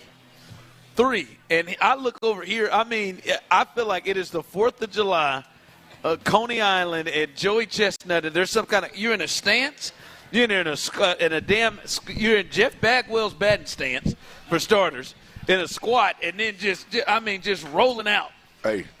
Did you get anything on your shirt? I'm going to tell you. I don't know if I got anything on. I'm not worried about the shirt. I know you got them ones. Them ones is clean, though. I got these icy white ones on, and I have done this before, eating crawfish. You see how big that tongue is right there? Yeah, that and how white that thing is? Yeah. You get one drop of that crawfish juice on them white shoes, it's over. On that tongue, it's over. You can't wipe it off that tongue. Hell, you got to get in that Bagwell stance to eat them jokers. Yeah, you sure enough did. God, I said it's one of the most impressive things. I don't put them away like that. Hell, I lost, as I said, we went to one. I lost my wedding ring trying to get them damn crawfish out. Hey, and you just ran through it. That damn beer's cold, too, now. There it is. There you go. What kind of beer is it? That's one of those Coors Light, one of those silver bullets. There you go. There you go. Huh? That wolf killer in there. Yeah, dog. Well, and Clint is a connoisseur, and the bugs is good here at the Rusty Horseshoe. I'm not joking. The barn dominium's beautiful. The people on this side of town are beautiful. It's a beautiful day. These would rank in my top 5. Top 5, right there. I'm talking about. I'm not talking about the crawfish circuit. I'm talking about all-time top 5. They were that good. Hmm? Yeah, so you ran through them. You polished them off. So, and this is a dude that has been eating them everywhere. This is a guy that eats. I tell you, we had some folks from Caron Crow, Louisiana, move in 2 doors down, and his mom and dad had a little Cajun meat market down in the Kmart parking lot. And Did you say Kmart? It was Kmart back in the day. You old enough to know what a Kmart is? No, I know. I was about to say there ain't been no Kmart. Kmart's ain't been around for a minute. I'm about to say we used to play hide and seek in that Kmart, boy. We get kicked smooth out. Mom be madder than hell. We used to play hide and go get it. But go ahead. But I don't know. It's a different game, but go ahead. Similar rules. I like the ladies who will always love to get caught. Go ahead. Yeah, well, I was in there with my cousins, so that'd be kind of weird. But I'd show up down there right about 10 minutes closing time at it was called Cormier's. It was Cody Cormier's family, boy. I'd pull up at about 10 minutes before closing. And they say, well, yeah, we got about 3-4 pounds left over today. We're not going to be able to sell them. They put them in these bags right here. They double bag it for me. I'd put that thing on the handlebar of my bicycle, ride all the way home. Walk in, Ma, I got 3-4 pounds. Let's go. We'd go knocking them back, boy. I'm telling you, it don't seem like that's enough for y'all. Well, I didn't know no better back then. Hell, I didn't have no money either. They were free. Yeah. I mean, now it wouldn't do nothing but piss me off, to be honest with you. Yeah, there you go. Well, get on out here as they are delicious, according to everybody I'm looking around seeing, and Clint just polished them off in 5 minutes. Cheers to the Cormier family from Caron Crow, Louisiana. That's Southern Louisiana. It's hard to beat Southern Louisiana folks now. There you go. And it wasn't even 5 minutes. Clint had a read in there, so he probably 4.5 is what he Clint, as we're here and getting closer to the draft, Nick Caserio the other day when he spoke to the media prior to the draft talked about the running back room, and it started with a question about, hey, how much are you looking at running back in this draft? That's a place in an area in the draft that seems to be strong, right? We got a potential of having 2 running backs go in the top 10, definitely in the top 12. I don't think Genty and Hampton get past the Cowboys. We've seen Genty get mocked to the Raiders. The Jets have talked about it. Hampton as well. But the running back room is set with obviously Joe Mixon, Damian Pierce. They brought back Daria Gumbawale. So they've got the 3 guys that were there last year. But he was asked about the running back room, and this is what he had to say. Nick Caserio the other day about what he has in his running back room. Yeah, I mean, similar to the receiver question. I mean, there's a good group of backs. So, I mean, this goes back to the same thing. We'll stack the board. We'll look at what our options are, look at supply and demand. What are you passing up in lieu of something else? So that's a pretty good room. We feel like we got, pretty good cohort of players in that group. I mean, Mixon, I think he went to the Pro Bowl last year, so he's a good football player. I mean, DP was one of the top kickoff returners, and when he's played offensively, he's done a pretty good job with his opportunities. Say Dare's his role is kind of specific to the kicking game, so if there's an opportunity for us to add a player that we think can help our team, we'll look at it. If we don't, then we'll go with whatever group. And again, but there's our opportunities to add players to your team. All right, that was Nick Caserio talking about the running back room, and Clint, he brought up after Joe Mixon, he talked about Dare Ogunbowale and said, he's got a special – calm down, man. He's got a special set for him in the kicking game, his involvement. And then he brought up his backup, Dameon Pierce. And the first thing he said about Dameon Pierce was him in the kicking game and him being one of the best kickoff returners. And I'm not saying that's not the case. One of the things, though, the thought was, all right, Nick Caley's coming in. They got a new offense potentially, maybe a new run game. Does Dameon Pierce fit better maybe in this offense? Because I still can't get out of my mind, and a lot of people can't get out of the mind of his rookie year. This was a guy that looked promising to when D'Amico took over. The thought was that is your number one weapon on the offense side of the ball. And you have been one that has said multiple times, like I don't just think this is a scheme thing with Dameon Pierce. Do you get the sense that Dameon Pierce, hey, maybe there's another look with Dameon Pierce under maybe Nick Caley's system? Or are you to a point where it's over and he's just really a kick return guy and they need to be looking hard at a backup running back? Well, they need to be looking hard at a backup running back. They need to change the pace back. This offense needs speed desperately in a place where you could get, like I'm talking about, you don't have to supplant Joe Mixon. I'm not saying I love Joe Mixon. Joe Mixon's a starting back, but a way you can add speed is to add a back that has on the offense throughout the game at any point in time, that brings a different level of explosiveness, a different level of playmaking ability to the game. Right now, you don't have that. And overall, you lack speed. So, yes, they need to figure like I would love for this thing to come down to which running back makes the team in the third spot, Dameon Pierce or Dare Ogunbowale. Who is more important at that running back / special teams position? You can't have two running backs of three that the first thing you mentioned is their ability to help you on special teams. Yeah. I think last year one glaring – when you're running, your starter's 29. Yeah. One glaring thing last year is and I'll clean this up. A glaring problem last year was Dare Ogunbowale's inability, the lack of explosiveness, the lack of twitch, the lack of playmaking ability, coupled with he had to be on the field because he was a guy that they could trust in pass protection. You got to get beyond that problem, right? You got to get beyond that problem. That can't continue to be the issue. Dameon Pierce, and I'll clean this up. With Dameon Pierce, to me, what I don't think is scheme related is Dameon Pierce going from damn near 1,000-yard back in the league to can't get on the field. Yeah. That you can't. That's not a scheme issue. There was clearly more going on. Now, can one scheme benefit him more than the other? Absolutely, sure. He can be better. Or a new voice or new. Your number two back needs to be a change of pace back, and the reality is right now you've got a guy that is a downhill bruiser, and you've got a special teams player, and you're trying to make. You're trying to make that work. And it's something offensively, you hope you graduate from that and you don't have those types of issues. Do you think it is over for Dameon Pierce in terms of being a productive running back option for the Texans? Would you approach it if you're Nick and D'Amico as this guy is more of a kick returner? And no, he's not a good enough kick returner. I mean, with the rules changed and all that, it was promising. And sure, if he's on the team, that's something that he can do. But that's replaceable. Yeah. The deal is forget about what I think and think about what the Texans have told us and shown us. Yeah. And shown us they don't trust him even in a relief role, much less a let's keep Mixon. Let's keep him healthy. Let's keep him fresh throughout the year. And by doing that, we'll give Dameon Pierce 10, 15% of the snaps throughout the year in order to have him healthier at the end. They didn't even trust him to do that. right? And so you got to find a guy like the number two guy at the very least, right? If you're going to keep three backs, and one of them's going to be predominantly a special teams player unless you're in an emergency situation, which is Dare, or it could be Damian Pierce. But if you're going to have three backs, like the number two back has to be a back that you can rely on, that's a Joe Mixon type, not Joe Mixon, but like a Damian Pierce type that you trust enough to give him the rock throughout the season, which they don't with Damian Pierce.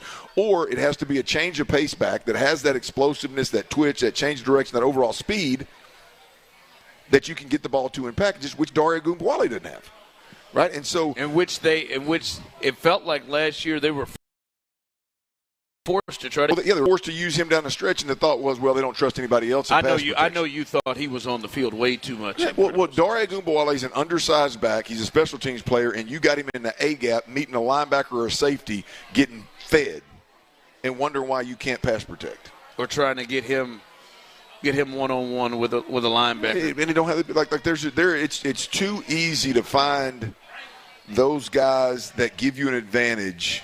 They may be a tad bit undersized, right? You don't worry about them in pass protection. You find a way to get them out in the route no matter what, and they're your hot throw if they do bring pressure. You get it because if a team brings pressure and you get the ball to a scat back, he's going to be in space and he's going to cause problems, right? Instead of putting him in the A gap and getting him to try to block a linebacker or a safety coming through the A gap with a running start like that. Those are things that get you beat. Text line saying Damian Pierce is done. Very well may be. He very well may be. If you look at what the Texans have told us, I would say he gets every opportunity the way you think Mechie will? Because they love Damian Pierce, the guy, and he fits everything. Well, look, I mean, they want. You know what I'm. Well, but this is one of those situations where if you just look at what they've told us, they should be out. They should be done. They should move on. But that might have been Bobby. That might have been the tyrant. Badass Bobby. That might have been Napoleon that was doing that. That might have been who that was. All right, what you got coming up at the 4? Well, it's easy, y'all. We got you wonder why or what the Texans are going to do with that 25th overall pick, right? We wonder what they're going to do. I don't know if they're going to move. I don't know if they're going to move up. They're going to move down. But there's been some picks in the past that we discussed a little bit earlier. We'll touch on those and tell you what kind of value that number 25 overall pick holds, as well as there's a perfect example exactly why Aaron Rodgers is taking his time with this deal. And, damn, the pickle is hot right now. I don't know if y'all been noticing, but that damn pickle is hot right now. We'll do all that next right here on Sports Radio 610, Houston's sports leader. We'll do that next.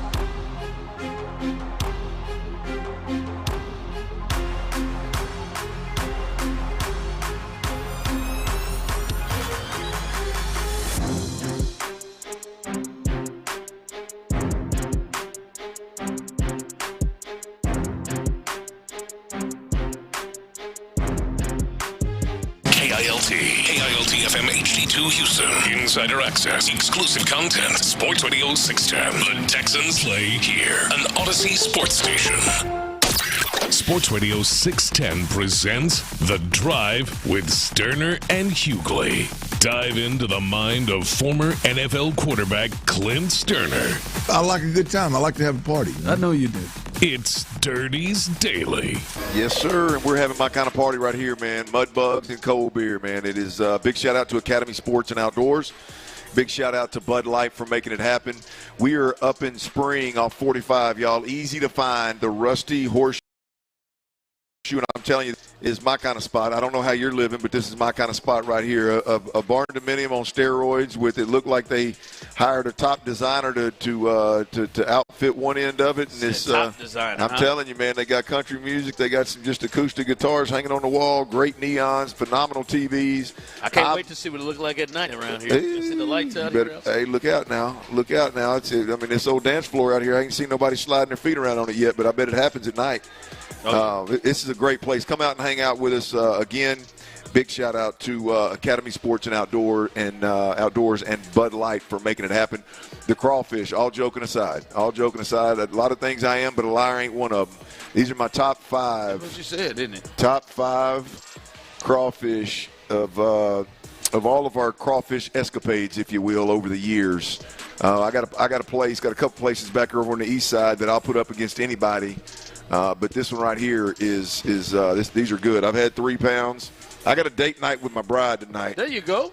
So I can't overdo it, but I'm going to go at least another 5 pounds before we're done. Clint. What? I mean, look, here's the deal. Stop. Don't do that. He's got to go. He's got dinner with his wife, and he's already had. So you want him 8 pounds down, heading into the. Okay. She don't mind. I'm telling you, here's the deal. He's been doing so good. Well, no carbs, no. Well, here's the deal. I'm gonna tell you what the reality of the situation is this. See, when it gets a babysitter and she plans something, it ain't gonna be cheap. I know it ain't. It ain't gonna be cheap. Get your money's worth. See, you've egged this on. See, so see what I'm gonna do. Is I'm gonna eat these bugs, and I'm gonna get about 3/4 full, and then I'm gonna go over to that expensive sushi joint, and I'm gonna let her do all the spending. You know what I mean?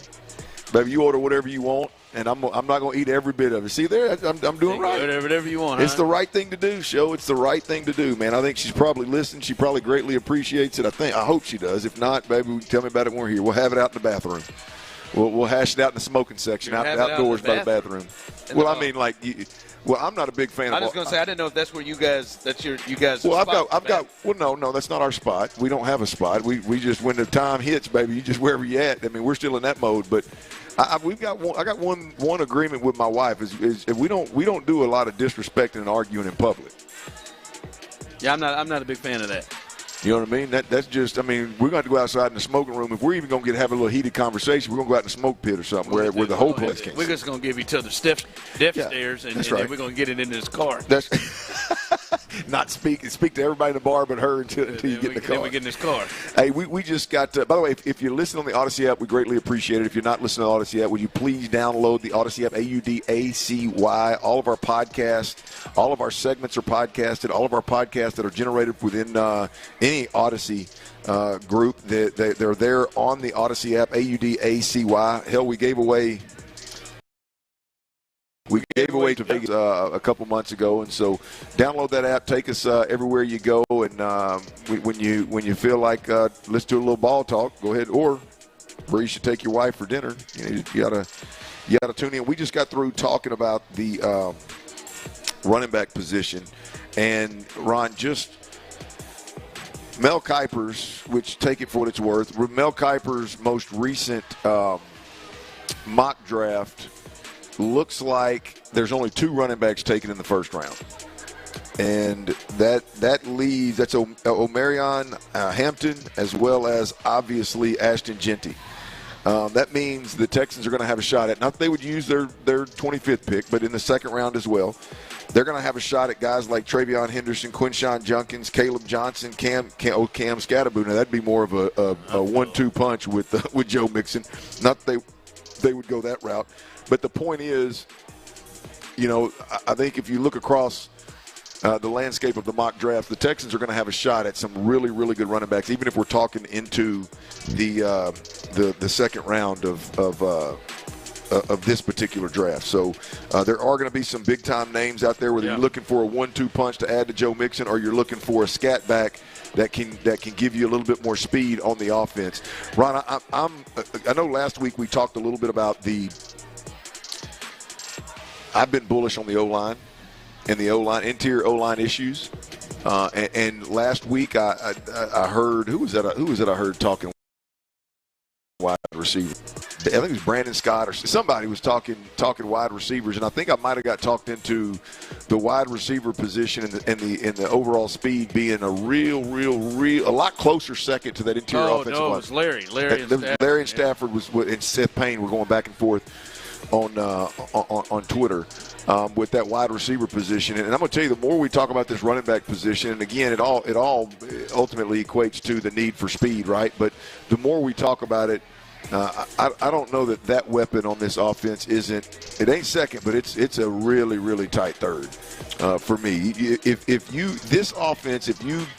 as they are right now, if you added a scat back, and I'm talking a legit, second round type talent that brings wild speed to the offense. They just got to have it from somewhere. That might turn me on more than another receiver. They just have to have it somewhere. It's got to come from somewhere. If it's just they don't have a lot of guys where you're like, that dude can just beat whoever they have matched up on him and go and hit their head on the goalpost. Now you would like that to be, a running back or a receiver. I don't know how many tight ends there are there that you can just say that can go and do that.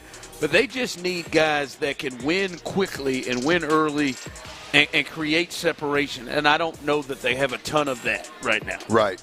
Well, the fifth-overall draft pick. We talked a little earlier, Ron, about drafting there. There's been some really good players. There's been 4 Pro Bowlers in the last 15 years drafted there. There's been 2 All-Pro players drafted there. There's been the last 5 or 6 years. There's been Travis Etienne and Hayden Hurst and Hollywood Brown and there's been some really, really good players. Terrion Arnold was one of them. There's been some really, really good players. So there's no doubt if they stay at 25, they are going to get a quality player. I came across this, Ron, and I knew this Nick Caserio general manager stint here in Houston. I knew he had moved around a lot, but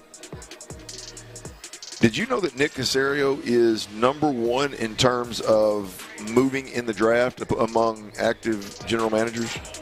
Since 2021. Since he came in, no, I did not know that he was tops when it came to that. He's traded up 13 times and he's traded down 5 times.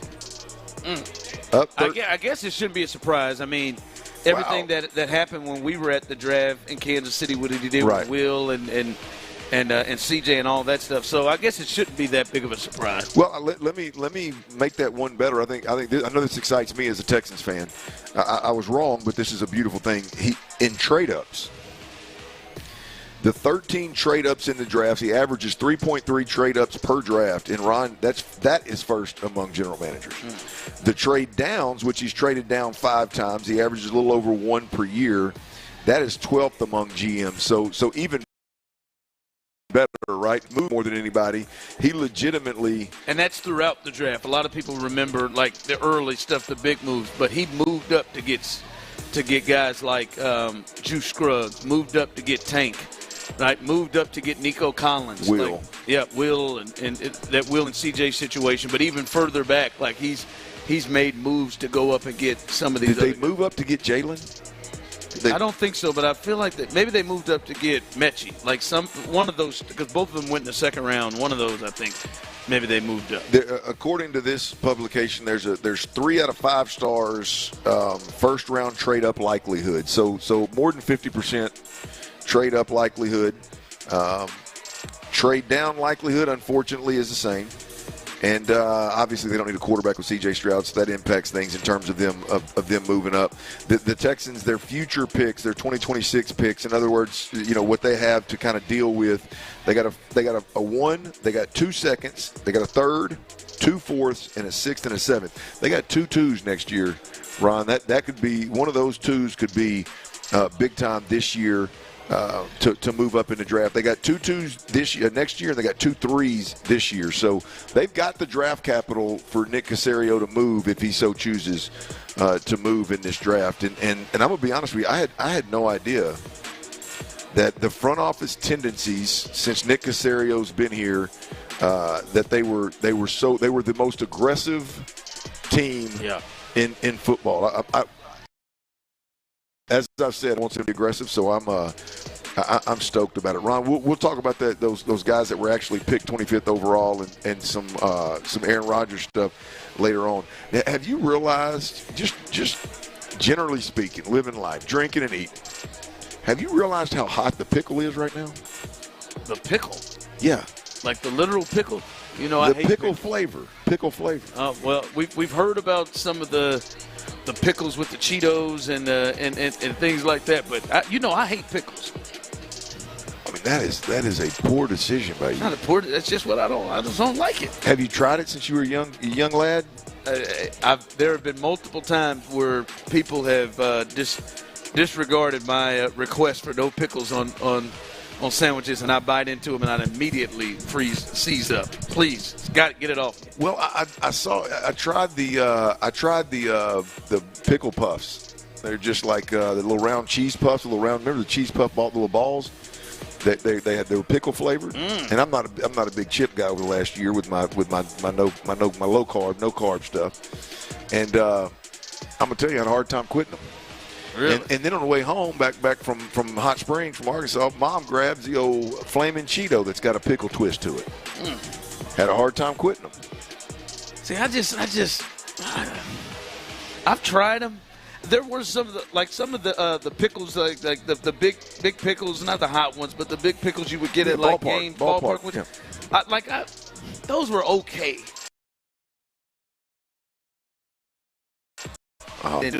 That's bottom of the barrel pickle, man. That's bottom. But I love cucumbers. I'm more so referring to the pickle flavor. It just seems like the thing to do. I saw something a little early that triggered this. It just seems like the pickle flavor is running wild right now. I remember I chose Cramps. So you just hammered pickle juice. You chose Cramps over pickle juice. Back when the Eagles were. Give me something else. When the Eagles were making that a thing, huh? They gave me a plum. I said, give me something else. Big pickle guy here. Big pickle guy. Yeah. I like the pickle. I like the pickle flavor. Say with confidence. Well, no, there's no. It's not true. It's just flat out. It's hard to be confident with a lie. It's just not true. I mean, the reality is you just. 713-572-4610. Are you a big pickle guy? And I don't mean are you that pickle. I mean, are you into pickles? Pickle flavor. Have you noticed the pickle flavor that Clint is talking about? A lot of things you can do with pickles, man. I'm a big fan of it, and I like the experimenting with pickles, and whether you. My father-in-law this weekend made some burgers. Smoked some burgers on the Traeger. Shout out to those my good friends over there at Texas Star Grill Shop. Yeah, they hooked me up with the Traeger. Mm-hmm. We didn't have any more pickles in there for the burgers, and Courtney had eaten the last of them. I could see the anger in his eyes. I mean, he didn't want to. It was his little girl, so he didn't want to let it out. But he somebody don't believe you. He went through the refrigerator. Maybe she misplaced it. So he's a big pickle guy. He's a big pickle guy. Someone texted in, pickles are good. Pickle flavor, other stuff is disgusting. Pickle flavor on other stuff is disgusting. I'm talking specifically, not specifically, but more so about the flavor of how often the flavor's being used on different items now and added to different things. And I, for one, am a big fan. Someone texted in, dill pickle Lay's chips are a must. I've had those too. It's been a minute, but I have had those in my time. So I'm Clint Stoerner alongside Ron Hughley. My boy Byron is back there behind the glass. T Mills on the hopefully he's on the river walk and not in the river. But we're rocking and rolling. A lot going on today. We got the Astros cranking up. We got the Rockets cranking up. And big weekend in Houston, big week next week as well with the draft coming around. And so come out to the Rusty Horseshoe in spring off 45. Come out and hang out with us. The crawfish are absolutely tremendous. The beer's cold. The people are solid. And you will not regret it. Come on through and hang out with us. They've gotten some more bugs over there, and you should too. You can get you a couple of more too. I need one of them Modelo's. That looks good right there. I might have to go and jump and get me one of them. Ice cold with a little lime. Yeah, I might have to do that. All right, coming up as we continue right here. Again, remember we are two more opportunities to win a $25 gift card to Academy Sports and Outdoors. If you're in the building, all you got to do is sign your name and put it in our raffle box. We will do a drawing a little bit later on this hour and one more time in the 5 o'clock to the Rusty Horseshoe Bar and Grill here in Spring. You can also get on in here and sign your name and put it in our raffle box and have a chance to win. See, there's my man right there. Take care of me. Got me a little lime. Look at God right there showing up, man. There's what I'm talking about right there. Thank you, sir. All right, coming up, the Rockets, as Clint said, it's a big weekend for the Rockets. Their series gets started on Sunday. I got a couple of thoughts in this series, a couple of thoughts, questions that we need to answer that could be the difference in this series with the Warriors. We'll do that coming up next. All right, look, there's too many.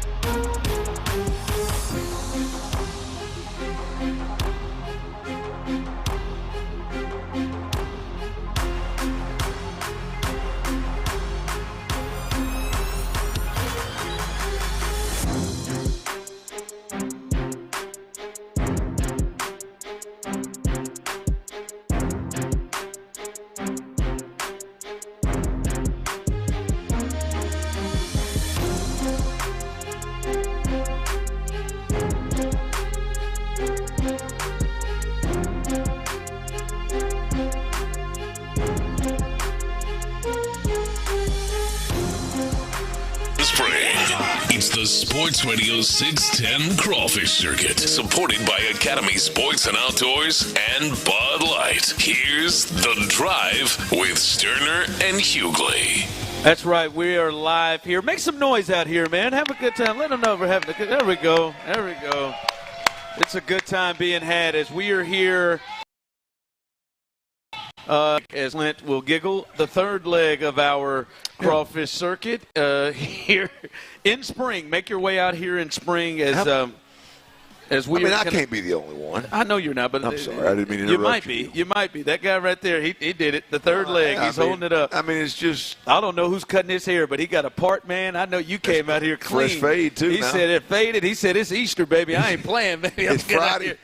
Getting out here, but Friday we're going to the shoe, baby. There we go, baby, going to the shoe. We are here in spring up north at the Rusty Horseshoe, and listen, judging by how many people are ordering bugs out here, they are delicious. And our connoisseur himself, Clint, who has already ordered 3 pounds and has said he is going to order another 5, said it's top five. And I'm telling you out here real quick before Clint gives you. They got outside space, and damn it, apparently you can bring your own table. You can bring your own table and set up shop, and they got chairs for you. I ain't never seen that. I thought that is beautiful. Bring your own table, and they got space out here, and you can have a good time out here. So do your thing out here. Come on out here and enjoy yourself. Have a good time and do your thing here. But you enjoyed the bugs, huh? Yeah, and I want to be clear. I'm a 5-pound guy typically, but I was trying to see if I could knock something out in the break, and it was 3 pounds was the right number. I'm typically a 5-pound guy. That is the way to start, and they are absolutely tremendous, absolutely tremendous. And I would not blow smoke. Damn sure not about crawfish. I'd put my name on it. These are top 5. More beer, need a few more pounds, and they may work their way into the top 3. Might work there. Oh, there you go. So do. Come on out, man. That's a man who loves him some bugs. And come on out here to the Rusty Horseshoe and get you some here in spring. And also you can win $25 gift card. We got 2 of those that we're doing in the 4 o'clock hour and in the 5 o'clock hour.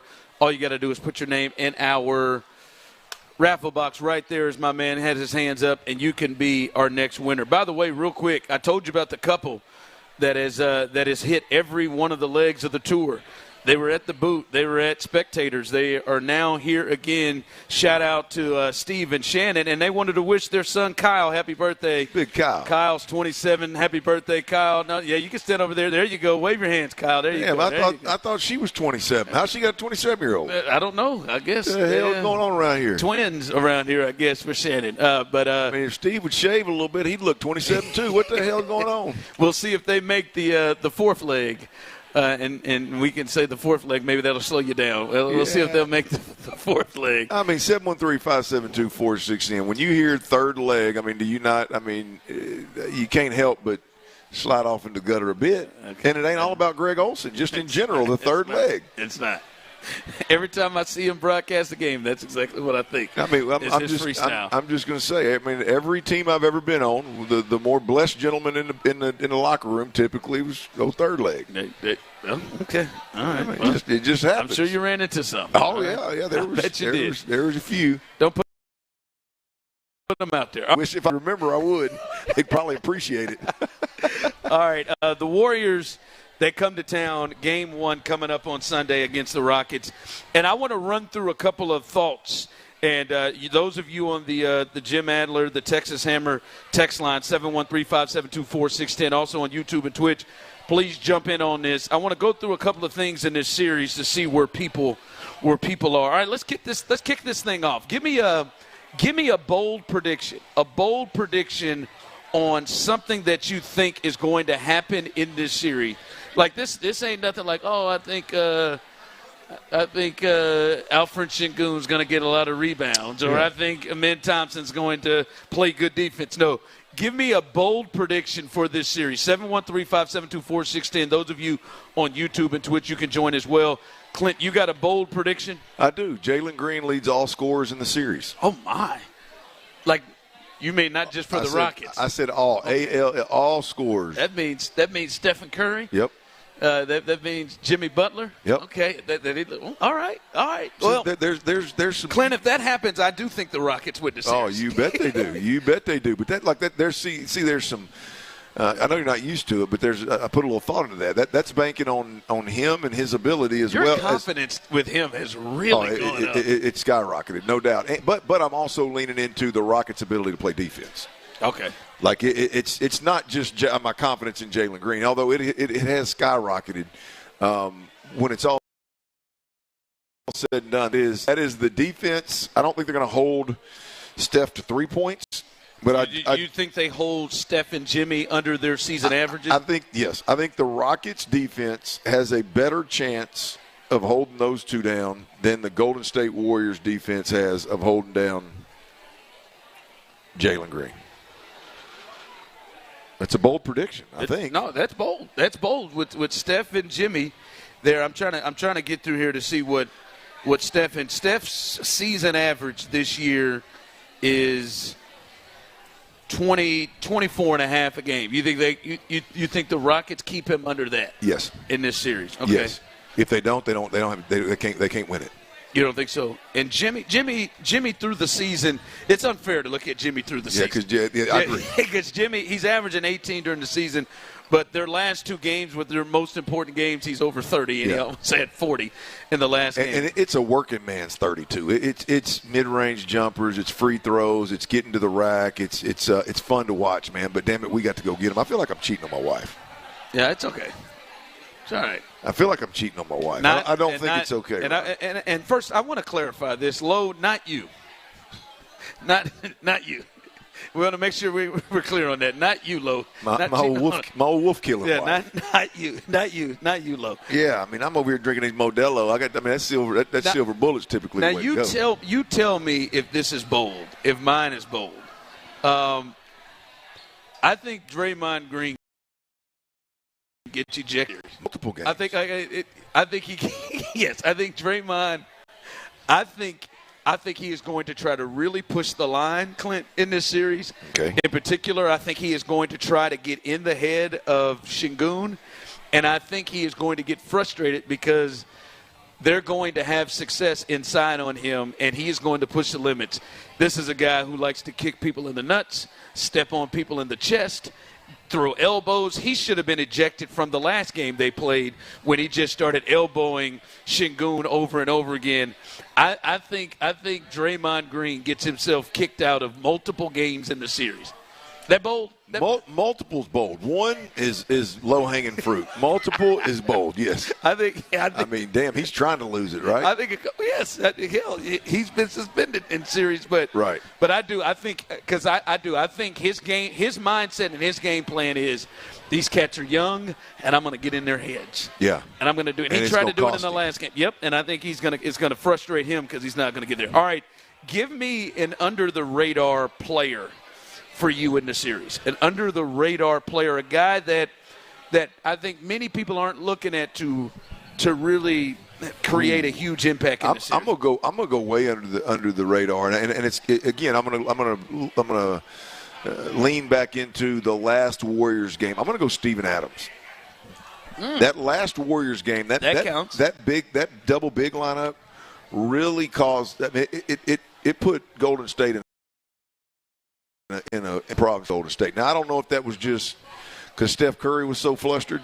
You know that hurts your ability to attack that double big, and maybe they have a better chance of doing it in the playoffs. But I'm going to go. I think they lean heavily into that double big, and I think I'll go with Steven Adams. I think it's we watched that Memphis game, and they went somewhat of a double big with Edie, and then what's the center that's a shooter though? He's more of a shooter. Jaron Jackson. They did. No, the other one. The I think it's a kid. Number 7, Aldemar or something. Something like that.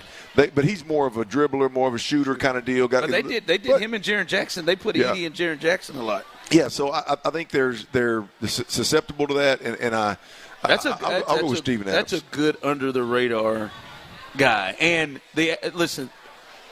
The Rockets lead the NBA in rebounding. Yeah. And that only enhances. If that's the thing is, if the Rockets are able to play that double big lineup, if the Warriors don't run them off of it, right? Yeah. Because the Warriors are going with Draymond and they're going with Jimmy. Yeah. And, at their 4 and 5, if the Warriors don't run them out of that, then that can be – he could definitely play when Kevon Looney's on the floor. But if they don't run him, that's a good one. Mine is on the Warriors side. And this could be one of those punchable face kids that you can't stand. Brandon Podzinski, he's a starter, he's a shooter, he's kind of filling the role that Dante DiVincenzo has filled before. He's a guy that's kind of hot and cold, but he can shoot. And I didn't see him when they beat them. He had like 9 threes in that game or something like that, and went off. 6 in the first half. So he is somebody to watch for on the Golden State side that's under the radar that many people are talking about that could be that third scorer that you look up and you're like, damn, I didn't account for his 20. Chief, I've watched 2 or 3 Golden State games recently. Because he gets open because of everything that they're running, yeah. I mean, he lights it up, man, and he is there. He's pure as they come. So it ain't no it was an accident. Well, like I don't remember the details of the conversation, but apparently since they acquired Jimmy Butler, he has been lights out. It's especially when Jimmy is in the non-Steph minutes and Jimmy's on the floor and they're kind of running through things through Jimmy and he gets double teams. He's really ate off of that. Somebody text in their bold prediction is Jalen Green goes for 50 in a game. 50 plus. That's bold. The truth of the matter is he's got it in him. Yeah, he's always had 50 in him. Somebody on the text line, Dylan Brooks shuts down Steph Curry. That's bold. My bold prediction is Steph Curry is going to re-injure his thumb and won't be able to shoot well. That would be nice. Gilbert. Okay, now you're just going for wishes. Well, that's that old path of least resistance we talked about. There you go. Yeah, Steph, I can't hope for injury. I'm not hoping for. You brought it up, or the text line brought it up. I just agreed with him. All right, coming up as we continue. Remember, after this next our third $25 gift card to Academy Sports and Outdoors, so you might want to get your name in our raffle box before that ends. Coming up as we continue live on the drive from the Rusty Horseshoe here in Spring. Are the Texans right now in a space? Is there an argument for you to say, all right, I can understand if they draft somebody in the first round that doesn't necessarily mean they're a day one starter. Do you think that is something in a position that the Texans are in right now? We'll discuss that coming up next. All right, before we do that, we got to talk about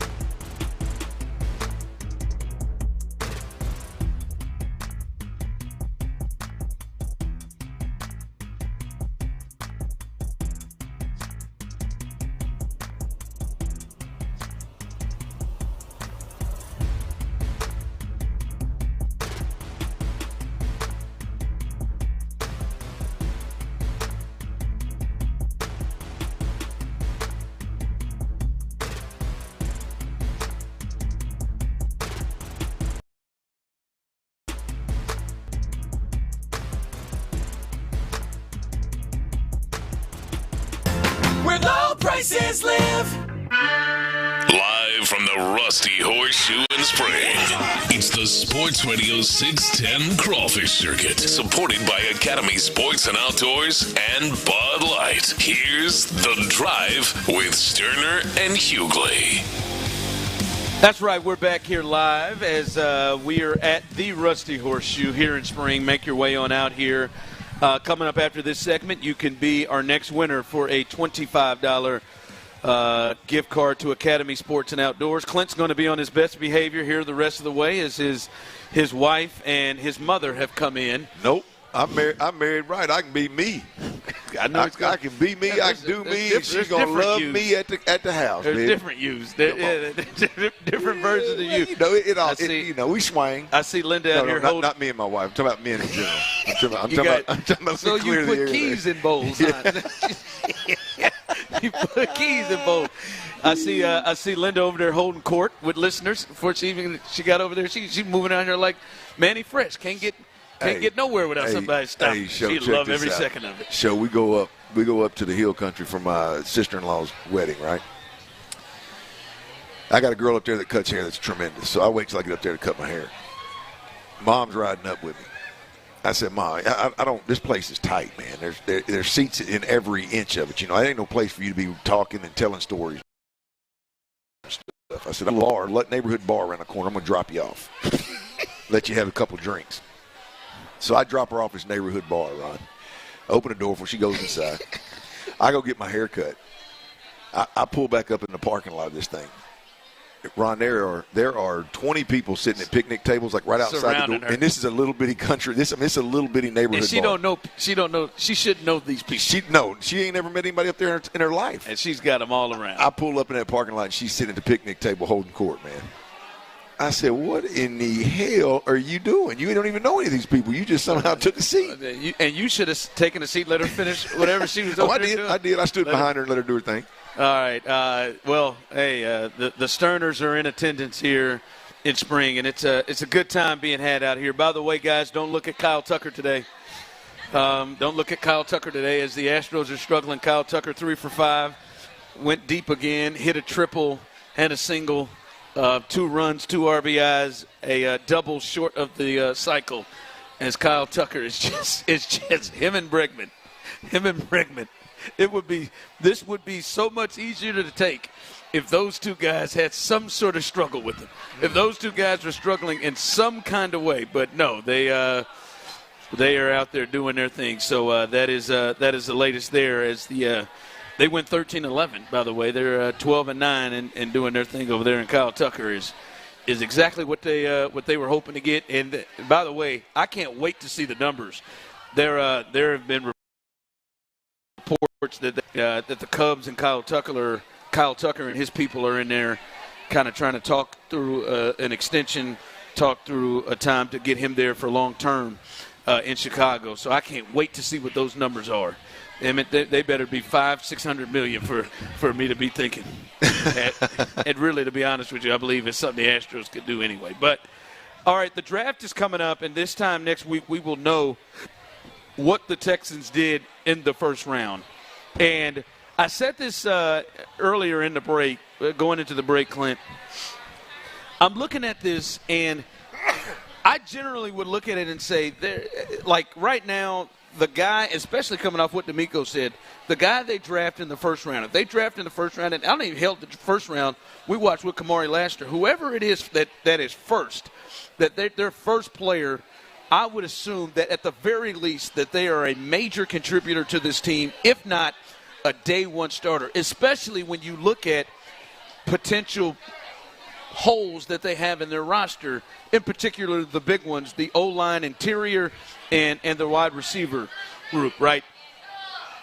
The only way that I think there's a case that they don't go and get that type of player that's a day walk-in contributor starter is, to me, Clint, is if they are still in the, hey, we are building and we want to be this team that's ready to compete with the top of the league in the next year or two. That's the only way to me that you go and have 100% confidence that they're going to work. Like when I hear tackle, I think to myself, you have tackles. You just drafted a tackle. You just brought in a tackle. Why would that be the place? Unless it is we really see somebody and we expect this tackle to really move in next year or the year after because down the line. And that to me is the only way that it would make sense, that they don't see themselves as go for it all right now because they haven't made any of those moves in the offseason and more still building to try to get to the Bills and the Chiefs and the Ravens and that group. To your point, we'll find out what their approach is. I think the Texans are in a spot where, just like last year in free agency, they made a bunch of win-now moves. I think the draft this year is where you make win-now moves. In the first and second round, you can get plug-and-play starters. You got draft capital this year with 2 third rounds, and next year you got 2 second rounds. You've got extra draft picks that you can be aggressive with. I think now's the time to go get a wide receiver. Now's the time to go get a third down back. Now's the time to go get that interior offensive lineman and I know I've been critical of Nick and D'Amico, and really Nick because D'Amico wasn't even here with the Kenyon Green pick, but you can throw the Juice Scruggs pick in there as well. I mean, I know it hasn't always been plug and play, right? But you got to continue to swing and hopefully hit one of those, whether it's receiver, running back, or O-line, interior O-line, or interior D-line, man. There's going to be impact players there, and you've got draft capital to go get the one that you want. Yeah. You don't have to sit steady. You get the one that you want. And I, for one, as a Texans fan, hope they do that. Yeah. I just don't – like, their offseason, Clint, is not screamed. I think their offseason is completely different than it was last year. Clint, it almost feels like they're taking a step back. Last year, the way that they were operating and how they went through, I thought to myself, this is a team that has a chance to win the whole – that at least has aspirations to think that they can compete and win the whole thing. You had a quarterback you thought could play with everybody. You had a defense that started shaping up, and you went and added to the areas that you needed to have impact. This year – it's like they traded their best offensive lineman. We understand that, but they didn't replace it with somebody of anywhere close to the quality of what he's bringing in. And right now, I don't get a sense that they could draft anybody in the draft that would change my thought of, now this is a significantly different team. Like, I have a significantly different feeling about this team. Maybe there is for you. I don't see how they can bring anybody on this team in the draft that makes me think, all right, it's a significant, like maybe Tyler Booker is that for you? Maybe I think now it's the biggest need, which I'm on record talking about the interior offensive line. That's going to be a hard one to fall in love with, in any way they go, right? Until you see the product, it's going to be hard to fall in love with that one. But I'm going to tell you, man, if they go out and with 2 of the top 3 picks that they have, whether it's receiver, running back, whatever. Like if they bring in dudes that at first and foremost are speed guys, I will get good and turned on about that. You'll get good and turned on, and I will feel better about their roster. But would you feel they've gotten themselves, like there are moves where you feel like I can see them in the position that I felt they were in going into last season? Right, last season you thought this is a team that should be thinking to compete with the top of the AFC, didn't you? Do you feel that way right now? Based off of the moves that they made, just generally not knowing how those moves were going to work and what it was going to look like, I think last year probably gave you a little more excitement about it with Steph Diggs and Joe Mixon and Dalton Schultz. But where we're at right now, I'm just in a different spot. Like I was convinced then, but I was willing to see the more aggressive vertical attack with the whole, five-headed monster. Like I was willing to be patient with that and see it. I've seen it now. Forget it. I don't care about that kind of talk anymore. I'm okay with asking my quarterback to do more with less, but we got to make sure that we have adequate weapons. Do you feel like you have questions about if they have enough weapons? Oh, absolutely. Do you feel like you have questions if their offensive line is going to be good enough to compete with the top of the league? Absolutely. Do you have questions about their play caller? Absolutely. And those are some major questions. I have questions about their line coach. I don't think you had those questions last year. Did not. But But Bobby Slowick was somebody coming off of that year that you shouldn't have questioned. The weapons, Joe Mixon, Nico Collins, Steph Diggs, Tank Dell, Dalton Schultz, if the way that he played. They just have a lot of questions that make them feel different than they were last year. All right, coming up next, 5 o'clock fire. We will hook somebody up as our latest winner with a $25 gift card to Academy Sports and Outdoors as soon as this segment ends. We have one more in the 5 o'clock hour, but a little 5 o'clock fire will get you ready for the Astros as they are hosting the number one team, at least record-wise, in Major League Baseball, the Padres, and some draft stuff. All of that as we continue right here live on the Drive.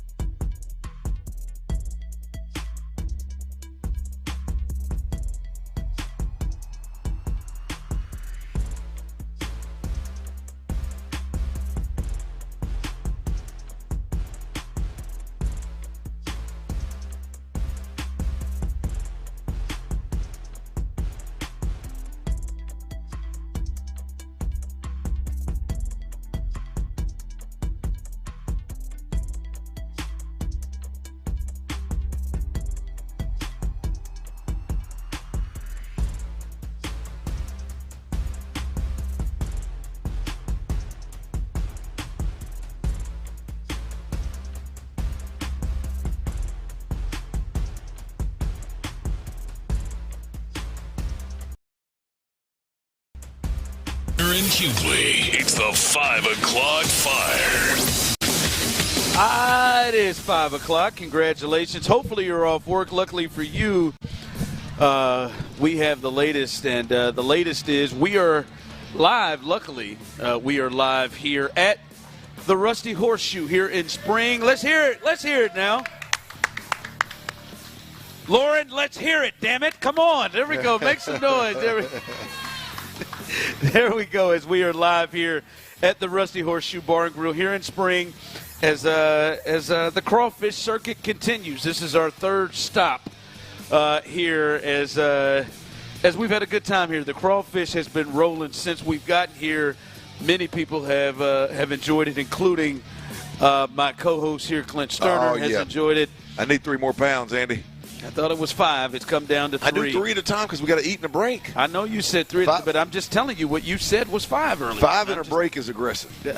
I know, but you seem like you like a challenge, and I'll be honest with you.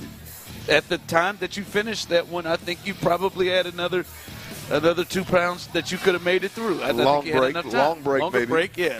Oh, we're out of our long breaks now, so that may not be an issue. That may be an issue. But come on out here, man, and congratulations to Juliet, who is our third winner. We have one more $25 gift card, courtesy of our good friends at Academy Sports and Outdoors. Shout out to Academy Sports and Outdoors and Bud Light for helping us here in our third start here at the Rusty Horseshoe here in Spring. So make your way on out here. But, Clint, it is 5 o'clock, and I do want to get to the Astros as they will take on the Padres. We have the lineup out, and Augusto gets the ball again with the injury with Spencer Arguetti. So we'll get to that in a second. But I did want to if Gusto sticks around, if he has any staying power whatsoever, we can have some fun with that one. Yeah, I know you can. Gusto? Not as much as third leg? No. Not as much as Kikuchi. Oh, nowhere close. I mean, can I be honest? There's nothing that pissed me off more from Dana Brown that he took that from us. The player and the name. Yeah, you say Kikuchi. Yeah, I mean they could use him right now. He could be a huge third starter right now. You say Kikuchi, but. Yeah, you wouldn't have Gusto going right now. We need to just say to hell with it. We'll do a Kikuchi highlight every time. Just do it anyway. I mean, it's only once every 5 days. When he pitches, act like Kikuchi's a main story here. Yeah, but Kikuchi report. I do want to get your thoughts on this. The Texans. We've talked about certain rooms in their position groups in their team. They have re-signed earlier today Irv Smith, the tight end, Irv Smith Jr. Yeah. And I know at times last year, and maybe this was just due to what they had and your frustration of the other guys, especially when certain guys were injured like Tegan Cotoriano or Kate Stover. But your thoughts about Irv Smith? They bring him back, and they've had a couple of stints with Irv. Your thoughts on that? I love it. I loved it last year when they signed him, and I was not joking in the sense of how Dalton Schultz was playing at the time in terms of pass protecting and needing to add a tight end to pass protecting. If you wanted somebody to chip off the end of the line of scrimmage, if you wanted somebody to move in and block a safety or a linebacker coming into A-gap, Irv Smith was your best option. I mean, when you talk about a veteran that was willing to stick his head in there, and he made several plays at that tight end position that nobody talked about, right? It's not sexy to talk about. When your quarterback's getting beat to death anyway, nobody's going to – but if you watch him play, it's exactly what you hope to get from Dalton Schultz. Is he a road grader in the run game? No. Is he the fleetest of foot when it comes to tight end in terms of pass protection? No. But he's good, and he gives tremendous effort. And when you have that, you can CJ can work with it, right? CJ can work with it, and so. I think it's much needed. I'm glad to see that they brought him back. Clearly, it means that they are going to be set at the tight end position with him, Kate Stover. I think so. Well, I mean, hell, you got him. Don't forget about with my man from Miami with the injury last year. Jordan. Yeah, Brevin Jordan. Brevin Jordan, Kate Stover, Dalton Schultz, and now Irv Smith. I mean, you ain't got room for any more. So I mean, those which I'm not mad at. If you can if Dalton Schultz will show up, like you don't have to be Pro Bowl, you don't have to be, just don't be a liability. Then I am A-okay with that tight end group. To me, you can do work with that group, especially with Brevin Jordan, super athletic. You could package him up in certain situations. Obviously, I'm not saying the Irv Smith Jr. signing says what they're going to do at tight end or maybe the different philosophy they have at tight end, but we obviously know Nick Caley, who is running the offense, his expertise is tight ends. Yeah. That's what he coached in New England, and that's what he most recently coached under Sean McVay with the Rams. I've always wondered, like, what's going to be the expectation and how they view that position this year.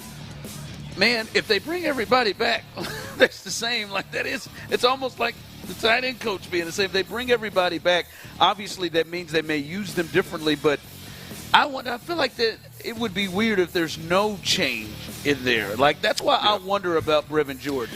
Is Brevin Jordan really a shoe-in to make this team? Well, look, I mean, I don't know that Irv is. I don't know that Brevin is. We only got one that is. Look, I mean, he makes yeah, $12 million. he shouldn't be, but the contract is going to make it happen. Like, I mean, here's the thing: is it doesn't surprise me that an offensive coordinator comes in and believes he can fix the tight end problems. That's a tight end coach. Yeah. I don't have a problem at all with acknowledging that those guys were put in a terrible spot last year. I have no problem that, like, they were constantly put in position to block guys that they had no business blocking, and they were asked to do it with an extended drop, not just a quick game and you're cutting them or quick. You can't do a whole lot of that anymore, but the quick game stuff, get their hands down. It was more extended play action. You're asking these guys to block for 3-4 seconds. That's why I zero in on Dalton Schultz. And it's not the inability to get it done. It's the almost pouting, because before you ever attempt to block the guy, you're almost pouting to the sideline that you're being asked to do it and you're put in a position to do it. It was not like I don't expect any tight end in a Texans uniform to have had success in pass protection last year, right? With what all was going on. But I do fault the guys that didn't give 100% and didn't and weren't physical. You think there was some of that going on in that tight end? 100%, absolutely. And you don't think Irv was that guy? Irv was not that guy. Cade Stover's not that guy. I think there was one guy in that room that had that issue, and fortunately that's a $12 million a year guy, and it's unacceptable. Like, he's got to turn that around, and hopefully that conversation has been had. All right, there it is. Irv Smith brought back here with the Texans. 5 o'clock fire. All right, the Astros, after a night off, hopefully the bats will wake up tonight. They will take on the Padres, and it doesn't get any easier at Daikin Park this weekend. The Astros bring in the best team with the best record in baseball right now. Maybe they're not the best team, but they got the best record. They're 14-4 right now, and they have been playing really, really good baseball. Just what the doctor ordered? Yep, there it is. hey, you gotta challenge yourself, right? But they will play them. Here is the lineup out, and this is the thing that we're looking at a lot, Clint, to see what it is. The lineup is Altuve's in left field with Perez. Alvarez is the DH tonight, and Christian Walker. We talked about that earlier. Christian Walker remains in the cleanup spot. And at first base, Pena in the 5 spot. You wondered who would be hitting behind him, who would be his protection. Diaz didn't drop as far down as maybe you were nervous about. He is catching tonight, hitting 6th. Rodgers is hitting 7th. Myers hitting 8th. And the spring training sensation, Cam Smith, is hitting 9th. That's kind of been the spot he's been hitting here lately. He's hitting 9th. And Gusto gets his second start after filling in for Spencer Getty in the rotation. So that is the lineup. And Clint, for me, yes, I think Dubon should be in the lineup over Rodgers, but whatever. Nobody's swung the bat to a point where you're like, he needs to be in. Sure. To me, Clint, just let this ride for a little bit. Just let this lineup ride. Just let it go. If this is the spaces they're going to be, let it go. Well, let people know this is the spot you're going to be in, and then maybe some days off here and there, but let this ride right now. Well, I mean, look, Ron, to your point that you've made several times over the last 3 or 4 days, this is the lineup. Right? I mean, right now, if you've come hell or high water, Dubon is going to be your super utility guy. Jake has earned the spot to be the guy in center field. As much as we like Chaz, he has earned it. Agree or disagree, it's irrelevant. This is the lineup. This is all the moves you've made. This is what you hoped would be your day one lineup and your lineup that actually ended up working. working to give, Dubon as that super utility, Chaz as a defensive, substitute kind of deal. Yep. To keep Alvarez as the DH and limit his starts. I agree with you. This is it. Let it ride. Let's see what happens. I guarantee you, shuffling the damn thing ain't worked. No. I mean, so. When I mean the order, also the positions. If Alvarez is going to be a left fielder, let Alvarez be a damn left fielder. Okay. Yeah. Like putting him at second base, and all of that is silliness. All right. If you want to, have him DH and get him a day off, get him off his feet, let Alvarez get it. I get that, but him playing all over the damn place and walking in and not knowing exactly where he's going to play is just silly. It's silly to me. So hopefully they can get going tonight. Like if I were to say to you right now, 3.5 runs, you taking the over for the Astros? I'd probably go with the streak right now. I'd go under. You go under right now? Yeah, I'd go under. That ain't gonna do it against the Padres, Jackie. That ain't gonna do it, man. They need these bats to really wake up, and we'll see if they do. We'll keep you updated on anything that happens before that game. But Astros are taking on the best team in baseball record-wise, the San Diego Padres, and we'll see if these bats can wake up tonight. 5 o'clock fire. All right, Clint, the draft is coming up, and Shedeur Sanders and Jackson Dart, they are two of the quarterbacks being talked about after Cam Ward. Those potentially could be they both made decisions, Clint, that they will not attend the NFL draft in Green Bay. So if their name is called, there will be video somewhere. They won't be walking up to shake Roger Goodell's hand or hug him and get the jersey. They have decided. Jackson Dart just recently pulled out, and they've decided not to go. Do you think this is a decision made because they have real concerns that their name may not be called in the first round? No, I don't think their decision was based off that, but I do think there's real concern about it. Look, I think both of these guys, they lack the one skill set that seems to turn on every scouting department, every evaluator, every coach, which is that just freakish arm talent or freakish athletic ability. Like these guys, I think they're going to be good NFL quarterbacks. I think Shedeur Sanders and really the Shuck kid out of Louisville, I think those two are going to be really good quarterbacks in this league. Whether it's long-standing backups or it's starting guys that go win Super Bowls, I don't know about that, but good prospects in this league. I think Jackson Dart is a little bit of a wild card.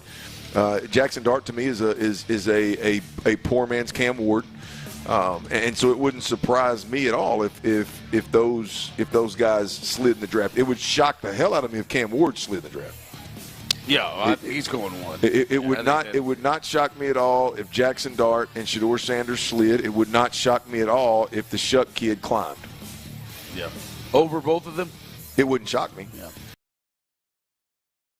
It moved. It would be a hell of a gamble for somebody, but it wouldn't shock me. No. So you're saying to yourself, if Shedeur had, and like obviously, like the arm, like his arm talent is good enough, right, to make all the throws you need. Yep. Hits his decision making, everything that is at his strength. But you're saying if he had Kyler Murray's athleticism, guy, he'd be a no-brainer.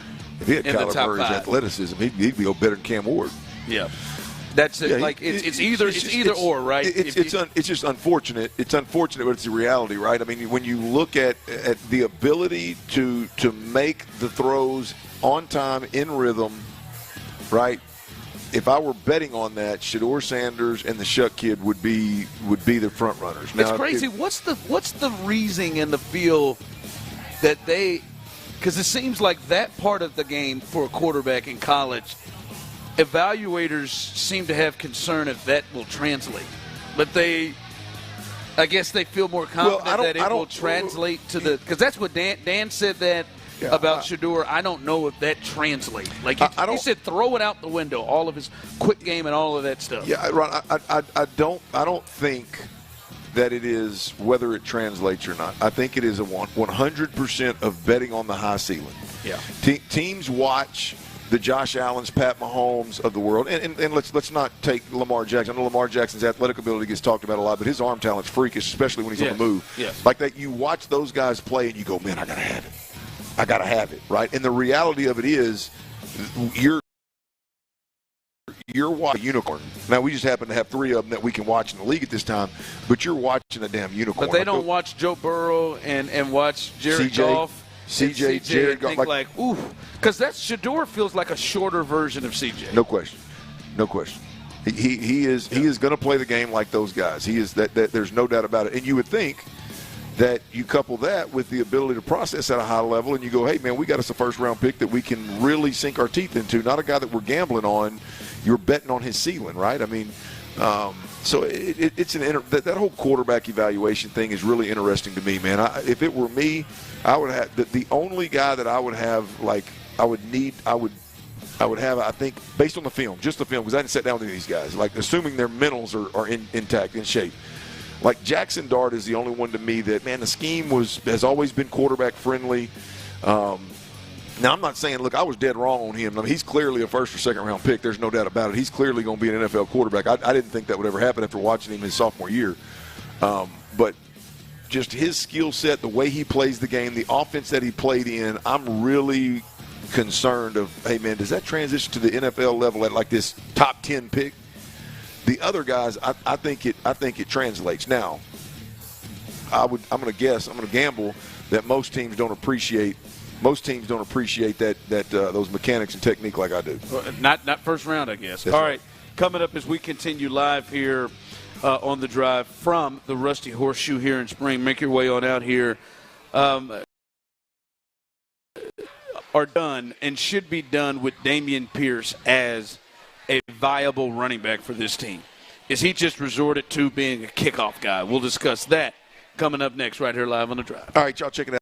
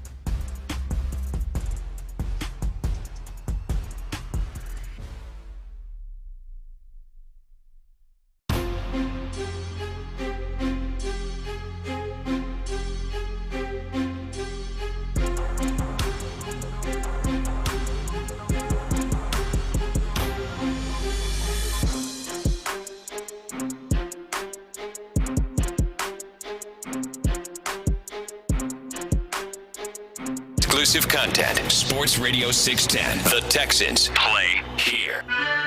Live from the Rusty Horseshoe in Spring, it's the Sports Radio 610 Crawfish Circuit, supported by Academy Sports and Outdoors and Bud Light. Here's The Drive with Stoerner and Hughley.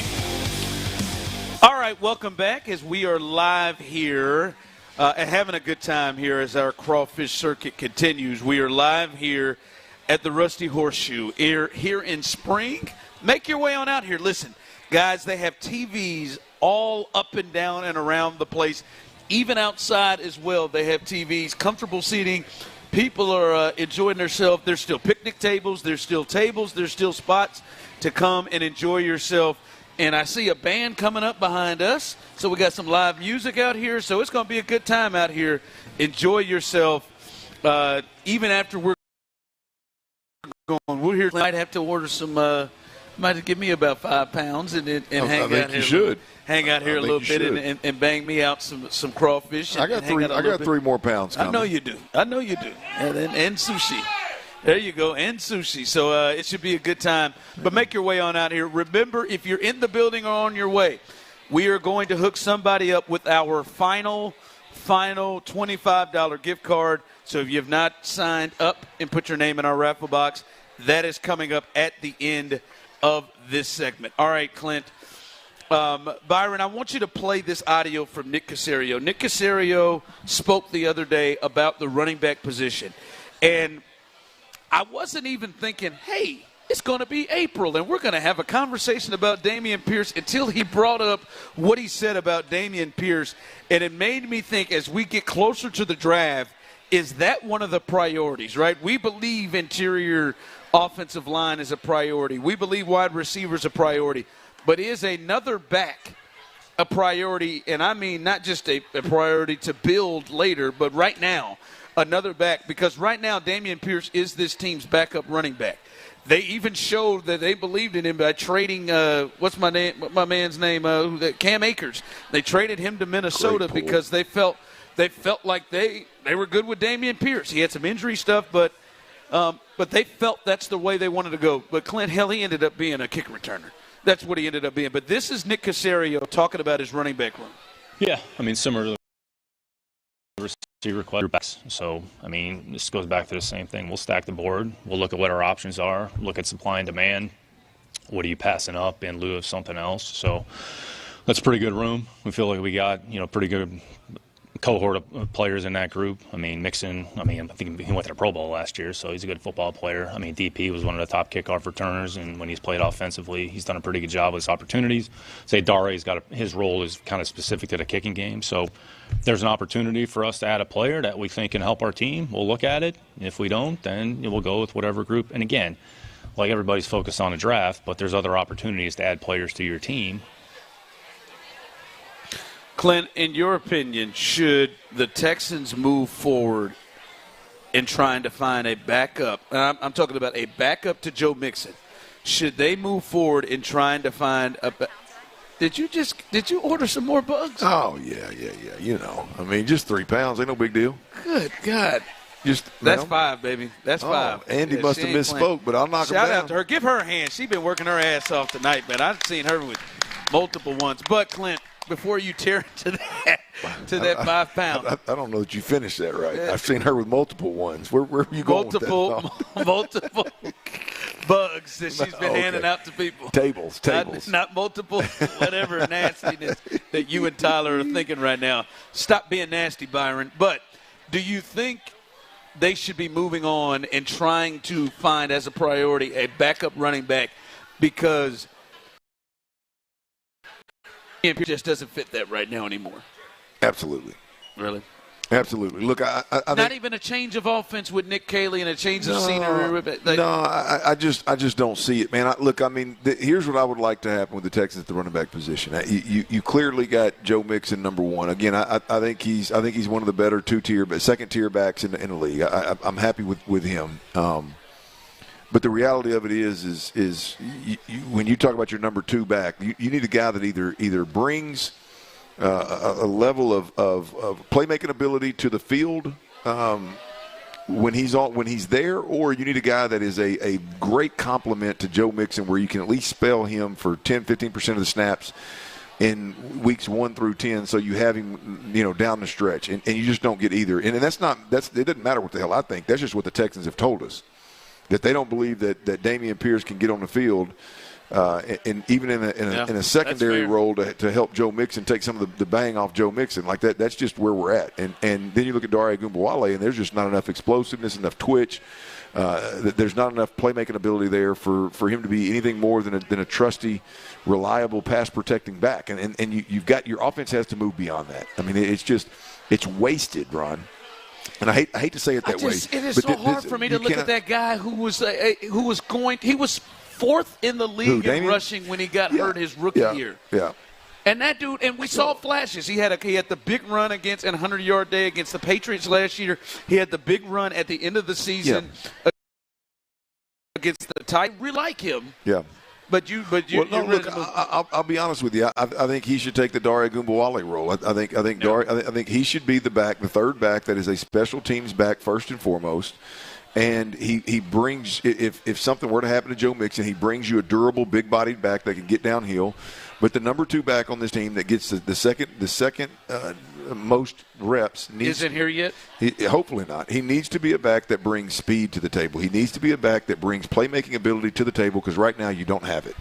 You don't have it in the backup running back role. You don't have it on the offense. I mean, you got Nico Collins. You got Joe Mixon is more of a downhill bruiser that is a down-to-down better than most. But we haven't seen him be used as the weapon that we thought he would be. You got to have some level of speed, and I just think there's a real opportunity at that second back, which is more of a scat back in this offense. I think there's a real opportunity for the Texans offense to get better. Couple of texts coming in on the text line. How do we get the DP against the Titans? I don't understand all the give up on DP. He had a 97-yard run last year, and they only put him in a handful of plays a game, if that. He can cook. They just have to let him. It is confusing. That text is that's fair, right? He has not gotten enough opportunity. Well, and the thing is, you ask why. Like what the guys that spend the most time with him, the coaches that tell you how much they believe in him, will go 17 games and get him 2 carries in a game. I don't believe that the scheme change was that big of a deal. There may have been some personal life stuff going on that he needed to figure out. That's fine. But he is a back that would at least be serviceable, and he's shown that when he's given extended run. But for whatever reason, the team doesn't feel that way now. But still, he is not. If you didn't have Joe Mixon, he'd be your starter, and then you'd need a counterpunch to him. The reality is, you've got Joe Mixon. You feel like he's the same as Mixon. When it comes to the approach to the game, he's very similar to Mixon, and you need some level of change of pace back there that you believe in, that is a mainstay in your offense, that is a weapon for C.J. Stroud, and changes the game for you. I mean, that's right now you're just conceding. Yeah. If Joe Mixon isn't on the field, you're just conceding. You're just saying, okay, well, our back's not going to be a threat. We're not going to have a threat out of the backfield. Yeah. Right? And in the process, you're leaving him on the field too much and wearing him down to where the offensive coordinator even said, well, we'd like to use him in the pass game, but we can't because he's so worn down. Like that's one area where I think this team, no-brainer, can get better. But, Clint, we will know. We will know how they feel about Dameon Pierce, because there is a thought of Nick Caley coming in, a new voice, a new offensive play caller. Yeah. And if they don't go, like, listen, where do they draft J.J. Taylor in, like, the 5th, 6th round, something like that? That ain't, like, if somebody gets drafted in that late, like, that is not a draft pick that jumps Dameon Pierce. No, we'll see how serious they are about it if it's earlier in the draft. I've really got my eye on the blue. Yep. Like, to me, that's and whether it's him or not, I like him. I hope it's him. I don't know, after running what he ran at his pro day, he's going to climb the draft a little bit. So I don't know where he necessarily lands, but a guy like that just has the pass catching ability, has the speed and explosiveness that you're talking about, and I think you're going to be able to get him late 2, early 3 at the most, if not later. And so, a guy like that would just bring so much to this team. Yeah. All right, coming up, we will We will continue this thing up. By the way, somebody will win a $25 gift card to Academy Sports and Outdoors as soon as this segment ends. But we'll finish things off with the Rockets as they play Sunday and they get their series started the first time in the playoffs in some time. They will play Golden State, and this is the question we will talk about when we come back.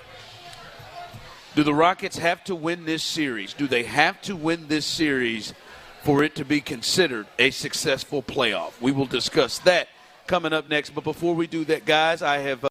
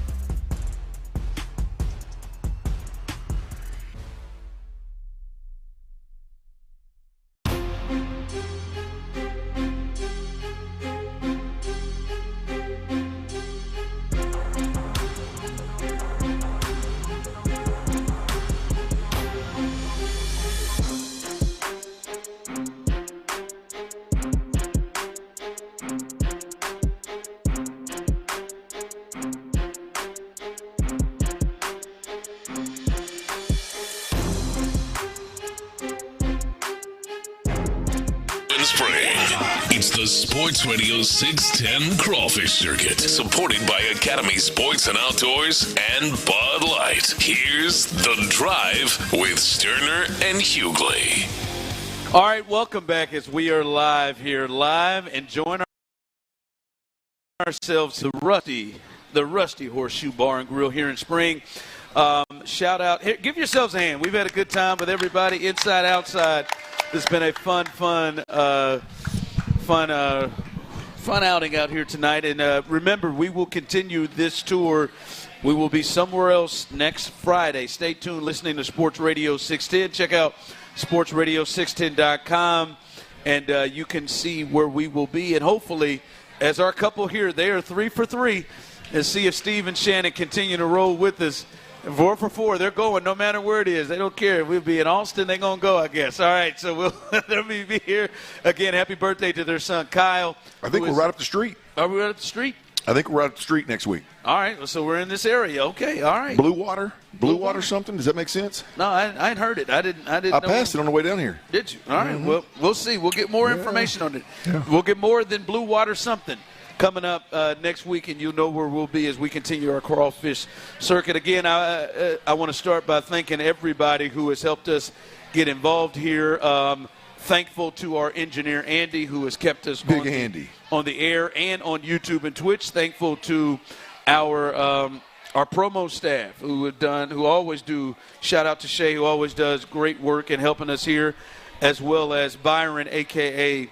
Bryce, who has held us at the station, keeping us on the air, and the great staff here at the Rusty Horseshoe. All of them have been fantastic in keeping us going here. Coming up here in the fellows from Texans All Access, Mark Vandermeer, John Harris, they will hold it down. And then Sean Bijani, Patrick Creighton, Chris Santiago, Area 45, they are live and local 7 to 11. And I'm sure they will get you ready and have the post game for the Astros and the Padres. Hopefully the Astros bats start to wake up and they get a pretty good pitching performance from Gusto, who is making his second start in place for Spencer Arrighetti. So a lot to continue to get to coming up behind us. People wondering, where's Tyler? Where's Tyler? Tyler's in San Antonio getting it in. As he is wherever he's at. Think he's hammered? You think he's hammered, drunk? Is that where he is? Yeah. Do I think he's Clint, what is going on? I just hope he's upright. No. What the hell's going on? You just brought 3 pounds over here. You just got 5 over there, Clint. Well, there may have been a little confusion with me and Granny. Because you were over there eating. You're over there eating. You got is this your 3? I think they brought Granny's 5 to me. And you was over there eating Granny's 5, and now because I see Linda over there just pounding them, just like clearly where you've been taught. No, let me tell you what. I've done the teaching. Oh, you taught her. No question. When it comes to eating bugs, no question. That the look on her face, she does not agree with that. And if get you a video, when we get over on the same table, get you a video and let me know who the student is and who the teacher is. I didn't pass her up, but I gotta believe she taught you when you rode home on that bike and you had that 3 pounds on your handlebars. Hey, she taught you how to get it. Cody Cormier. And Cormier's taught me how. Don't punch me, Linda, but maybe it was Big Earn. Did he do it? I had to hurry up and get it. I had to eat it on the back patio before Granny got a hold of it.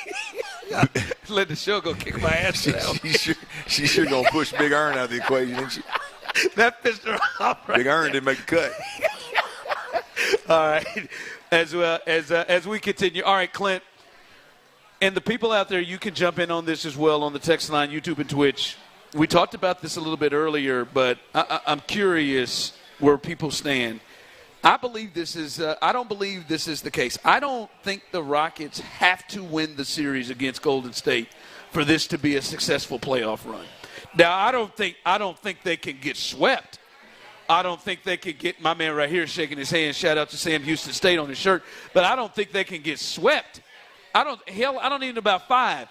But if this thing goes 6 and 7, and you can see, hey man, these are guys who have won 4 championships that are playing out here. This is Jimmy Butler, who has drug the Miami Heat to the finals twice and lost to LeBron and Jokic. Like, and they lose in 6 or 7, and we see Jalen Green raise to the occasion, and they just lose, and we see like last year, Minnesota lost to Dallas in the Western Conference Finals, but they felt really good because Anthony Edwards showed through that run.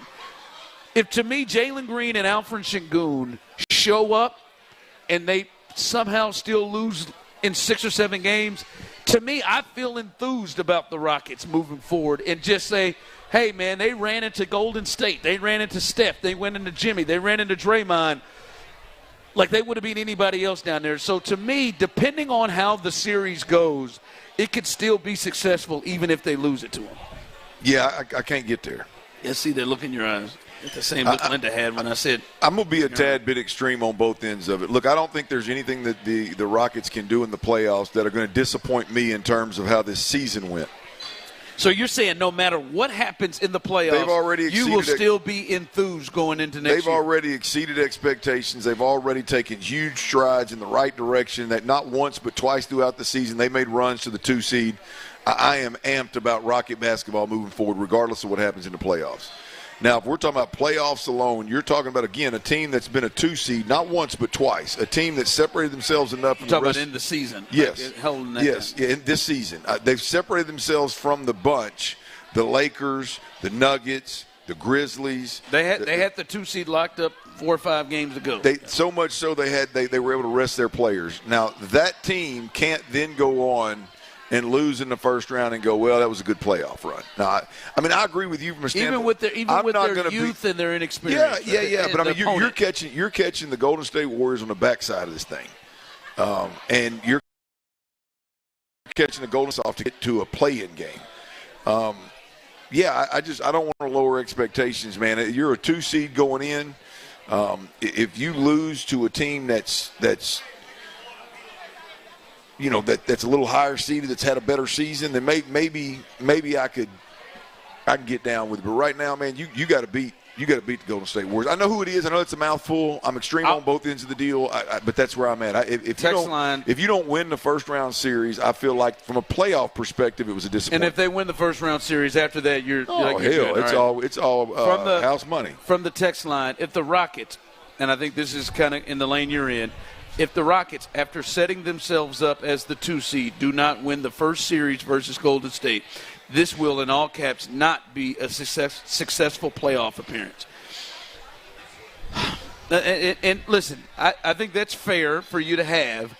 And maybe we can talk about this more next week when we have more time to get into this, and we'll know more after game 1. We see what them boys look like Sunday night. See what they look like. How much, though, do you, as somebody, and I know it's a different sport, but you played as a junior and senior in college football. You played in the NFL. You played with guys like Woodson. You played with Emmett. You played with Aikman. You've seen guys who have experience. How much in a playoff setting, in a big game setting, where it's different than regular games, how much do you think experience to this level, to the level that the Golden State Warriors have compared to the most important players for the Rockets? I think it's a big deal, but I'm not saying this just because it is. I've never even thought about it until you asked the question. Like I think the lack of experience can be a positive thing for the Rocket. They're so young, they're so inexperienced. They don't know. They don't know no better, right? And then you look at Golden State; they're so experienced and have been in it so much that they obviously do know. They're the elder statesmen, if you will. I think that could play into a positive for the Rockets as well. I am, and I'll say this before we go off air. Again, I'm not real comfortable with my level of confidence right now with this Rockets situation, but I feel really good about this group, man. You do. You have said that. I think that defense is going to give these boys absolute fits, and I think Jalen Green and Sengun are going to be the offense that you need with the supporting cast that can knock them down. Hey, man, I feel good about them in this first round. The big thing that I'm watching in game 1, is to see, one, I do think the game will be played different than they have experienced. But, I mean, obviously Dylan Brooks and Fred VanVleet, those